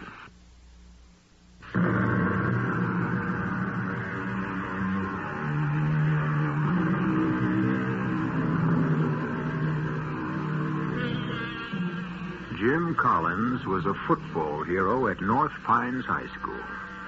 He was a football star at college. He was drafted into the majors after graduation and became a football celebrity. On a visit to his hometown in New Hampshire, he encountered a girl he had talked to for 10 minutes many years before at a high school dance. And for this reason or that, he married her. When our first act ended, she was in a police station telling the sergeant that she had killed her famous husband. I didn't mean to kill him. I loved him. I hardly ever saw him, but I loved him. I never meant to do such a terrible thing, but I don't know, I just got where I couldn't stand it anymore. Try and calm down and tell me what led up to everything. Well, you're a very nice girl. Anybody can see that. So tell me, what did he do to make you? Well, you know. Well, there must have been a reason. No, not really. He was always good to me. He was a good man. But Well, you want some more coffee? No, not really. Well, how about an aspirin? Oh, that would be nice. I've got some right here. Always carry some on me. Well, here you are. Yeah, take 2. You want some water? No, the coffee's all right. Thank you. Now, let's both you and me relax, and you tell me the rest of it. Isn't somebody supposed to take down my confession? I thought you always did that. Well, there's always time for that later. You just tell me about Jim Collins and everything that happened. Well, I could have put up with everything, I think, if it hadn't been for the fans. The fans? I've read about fans that follow movie stars around and rock singers and those people. And, of course, I know senators and presidents have people like that, but that's mostly election years. But I never knew fans followed football players around. It came as quite a shock. I can imagine. There was one time we were in New York. I'd never been to New York before, and Jim and I went into a big department store. I wanted to buy a purse, one of those over-the-shoulder things, you know. And we got up to the counter, and the salesgirl took one look at him, and I thought she was going to faint. Aren't you? You are. You're him. Aren't you him? Oh, it's him. It's him. It's Mr. Collins. Let's get out of here. Oh, it's just fans, honey. But they're crazy. No, it happens all the time. They're coming this way. Well, they want to touch me. I can't stand it. I can't stand it. Helen, wait a minute.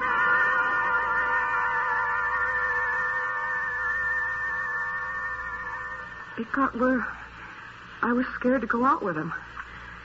I mean, you don't know, Sergeant Callahan. People would see him on the street or in a restaurant or a movie, and, well, they just went crazy, Mr. Callahan. And nobody can tell me they loved him. I mean, love should be gentle and kind and considerate. Don't you think so? I believe I do. Well, these people, they treated him like he was some kind of a thing, like they bought and paid for him, and they could do whatever they wanted to with him, like he belonged to them. I got so I wouldn't go out in the street with him. I'd meet him at this bar, which was his favorite place to go, and I'd sit there with him, and Bruiser would usually sit with us. Bruiser? Who's that? Oh, you don't know about Bruiser? Jim's bodyguard? Oh, yeah, I know him. Only I didn't know that was what they called him. Well, it was what Jim called him. Bruiser was in college with him. He played football, too. Of course, he wasn't as good as Jim. Oh, no, not many were. And he wasn't what you'd call a student. And when he got out of school, he went into the Marines for a couple of years, and then he was a security guard for a while. And then he met Jim, and, well, from then on, he was with him all the time. He was really very nice. And, of course, he was crazy about Jim, like everybody. Look at this, Helen. What is it? Oh, cigarette case, isn't it? A lighter. Both solid gold. Whoa. Yeah, Jim gave them to me. Oh, that was nice. Oh, he didn't pay for them. I mean, somebody gave them to him, and he passed them on to me. Jim doesn't smoke. Yeah, they were presents. From a lady. Really? Oh, no, don't get jealous. Oh, I'm not. Yeah, they were from a fan. His #1 lady fan. She gives him presents? Expensive presents like that? Don't worry. He just passes them on to me. You see these cufflinks? They're from Gwen. To Jim, to me. Is that her name? Gwen? Yeah, Gwen something or other. She got it bad for old Jim. Oh, man. Here's a gold pencil she gave him. And there are other things. Why doesn't he give them back? Oh, he tried once, but she carried on like it busted her heart. She really cried and made a scene. So he stopped trying. He just gives his stuff to me. It doesn't seem right. All part of the game, Helen. All part of being a celebrity. You'll get used to it. I never got used to it. Never. Bruiser and Jim would sit and laugh about it, but I never could. They talk about this Gwen person. They weren't even sure what she looked like because there were always so many fans crowding around Jim wherever he went. But he used to get a letter from her every single day. And finally, she sent him a picture of herself. What did she look like? Well, she was pretty. I was jealous. I have to admit that, Mr. Callahan. Oh, should I call you Sergeant Callahan? You just call me whatever you want to. This is a very informal talk we're having. Well, she had lots of blonde hair. The thick, heavy kind, down to her shoulders. And a beautiful smile. And very big eyes. And I guess what you'd call a sexy mouth. I guess you'd say she was beautiful. You'd think she'd get a man of her own instead of... Well, the picture upset you. Is that it? Well, I was already upset. Not just by her, by all of them. All the fans. They were just so wild, so uncontrolled, so kind of crazy. But your husband didn't mind. I think he liked it. Anyway, Bruiser had a gun. Oh, did he? Yeah, just in case things got rough, he said. Because things did get rough sometimes. People fought to get near Jim. And fights started, and if Jim didn't do what they wanted him to, spend enough time with them or hand out enough pictures or sign enough autographs, well, they'd get sore at him and make threats. Well, what kind of threats? Oh, like they'd ruin him, like they hoped he'd lose a game, lose 10 games in a row, break a leg. I mean, they'd get really angry. And I couldn't stand it. I mean, after all, he was a person. But he and Bruiser, they just laughed it off. Like the last letter he got from this Gwen person. What did the letter say? Do you remember? Most of it. See, we were sitting in this bar we used to go to, and Jim got it out, and he started to read it out loud. I know that wasn't very nice of him, but he always did it. Dearest, most adorable man in the whole world. Oh, how about that? Yeah. I saw you yesterday going into the barber shop, the big one where all the famous men go to. I worship you from afar, but my secret dream, which I shall now reveal to you, is to be near you, near enough to kneel at your feet and have your blessed hands touch my head. Come on now. I received your picture, but it's not the one I want. You sent her a picture? Yeah, the PR office sends them out to everybody. It's nothing. She didn't like the picture. I received the picture, but it's not the one I want. I want one that will be mine alone. The one you sent me says, "Hi there, Jim," and that's not at all what I want. Because I am not like your other fans. I adore you, every part of you, if you know what I mean. You are my idol, my god, the avatar of my desire. Avatar? What's an avatar? Oh, who knows? You want to hear the rest of this? I don't. No, it's just more of the same. Jim, I think you should tell her to stop writing to you. Stop hanging around all the time. Well, Helen, what's the harm? She's not hurting anybody. She's hurting me. Oh, is my little baby getting jealous, maybe? Oh, it's not that. It's just all so undignified. Well, what's a little dignity when you're a celebrity? It's so cheap. Hey, look. Huh? Look at what? It's her. It's that dame, that Gwen Woozitz. Where? Oh, for Pete's sake. Well, she just walked in. She's looking around. All right, let her. You want her here. You want her to see you and come over here and spoil everything. Honey, what's the harm? She spotted you, Jim. So what? She's coming over here. Oh, she's a pathetic dame. Something in her hand. Okay, let her have her fun. She has got something in her hand. Who cares? Well, hello? Hello there. Well, hello there to you, too. I was hoping you'd be alone. This is my friend, and this is my wife. You didn't answer my letter. Well, I've been pretty busy, you know? Oh, well, you didn't send me a picture. Sure I did. Well, not the kind I asked you for. Now, look, I don't have any of those kind of pictures. Well, you could have had one taken. All right, well, my manager wouldn't like it. Oh, well, he wouldn't have had to know. And neither would my wife. Oh, well, in that case... Jim, look out. What? I have to have something... Well, wait a minute. Something of my own... What is she doing? Get that... There! I got it. Something of my own to remember you by. So long, everybody. What the... Oh, now that's a new one. She cut off a piece of my hair. How do you like that? She got nerve, all right. Yeah, she's got nerve. She's horrible. She's a horrible thing. Oh, come on now, honey. She didn't hurt me. A little lock of my hair. Let her have it. You don't even mind. You don't even get upset when somebody you don't even know treats you like that. As though she had rights to you. What? As though you were her servant. No, it's worse than that. Nobody would do anything so degrading to a servant, not even to a slave. She treats you like a pet, a dog or a cat, and you don't even mind. You're a public pet. You ought to be in a zoo where people gape at you and feed you things and call you cute. You're in a great big zoo, the main attraction in a great big zoo, and you don't even mind. You love it.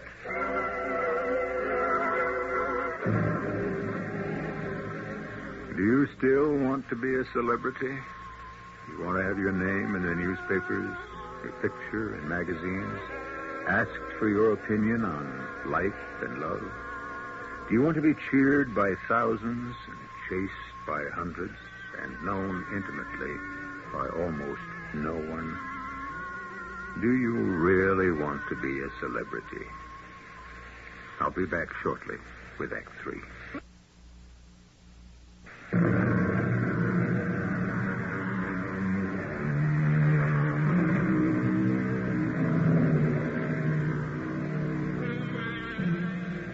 Our small-town kindergarten teacher has married the small-town boy who was a local football hero. But since the halcyon days of high school and high school football, he has become an outstanding football star for a professional team, and increasingly popular, famous, and celebrated, until he has reached the status of a national celebrity. All this is foreign to our heroine, and distasteful. I screamed at him. You ought to be in a zoo where people can gape at you and feed you peanuts and call you cute. You live in a great big zoo and you don't even mind. You love it. All this, Mrs. Collins, just because a silly woman snipped off a lock of your husband's hair. I mean, they weren't alone. You were with him. You and his bodyguard and other people. You were in a public place, a restaurant, a bar, with other people around. I think that made it worse. Like he was on display. To be touched and handled by anybody at all. Well, that's better than having them alone together, isn't it? I don't know. I never thought about them being alone together. Because they never were. Are you sure about that? Oh, yes, of course I'm sure. Jim wouldn't have wanted to be alone with her. He didn't even like her. And he didn't have time to be alone with her. He hardly had time to be alone with me. I tried to follow him to all the big games, and I'd wait in the hotel room for him. In the suite. He always had a beautiful suite. We were treated like royalty, practically. And one day I came back to the hotel to wait for him, and I went into the bedroom to change my clothes. And there she was. This Gwen person. She was going through her clothes closet. What are you doing? Oh, you're his wife? What are you doing here? How'd you get in? Well, now, please, don't be mad at me, Mrs. Collins. Who let you in here? Well, I told them, see, I was Jim's sister, and I had to meet him here. You don't mind, do you? Yes, I mind. I mind very much. Why are you going through our clothes? Well, I had to have something. What?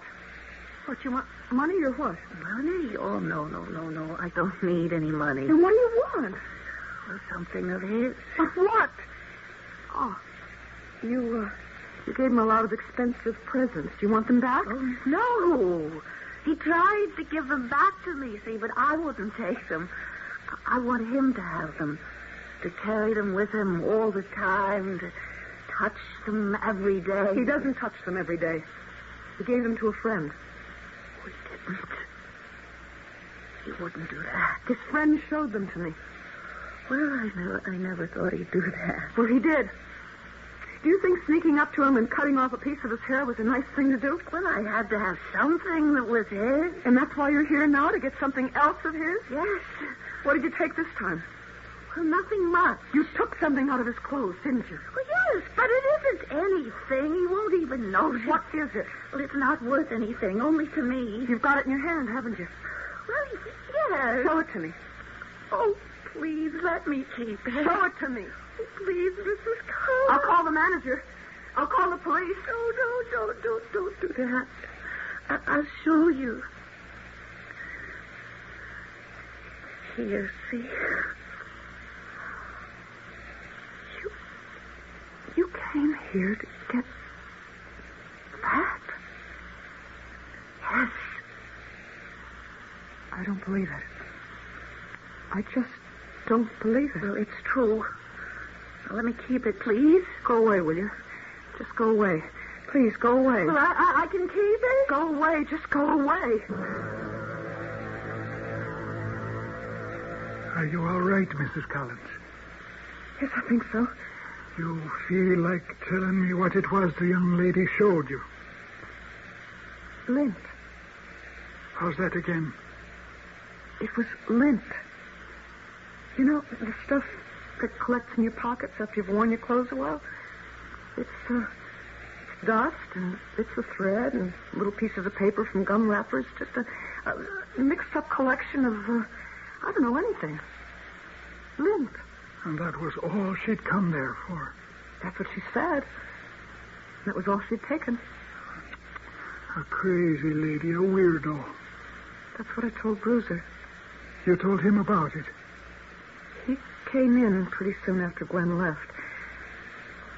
I was kind of sorry for her, but I was scared of her, too. And I hoped I'd never see her again. I took a hot bath, and I laid down on the bed, and I wondered how I was going to go on with my life. Yes, hello? Helen, it's Bruiser. Yes, Bruiser, what do you want? I'm downstairs. Is Jim with you? No, he's still watching the game. Hey, look, can I come up? I've been following him around all day and I'm beat. Oh, yeah, come on up. I need somebody to talk to. I'm your man. Be right up.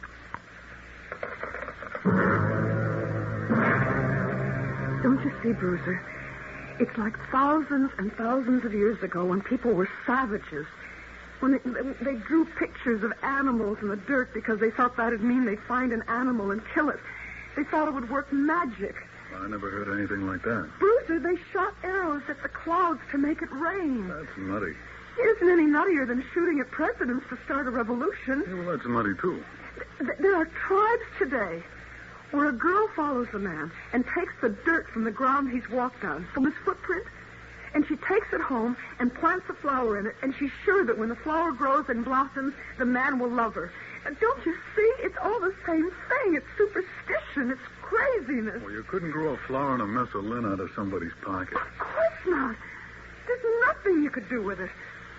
So what does anybody want with it? But Gwen wanted it. She lied her way in here to get it. She was crying when she asked me, please, could she keep it? Well, you could have her arrested. Oh, I don't want to have her arrested. I just wanted her to get out of here. I want them all to get out.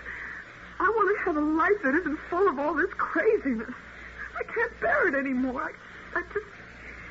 I don't understand it, and I want it to stop. Why can't it? Well, because Jim's a celebrity. He just is.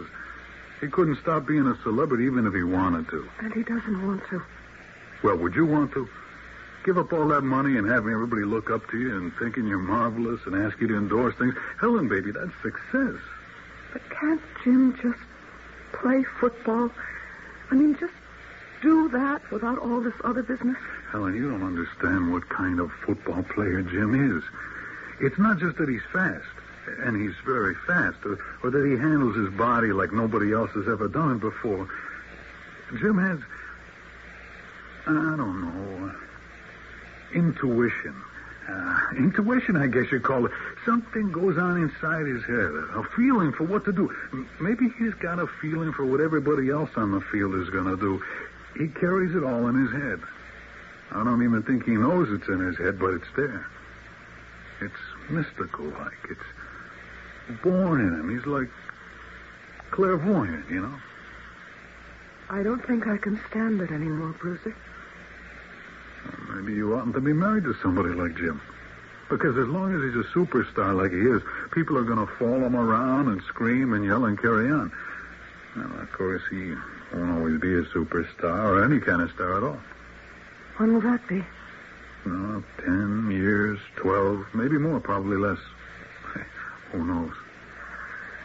I don't think I'll last that long. Look, I had a hard day today. Would you mind very much if I took a hot shower and laid down on the bed for half an hour, maybe? If you want to. Thanks a lot, Helen. Give me your coat here. I'll hang it up. Thanks very much. Oh, wait. Let me take my little old 38 out of the pocket. Don't want you handling it. Okay. Wait. You've got another gun. Oh, yeah, this. Is that a holster? What they call a holster? Yeah, that's what they're calling it. I wish you didn't have to carry guns. Never had to use one yet. Outside the Marines. Well, gotta take my shower. Hey, I sure appreciate it. You're welcome. You'll be okay, won't you? Oh, sure. Hey, maybe you need a drink. No, I don't think so. I think I'm just gonna sit here and try to figure out what to do with my life. And that's what I tried to do, Mr. Callahan. Oh, Sergeant. I just sat in the bed and tried to think how I'd gotten myself into such a mess. I thought of my life with Jim. No, not with him. Because I was hardly ever with him. I was married to him, but I wasn't with him except for a little while every now and then. The rest of the time, he was with the fans, the worshipers, the acolytes, the autograph hounds, the screamers, the people who thought they owned him, the people he'd given himself to. He wasn't mine, he was theirs. And then I heard the outside door open. Please, I love you. Now, wait a minute. Hold it. Please, let me come in with you. No. Let me touch you. Let me spend 5 minutes with you. 2 minutes. Oh, you crazy woman. Please, you don't know how I feel about you. You're my dream, my life. Now, look, will you get out of here? You're some kind of a nut. Just let me be with you for a minute. Do you want me to have you thrown out? I don't care what you do. Only let me. Helen, that's my wife, you stupid fool. Helen, I...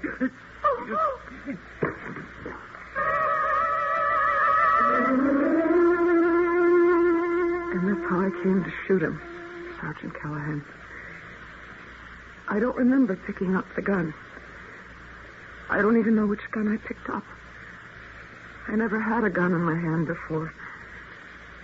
But when I saw Jim and the girl, Gwen, and she was hanging on to him, pleading with him just to let her touch him, I don't know why I wanted to kill him. But I did. I wanted his kind of life to end. Maybe I should have killed her. Maybe that would have made more sense. I don't know. Neither one made any sense. No, I guess not. But what I wanted was for all to stop. All the craziness, all the screaming and yelling and grabbing for things. I wanted everything to just quiet down and be calm and peaceful. So that I could be calm and peaceful. And maybe a little happy. I understand. Do you? Really? I really do. Thank you. Mrs. Collins, you didn't kill your husband. Oh, but I did. The gun you had in your hand was never fired. But I heard the shots. 2 shots. They came from a different gun. Oh, no, not Bruiser. No, he wouldn't. No, not from either of his guns. From a .32, belonging to a very crazy lady. Gwen? We picked her up this morning. But she loved him. What a fan feels for a celebrity, Mrs. Collins, is a very mysterious thing. I don't know what it is, but I can tell you what it isn't. It isn't love.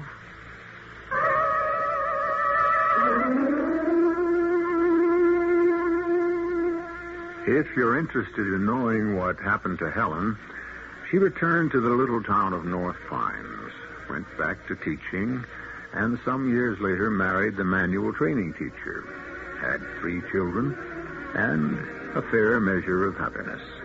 And even the moments that were troubled or unhappy were not frantic or filled with any kind of excitement.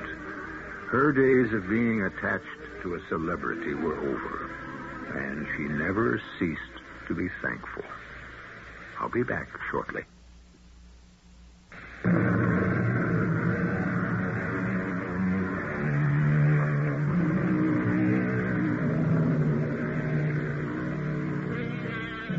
Our cast included Lois Nettleton, William Redfield, Marion Haley, and Lloyd Batista. The entire production was under the direction of Himan Brown. Radio Mystery Theater was sponsored in part by Carrier Air Conditioning. This is E.G. Marshall inviting you to return to our Mystery Theater for another adventure in the macabre. Until next time, pleasant dreams.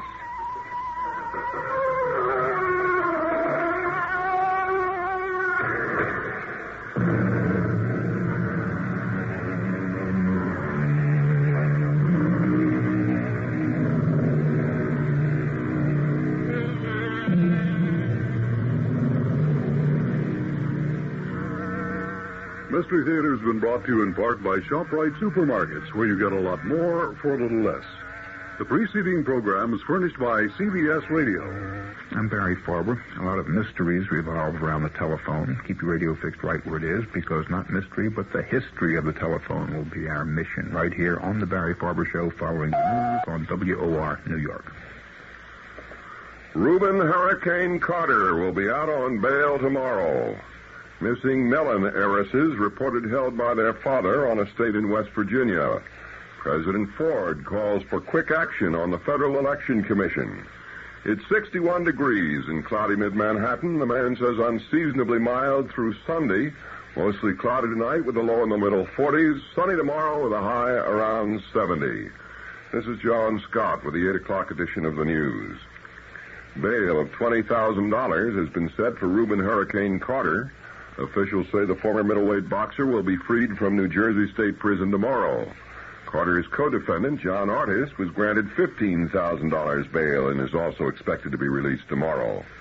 The decision to grant bail followed a 3.5-hour session between attorneys for the two men and prosecutor Beryl Humphreys of New Jersey's Passaic County.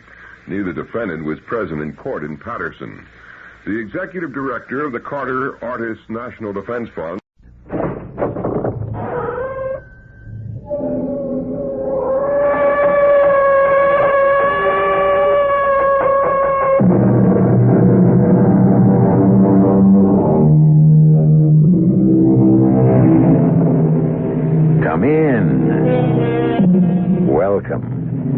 I'm E.G. Marshall, amanuensis to those shadowy figures whose outre experiences are so faithfully related here at this point on your dial. Gambling, said George Washington, is the child of avarice, the brother of iniquity, and the father of mischief. But does that include a friendly little game? What happens to most friendly little games? Friends become enemies. Little becomes big, and suddenly it isn't a game anymore. But enough of this moralizing. Deal the cards. Who are you? You know who I am. I am the Countess Anna Fedotovna. But you're dead. Yes, I am dead. Then how can you be standing there? Look at me. Can you doubt I'm the Countess? But you were buried this afternoon. What does that have to do with it? What does that have to do with it? Enough. Enough of this meaningless chatter. Let us get down to business. What? What business?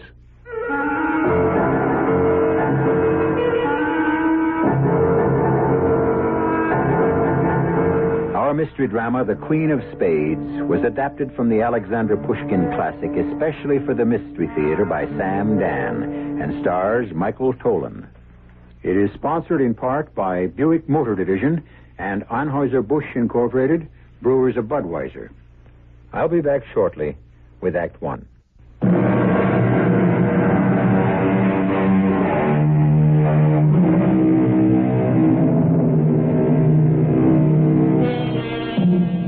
Let us go back, perhaps 150 years to the Moscow of Imperial Russia. And let us make the acquaintance of some handsome young officers who have been engaging in the second most favorite pastime of handsome young officers, a friendly game of cards.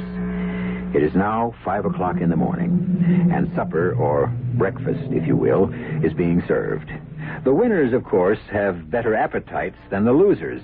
But the champagne is flowing freely, and soon the entire company is in good spirits. Well, Namarov, this should be a lesson to me. What kind of lesson, Tomsky? Never to play with members of the Horse Guards. Oh, don't begrudge me a little financial success this evening. After all, you're the one who's lucky in love. Luck, gentlemen, is merely the verdict of mathematics. Hey, what's this? Herman, are you still here? Yes.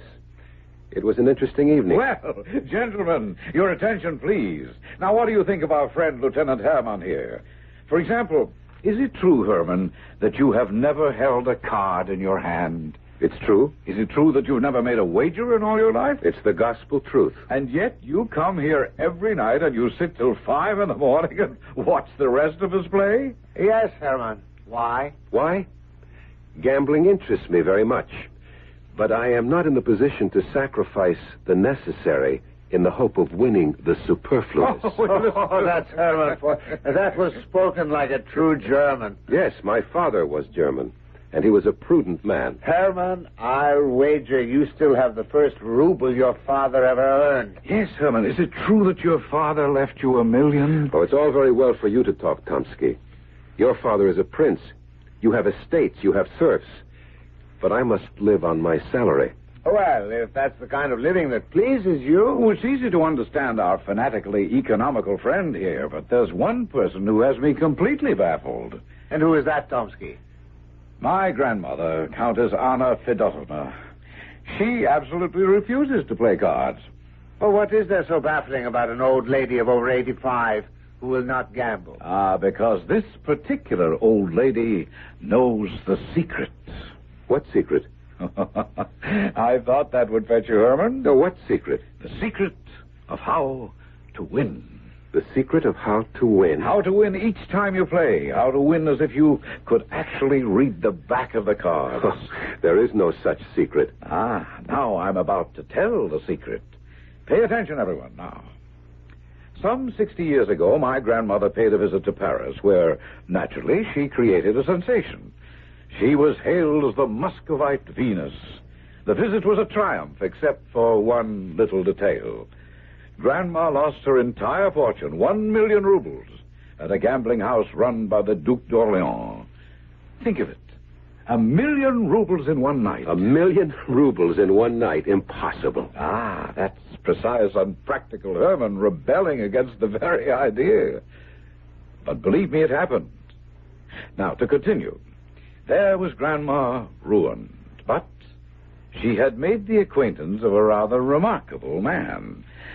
I dare say you've all heard of the fantastic Prince de Saint-Germain. He was known to be fabulously wealthy, and he paid Grandma a visit.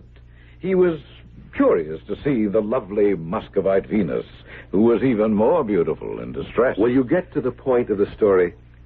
Well, my grandmother asked him for a loan. And you know what he said? He said no. Oh, you would have said no. But he said, Your Highness, I could advance you the sum you require, but I know that you should not rest easy until you had paid me back. However, there's another way out of your difficulty, a way that will allow you to win back your money at the gambling table. And in return for one of your dazzling smiles, I shall reveal it to you. Was that all he wanted? One of her smiles? Oh, and you forget, this was a Frenchman. And those people invented chivalry. At any rate, he told her a secret. I almost believe I would sell my soul to know that secret. But armed with it, my grandmother returned to the casino, chose 3 cards, and played them one after the other. All 3 won. And my grandmother recovered every ruble she had lost. Well? Well, what? What were the 3 cards? That's the secret. You have a grandmother who knows how to choose 3 winning cards at Faro, and she refuses to play? That's correct. But why? That's also a secret. Well, haven't you ever asked her to tell you the secret? Oh, I ask her every day. And what does she say? She says, no.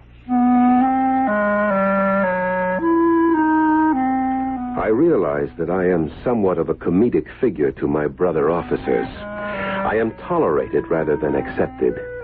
That is because I am different. They call me Herman the German, and it's quite a joke. But I do not mind their laughter, because the things they laugh at in me are precisely the things they lack in themselves. Seriousness, thrift, practicality. And character. Oh, yes, character. For I also have a weakness. Gambling. I would love to wager on the throw of the dice, the turn of the cards, the thrill, the excitement, the fever in the blood. But no. I control myself. And yet, if I knew the secret, Tomsky's grandmother's secret, what are those 3 cards? Suppose I could get her to tell me the secret. But why should she tell me? She won't even tell it to her own grandson. But is it true? Can there be such a secret? No, I shall not think about it any longer. I shall dismiss it from my mind.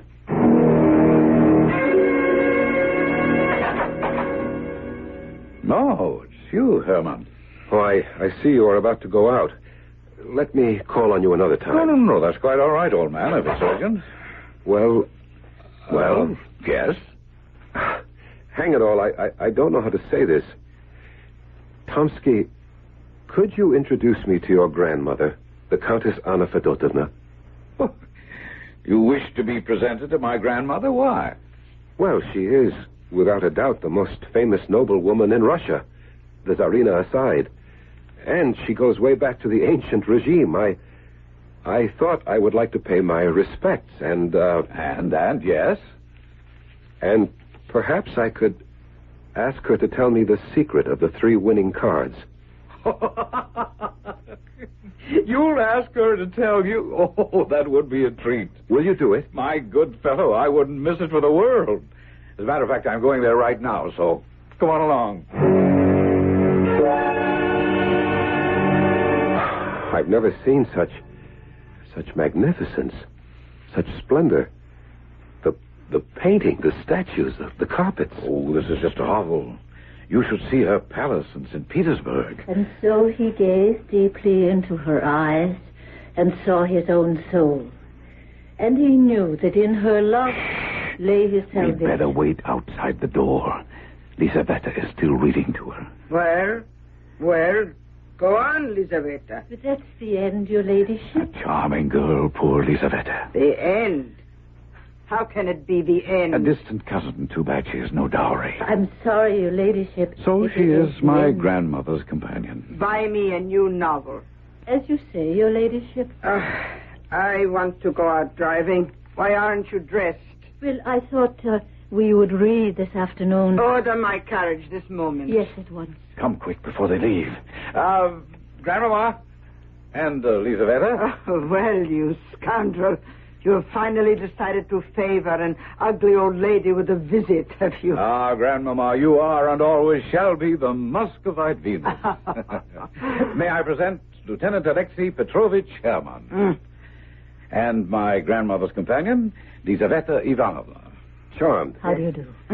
And what are your duties in the military service, Lieutenant? If you are a friend of my grandson's, I dare say they are wenching, drinking, and gambling. Oh, no, Grandmama. Lieutenant Herman is very serious and sober. As a matter of fact, I brought him here because he has a request to make of you.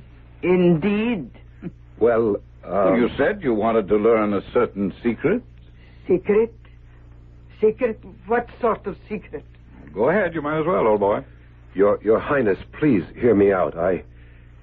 I'm a very sober person, a hard-working person. Your nephew will bear me out. Oh, yes, it's true. I was born poor. Oh, respectable. Indeed, my father was a member of the merchant class.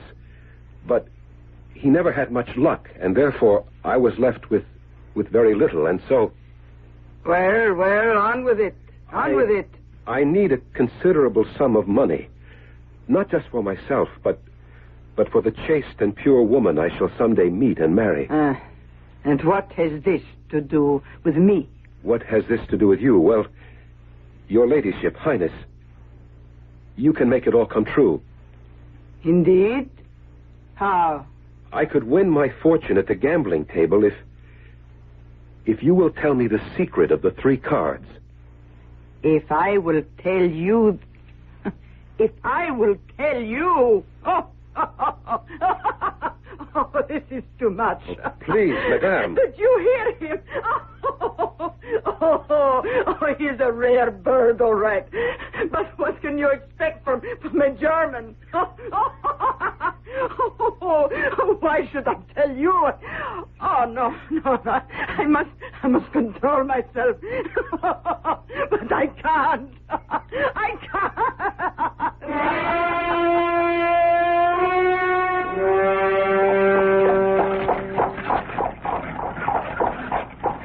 Well, Herman, I'm sorry. I thought it was a perfectly reasonable request. And I don't like to be laughed at.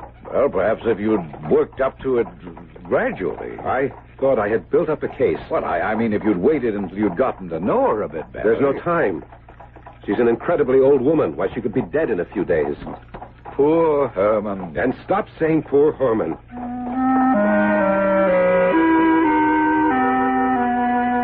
But that was my name. I had become poor Herman. Tomsky isn't a bad fellow, but who can resist telling a funny story? Well, I didn't see anything funny in it, but everyone else did. I may not have a sense of humor, but what I do have is a sense of determination. And I have determined to learn the secret of the 3 cards. And I shall learn that secret. After all, I asked her once, and I asked her politely. I asked her the way a gentleman should. She laughed at me. Well, there are other ways. Yes, indeed. Laugh, my lady. Laugh, my friends. But Lieutenant Alexei Petrovich Herman will yet have the last laugh on all of you.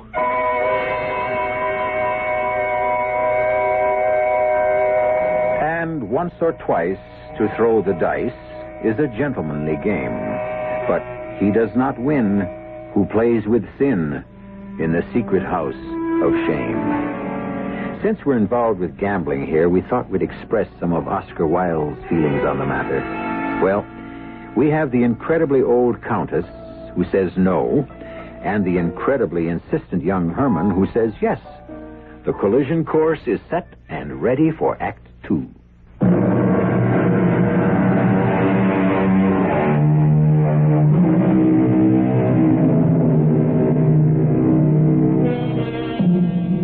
Success, we are told, is a secret, a magical secret, a mysterious key that unlocks the door to wealth and happiness, to love and everything the heart will desire. And so many of us devote our lives to searching for the secret, the fabulous formula, the trick, the gimmick. And this is the present occupation of Alexei Petrovich Herman, a lieutenant in the engineering battalion of the Tsar. Did I say occupation? I should have said obsession. Yes, I was determined to wrest that secret from that hideous old hag by fair means or foul. But how? She would no longer receive me. And even if she would refuse to divulge the secret. I would have to force it out of her. I would have to be alone with her, alone. But how could I ever manage to be alone with her? I wrestled with the problem. I even went to church to pray for the solution. And of course, when one prays with a sincere and earnest heart, his prayers are usually answered. My prayers were answered, and the how was revealed to me. She was sitting there just up ahead of me. The servant girl. No, not the servant girl, the companion. What was her name? Lizaveta Ivanovna. She is the how. I shall make a declaration of love to her. But how do I do that? I have never spoken of love before.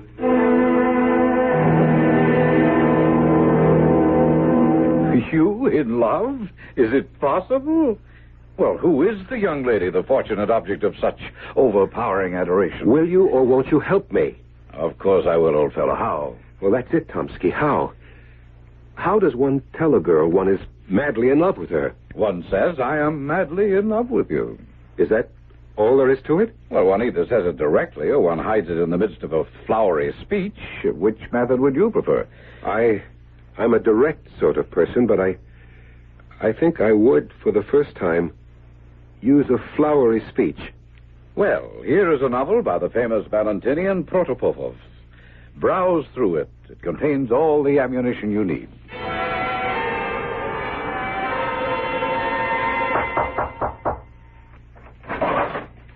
The butler sent me up to see you, mademoiselle. He did? Why? Oh, because I have a letter for you. For me? Well, there must be some mistake. You are Lizaveta Ivanovna Surin, are you not? Yes. But I don't know anyone who would write to me. Well, this is your name on the envelope, and I was instructed to give... For me, a letter? Well, thank you. Thank you very much. I am touched to the very depths of my soul by your charm, your beauty, your goodness. The light of heavenly angels shines from your eyes. I am the dirt under your feet. I am nothing. I am no one. And yet I dare to aspire, to dream, to hope. Oh, my beloved, speak the word that raises me to paradise or hurls me into the pit.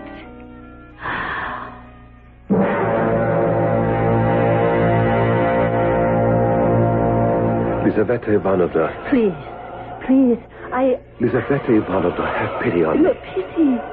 You're the one who should have pity on me. I'm a poor girl. Poor? Your condition of life is even higher than mine. My father was merely a merchant. Your father was a state councilor. He died penniless. It doesn't matter. It matters. I have no dowry. It doesn't matter. I love you. And soon you would hate me. Oh, I swear by my soul. You would be in debt. There would be no money. I swear by my hope of salvation. Your creditors would haunt you. I must have you, Lizaveta Ivanovna. And you would think I, a handsome young officer, I could have made a wealthy match. Lizaveta Ivanovna. Please, Lieutenant. I am sorry. It cannot be.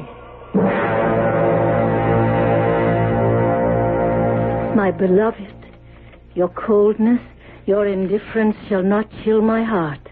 A poor flower worships the sun. And if the sun is unaware of its adorer, does that lessen the adoration?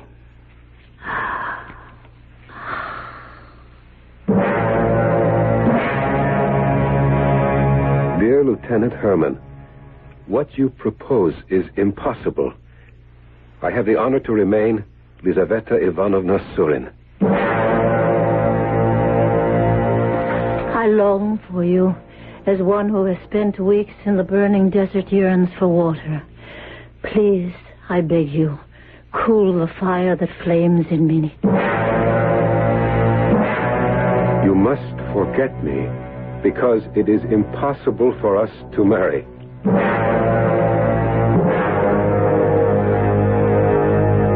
Well, Herman, how goes your secret love? She refuses to see me, Tomsky. That's to be expected. But she is unmovable. That's a good sign. How? A woman is always at her most yielding when she's at her most stubborn. None of my letters seem to have swayed her in the slightest. Ah, but she answers them, doesn't she?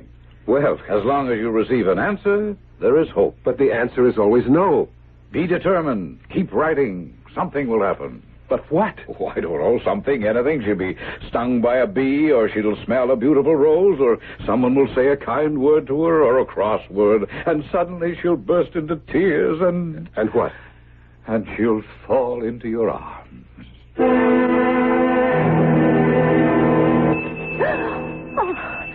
Oh, my. Oh, my goodness. Well, there you are. Thank you for deciding to waste some of your precious time on me. I'm sorry, sir. Your ladyship, I didn't hear you ring at first. What's wrong with you these days? Forever sighing and mooning about. Are you ill? No, your ladyship. Order the carriage. What sort of weather is it? Calm and sunny and warm. No, you never know what you're talking about. I feel cold. It must be snowing and freezing. Yes, your ladyship. Now, where are you going? Well, to order the carriage. To order the carriage? Whatever for? But your ladyship just told me what to order has happened to your senses? Would I want to go driving about in a snowstorm? No, the sun is shining. Don't you dare contradict me. No, madame. Shall I read to you? Read to me? Yes. Really, my girl? Didn't I tell you to order the carriage? Oh, Lizaveta is all of now. You come back, Lizaveta. Oh, now what's gotten into that fool of a girl? I am convinced that your intentions are honorable. I believe your declaration of love. And I see you as the knight in shining armor I have always yearned for.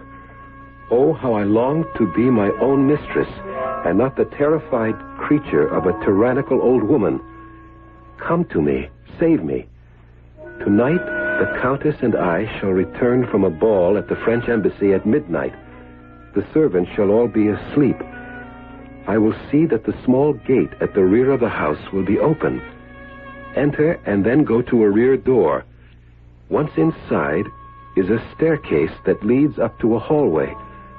The first door is the Countess's bedroom. The second is mine. Remember, I love you and rely upon your honor.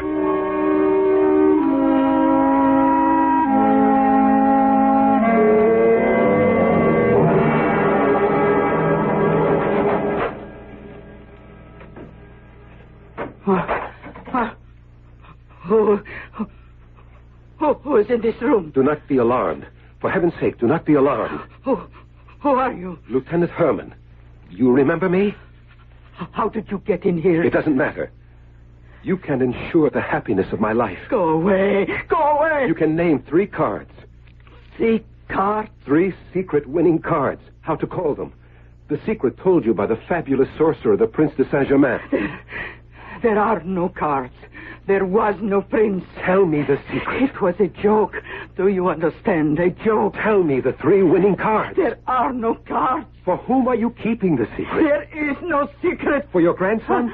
He's rich enough without it. I tell you, young man, there is no secret. You're old, as good as dead. Why do you refuse? Why? Because... Reveal the secret.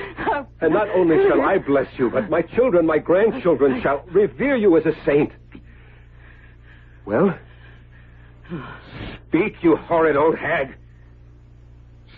Speak or I'll blow your brains out. There is no secret. You think I hesitate to kill you?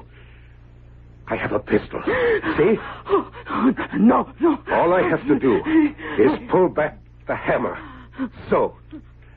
You hear it click? All I need to do now is pull the trigger. And I will pull the trigger if you don't... No!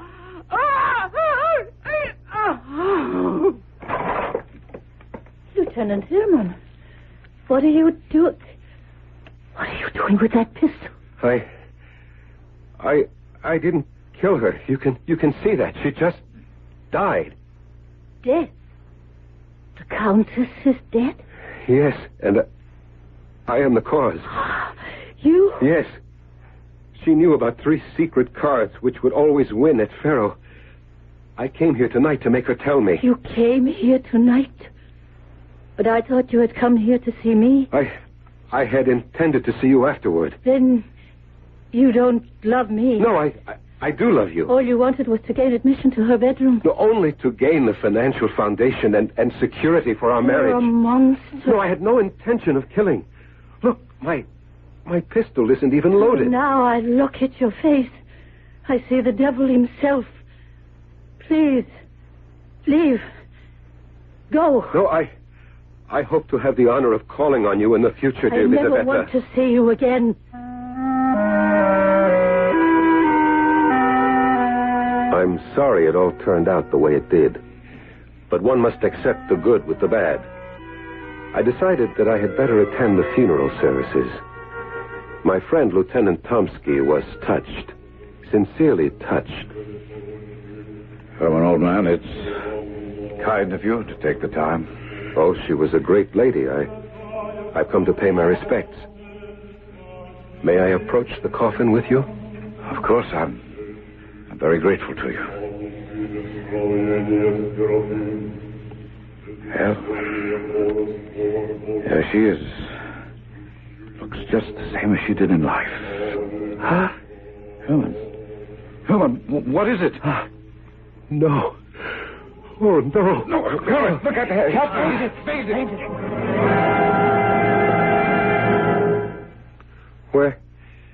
Where am I? In your rooms, Herman. What happened to me? Oh, I remember. I fainted. I saw... Well, what did you see? You must promise not to laugh at me. I promise. She winked at me. She what? She winked at me. Oh. You say that as if you think I'm crazy. I'm not. I'm the sanest person you know. But the old countess, my grandmother, is dead. I know. But she winked at me. Right, if you say so. I don't care what anyone says.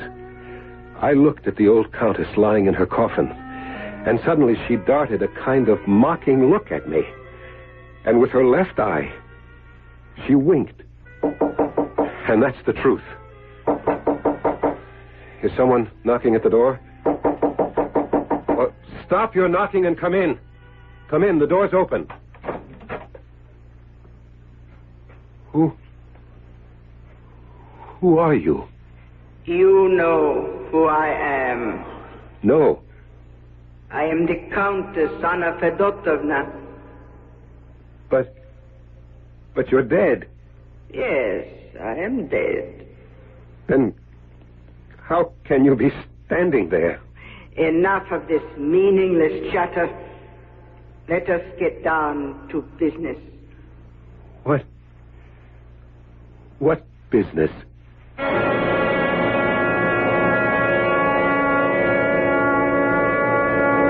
Business. Isn't it remarkable how much business of all kinds we can have with each other, and how suddenly it all ceases when one is dead? For the dead have no business. Isn't that true? And yet, here is a lady, freshly deceased, who has suddenly introduced a matter of business to our hero. The nature of the business? Well, you know you'll have to wait for Act 3.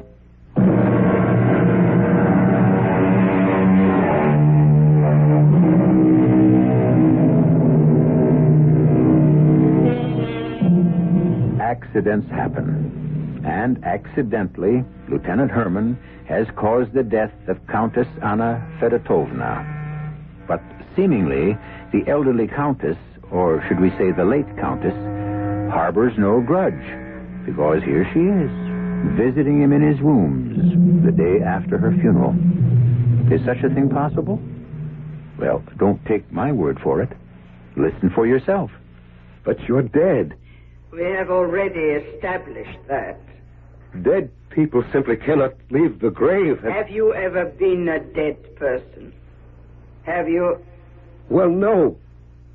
I have been ordered to grant your request. My request? The 3 secret cards. Yes? Your 3 secret cards shall be... Listen 3, 7, ace. They shall be dealt to you. They shall win for you. Do you understand? 3, 7, ace. These are the conditions. You must play one card, and one card only, on each of 3 successive nights. Understand? One card only on 3 nights in succession. How much money do you have? My father's inheritance. 50,000 rubles. Very well. Cash it in. Bring the 50,000 to the casino. Bet on the 3. You will then have 100,000. The following night, bet the 100,000 on the 7. You will then have 200,000. On the final night, bet the 200,000 on the ace. You will walk away with 400,000 rubles. 400,000? And when I say walk away, I mean walk away from cards forever. You must never gamble again as long as you live. Oh, yes, yes. And one more thing. I shall forgive you my death if you marry my companion, Lizaveta Ivanovna. Well, of course. Of course. Remember your 3 magic cards, your 3 secret cards are 3, 7, ace. Goodbye.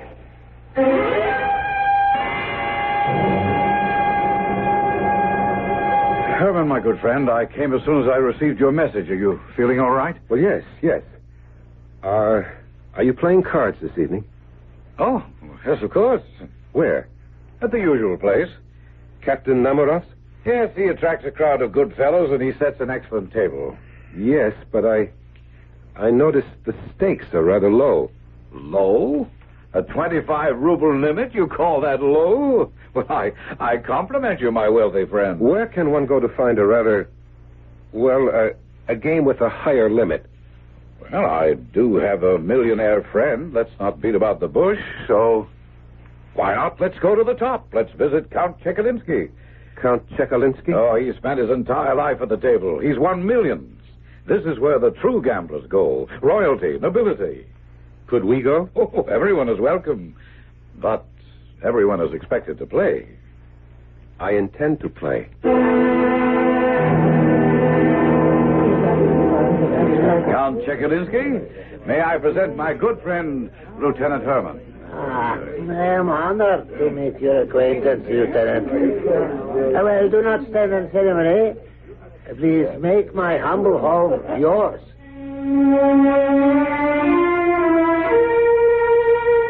That morning, I had gone to the banker who administered the principal sum of my inheritance, and against his strenuous objections, cashed in the entire amount.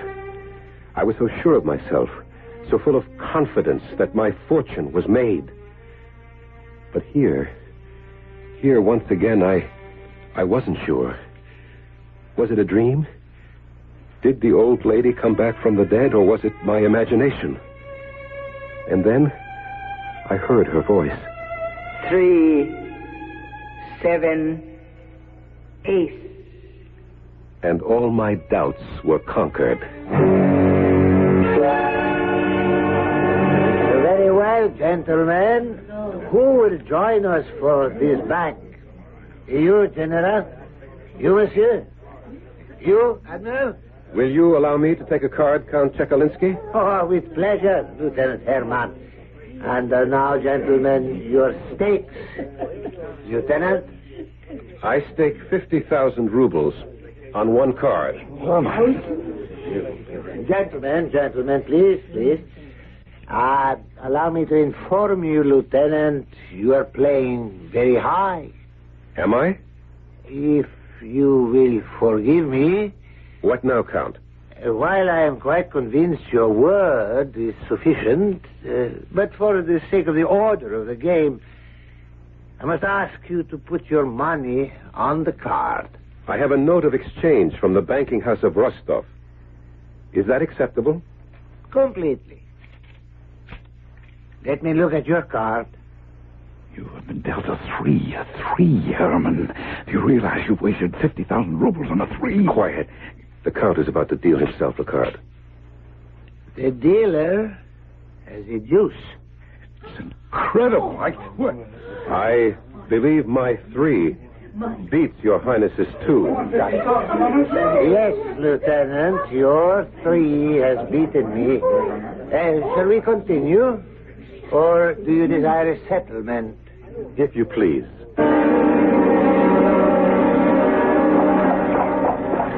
What luck. What fool's luck. Now, look, Herman, promise me one thing. You'll never gamble again. Oh, I intend to go back tomorrow. But why? You've won 50,000 rubles. Do you realize that? And tomorrow I shall win 100,000 more.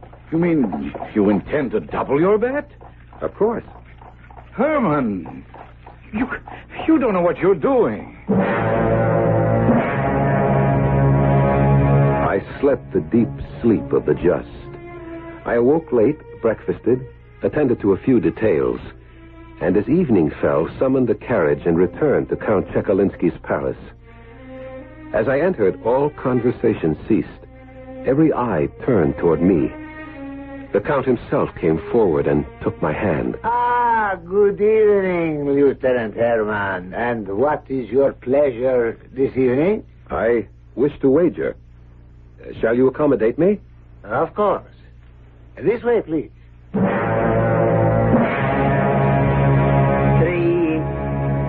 7, ace. 3, 7, ace. It's foreordained. Ready for the deal, Lieutenant Herman? Ready. I wager 100,000 rubles. Accepted? Accepted. Your card, my card. I have a 6. I have a 7. I see. Shall we continue? I should prefer to receive my winnings, if you please. Of course. Here you are.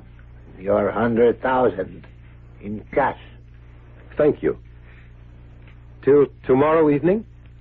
Till tomorrow. You're not going back there. I won't let you. My good Tomsky, by now it should be apparent that I know what I'm doing. Herman, you have 200,000 rubles. Isn't that enough? It's just half of what I need. Half? Do you intend to wager the entire 200,000 on one? Of course. Well, you are a man of iron, a man of ice. 200,000 rubles on the turn of a single card. You are also insane. My good friend, I simply cannot lose.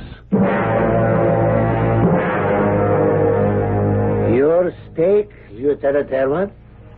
My stake is 200,000 rubles. Lieutenant, I must remind you, this is a fantastic wager. Can you cover it? Of course. For a moment, just a fleeting moment, I felt that twinge of doubt. Was it luck? Could it turn? No, the old Countess had told me about the 3 cards. She was right about the 3 and the 7. Are you afraid to double your fortune, you fool? Didn't you commit murder for those 3 cards? Yes. 3, 7, ace. Stake your fortune on the last card. How can you lose? You are destined to draw the ace. My stake is 200,000 rubles. Covered. Your card? My card. My card is a king. My ace beats your king. Your queen loses. My queen? I have an ace. I don't have a... But you said I would have an ace. I beg your pardon. Did I say that? An ace? An ace. I was supposed to have an ace. You have a queen, Lieutenant. You see? The Queen of Spades. Oh, it's not the Queen of Spades. It's the Countess. The Countess. The old Countess. Look at her. Look at her. Listen. She's laughing at me. They know how to win, these young fellows, but not how to lose. It's not the Queen of Spades. It's the Countess.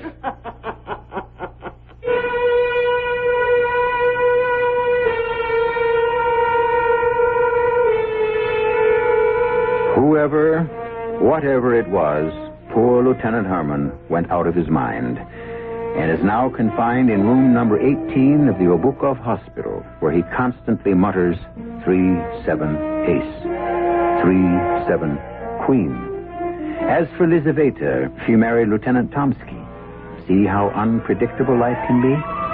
We're only sure of one thing, which is that I shall return in just a few moments.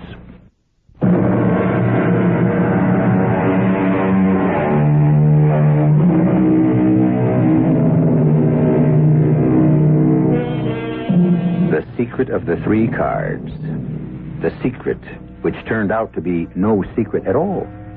And if you want to apply that lesson to life, how many secrets actually do exist? How many mysteries, on closer examination, prove to contain absolutely no hidden meanings? Is life a simple affair that we attempt to complicate? Well, 7 times each week, we try to answer that question, and who knows, one time we might actually succeed. Our cast included Michael Tolan, Ann Shepard, Ian Martin, Bryna Rayburn, and Robert Dryden. The entire production was under the direction of Himan Brown. And now, a preview of our next tale. Why do you say that? For some purpose, this man of science is making a study of you. I know that look of his. I have seen that cold illumination as he bends over a bird, a mouse, a butterfly, which, in pursuit of some experiment, he has killed by the perfume of a flower. Inviting you to return to our Mystery Theater for another adventure in the macabre. Until next time, pleasant dreams.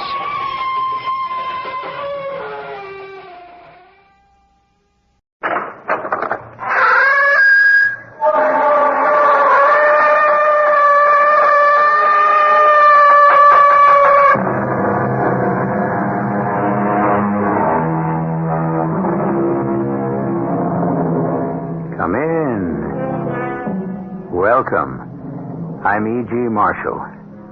This is the tale of a phenomenon that has disappeared from our lives. The cattle drive. The great migration of Texas herds north to Colorado and Wyoming. And the stockyards that fed the railroads who brought the meat east to feed the bulk of our population. The drum of 12,000 hooves will mark a trail through the open wilderness as smooth and hard as a concrete highway. Our story is dedicated to the tough men we know as cowboys. Our mystery drama, Stampede, was written especially for the Mystery Theater by Ian Martin and stars Chris Tabori and Fred Gwynn. It is sponsored in part by Anheuser-Busch Incorporated, Brewers of Budweiser, and Carrier Air Conditioning. I'll be back shortly with Act One.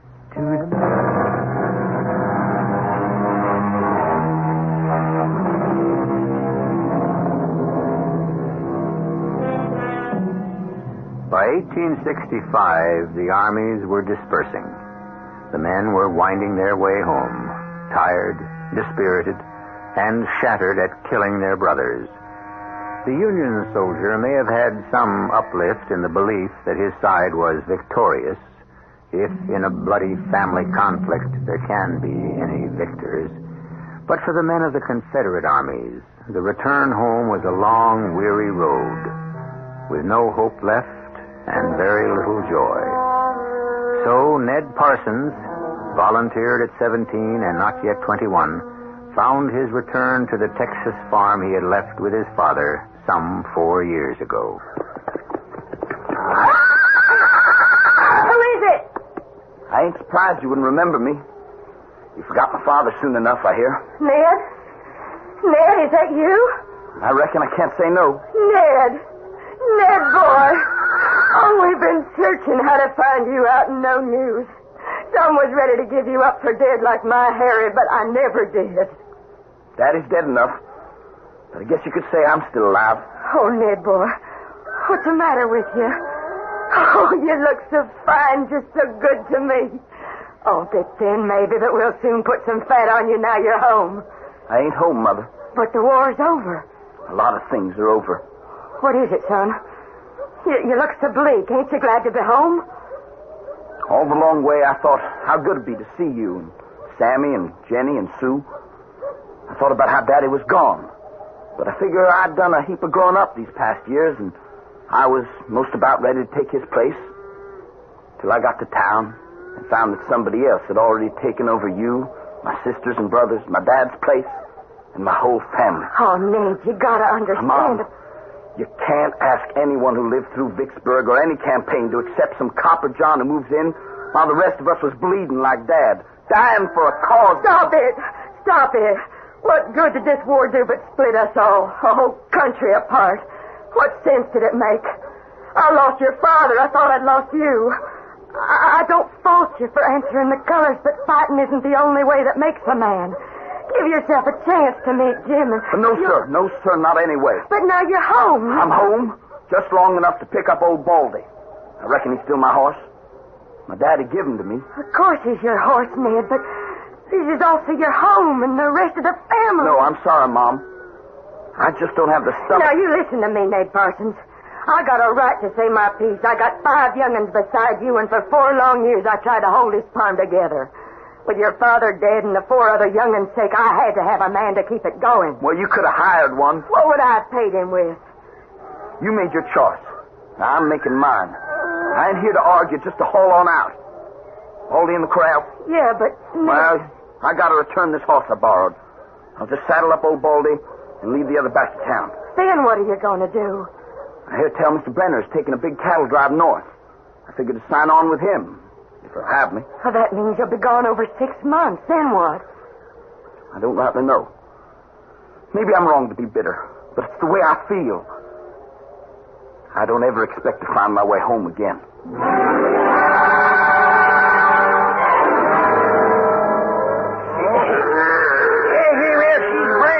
She's branded now. Can I let her go, Mr. Brenner? Yep, it's sharp and clean. Yep, the Circle C. Okay, let her up. We're on our way. Only 2,999 to go. We gotta work. Mike, you break out some coffee and keep that fire going. There'll be more cooking there than branding iron. Muy bien, Senor Brenner.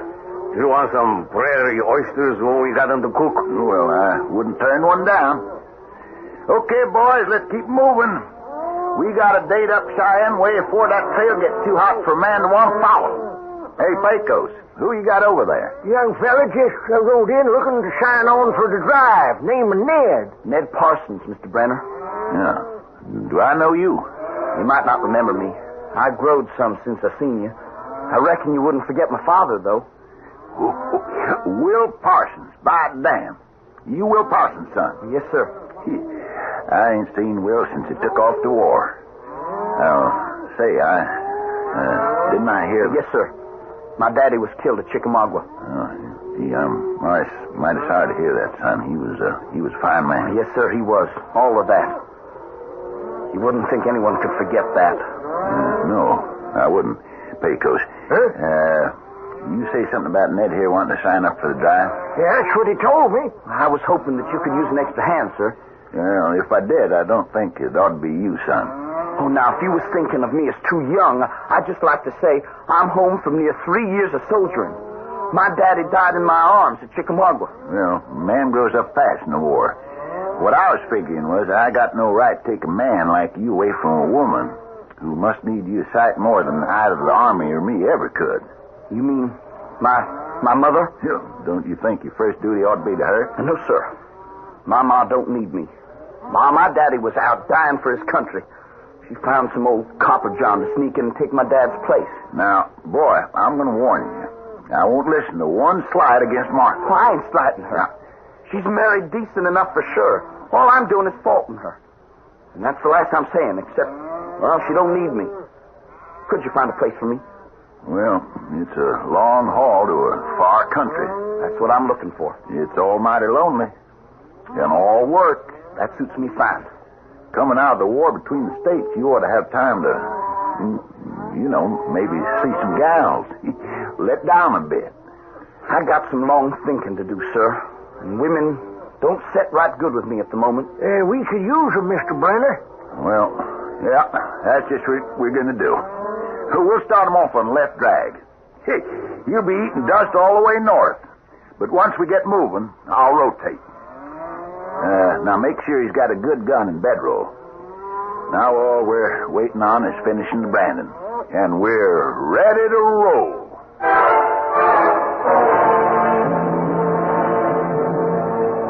Hey, 4 days.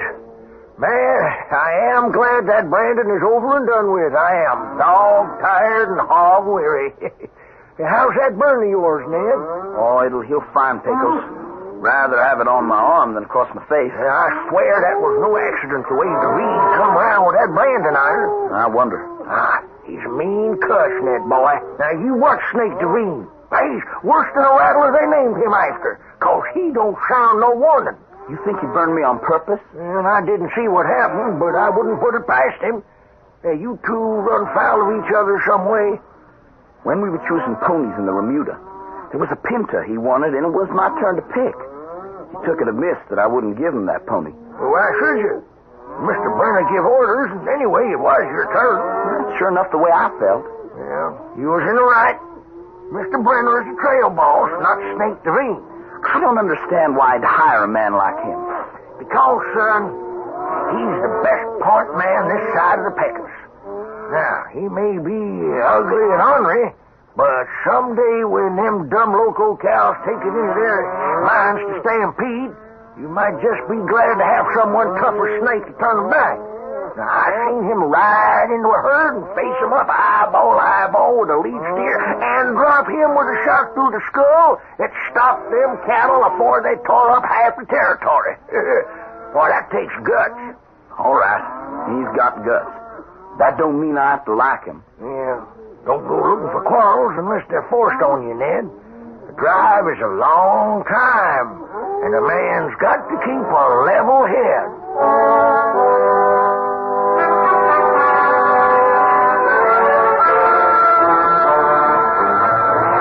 Morning, Mr. Brenner. Morning, Ned. I'm about ready to move out, so I thought I'd cut me out of workhorse. Yeah. How's that burn? Oh, it'll do. Well, I brought you some grease from a chuck wagon. Now, you spread that on and keep your arm open to the air. Figures to feel better. Thank you. That's right now for you, Mr. Brenner. Better saddle up, Ned. Snake's fixing to do just that. What are you, sonny boy? Doctor, soldier, horse thief, all rolled up into one? Why don't you back off, Snake? I don't want no trouble. Well, now, is that a fact? Appears to me like you've been kind of spoiling for it ever since we met up. What pony you riding now? I reckon I'll take the pinner. Yeah. You want to look out for him, Greenhorn. He don't like the cinch. I can handle my own horse. Wise up, tenderfoot. Let a man who knows horses handle him. Now, I told you, you should have let me pick Apache there. Now, why don't we face to it and make a deal, huh? You let me have him in my strength. No. Now, we don't want to start out on the drive with bad feelings, do we? As far as I'm concerned, we already have. Well, what's that? Oh, that's Cookie's bell, but this time it isn't for us to eat. We're ready to pull out.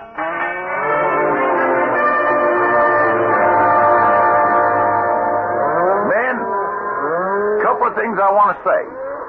You're all cowboys. And to me, that means hands to 10 cows. Nothing else. You got any whiskey? Better drink it now. It'll last you'll have for months. Now, I find any man on the trail drinking, he gets paid off right there and turned loose with his own horse and one other. We got 8 spots to control the herd. The points will be Duveen and Dago Red. They got the most experience. The other 6 are the 2 flanks, points, and drags, who are going to eat a lot of dust. So they'll rotate, morning and afternoon clockwise. Now, keep your guns in your belts, even in stampedes. And a hat or a bandana wave is just as effective. And remember one thing. It's a long trip. You got to depend on the man next to you, or behind you, or ahead. Maybe you got to swallow something your gut don't want to take, here and there. It's a long trail. Just face on up to it. The chuck wagon and the remuda are already rolling. So here we go. Straighten up, boys. Move around.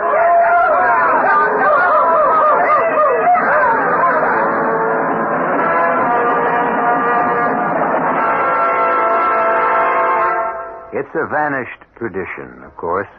But in the days when it existed, the cattle drive was of enormous importance to the economy of our country. And the men who contributed to it were the pioneers of the 19th century. They had one advantage over our pioneers of the 20th. They were concerned in construction. So much of this century is centered on destruction. I will return shortly with Act Two.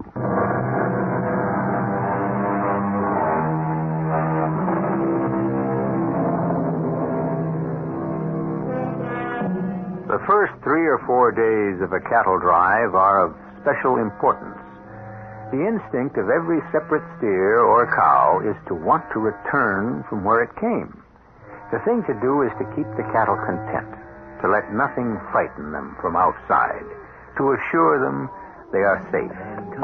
Out of this grew 1,000 cowboy songs, a soft, soothing singing to the cattle lying down at dusk is what developed the whole literature of Western music. And the cowboy who loved you so true. Everything quiet, Ned? Oh, yes, sir, Mr. Brennan. Good. You keep that way. You move out at least 50 yards if you even want to spit. Anything, a coyote, howl, sneeze, spurs jangling could bring them critters to their feet and start them heading off for home. Yeah, 3,000 of them. Once they get set, they're mighty hard to stop. I know it, sir.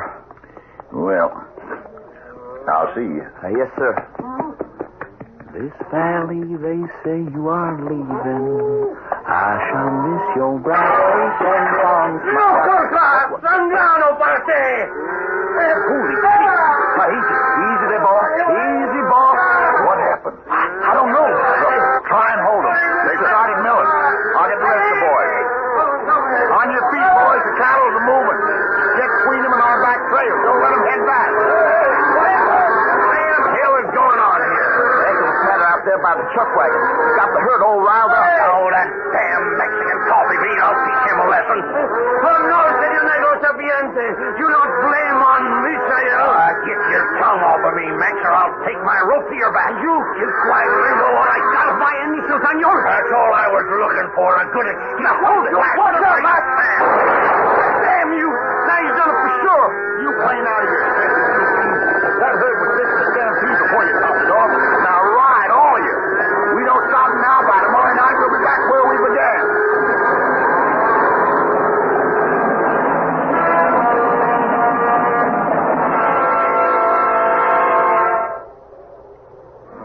Dish the coffee out all around, Mike. Then put the pot back in the wagon, huh? Si, Senor Grana.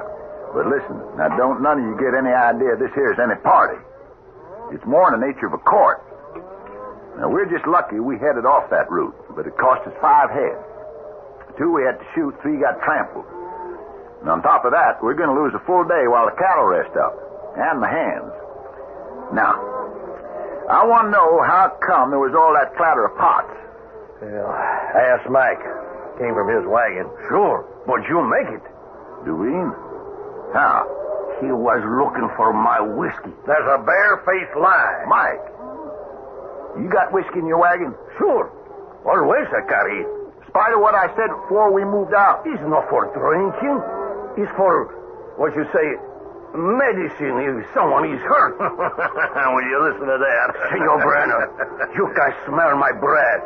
And why if I go for my whiskey when I know where it is, I am so clumsy, knock down my own pots and pans? Well, what do you got to say to that, Duveen? Well, you going to take the word of a white man over some lousy Mex? I wasn't near the wagon. Ned, you were closest. What do you think? Well, it was dark, Mr. Brenner. I only heard the noise. I didn't see who caused it. But what, son? Well, when Snake Devine here rode up, he come from the direction of the chuck wagon. I put my money on Mike's word against his. Why, you lily-livered hag. You can stop right there, Devine. I know if it hadn't been for you last night, we'd have never got them cattle there stopped. And we sure as hell can't head for Cheyenne without a cook. So let's write this one off, huh? Except for one thing. You're coming with me right now, Mike, and get that whiskey and empty it out on the ground. That way, no one's going to be tempted in any more accidents. Now, come on. Si, Senor Brenner. I'm going to tell you something there, soldier boy. What's that? I ain't got no forgiving nature like Mr. Brenner there. You got a big mouth. It's a long trail, and I got a long memory. So next time I burn you, it won't be with no branding iron. It'll be just plain hot lead.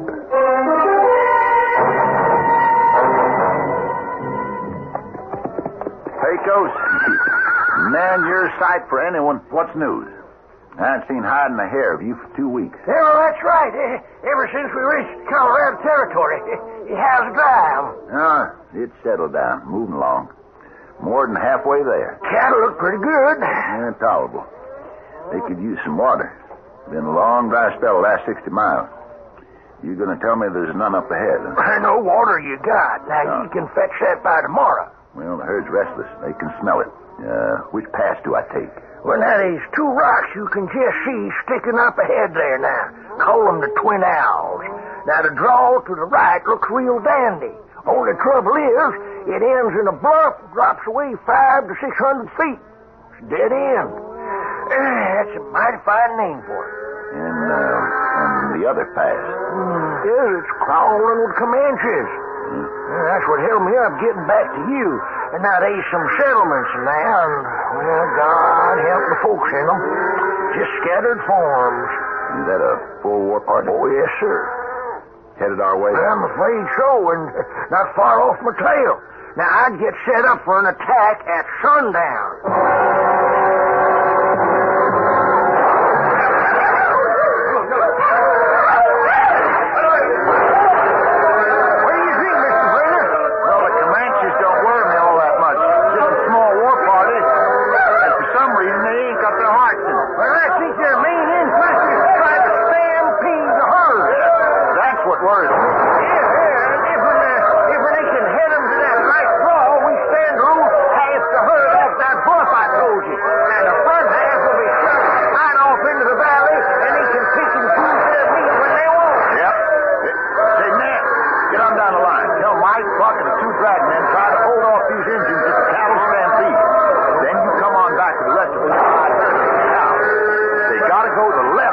Twin Rocks.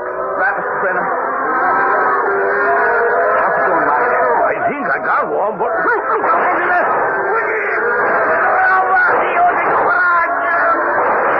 I got him, Mike. That one's for you.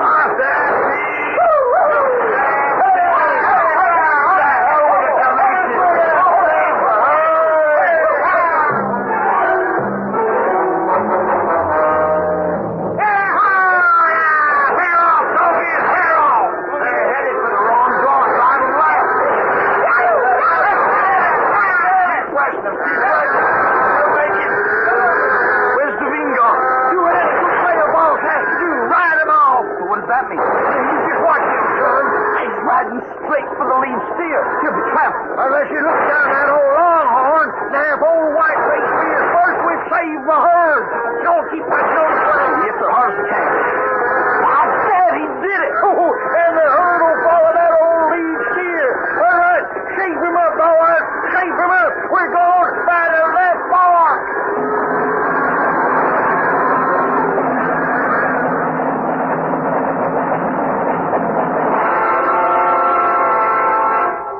Brenner sent me back to see what you wanted, Pecos. What is it? It's something I don't rightly know how to handle, boy. How's Mike? Well, his shoulder's pretty bad. Can't get the arrowhead out. Oh, them Injuns. The only reason they had no heart for battle and took off once we turned the herd is right back up the hill there. The settler's farmhouse burned. All the outbuildings. Yeah, and the settler himself, dead and scalped. Just his young wife left alive behind. We finished it all off. Beet farmer. Stampede went straight across his fields. What the engine left behind, we wiped out. Except that girl. She's the only one left alive? Yeah, she real shook up. You know, maybe you could get her to talk, being more of her age. Ma'am? Yes? I'd like to introduce myself. My name is Ned Parsons. My name is Ellie Tate. I mean Ellie Gottschalk. Those savages, they killed my husband. Well, not more savage than us. Our cattle sure killed off your beet crop. You look like you could use something to eat, ma'am. Or at least some coffee. I should be asking you in for that, but there's nothing left. Oh, what am I going to do now? Oh, now, don't you worry about it none, ma'am. We'll help somehow. Oh, here comes our trail boss now. Mr. Brenner, this here is Mrs. Ellie Gottschalk. Just make it Ellie Tate. I guess the Gottschalk part doesn't signify anymore. I do, ma'am. I'm sincerely sorry for the damage our herd has done and for everything else you've gone through. I thank you kindly. How did you escape? Well, I was by the barn when the Indians came. They killed my husband right off, and then they had torches they were setting to everything. While they were driving off the animals and the horses, I got away to the river and hid under a ledge where I do my washing. Oh, I see. What do you figure you'd do now, Mrs. Tate? Oh, well, we could make it, Ellie. First off, I got to bury my husband. Oh, now, we're going to take care of that, ma'am. Oh, you're right kind. And then I have a sister in Denver. If I could get there somehow... Catch her now. Yeah, I have her, sir. Oh, she's just wore out and starved. Can't we take her with us, sir? Well, we owe her something for that crop of steers flattened. Besides... Yes, sir? Well, with Mike hurt, he's going to need some help with the cooking.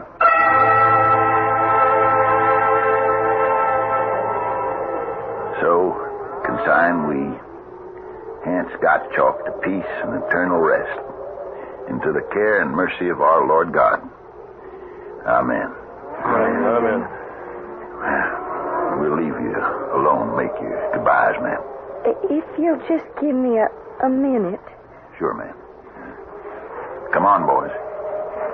Hey, I ain't so sure this is such a good idea, Mr. Brenner. Why not, Pecos? Well, I don't know. It's a hunch. Superstition, maybe. Cattle drive is some like ship.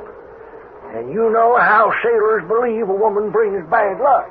Well, the way I see it, she could be more of a help than a hindrance. The way I see it, too, huh, Tenderfoot? Name is Ned Parsons, Devine. Oh, a little riled up, huh? Maybe you're looking forward, like me, to having a little gal around? Especially now, when the night seems so much longer after so many weeks on the trail, and with the spring coming on, a man kind of hankers after a woman, huh? She's a widow lady, and you stay away from her. Why? You staked out a claim already? Oh, now, you know that's not what I mean. You keep your nose clean, sonny boy, and just stay out of my way. You let a man handle this. Takes a whole lot more than you to hold me back.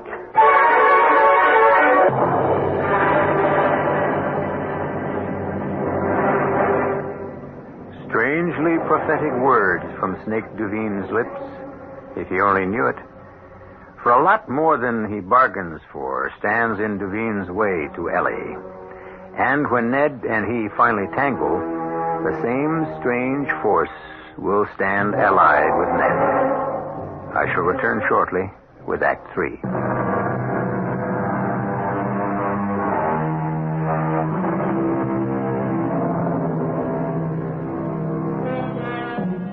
During the the first week on the drive, Ellie Tate moved like a woman in a daze, in another world, as indeed she was. But as the bitter memories faded a little, and she started to eat again, she became alive once more. Particularly since with Mike's open, festering arrow wound, there was more and more need for her to cook the food for the hands. Now, at the end of the day, with the evening meal over and the night riders out, Ellie threads her way past the campfire, through the shadows of a small clump of aspen, just coming in leaf. Well, now what'd I do? Scare you, Miss Ellie? You sure did. Hiding out like that. Well, I wasn't hiding. Well, maybe just kind of staked out, waiting to get you by yourself once. You better take your hands off me or I'll scream. Now, come on. You ain't no little girl. You grown woman. A married one. At least I was. And don't tell me you ain't glad to be out of it. Now, I saw him. Fat old man ain't old enough to be your father. Don't you talk about hands that way, you filthy animal. Ouch! Oh, you struck me. You're lucky it was only in the hand. All right, Miss Fancy. I'll remember that. And so will you next time. There won't be a next time. You like to make any odds on that? Everything all right, Miss Tate? I was looking for Mr. Brenner. You spoiling for trouble, Parsons? Not right at the moment. Mr. Brenner is right behind me. Brother, one of these days, I'm coming looking for you, boy. Oh, I'm sorry. I didn't mean to bring trouble. Well, I reckon you can't help it, just being a woman and all. Well, I'm sorry. I was trying to thank you. I reckon I'm sorry, too. I was just... Well, I mean, you gotta understand that... Ned, boy, I just wanted... Oh, why, hello, Miss Tate. I sure hope I ain't butting in on it. Oh, of course not. I was looking to tell you something. It's about Miss Aiel. Who? He's running a... Miss Aiel Lugos, the cook? Oh, you mean Mike? Yeah, he's running a high fever. The wound is very bad. Someone has to take out that arrowhead or amputate the arm. Otherwise, he'll die of blood poisoning. Well, ma'am, I don't rightly know. I wouldn't have the first idea how if Pecos were here, but you see, he's off scouting, and I don't know who else. Well, if it has to come out, I think maybe I could do it. Enough hot water and cloth? Yes, fine. The knife red hot yet? Just about. Hand me that bridle strap. Oh, here, Mr. Parsons. Thank you, Mrs. Gottschalk. Okay, Miss Aiel. You bite hard on that leather. I have strong teeth. Good. Then we'll double it. Okay, Mrs. Gottschalk. Mr. Brenner, hold him while I get the knife.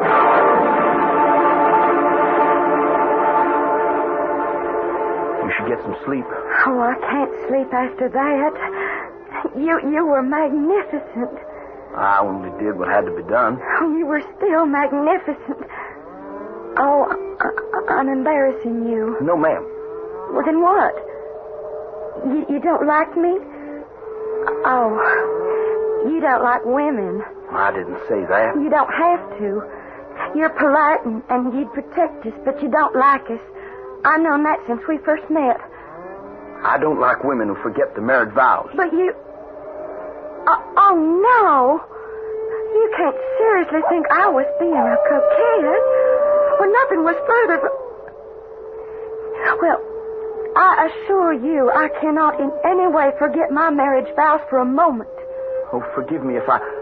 Oh, I don't know what I thought, or meant, or think. We're pretty far from camp. I better walk you back. I can find my own way back. Oh, yeah, but... I'd prefer it if you'd leave me alone. All right. Maybe it's better for both of us if I do. Well, that's what you get for playing around with boys, Miss Tate. I told you before the name is Mrs. Gottschalk, Duveen. Oh, hell, I can't handle them foreign names. When it come to handling a woman... Now, I warned you before. I'd scream my head off. This far out? You could be a screech owl, a coyote, a coney caught by an eagle. Besides, you ain't gonna make a sound. Not before or after I'm through with you. I'm warning you, if you touch me, you're playing with death. You think you can scare me? But perhaps I can. Who the hell are you? My name is Hans Gottschalk, or was. You will take your hands off my wife. But you... I'm seeing things. You're dead. You've been scalped by the engines. As you can see, I have no scalp, and I am dead. But I cannot rest in the grave, because I promised the little one. And I will not rest till she is safe. You will go now, and never come near her again. Near her. Holy snakes. Did you see what I warned you to leave me alone. I'm haunted. Do you want to be too? No, Mrs. Gottschalk. You don't have to worry none about me. From here in, I wouldn't touch you with a 10-foot pole.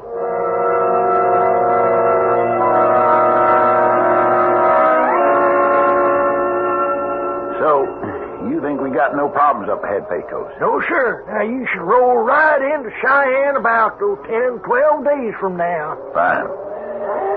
I reckon we're near abreast of Denver by now. I can send Miss Gottschalk on in there tomorrow. Yeah, well, Mike back to his shelf again? It appears to be. He's mended over fine the last month. He looks good. More than I can say for little Miss Ellie. She looked kind of peaked to me. That snake giving her any trouble? No. For some reason, Duveen avoids her like the plague. She put the fear of God in him somehow. Well, that takes a heap of doing. Sure enough. Yeah, she's a lot of woman.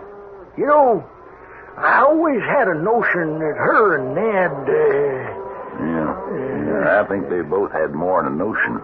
I think they're both eating their hearts out for each other. Then why in tarnation don't they get together? I like that boy.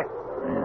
I love him like he was my own son. And we owe the woman something after what we did to what was left of the farm when the cattle stampeded over it. Now, that's a fact. Let's see. All right. You talk to the boy, and I'll take the girl.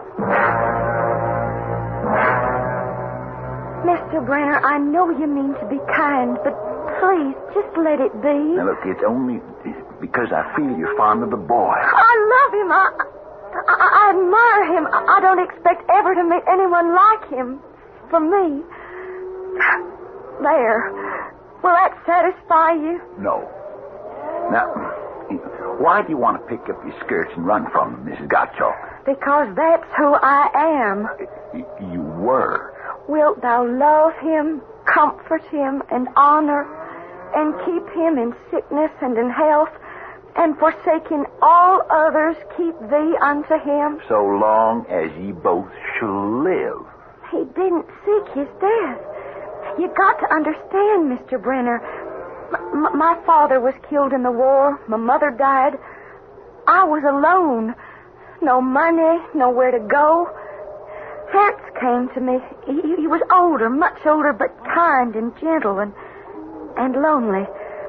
So I went with him gladly. Only for his sake I had to tell a lie. I said I loved him. I couldn't. Not that way. One lie is enough. I won't live another. At least I can honor his memory.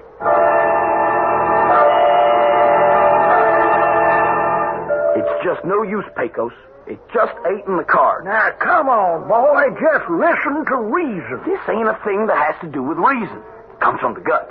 If I was to make any move towards Ellie, I'd be putting myself in the same class as that copper John my ma betrayed my father with. And nothing you can say will change my mind. Nothing on earth.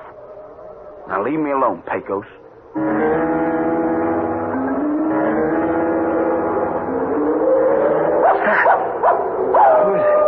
My name is Hans Gottschalk.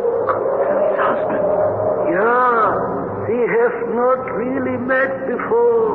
But you're dead. Yeah, but not at rest. Now look, Mr. Gottschalk. If you got any idea Ellie and me is... If I said so? No. Why else would you come to haunt me? Listen a moment. I was an old man, and I was lonely. Since the death of my first wife so many years ago, I was lonely. We were without children. And then, one day, I went to town to buy supplies, and I saw this pale, pinched, half-starved child woman. I could not take her home with me as a servant. First, because I did not wish her to be read, and second, because you know the name she would have been given. Like my mother. Not like your mother. She had children to protect. Your mother had to do what she did. And no doubt, he is a good man she found, willing to take on such responsibilities. I hoped to find in you so good a man. I don't understand. Throw away your prejudices, your old values. It is a new and awakening world. I beg you, since you love her, to marry Ellie and be happy ever afterwards, as much as the good Lord allows you to be. My time is come, and I can rest. It is up to you how well I may.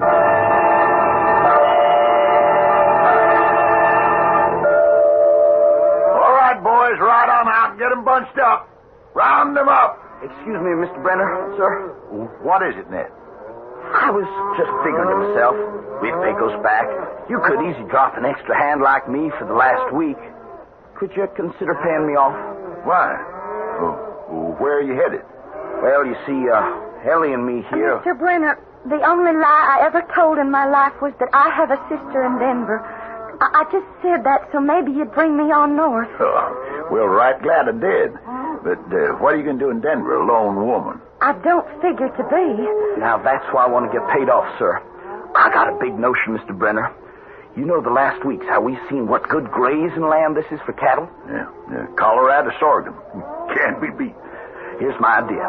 You leave me one good bull and some cows, pay me off, and I'll file me for some land. By the time you go south again and come back with your next drive, we'll have the beginnings of a herd right here. You did say Ellie knew. Oh, yes, sir. Well, that's part of the thinking and part of... I wouldn't know what to call it. Would you, honey? The best way I know how to say it is the best marriages are made in heaven. You're going to be married as soon as we hit Denver. Only one thing, Mr. Brenner. Yeah. You, heading back for Texas after this drive? Yes, son. By rail to St. Joe and then south on the river as fast as the boat can carry me. Would you take a message from me? Sure enough. Could you just look up Mama and say, I was wrong and I understand? I'm like the country. I'm just learning to grow up.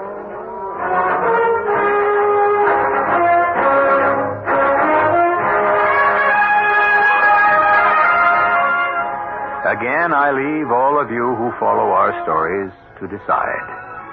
Was there the ghost of a kindly and simple man who met a terrible death, restless in the grave until he saw justice come to his young wife? Or, as Mr. Shakespeare's Hamlet said, are these things all in the mind? Are decisions arrived at in moments of crisis natural or supernatural? I'll be back shortly.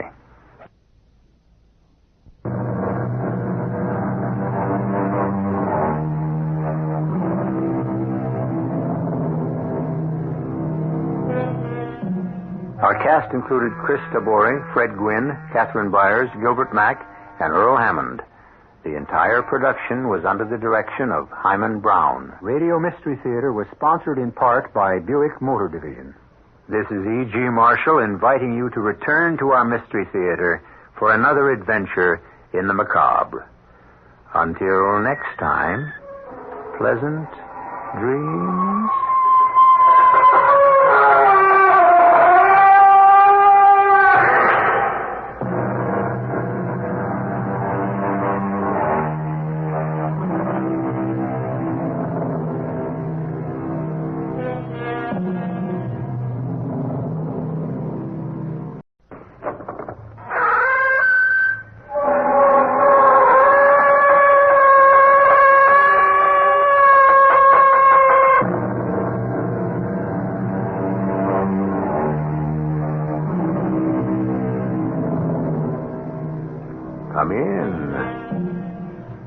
Welcome. I'm E.G. Marshall. What surprise package shall we dig for this time in our Pandora's box of fantasy foibles and farragos? A werewolf baying the moon? A restless ghost trailing icy shivers as he searches for rest? A locked door? A secret panel? A curse from centuries past? Or retribution at last claiming its victim? Or shall we just consider the most fascinating problem of all? A young girl in danger not only of her life, but her sanity. Our mystery drama, The Covered Bridge, was written especially for the Mystery Theater by Ian Martin and stars Jada Rowland. It is sponsored in part by Buick Motor Division and Anheuser-Busch Incorporated, Brewers of Budweiser. I'll be back shortly with Act One.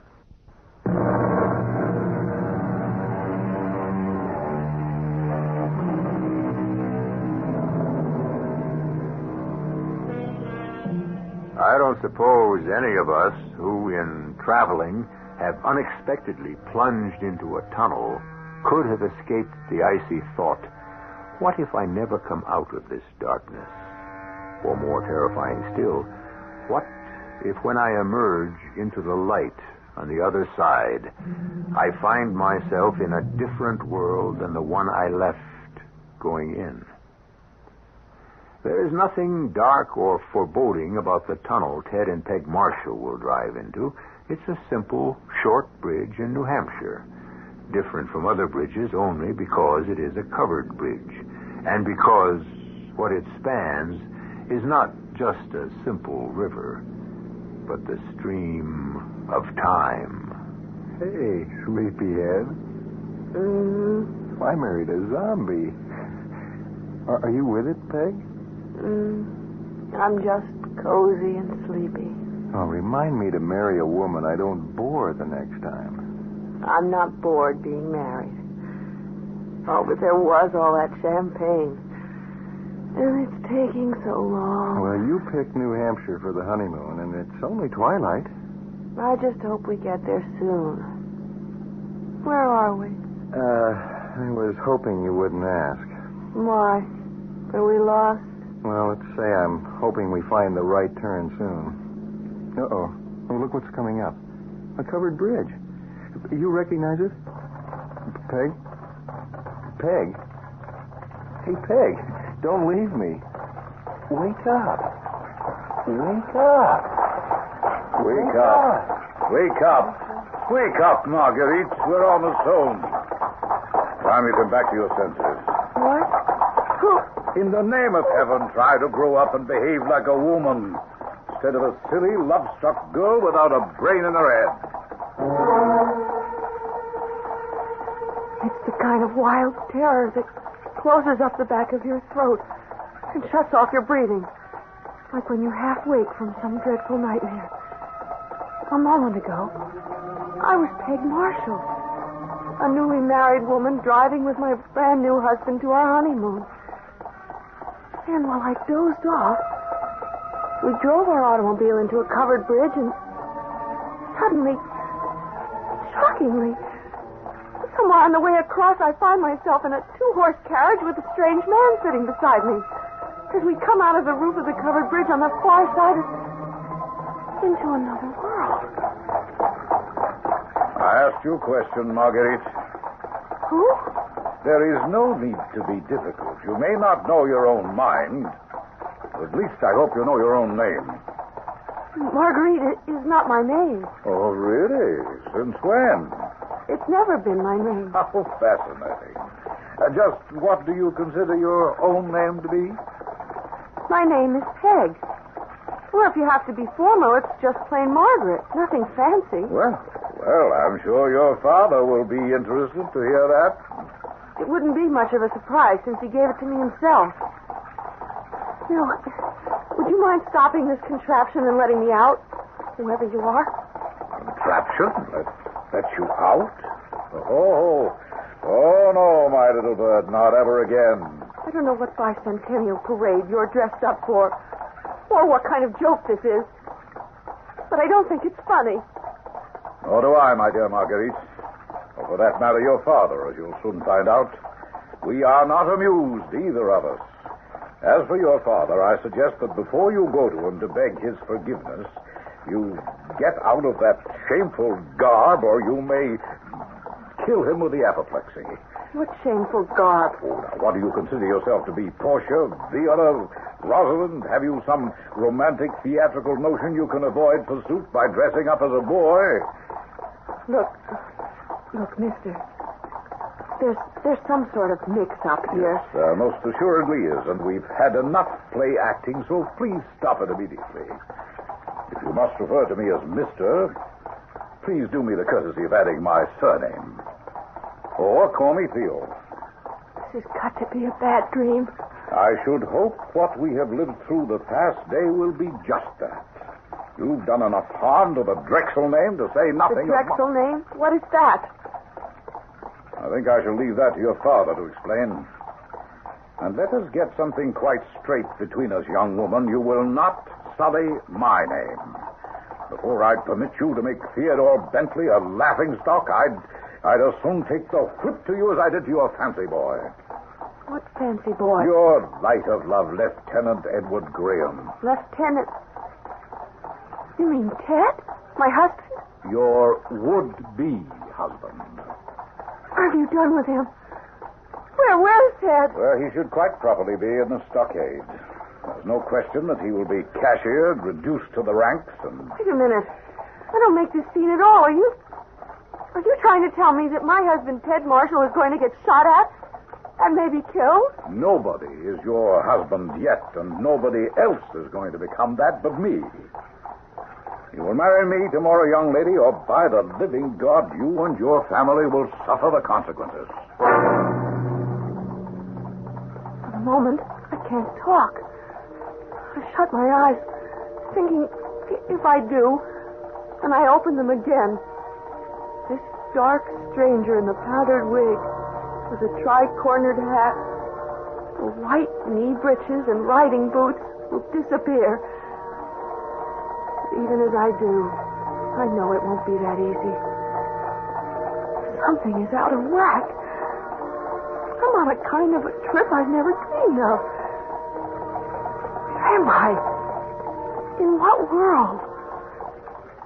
And most important of all, where is Ted, my husband? And then the carriage comes to a halt.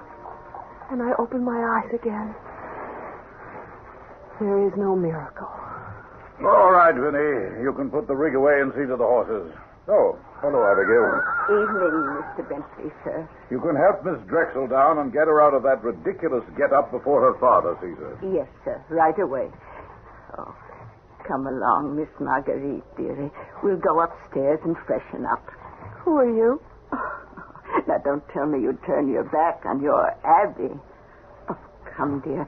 It wouldn't do for the rest of the servants to see you the way you are. What are you trying to tell me? Hush. Not in front of Mr. Theo. All right, Abigail, I leave her to you. And you make sure she's as respectable as we can get her before she comes down to the table. Wait a minute. I'm not going to... Please, Miss Marguerite, for the love of heaven, don't make any more fuss now. We tried, and we lost. Tried what? Lost what? Inside, lovey. We can talk all secret-like soon as we're in our own little nest. As we went up to the house, I could see that it was a great, massive place of stone and white stucco, laced with great, heavy wooden beams. A place of age and wealth. Abigail, a little bird of a woman, and I went up the stairs to what she called my room.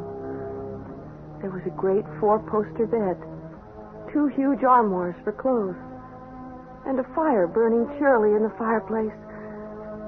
In every way, in my fitted blue jeans, boots, and spaced out as I was, I couldn't have felt more out of place. Now, the first thing to do, Miss Marguerite, is to get you out of those clothes. Wherever did you find such outlandish garb? Never mind that for a moment, Abigail. Is that what I call you? Oh, you know your whole life it's been plain and simple, Abby. Oh, are you all right, my little love? Yes. No, I'm not all right. And I'm not your... Abby, what did you mean when you whispered to me that we tried and we lost? Hush. If the master and that miserable Bentley man were even to suspect that I tried to help you and the lieutenant, Help me? Us? Do what? Why, to run away, of course, to get married. What happened, Miss Marguerite? I don't know. Oh, there now. Poor Lovey. You're so delicate and sensitive. It's no wonder those two cruel old men have got you half out of your wits. I'm not half out of my wits, Abigail. I'm perfectly sane. The trouble with me is I'm not your Miss Marguerite. I'm someone else. Oh. Please, don't hover over me and treat me like some kind of nut. What? A weirdo. Like I'd slipped a peg or gone round the bend or... I just mean I am not losing my mind. Will you answer me some questions? Well, of course. First off, my name. You say it's Marguerite? Oh, but of course. Marguerite what? Drexel? That's right. Marguerite Harkness, Beaulieu, Mayhew, Drexel. That's all me? Oh, they're all family names. I see. And I have a father. What's his name? I mean, I don't need all of them, just his first and his last name. Well, his name is Mr. Wainwright Drexel. No mother? Oh, now, what are you trying to do to me, lovey? You know your sweet mother passed away not 6 months ago. I'm sorry. I'm truly sorry. Theo Bentley. Who is he? Sir Theo. You know he's here from England on some business with your father's bank, and that he asked for and was given your hand, and that you're to be married tomorrow. That's what caused all the trouble. Because I was in love with someone else. Oh, that darling boy. Just the husband to care for and comfort you. What happened after we'd arranged everything? What is my darling boy's name? Edward Marshall. Ted? Oh, your name for him. What does he look like? Do you have a snap? I mean, a photograph of him? I mean, do I have a what? A picture. Oh, a painting. No. You remember, you had a miniature of him, but your father took it away from you. Oh, I'm beginning to have a big fat hate for this character. Oh, Marguerite. He's only trying to do what's best for you, according to his lights. One more question. What date is it? Why, you know, it's March 16th. Yes, Abby, that's one thing I happen to know. But you said something about King George. By the date, I mean... Marguerite, what's this door doing locked? Oh, Lord save us, it's your father. I was just giving Miss Marguerite a sponge bath, sir. Oh, well, don't be too long about it. As soon as she's dressed, I want to see that young lady in the library. So that's my father. Big bully. Oh, Miss Marguerite. Never mind him for the moment. What I want to know is what year is it? Oh, why, the year of our good Lord, 1776.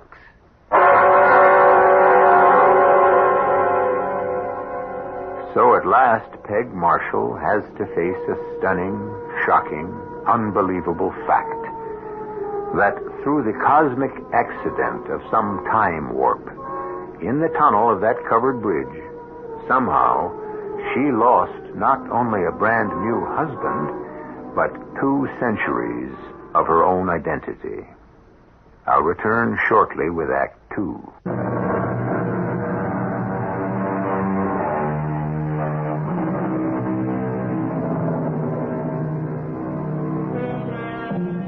What on earth would you do if you found yourself in a situation like Peg Marshall's?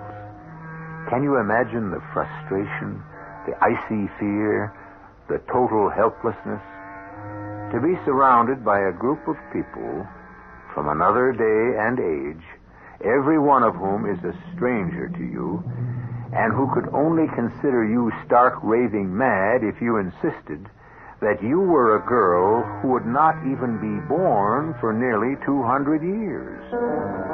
Let's go back and see how Peg handles it.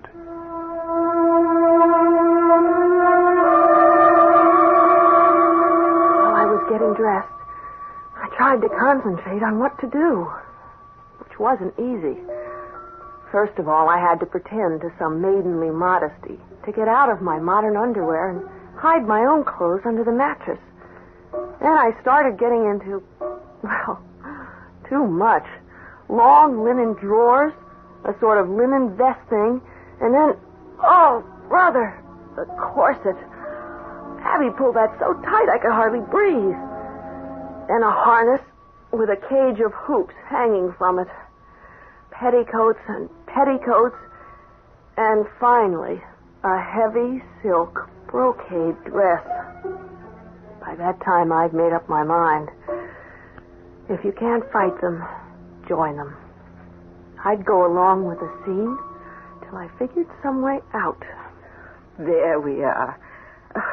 Now you look like your lovely self again. Do I? Oh, yes, Miss Marguerite. My poor little thing. Why do you say that? Oh, I tried to help, but now that they've stopped your elopement, I take it Daddy was in on this, too. Who? Papa? I mean, Father. Oh, naturally he was. So that's what I call him. Father. Of course. No lady of breeding would call her parent anything else. Of course. And he was just as dead set against Ted, I mean the lieutenant, as my intended. Oh, you know that. Although, in the master's defense, I don't think he could quite help himself. In what way? You would know that better than I. Besides, it isn't my place to go mixing in family affairs, I know, but... Oh, please, for both your sakes, don't quarrel again with the master.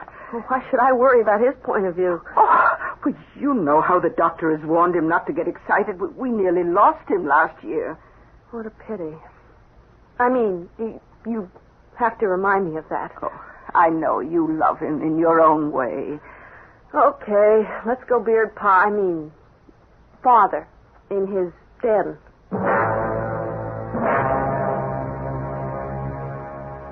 We went downstairs, through the great echoey hall, wainscoted part way up, the rest rough plaster with a lot of gloomy people, ancestors, I supposed, staring out of heavy, carved gilt frames on the wall. The doors were all double ones, very high, and heavy, dark wood. At one of them, Abby stopped and knocked gently. In you go, dear. Come with me. Oh, no. Much better alone. Try not to upset him. The door thudded shut, like a cell door behind me. Across the room, to one side of the fireplace, half facing me as I entered, sat a man in a big wing chair. He was a large man, tall and heavy, with a huge beak of a nose and bristling eyebrows. Well, girl, are you going to stand at the door forever? Come over to me. Yes, Father. I wanted to have a word or two with you alone before dinner. You realize Theo is still here? Oh, is he? Not the normal run of things, of course. Night before the wedding and all that, but under the circumstances, I mean, after today, well, naturally. Now, sit down a moment. Yes, Father. You're a headstrong little filly, you know. Like your mother, God rest her soul. And a damn good portrait that fellow did, whatever his name was. Caught that flash in her eye. Yes, Maureen. That was my mother's name. Of course it was, Marguerite. It's what we're talking about. Yes, Father. Now, to get down to cases. You had your fling today, and I must say it was personally embarrassing to me. and downright unreasonable. I hope that's over with. What fling, Father? Running off with that army chap. I'd have gone after you myself and stopped you if it hadn't been for this damnable gout. Stop me from what? Oh, Lord knows. Even if it was marriage, as the boy apparently claimed, not a penny to his name, surely you can see for yourself what a mistake it would have been. Not your sort of chap at all. I hope you're properly grateful for Theo for interfering. I think that's just what he did. And why should I be grateful? Easy there. One thought at a time. Theo is your fiancé. Your Edward, or whatever his name is, was lucky he didn't get hauled up for a summary court-martial. But maybe a couple of days in the guardhouse will cool the young puppy off. Supposing I preferred to marry Edward instead of I Theo. think we settled that between us. And you know perfectly well that Theo is a splendid marriage for you to make. And the only way to save my hide. You want to see your father ruined? I have no wish to bring anyone bad luck. Well, then you must allow me to run my family, as is my place and right. You have no say in these matters. I'm afraid I will have to admit, in this case, that you are perfectly right, sir. Splendid. Well, that's my girl. Now, let's get into dinner and Theo. Only, I wasn't his girl. Which was exactly why I had to agree. And I really had no say about this family. I really couldn't worry for the moment about Marguerite, wherever she was. My problem was myself, Peg Marshall. I needed help, and I needed it bad. But where was it going to come from? Certainly not from the two men I dined with. Well, to your daughter, sir, and the lovely lady I am to marry within 24 hours. I'll drink to that. To the bride. Don't be alarmed, Marguerite. But you broke those beautiful crystal glasses. That's part of the traditional toast to the bride. Aren't you both ashamed to feel that you may have to drag a woman to the altar? Oh, I don't think that will be necessary now. Surely your father will stand trustee for that. Then you can't trust him. Well, your father, I think I can answer for. Until that elusive bond is tied, however, I am naturally still somewhat tentative of you, my love. There was more to that interminable dinner, but it ended on the same note as it had begun. I did not learn much more of the whole situation by the end of it. Finally, the gentlemen retired to their port or brandy or whatever, and I was upstairs with Abby, ready to be put to bed by candlelight at the crazy hour of 9 p.m. Although I must say it was worth it to get out of that corset. Now, into bed, and I'll tuck you in cozy. Oh, I won't argue. Ooh, it's freezing. Oh, that lovely mattress. I am tired. Oh, only what am I going to do, Abby? Hush, little one. Sufficient unto the day is the evil thereof. That's a lot of help. Turn your back on the good book? Oh, for shame, Miss Marguerite. I won't turn my back on anything that might help. Remember what goes before, according to St. Matthew. Take, therefore, no thought for the morrow, for the morrow shall take thought for the things of itself. Oh, Abby, you're such a dear person. You almost make me feel there's hope. Oh, place your trust in the Lord, and there's always hope.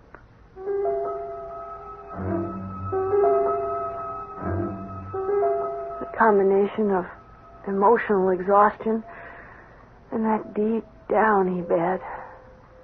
And that sweet, loving old lady lulled me into accepting the situation. Before I knew it, I was asleep.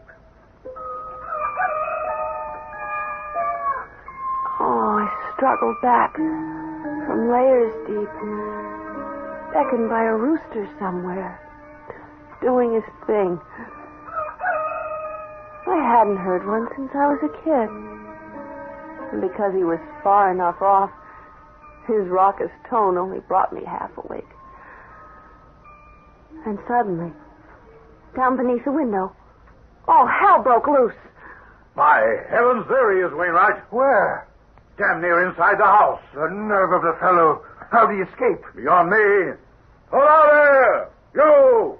Marshal! You're trespassing! Get off these grounds or I'll put a pistol ball through you! My God, that does it! What is it, Abby? Oh, the Lord preserve us. It's your young lieutenant come to try to steal you away like a crazy man. But where? How? I have to go to him.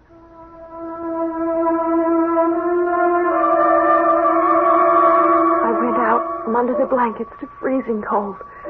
Abby threw some kind of robe over me as I rushed down to the lawn. Theo and the man who was supposed to be my father were there, standing over the body of a young man dressed in colonial British uniform. He was quite dead, which was enough to shock me out of my mind. But what was even more horrendous was that the body lying dead in 1776 was the man I had married the day before, 1976.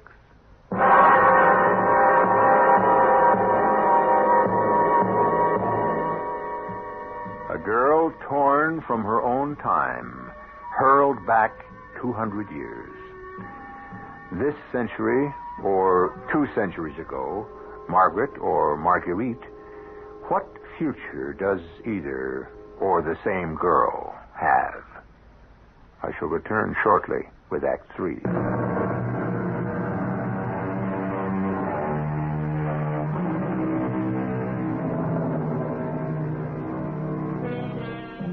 There is a lovely moment all of us have known, that magic moment between sleep and waking, when half the enjoyment is knowing you are asleep and trying to stay that way. It can also be one of the most desolate moments in life, when in the same moment of suspended animation, you are fighting not to come awake, not to face the problem you don't want to remember or wake up to, which is the moment Peg Marshall is going through this morning. Peg, I am so sorry, but wait for me. I will come to you. Together we must find a way to make it right for you. At least for you. Wait for me, Peg. Wait. Marguerite? Marguerite? My eyes fled around the room. She had to be here. I heard her voice so clearly. With my eyes open, I could see the sun was just rising. By the window was just the movement of a curtain in the wind. Or could I glimpse a white-clad figure melting into nothing? Marguerite! No! Wait! Are you all right, lovey? What is it? Marguerite, I think she was here. Who? Her. The real Marguerite. I saw her. She went out this way. Oh, child, control yourself. I tell you, she was here. She spoke to me and said she would come back. And she left by this window to... To what? Oh, I was going to say out to the garden. Oh, it's a sheer 20-foot drop down to the terrace below. How could anyone step out this window? They couldn't. Unless the person was a ghost. Oh, there are no such things. Oh, Abby, I know you're my friend. I wish I could explain so you'd understand. Just try me. For whatever little I can do, I won't let you down. Oh, how can I? There's just no way you could know what I'm going through. I know. What can I say to you about last night? Last night? Oh, good Lord. Ted. They shot Ted. Hush, dear. Try to accept God's will. No. I want to see them. I want to see his murderers. Oh, that's a harsh word. He was a trespasser. And your father, Lord forgive me for saying this, is fighting for his own life, too. What do you mean? Loans he has made to these upstart colonials have put him in bad odor with the English bank. And I'm the negotiable factor in the whole rotten mess. For my father's honor, one body sold and delivered to Sir Theobald Bentley in full settlement of payment due. Then I'm not the only body. Oh, hush, dear. These are not matters for a lady to concern herself with. You just help me get dressed so I can face up to my father and Theo. The past and maybe, just maybe what really belongs to me. The future.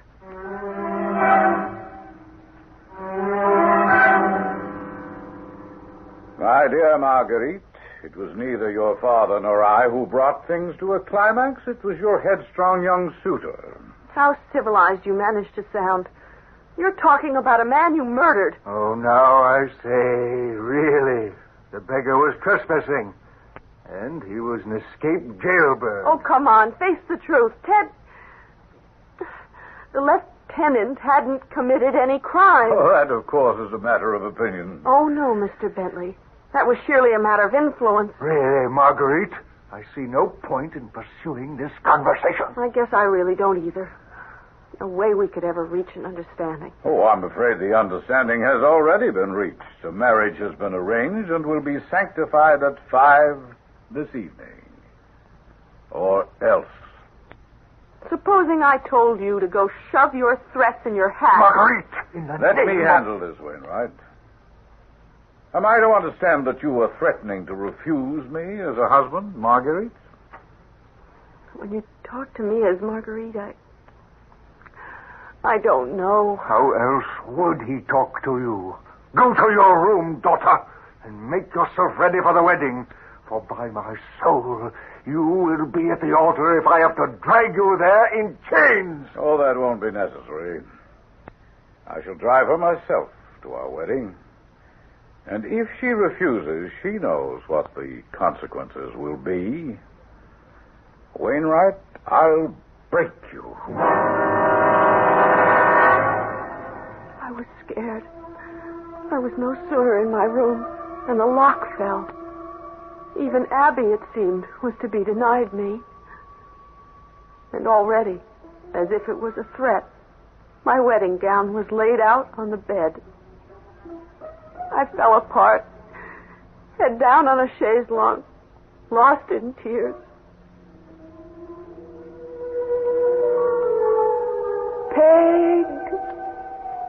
Peg, there isn't much time left. Who is it? Where are you? It's Marguerite, Peg. Come here. Come quickly. Where? To the pier glass. The oval mirror. I crossed quickly to the old-fashioned mirror, expecting to see my own reflection. In a sense, I did. I saw myself. Every line in my face, every curl in my hair, every familiar look of myself reflected, except that the figure in the glass was dressed, as I could see after a quick glance at the now empty bed, in the white silk gown and the long bridal veil that had been laid out for me to put on. I promised I would come, but so late, too late. Not for you, I hope. And at long last, not for me. Help me, Marguerite. What happened? That's beyond me. But everything else I can explain quickly. You know most of it by now. Yes, but... No, there is no time to waste. First, you must get out of your clothes and back into your modern ones. How could you know about them? I have been dead a long time, but not allowed to lie in the grave. Oh, quickly now. Change, and I shall tell you. As you already know, my father was in financial difficulties.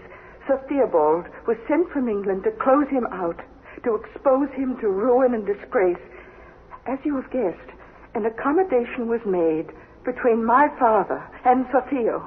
That old goat. That's the way I felt about him. Save in my time, it was different. I did have a duty to my father. What do you mean, in your time? You're here now. Oh, you know that isn't so. What am I? A reflection in a dark glass, a wandering spirit that you may bring to rest. Me? How? I know very few answers. Why you are here? An accident of time, and perhaps I have to believe that somehow we have common ancestors. The day before I was supposed to be married to Sir Theobald, I stole from the house and fled to meet Edward. We might have been married and happy if Theo hadn't found out from one of the grooms he had paid to spy on me. I can see the rest. The establishment rolled in and dragged you home. Yes. The next day, poor Edward made his foolish but wonderful attempt to rescue me. And got killed for his pains. But then what? What is about to happen to you? Theo drove me to the wedding, a pistol by his side. I was dressed as you see me in the mirror now. As we got to the covered bridge, just before we entered... Yeah? I pulled away from him and threw myself down into the stream. It's not so deep, but it is rocky, and I did what I wanted to do. I killed myself. You poor girl. And I've been doomed to wander all these years, unable to join my love, Edward. But now, I think at last, my time has come. How? With you. This time, if I kill myself, it will not be a sin because I can save you. Now, let's change places. I don't know what you mean. Me, in the wedding gown, looking into the mirror. You, in your modern jeans, looking out. As we ride to this wedding that never took place 200 years ago, we ride as one. But this time, it's my soul that will find escape. What about me? I don't know. It's a chance you'll have to take. But what better one do you face now?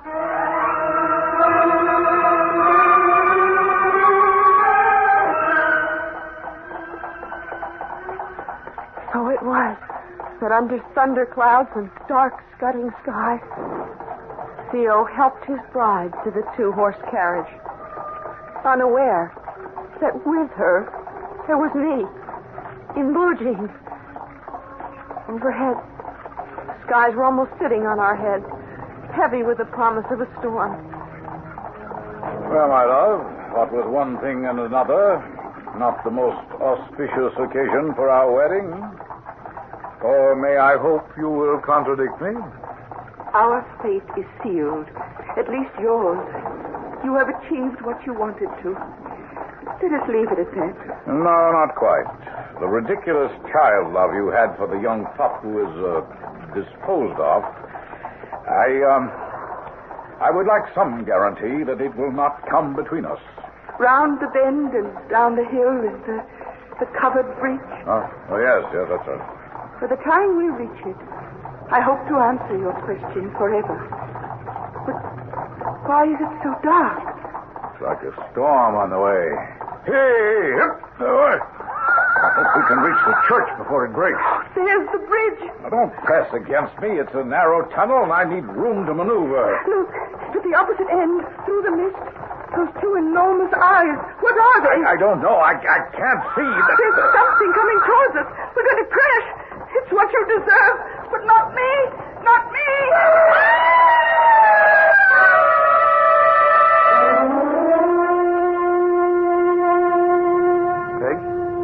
Peg, you all right? What? I said, are you all right? Did we crash? Into what? Well, there was a horse and carriage coming the other way. Come on, honey. You were out cold. You're dreaming. Am I? Are you sure? Well, sure I'm sure. The one thing I wish I was so sure of is where I'm at. I'm pretty low on gas. Well, we better find an open station soon.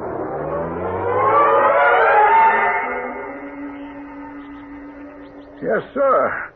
You was just about empty. Good thing I stay open this late. Yeah, thanks. Oh, and thanks for putting us on our way. Oh, that's no trouble. One of the things I'm here for. Could I ask you something, sir? I reckon I couldn't fuse a lady. You ever hear of some people called Drexel around here? Ah, no. Drexel is a right proper name this part of the country. Goes back a couple of centuries or more. Old Manor House used to be here until shortly after the war. Then it became a hospital, like burned down a couple of years ago. Sad to see it go. Can used to be a landmark. Eh? Yeah, that's a funny thing. Come to think on it. What was that? Well, you must come over the covered bridge on your way here. Oh, yes. We sure did. Oh, a lot of excitement up there just after you came by. You might heard the police car, ambulance and all. Why? What happened? Well, so they found a lady. Committed suicide, they say. All dressed up like colonial times in a long silk wedding dress and veil. Strange thing is, nobody knows where she come from. Except in... Except in what? Oh, well now, ain't nothing to put any belief in. But there is an old legend round these here parts about the White Lady of the Bridge. Misty night she's supposed to haunt that old covered wreck. Well, who knows? Maybe now they'll fix that old bridge up. And another New Hampshire ghost will be laid to rest.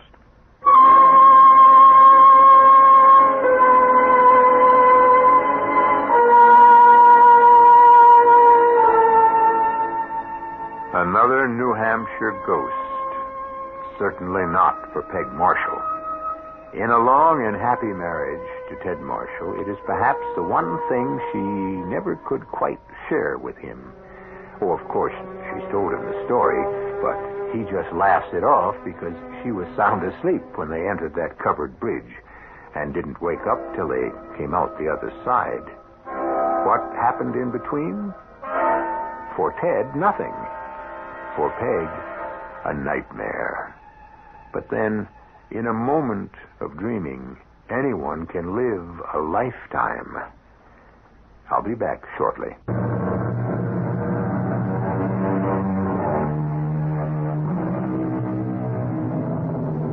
Our cast included Jada Rowland, Bob Caliban, Ian Martin, and Bryna Rayburn. The entire production was under the direction of Himan Brown. Radio Mystery Theater was sponsored in part by all state insurance companies and Sign-Off, the sinus medicines. This is E.G. Marshall inviting you to return to our Mystery Theater for another adventure in the macabre. Until next time, pleasant dreams.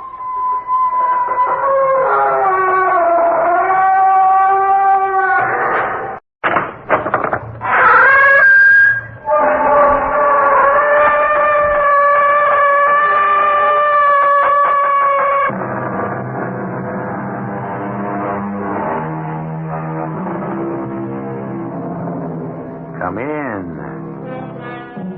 Welcome. I'm E.G. Marshall, your guide as we embark on a journey through a dark labyrinth of horror. But do not be afraid. I will be with you every terrifying minute. Together we will probe a ghostly shroud of mystery that thus far has concealed a horrible murder. I assure you, you will be in no danger. All that you see and hear takes place in your imagination. You cannot lose your life. You can only lose your mind. Our mystery drama, Brain Drain, was written especially for the Radio Mystery Theater by Ralph Goodman and stars Paul Hecht. It is sponsored in part by True Value Hardware Stores and Buick Motor Division. I'll be back shortly with Act One.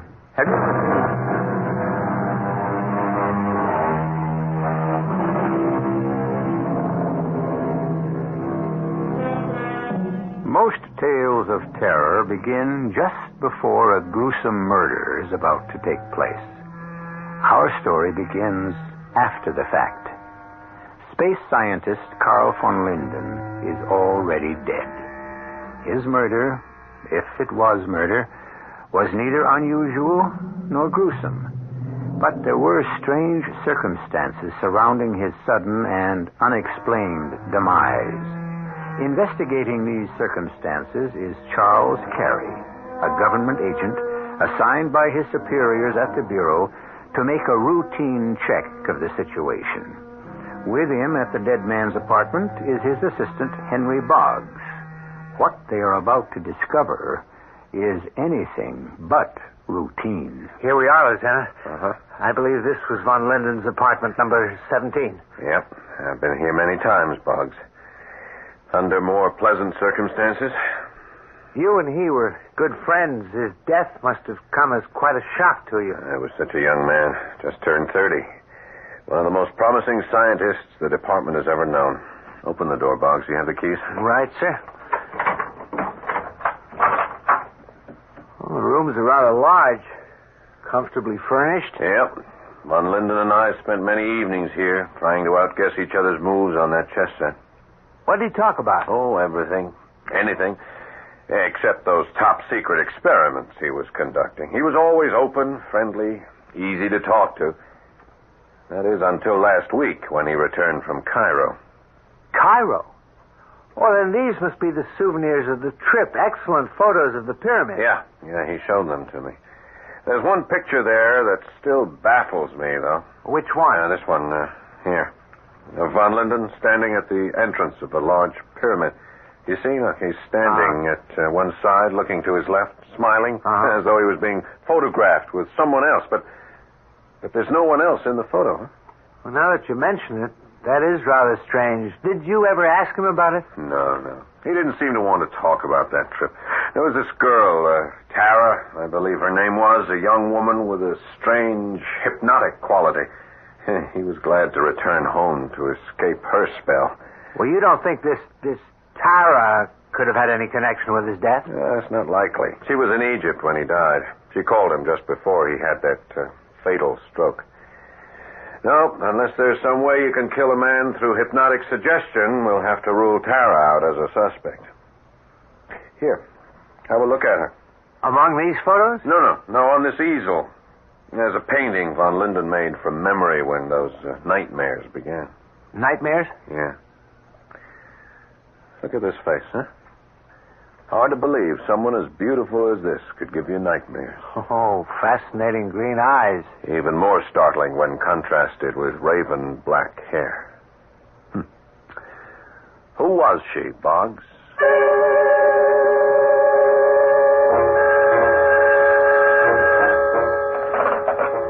Inspector Warren. The Pentagon call? Yes, I'll take it now.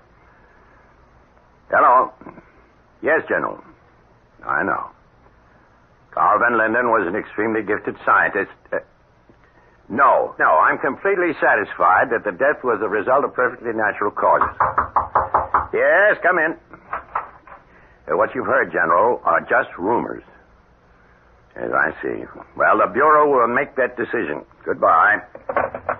Meddling old fool. Oh, I'm sorry, Lieutenant Carey. Oh, that's all right, Inspector. No, I'm sorry, but I'm here to give you as much trouble as the General. Oh, about what? The death of Carl von Linden. Oh, look, Carey, I know von Linden was a close friend of yours. But there's no mystery here. I've been going over your file. You've done an amazing job for the Bureau, and we're grateful. Inspector. I've also noticed you hadn't had a day off since last November. Are you suggesting I take a vacation? Oh, there's nothing unusual here. Many men in their prime overwork, buckle up under accumulated pressure, keel over, quite suddenly, as your friend von Linden did. Inspector, I saw a young man in perfect physical health keel over, as you say, but it wasn't from overwork or accumulated pressure. Harry. I think I understand. Someone somewhere in this bureau has decided that an investigation might produce results that could be damaging. The decision to close this case was mine. Mine alone. Now, why don't you start that vacation I suggested? Well, if you say so, sir. Good. And why not start by coming to my home tonight? I'm giving a small dinner to introduce a young lady I've been seeing. Someone I'm rather serious about. Well, if you don't mind, I'd... Oh, you have a date? Fine, bring her. I'm sure Tara would love to meet her. Tara? Well, you heard me mention her before. No. I mean, I guess so. There'd be no other reason the name would sound familiar to me. Yes. Well, then you will be there. 8 o'clock? Yes, Inspector. Yeah, I'll be there.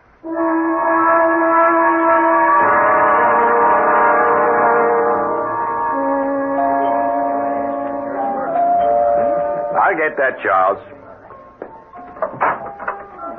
Carrie. Inspector. Come in. I'm so glad you could come. Thank you. My guests are out on the patio. Here, let me take your coat. Thanks. I imagine you're anxious to meet Tara, the young woman I told you about. Yeah, very. She's quite a bit younger than I am. I don't know her age, really. Her beauty seems timeless, and I find her fascinating. Well, you've been a bachelor all your life. I'm sure she must be fascinating. You'll find her exactly as I described her to you. Oh, you never did? I beg your pardon? Describe her. But if I may, let me describe her to you. Well, how can you? You've never met her. Well, I'd still like to try. You say she's fascinating. Yes. Therefore, her eyes are probably cat-like in quality. I'd say they were green, emerald green. Well, go on. And since her beauty, as you put it, is timeless, she has the translucent Egyptian skin tone, pale by comparison to most women. Milk white. Her hair. Black. Raven black. Bravo! An amazing deduction. I've been standing here in the shadows, and yet this handsome young man has given an intimate description of me. Tara. Well, do come in, Tara. I'd like you to meet our new bureau expert on extrasensory perception, James Carey. Oh, fascinated, Mr. Carey. No more than I, Miss... Just Tara. Call me Tara. Everyone does. Everyone? Oh, now, don't be jealous, darling. Carey, isn't he the young agent you were telling me about? The friend of that gifted scientist who had that unfortunate heart attack? Oh, my sympathies, Mr. Carey. It was a great personal loss. I understand. And yet the dead are gone. What purpose would it serve to exhume the body and perform an autopsy? You told her of my request for an autopsy, sir? Well, we were discussing the incident briefly. We have no secrets. Well. If we're going to have silly bureau talk, I'll return to our guests. I was amused, Mr. Carey, when I entered the room, but if you insist on being intense... No, Tara. Control that temper of yours. Don't leave. I was just trying to explain. Yes, stay, Tara. As a favor to me. Oh, Dr. Kadar, forgive the outburst. I did not know you had arrived. I'm sure you did not mean to be impolite. Mr. Carey, Inspector Warren, this is an old and dear friend of mine, Dr. Stefan Kadar. Welcome to my home, Doctor. I don't believe Tara has mentioned you before. I have been away on a journey. To the Middle East, Doctor? Why do you say that? Oh, the souvenir you wear around your neck. The silver pendant engraved with hieroglyphics. That sapphire set in the center is an ancient Egyptian cat's eye, is it not? You are quite observant, Mr. Carey. Oh, Mr. Carey here is one of my staff of government investigators. Investigating what, if I may ask? Oh, nothing. At the moment, Doctor. I'm here as a guest, as you are. But I do find that pendant unusual, almost hypnotic. Can't seem to take my eyes off it. Really? He's right. It is fascinating. It is getting rather late. I merely stopped by to extend my best wishes. By the way, Mr. Carey, what time do you have? Huh? Time? Oh, that's 4:15. 4:15? In the evening, sir? Oh. I'm afraid my watch has stopped. Has it? I suggest you check his watch, Inspector. Mr. Carey seems confused. Yes, of course. It has stopped. No, wait a minute. Good Lord, it's starting again. The hands are spinning. 5, 6, 7, 7:30. It's now exactly at the right time to the second. Oh, darling, don't look so amazed. I should have warned you. Dr. Kadar is an unusual man with unusual powers. Yes, I'll bet. Mr. Carey is a source of exceedingly hostile vibrations. It is obvious he has little knowledge of the power of the mind. Oh, you're wrong, Doctor. Just before you arrived, he performed an amazing feat of mental telepathy. He had never met Tara before, and yet without a single clue from me, he was able to describe her exactly. Not nearly as impressive as your magnetic power. Magnetic?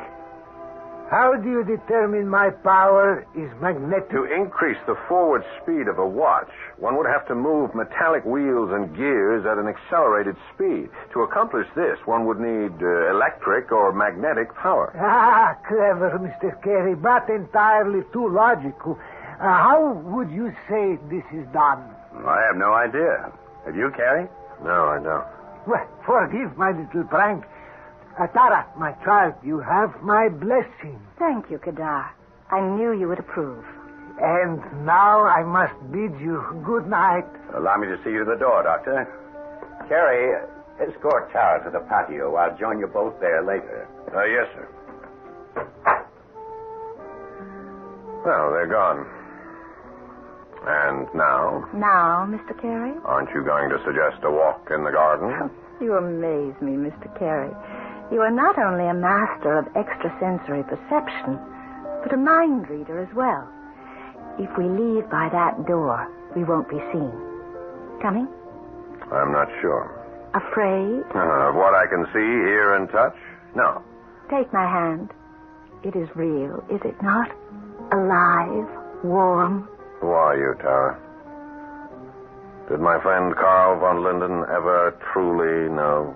I know of no Carl von Linden. There is a painting in his apartment, a portrait of a face he has seen many times in a dream. Oh, surely not me. Perhaps not. But one thing I do know for sure, the death of von Linden was an unnatural occurrence. I promise you his murder will not go unpunished. And those who have done the devil's bidding will spend an eternity in hell.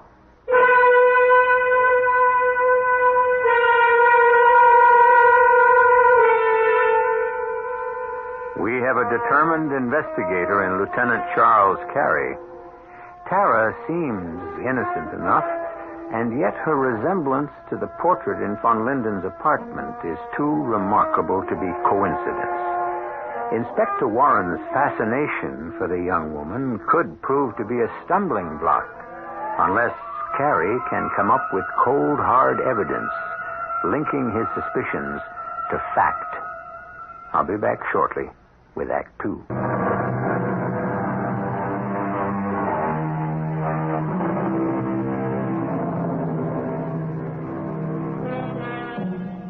Three days have passed since the untimely death of gifted space scientist Carl von Linden. The night Lieutenant Carey met the beautiful, fascinating Tara, he returned home, troubled, unable to sleep. That unforgettable face, the same face that haunted his friend von Linden, now haunts the dark recesses of his mind. Try as he might, he cannot shake off the persistent, ghostly image. Early the next morning, he and his assistant, Boggs, continue their investigation. I'll bet it was quite a shock to find that Tara is now Inspector Warren's playmate. How did she get here so quickly from Egypt? Didn't you say von Linden spoke to her by telephone that night before he collapsed? Yeah, it could have been a fake call, made by someone else, or pre-taped by Tara. The possibilities are numerous. Oh? Do they include flying across the ocean at supersonic speeds, or shall we say on a witch's broom? Not likely. All right, let's start with the file. See what you can dig up on a man named Kadar, Stefan Kadar. Who's he? A man I met at the party. Calls himself Dr. Kadar. Tall, wiry, high cheekbones, white hair. An older man? How old would you say? Sure, he looked ancient, and yet he moved like a young athlete in his early 20s. You think he's mixed up in von Linden's death? I have a feeling there's a connection. Tara and this Dr. Kadar? Yeah. They seemed strangely close. I got the impression she's afraid of him. I'm going to stop off at Inspector Warren's office, make one last attempt to get his okay for that autopsy. That would help. See what you can find on Kadar. I'll meet you at the inspector's office in 1 hour. Gotcha. Oh, and Carrie. Yeah? From what you've told me, someone out there doesn't want any further digging into this affair, so be careful.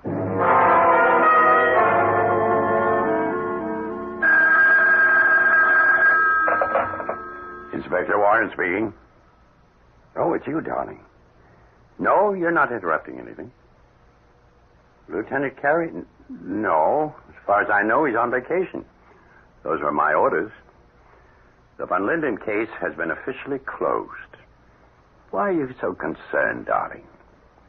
A conflict between me and Carey? No. He and I are still good friends. It's just that he has a personal interest in this one. And he can be stubborn. Darling, don't worry. I won't upset myself and I won't overwork. Darling, someone's at the door. Yes. See you tomorrow night. Goodbye. Boggs, what are you doing here? Looking for Lieutenant Carey, sir. Isn't he here? Here? No, he's on vacation. Oh, yes, that. Well, he's still disturbed about the Von Linden matter. He said he'd stop by to see you again about that autopsy. He was headed over here an hour ago. Well, that's strange. You're sure he was coming here, Boggs? Positive. He's anxious to exhume Von Linden's body, have it checked out at the lab. I told him that was out of the question. Well, you know how he is. Yes, I know. That's why I'm concerned about his not arriving here. When did you say he left? Over an hour ago. Well, he may have changed his mind. I made myself very clear. There's to be no further investigation, no exhuming of bodies, no autopsies. The case is closed. Yes, I know, but... I'm busy, Boggs, if you don't mind. Yeah, but I have a feeling something has happened to the lieutenant. Nonsense. He's always punctual. And he distinctly said I was to meet him here in an hour. For what purpose? I don't know. But he was definite about his instructions. And I tell you, he hasn't been here. Now, I don't want any more about Lieutenant Carey or about the death of Von Linden. The investigation is over and the case is closed. The inspector is right, Boggs. Carey. Where have you been, Lieutenant? Walking. Reconsidering. The case. No need. No need for further investigation. I have been mistaken. I'm glad to see you finally come to your senses, Carey. Come to his senses, sir. Look at him. He's lost all sense of time or reality. Look at his eyes. Empty. Glazed. Lieutenant Carey has been drugged.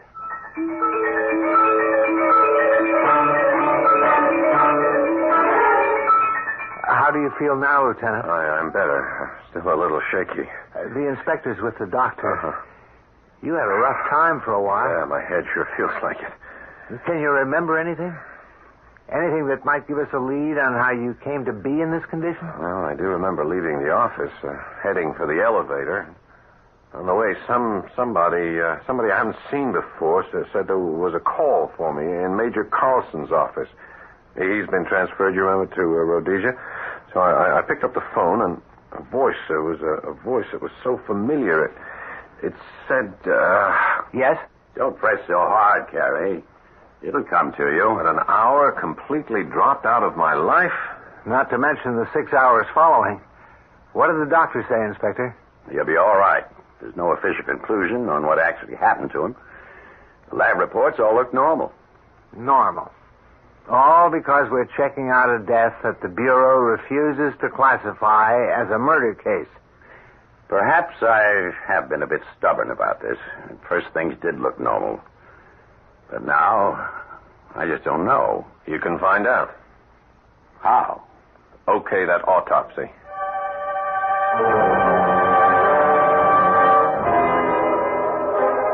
You talked me into this, Carey. There better be some evidence coming out of this ghoulish matter of digging up a fresh corpse. They've raised the coffin, Inspector. Yep. All right, man. Step to one side, huh? The coffin's intact. What now? This is your show, Carrie. Do you want it moved to the morgue for the autopsy? Yeah, in a minute. Well, why the delay? I thought you were eager for the report. I am. But with your permission, I'd like them to open the coffin first. Open it here? That's right. Carrie, you've been seeing too many horror movies. Exactly what's to be gained by... All right. Gentlemen, if you please, open the coffin. Good Lord. It's empty. Exactly. But who? How? Save the questions, Boggs. I think it's time we track down some answers. Our case is once again officially open.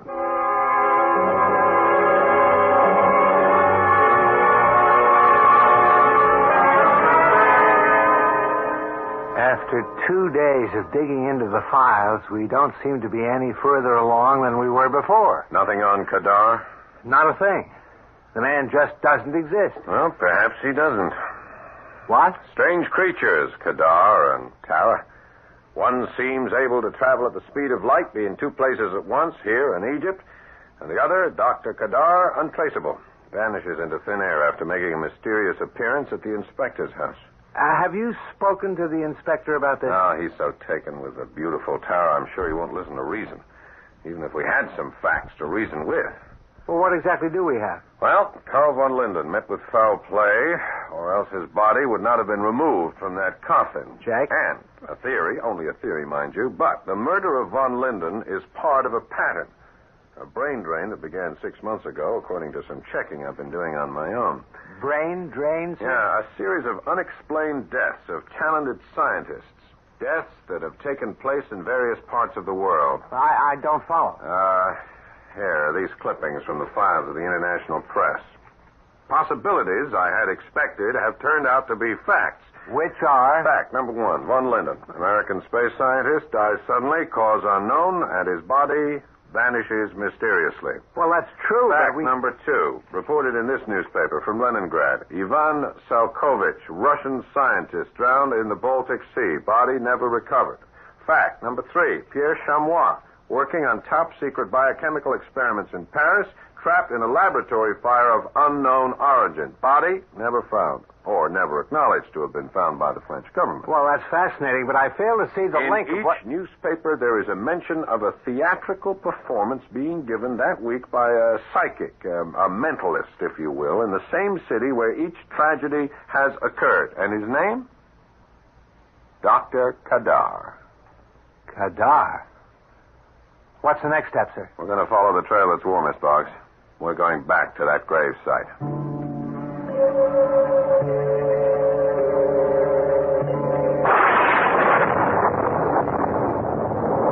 There's the entrance to the graveyard, sir. Yeah. Up ahead. You got your flashlight? Yeah. Storm is brewing. It's getting dark. I have it right here, sir. I'll move on ahead. Just follow me. Right. Can you see all right? Yeah, I'm fine. Fine. I wish I could say the same. Graveyards are not exactly to my taste. Keep your eyes peeled for that gravesite. Yeah. I believe it's up ahead, just to your left, huh? Just beyond that large crypt? Yeah, the gravesite should be directly ahead now. Here it is, sir. Yeah, there it is. There's the open grave. Well, nothing seems to be changed. What's that? The door, sir. To that large crypt. Oh, yeah. It's loose on its hinges, swinging in the wind. Oh, it startled me for a moment. Hey, hold the light on the ground here. Huh? What's this? Huh? What? A silver pendant. It was half buried here in the soft earth. Hey, I've seen that before. Those ancient Egyptian symbols. The cat's eye. It belongs to Dr. Kadar. Are you sure? Positive. He was wearing it when I met him. I remember looking into it, feeling strange, somewhat hypnotized. Yeah, it does seem to have that quality. Turn away, Lieutenant. I can't, Bud. I feel controlled by a sort of supernatural presence. Look, that strange ectoplasmic form. There, alongside the open grave. Well, I don't see anything, sir. It's moving towards the crypt. We gotta follow it, Boggs. There's something there, something the apparition wants us to see. There's nothing there. Come back, Lieutenant. Come back!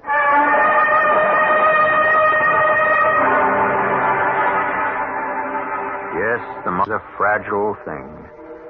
And when it is under pressure, it has been known to conjure up strange, frightening illusions.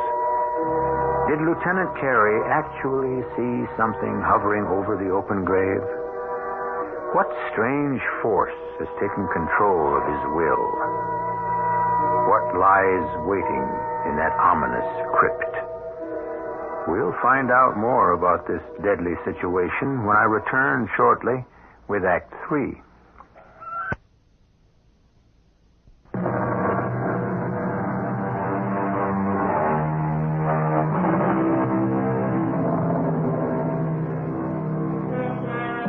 Lieutenant Carey's murder investigation has succeeded only too well. It now looks like it may also succeed in adding the names of both Carey and Boggs to the list of unfortunate souls who have suddenly vanished. The sound you hear is a bubbling brown liquid from which emanates a shower of multicolored sparks. Giant electric coils slither up toward a mirrored ceiling, which is about to reflect an unspeakable evil. We are in a secret underground laboratory located directly up. I've said enough. I am merely your guide. You must complete the journey yourself. Mr. Carey. Mr. Carey. You can wake up now. What? Mr. Carey. Dr. Kadar. Precisely. I'm flattered you remember me. You are most kind, particularly for returning my pendant. For that favor, I have spared your life and the life of your equally annoying and meddling friend, Mr. Boggs. Boggs? Where is he? Lying right beside you, Mr. Carey. Asleep as you were but a few moments ago. I assure you he is all right. Wake him. Come on, bring him around as you did me. Certainly, as a show of good faith. Here is my silver pendant. If you will merely press the eye to his forehead... He looks so pale. Boggs, are you all right? Yes, Lieutenant, I think so. Where are we? In an underground lab of some sort. Quite correct. Still in the graveyard, gentlemen, directly under the crypt. You both descended the hidden stairs inside the tomb at my bidding. I think it is time I let you in on my little secret and put an end to your curiosity. Who are you? Why have you brought us here? Please, Lieutenant, don't ask any more questions. You smell the air. Acrid fumes. That's an acid of some sort bubbling in those tanks. Aha, you are right, Mr. Carey. But they are not for you. Those tanks are much too small to encompass a full-grown man. If you will look more closely, you will see they're merely the size of your head. Besides, they are already filled. Filled? With what? That, gentlemen, is my secret. If you will both follow me to this electronic panel, I use it as a control board. Control? To control what? This way, if you please. As a friend of Dr. Karl von Linden, you will be interested in what I have to show you. Von Linden? Yes. And Pierre Chamois. And Professor Salkovich as well. Are you implying that these 3 acid tanks have something to do with the 3 men who have been murdered? Murdered? That's a strong word, Mr. Carey. I have murdered no one. The men I have made reference to are still alive. Alive? Von Linden, Chamois, and Salkovich alive? In a medical sense, yes. When a man drowns or is horribly burned in a mysterious holocaust or merely collapses from sudden increase in heart rate, he is not necessarily dead. His body may be rigid, completely immobile, as these three you see here in this hermetically sealed glass case. Von Linden. And the other two must be Chamois and Salkovich. But as long as the brain continues to function, medically, a man is still alive. These three gruesome corpses alive? Come, gentlemen, you are looking in the wrong direction. Here are Von Linden, Chamois, and Salkovich. Here, in these bubbling tanks, each containing one magnificent specimen of a superior brain. A living brain, if you will, kept alive by me. You'll go... Careful, Boggs. He's got his hand on that control panel. Electric charge. He's not... No. Just stunned. He will be all right, but that was rather foolish. But where did that bolt of power come from? That was through the courtesy of Mr. Chamois. I merely pressed this button to activate his brain and direct the power surge. Mr. Chamois did the rest. Unbelievable. Yes. Considering only one brain was activated. Imagine, if you will, the deadly destruction that would ensue if all three were activated at once. What hit me? Brainwave, Boggs, from one of those tanks, the one containing the brain of Mr. Chamois. I suggest you do not try anything foolish. I do not wish to harm you, gentlemen. As I told you, I am not a murderer, merely a man of science devoted to organic and biochemical experiments. Yeah, you mean like the one you conducted in France? The explosive gas, one that causes laboratories to go up in flames? One of my minor efforts. Actually, it's a refinement of the ancient Egyptian fire. The container need not be cumbersome. A small lead-encased perfume vial set to go off at the precise moment. Yeah, we already know the way it worked on Professor Chamois. The poor fool. He was too in love with my beautiful Tara. Her perfume spray left in his coat pocket. Tara has been most helpful. She has brought me 3 magnificent specimens. But brains without bodies? I have no need for bodies, Mr. Carey. I have accomplished my objective. Superior brain power. A living, thinking power. Celebrating at my command. It is I who control them.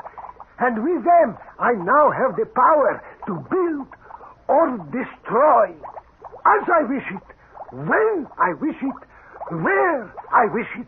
I will admit that little experiment you just demonstrated was impressive. For a minor achievement. Minor achievement? Oh, come now. I've seen more exciting electrical displays at our own local Museum of Science and Industry. Haven't you, Boggs? Yeah, sure. Much more exciting, sir. I see. You're testing me, are you, Mr. Carey? Trying to discover just what sort of power I have under my control. If it is excitement you want, gentlemen, I will be most happy to oblige with a little help from my friends. Professor Salkovich. A shower of white-hot sparks, if you please, blocking the door in case our visitors decide to make hasty exit in the middle of the show. Good Lord. Will you look at that? Keep back, Boggs. Now you, Dr. Von Linden, a needle-sharp laser beam, blue liquid fire, separating our 2 guests. Hold them prisoner, each stays on side of the room. Watch it, Boggs. Please, that was too close for comfort. And now, once again, I call on you, my good Chamois. Repeat your fast performance. Strike Mr. Boggs with a kinetic bolt of current. This time, increasing the power to killing equation. No, wait. Stop. You've proven your point. Dr. Kadar, we've seen enough. I hear you, Mr. Carey. And so it seems Herr Salkovich, Samoa, and von Linden. The electrical display, as you put it, is over. I must admit, that was really something. Thank you. It has not been easy to develop this violence. These men are peaceful by nature. At times they resist and are not easy to control. You mean you shock them? That's how you control them? With embedded, heated electrodes. They have no love for me, my three professors, but they obey. And soon I will have more corpses, more brains. And that's where Tara comes in. Yes. Most beautiful child. But like most beautiful women, she has an insatiable need for power. Which you provide. But why has she bestowed her gifts on Inspector Warren, huh? Inspector Warren was not chosen for his brain, but for his social contacts in your space program. He has had his uses. Had? At this very moment, Tara is placing a small vial in his coat pocket. The incendiary charge is set to go off at midnight, when she's safely out of range of the deadly Egyptian fire. And the newspapers will report another unfortunate accident. Exactly. It is just past 11:30. You're not thinking of anything heroic right now, are you, Mr. Carey? No. No, I was thinking about your three captive professors, how they must hate you. Hate me? Yeah, well, they must know what you have done to them, how you torture them, and for what purpose.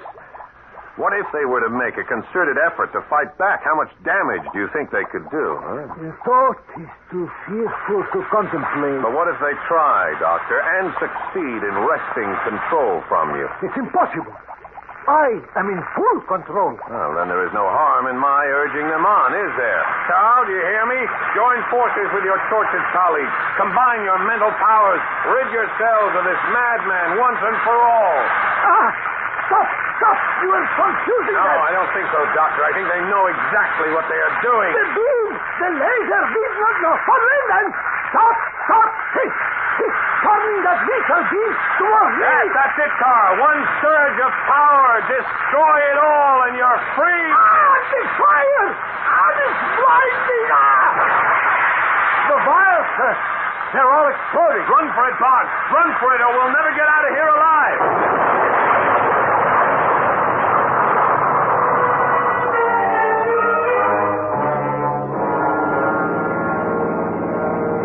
I can't believe it, Lieutenant. That chamber of horrors, it was like a nightmare. Keep your eyes on the road, Boggs. Getting close to midnight. Yeah. There's the house up ahead. Quick, pull into the driveway. Yes, sir. And there's Tara, just coming out on the porch. We made it. Yeah. Inspector Warren is with us. Okay, turn your lights off. We'll move in slowly. Right, sir. It isn't likely that hidden vial will go off while she's still with us. Well, I wouldn't bet on it. A madman like the late Dr. Kadar was capable of anything. Okay, stay in the shadows. You've really been a delightful guest, darling. But really, you mustn't stay any longer. I'd never bear to leave you. But it's almost midnight. I'd love for you to stay, but... Would you, Tara? Carrie. And Boggs. What are you two doing here? I'll explain in a minute, Inspector. Give me your coat. My coat? Yeah, that won't be necessary. I found what I want here in your pocket. Tara's perfume vial. You're mistaken, Mr. Carey. That vial is not mine. Oh, but it is, darling. I recognize the scent. Please, step back. What are you doing? I'm going to throw this vial as far as I can across the highway into that open field. What was in that? It's the heat. It's suffocating. What chemical could cause that explosion? We'll never know, sir. We'll never know.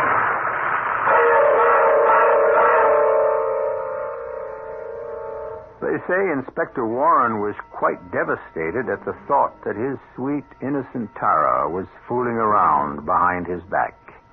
But you'll be happy to know he's forgiven her and sees her regularly, every Sunday, on Visitors' Day at the State Correctional Institution. I'll be back shortly.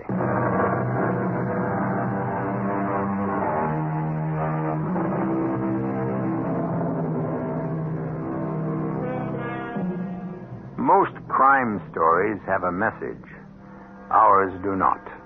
They are offered as pure entertainment. But for those who insist on a message, we offer you a choice of two. For the good guys, we have a word of caution. When it comes to a romantic liaison with a beautiful woman, look before you leap. It could be a matter of love or death. And to the bad guys, a word of advice from Oscar Wilde, who warns, murder is always a mistake. One should never do anything one cannot discuss after dinner. Our cast included Paul Hecht, Robert Dryden, Stotts Cotsworth, and Carol Teitel. The entire production was under the direction of Himan Brown. Radio Mystery Theater was sponsored in part by Carrier Air Conditioning. This is E.G. Marshall inviting you to return to our Mystery Theater for another adventure in the macabre. Until next time, pleasant dreams.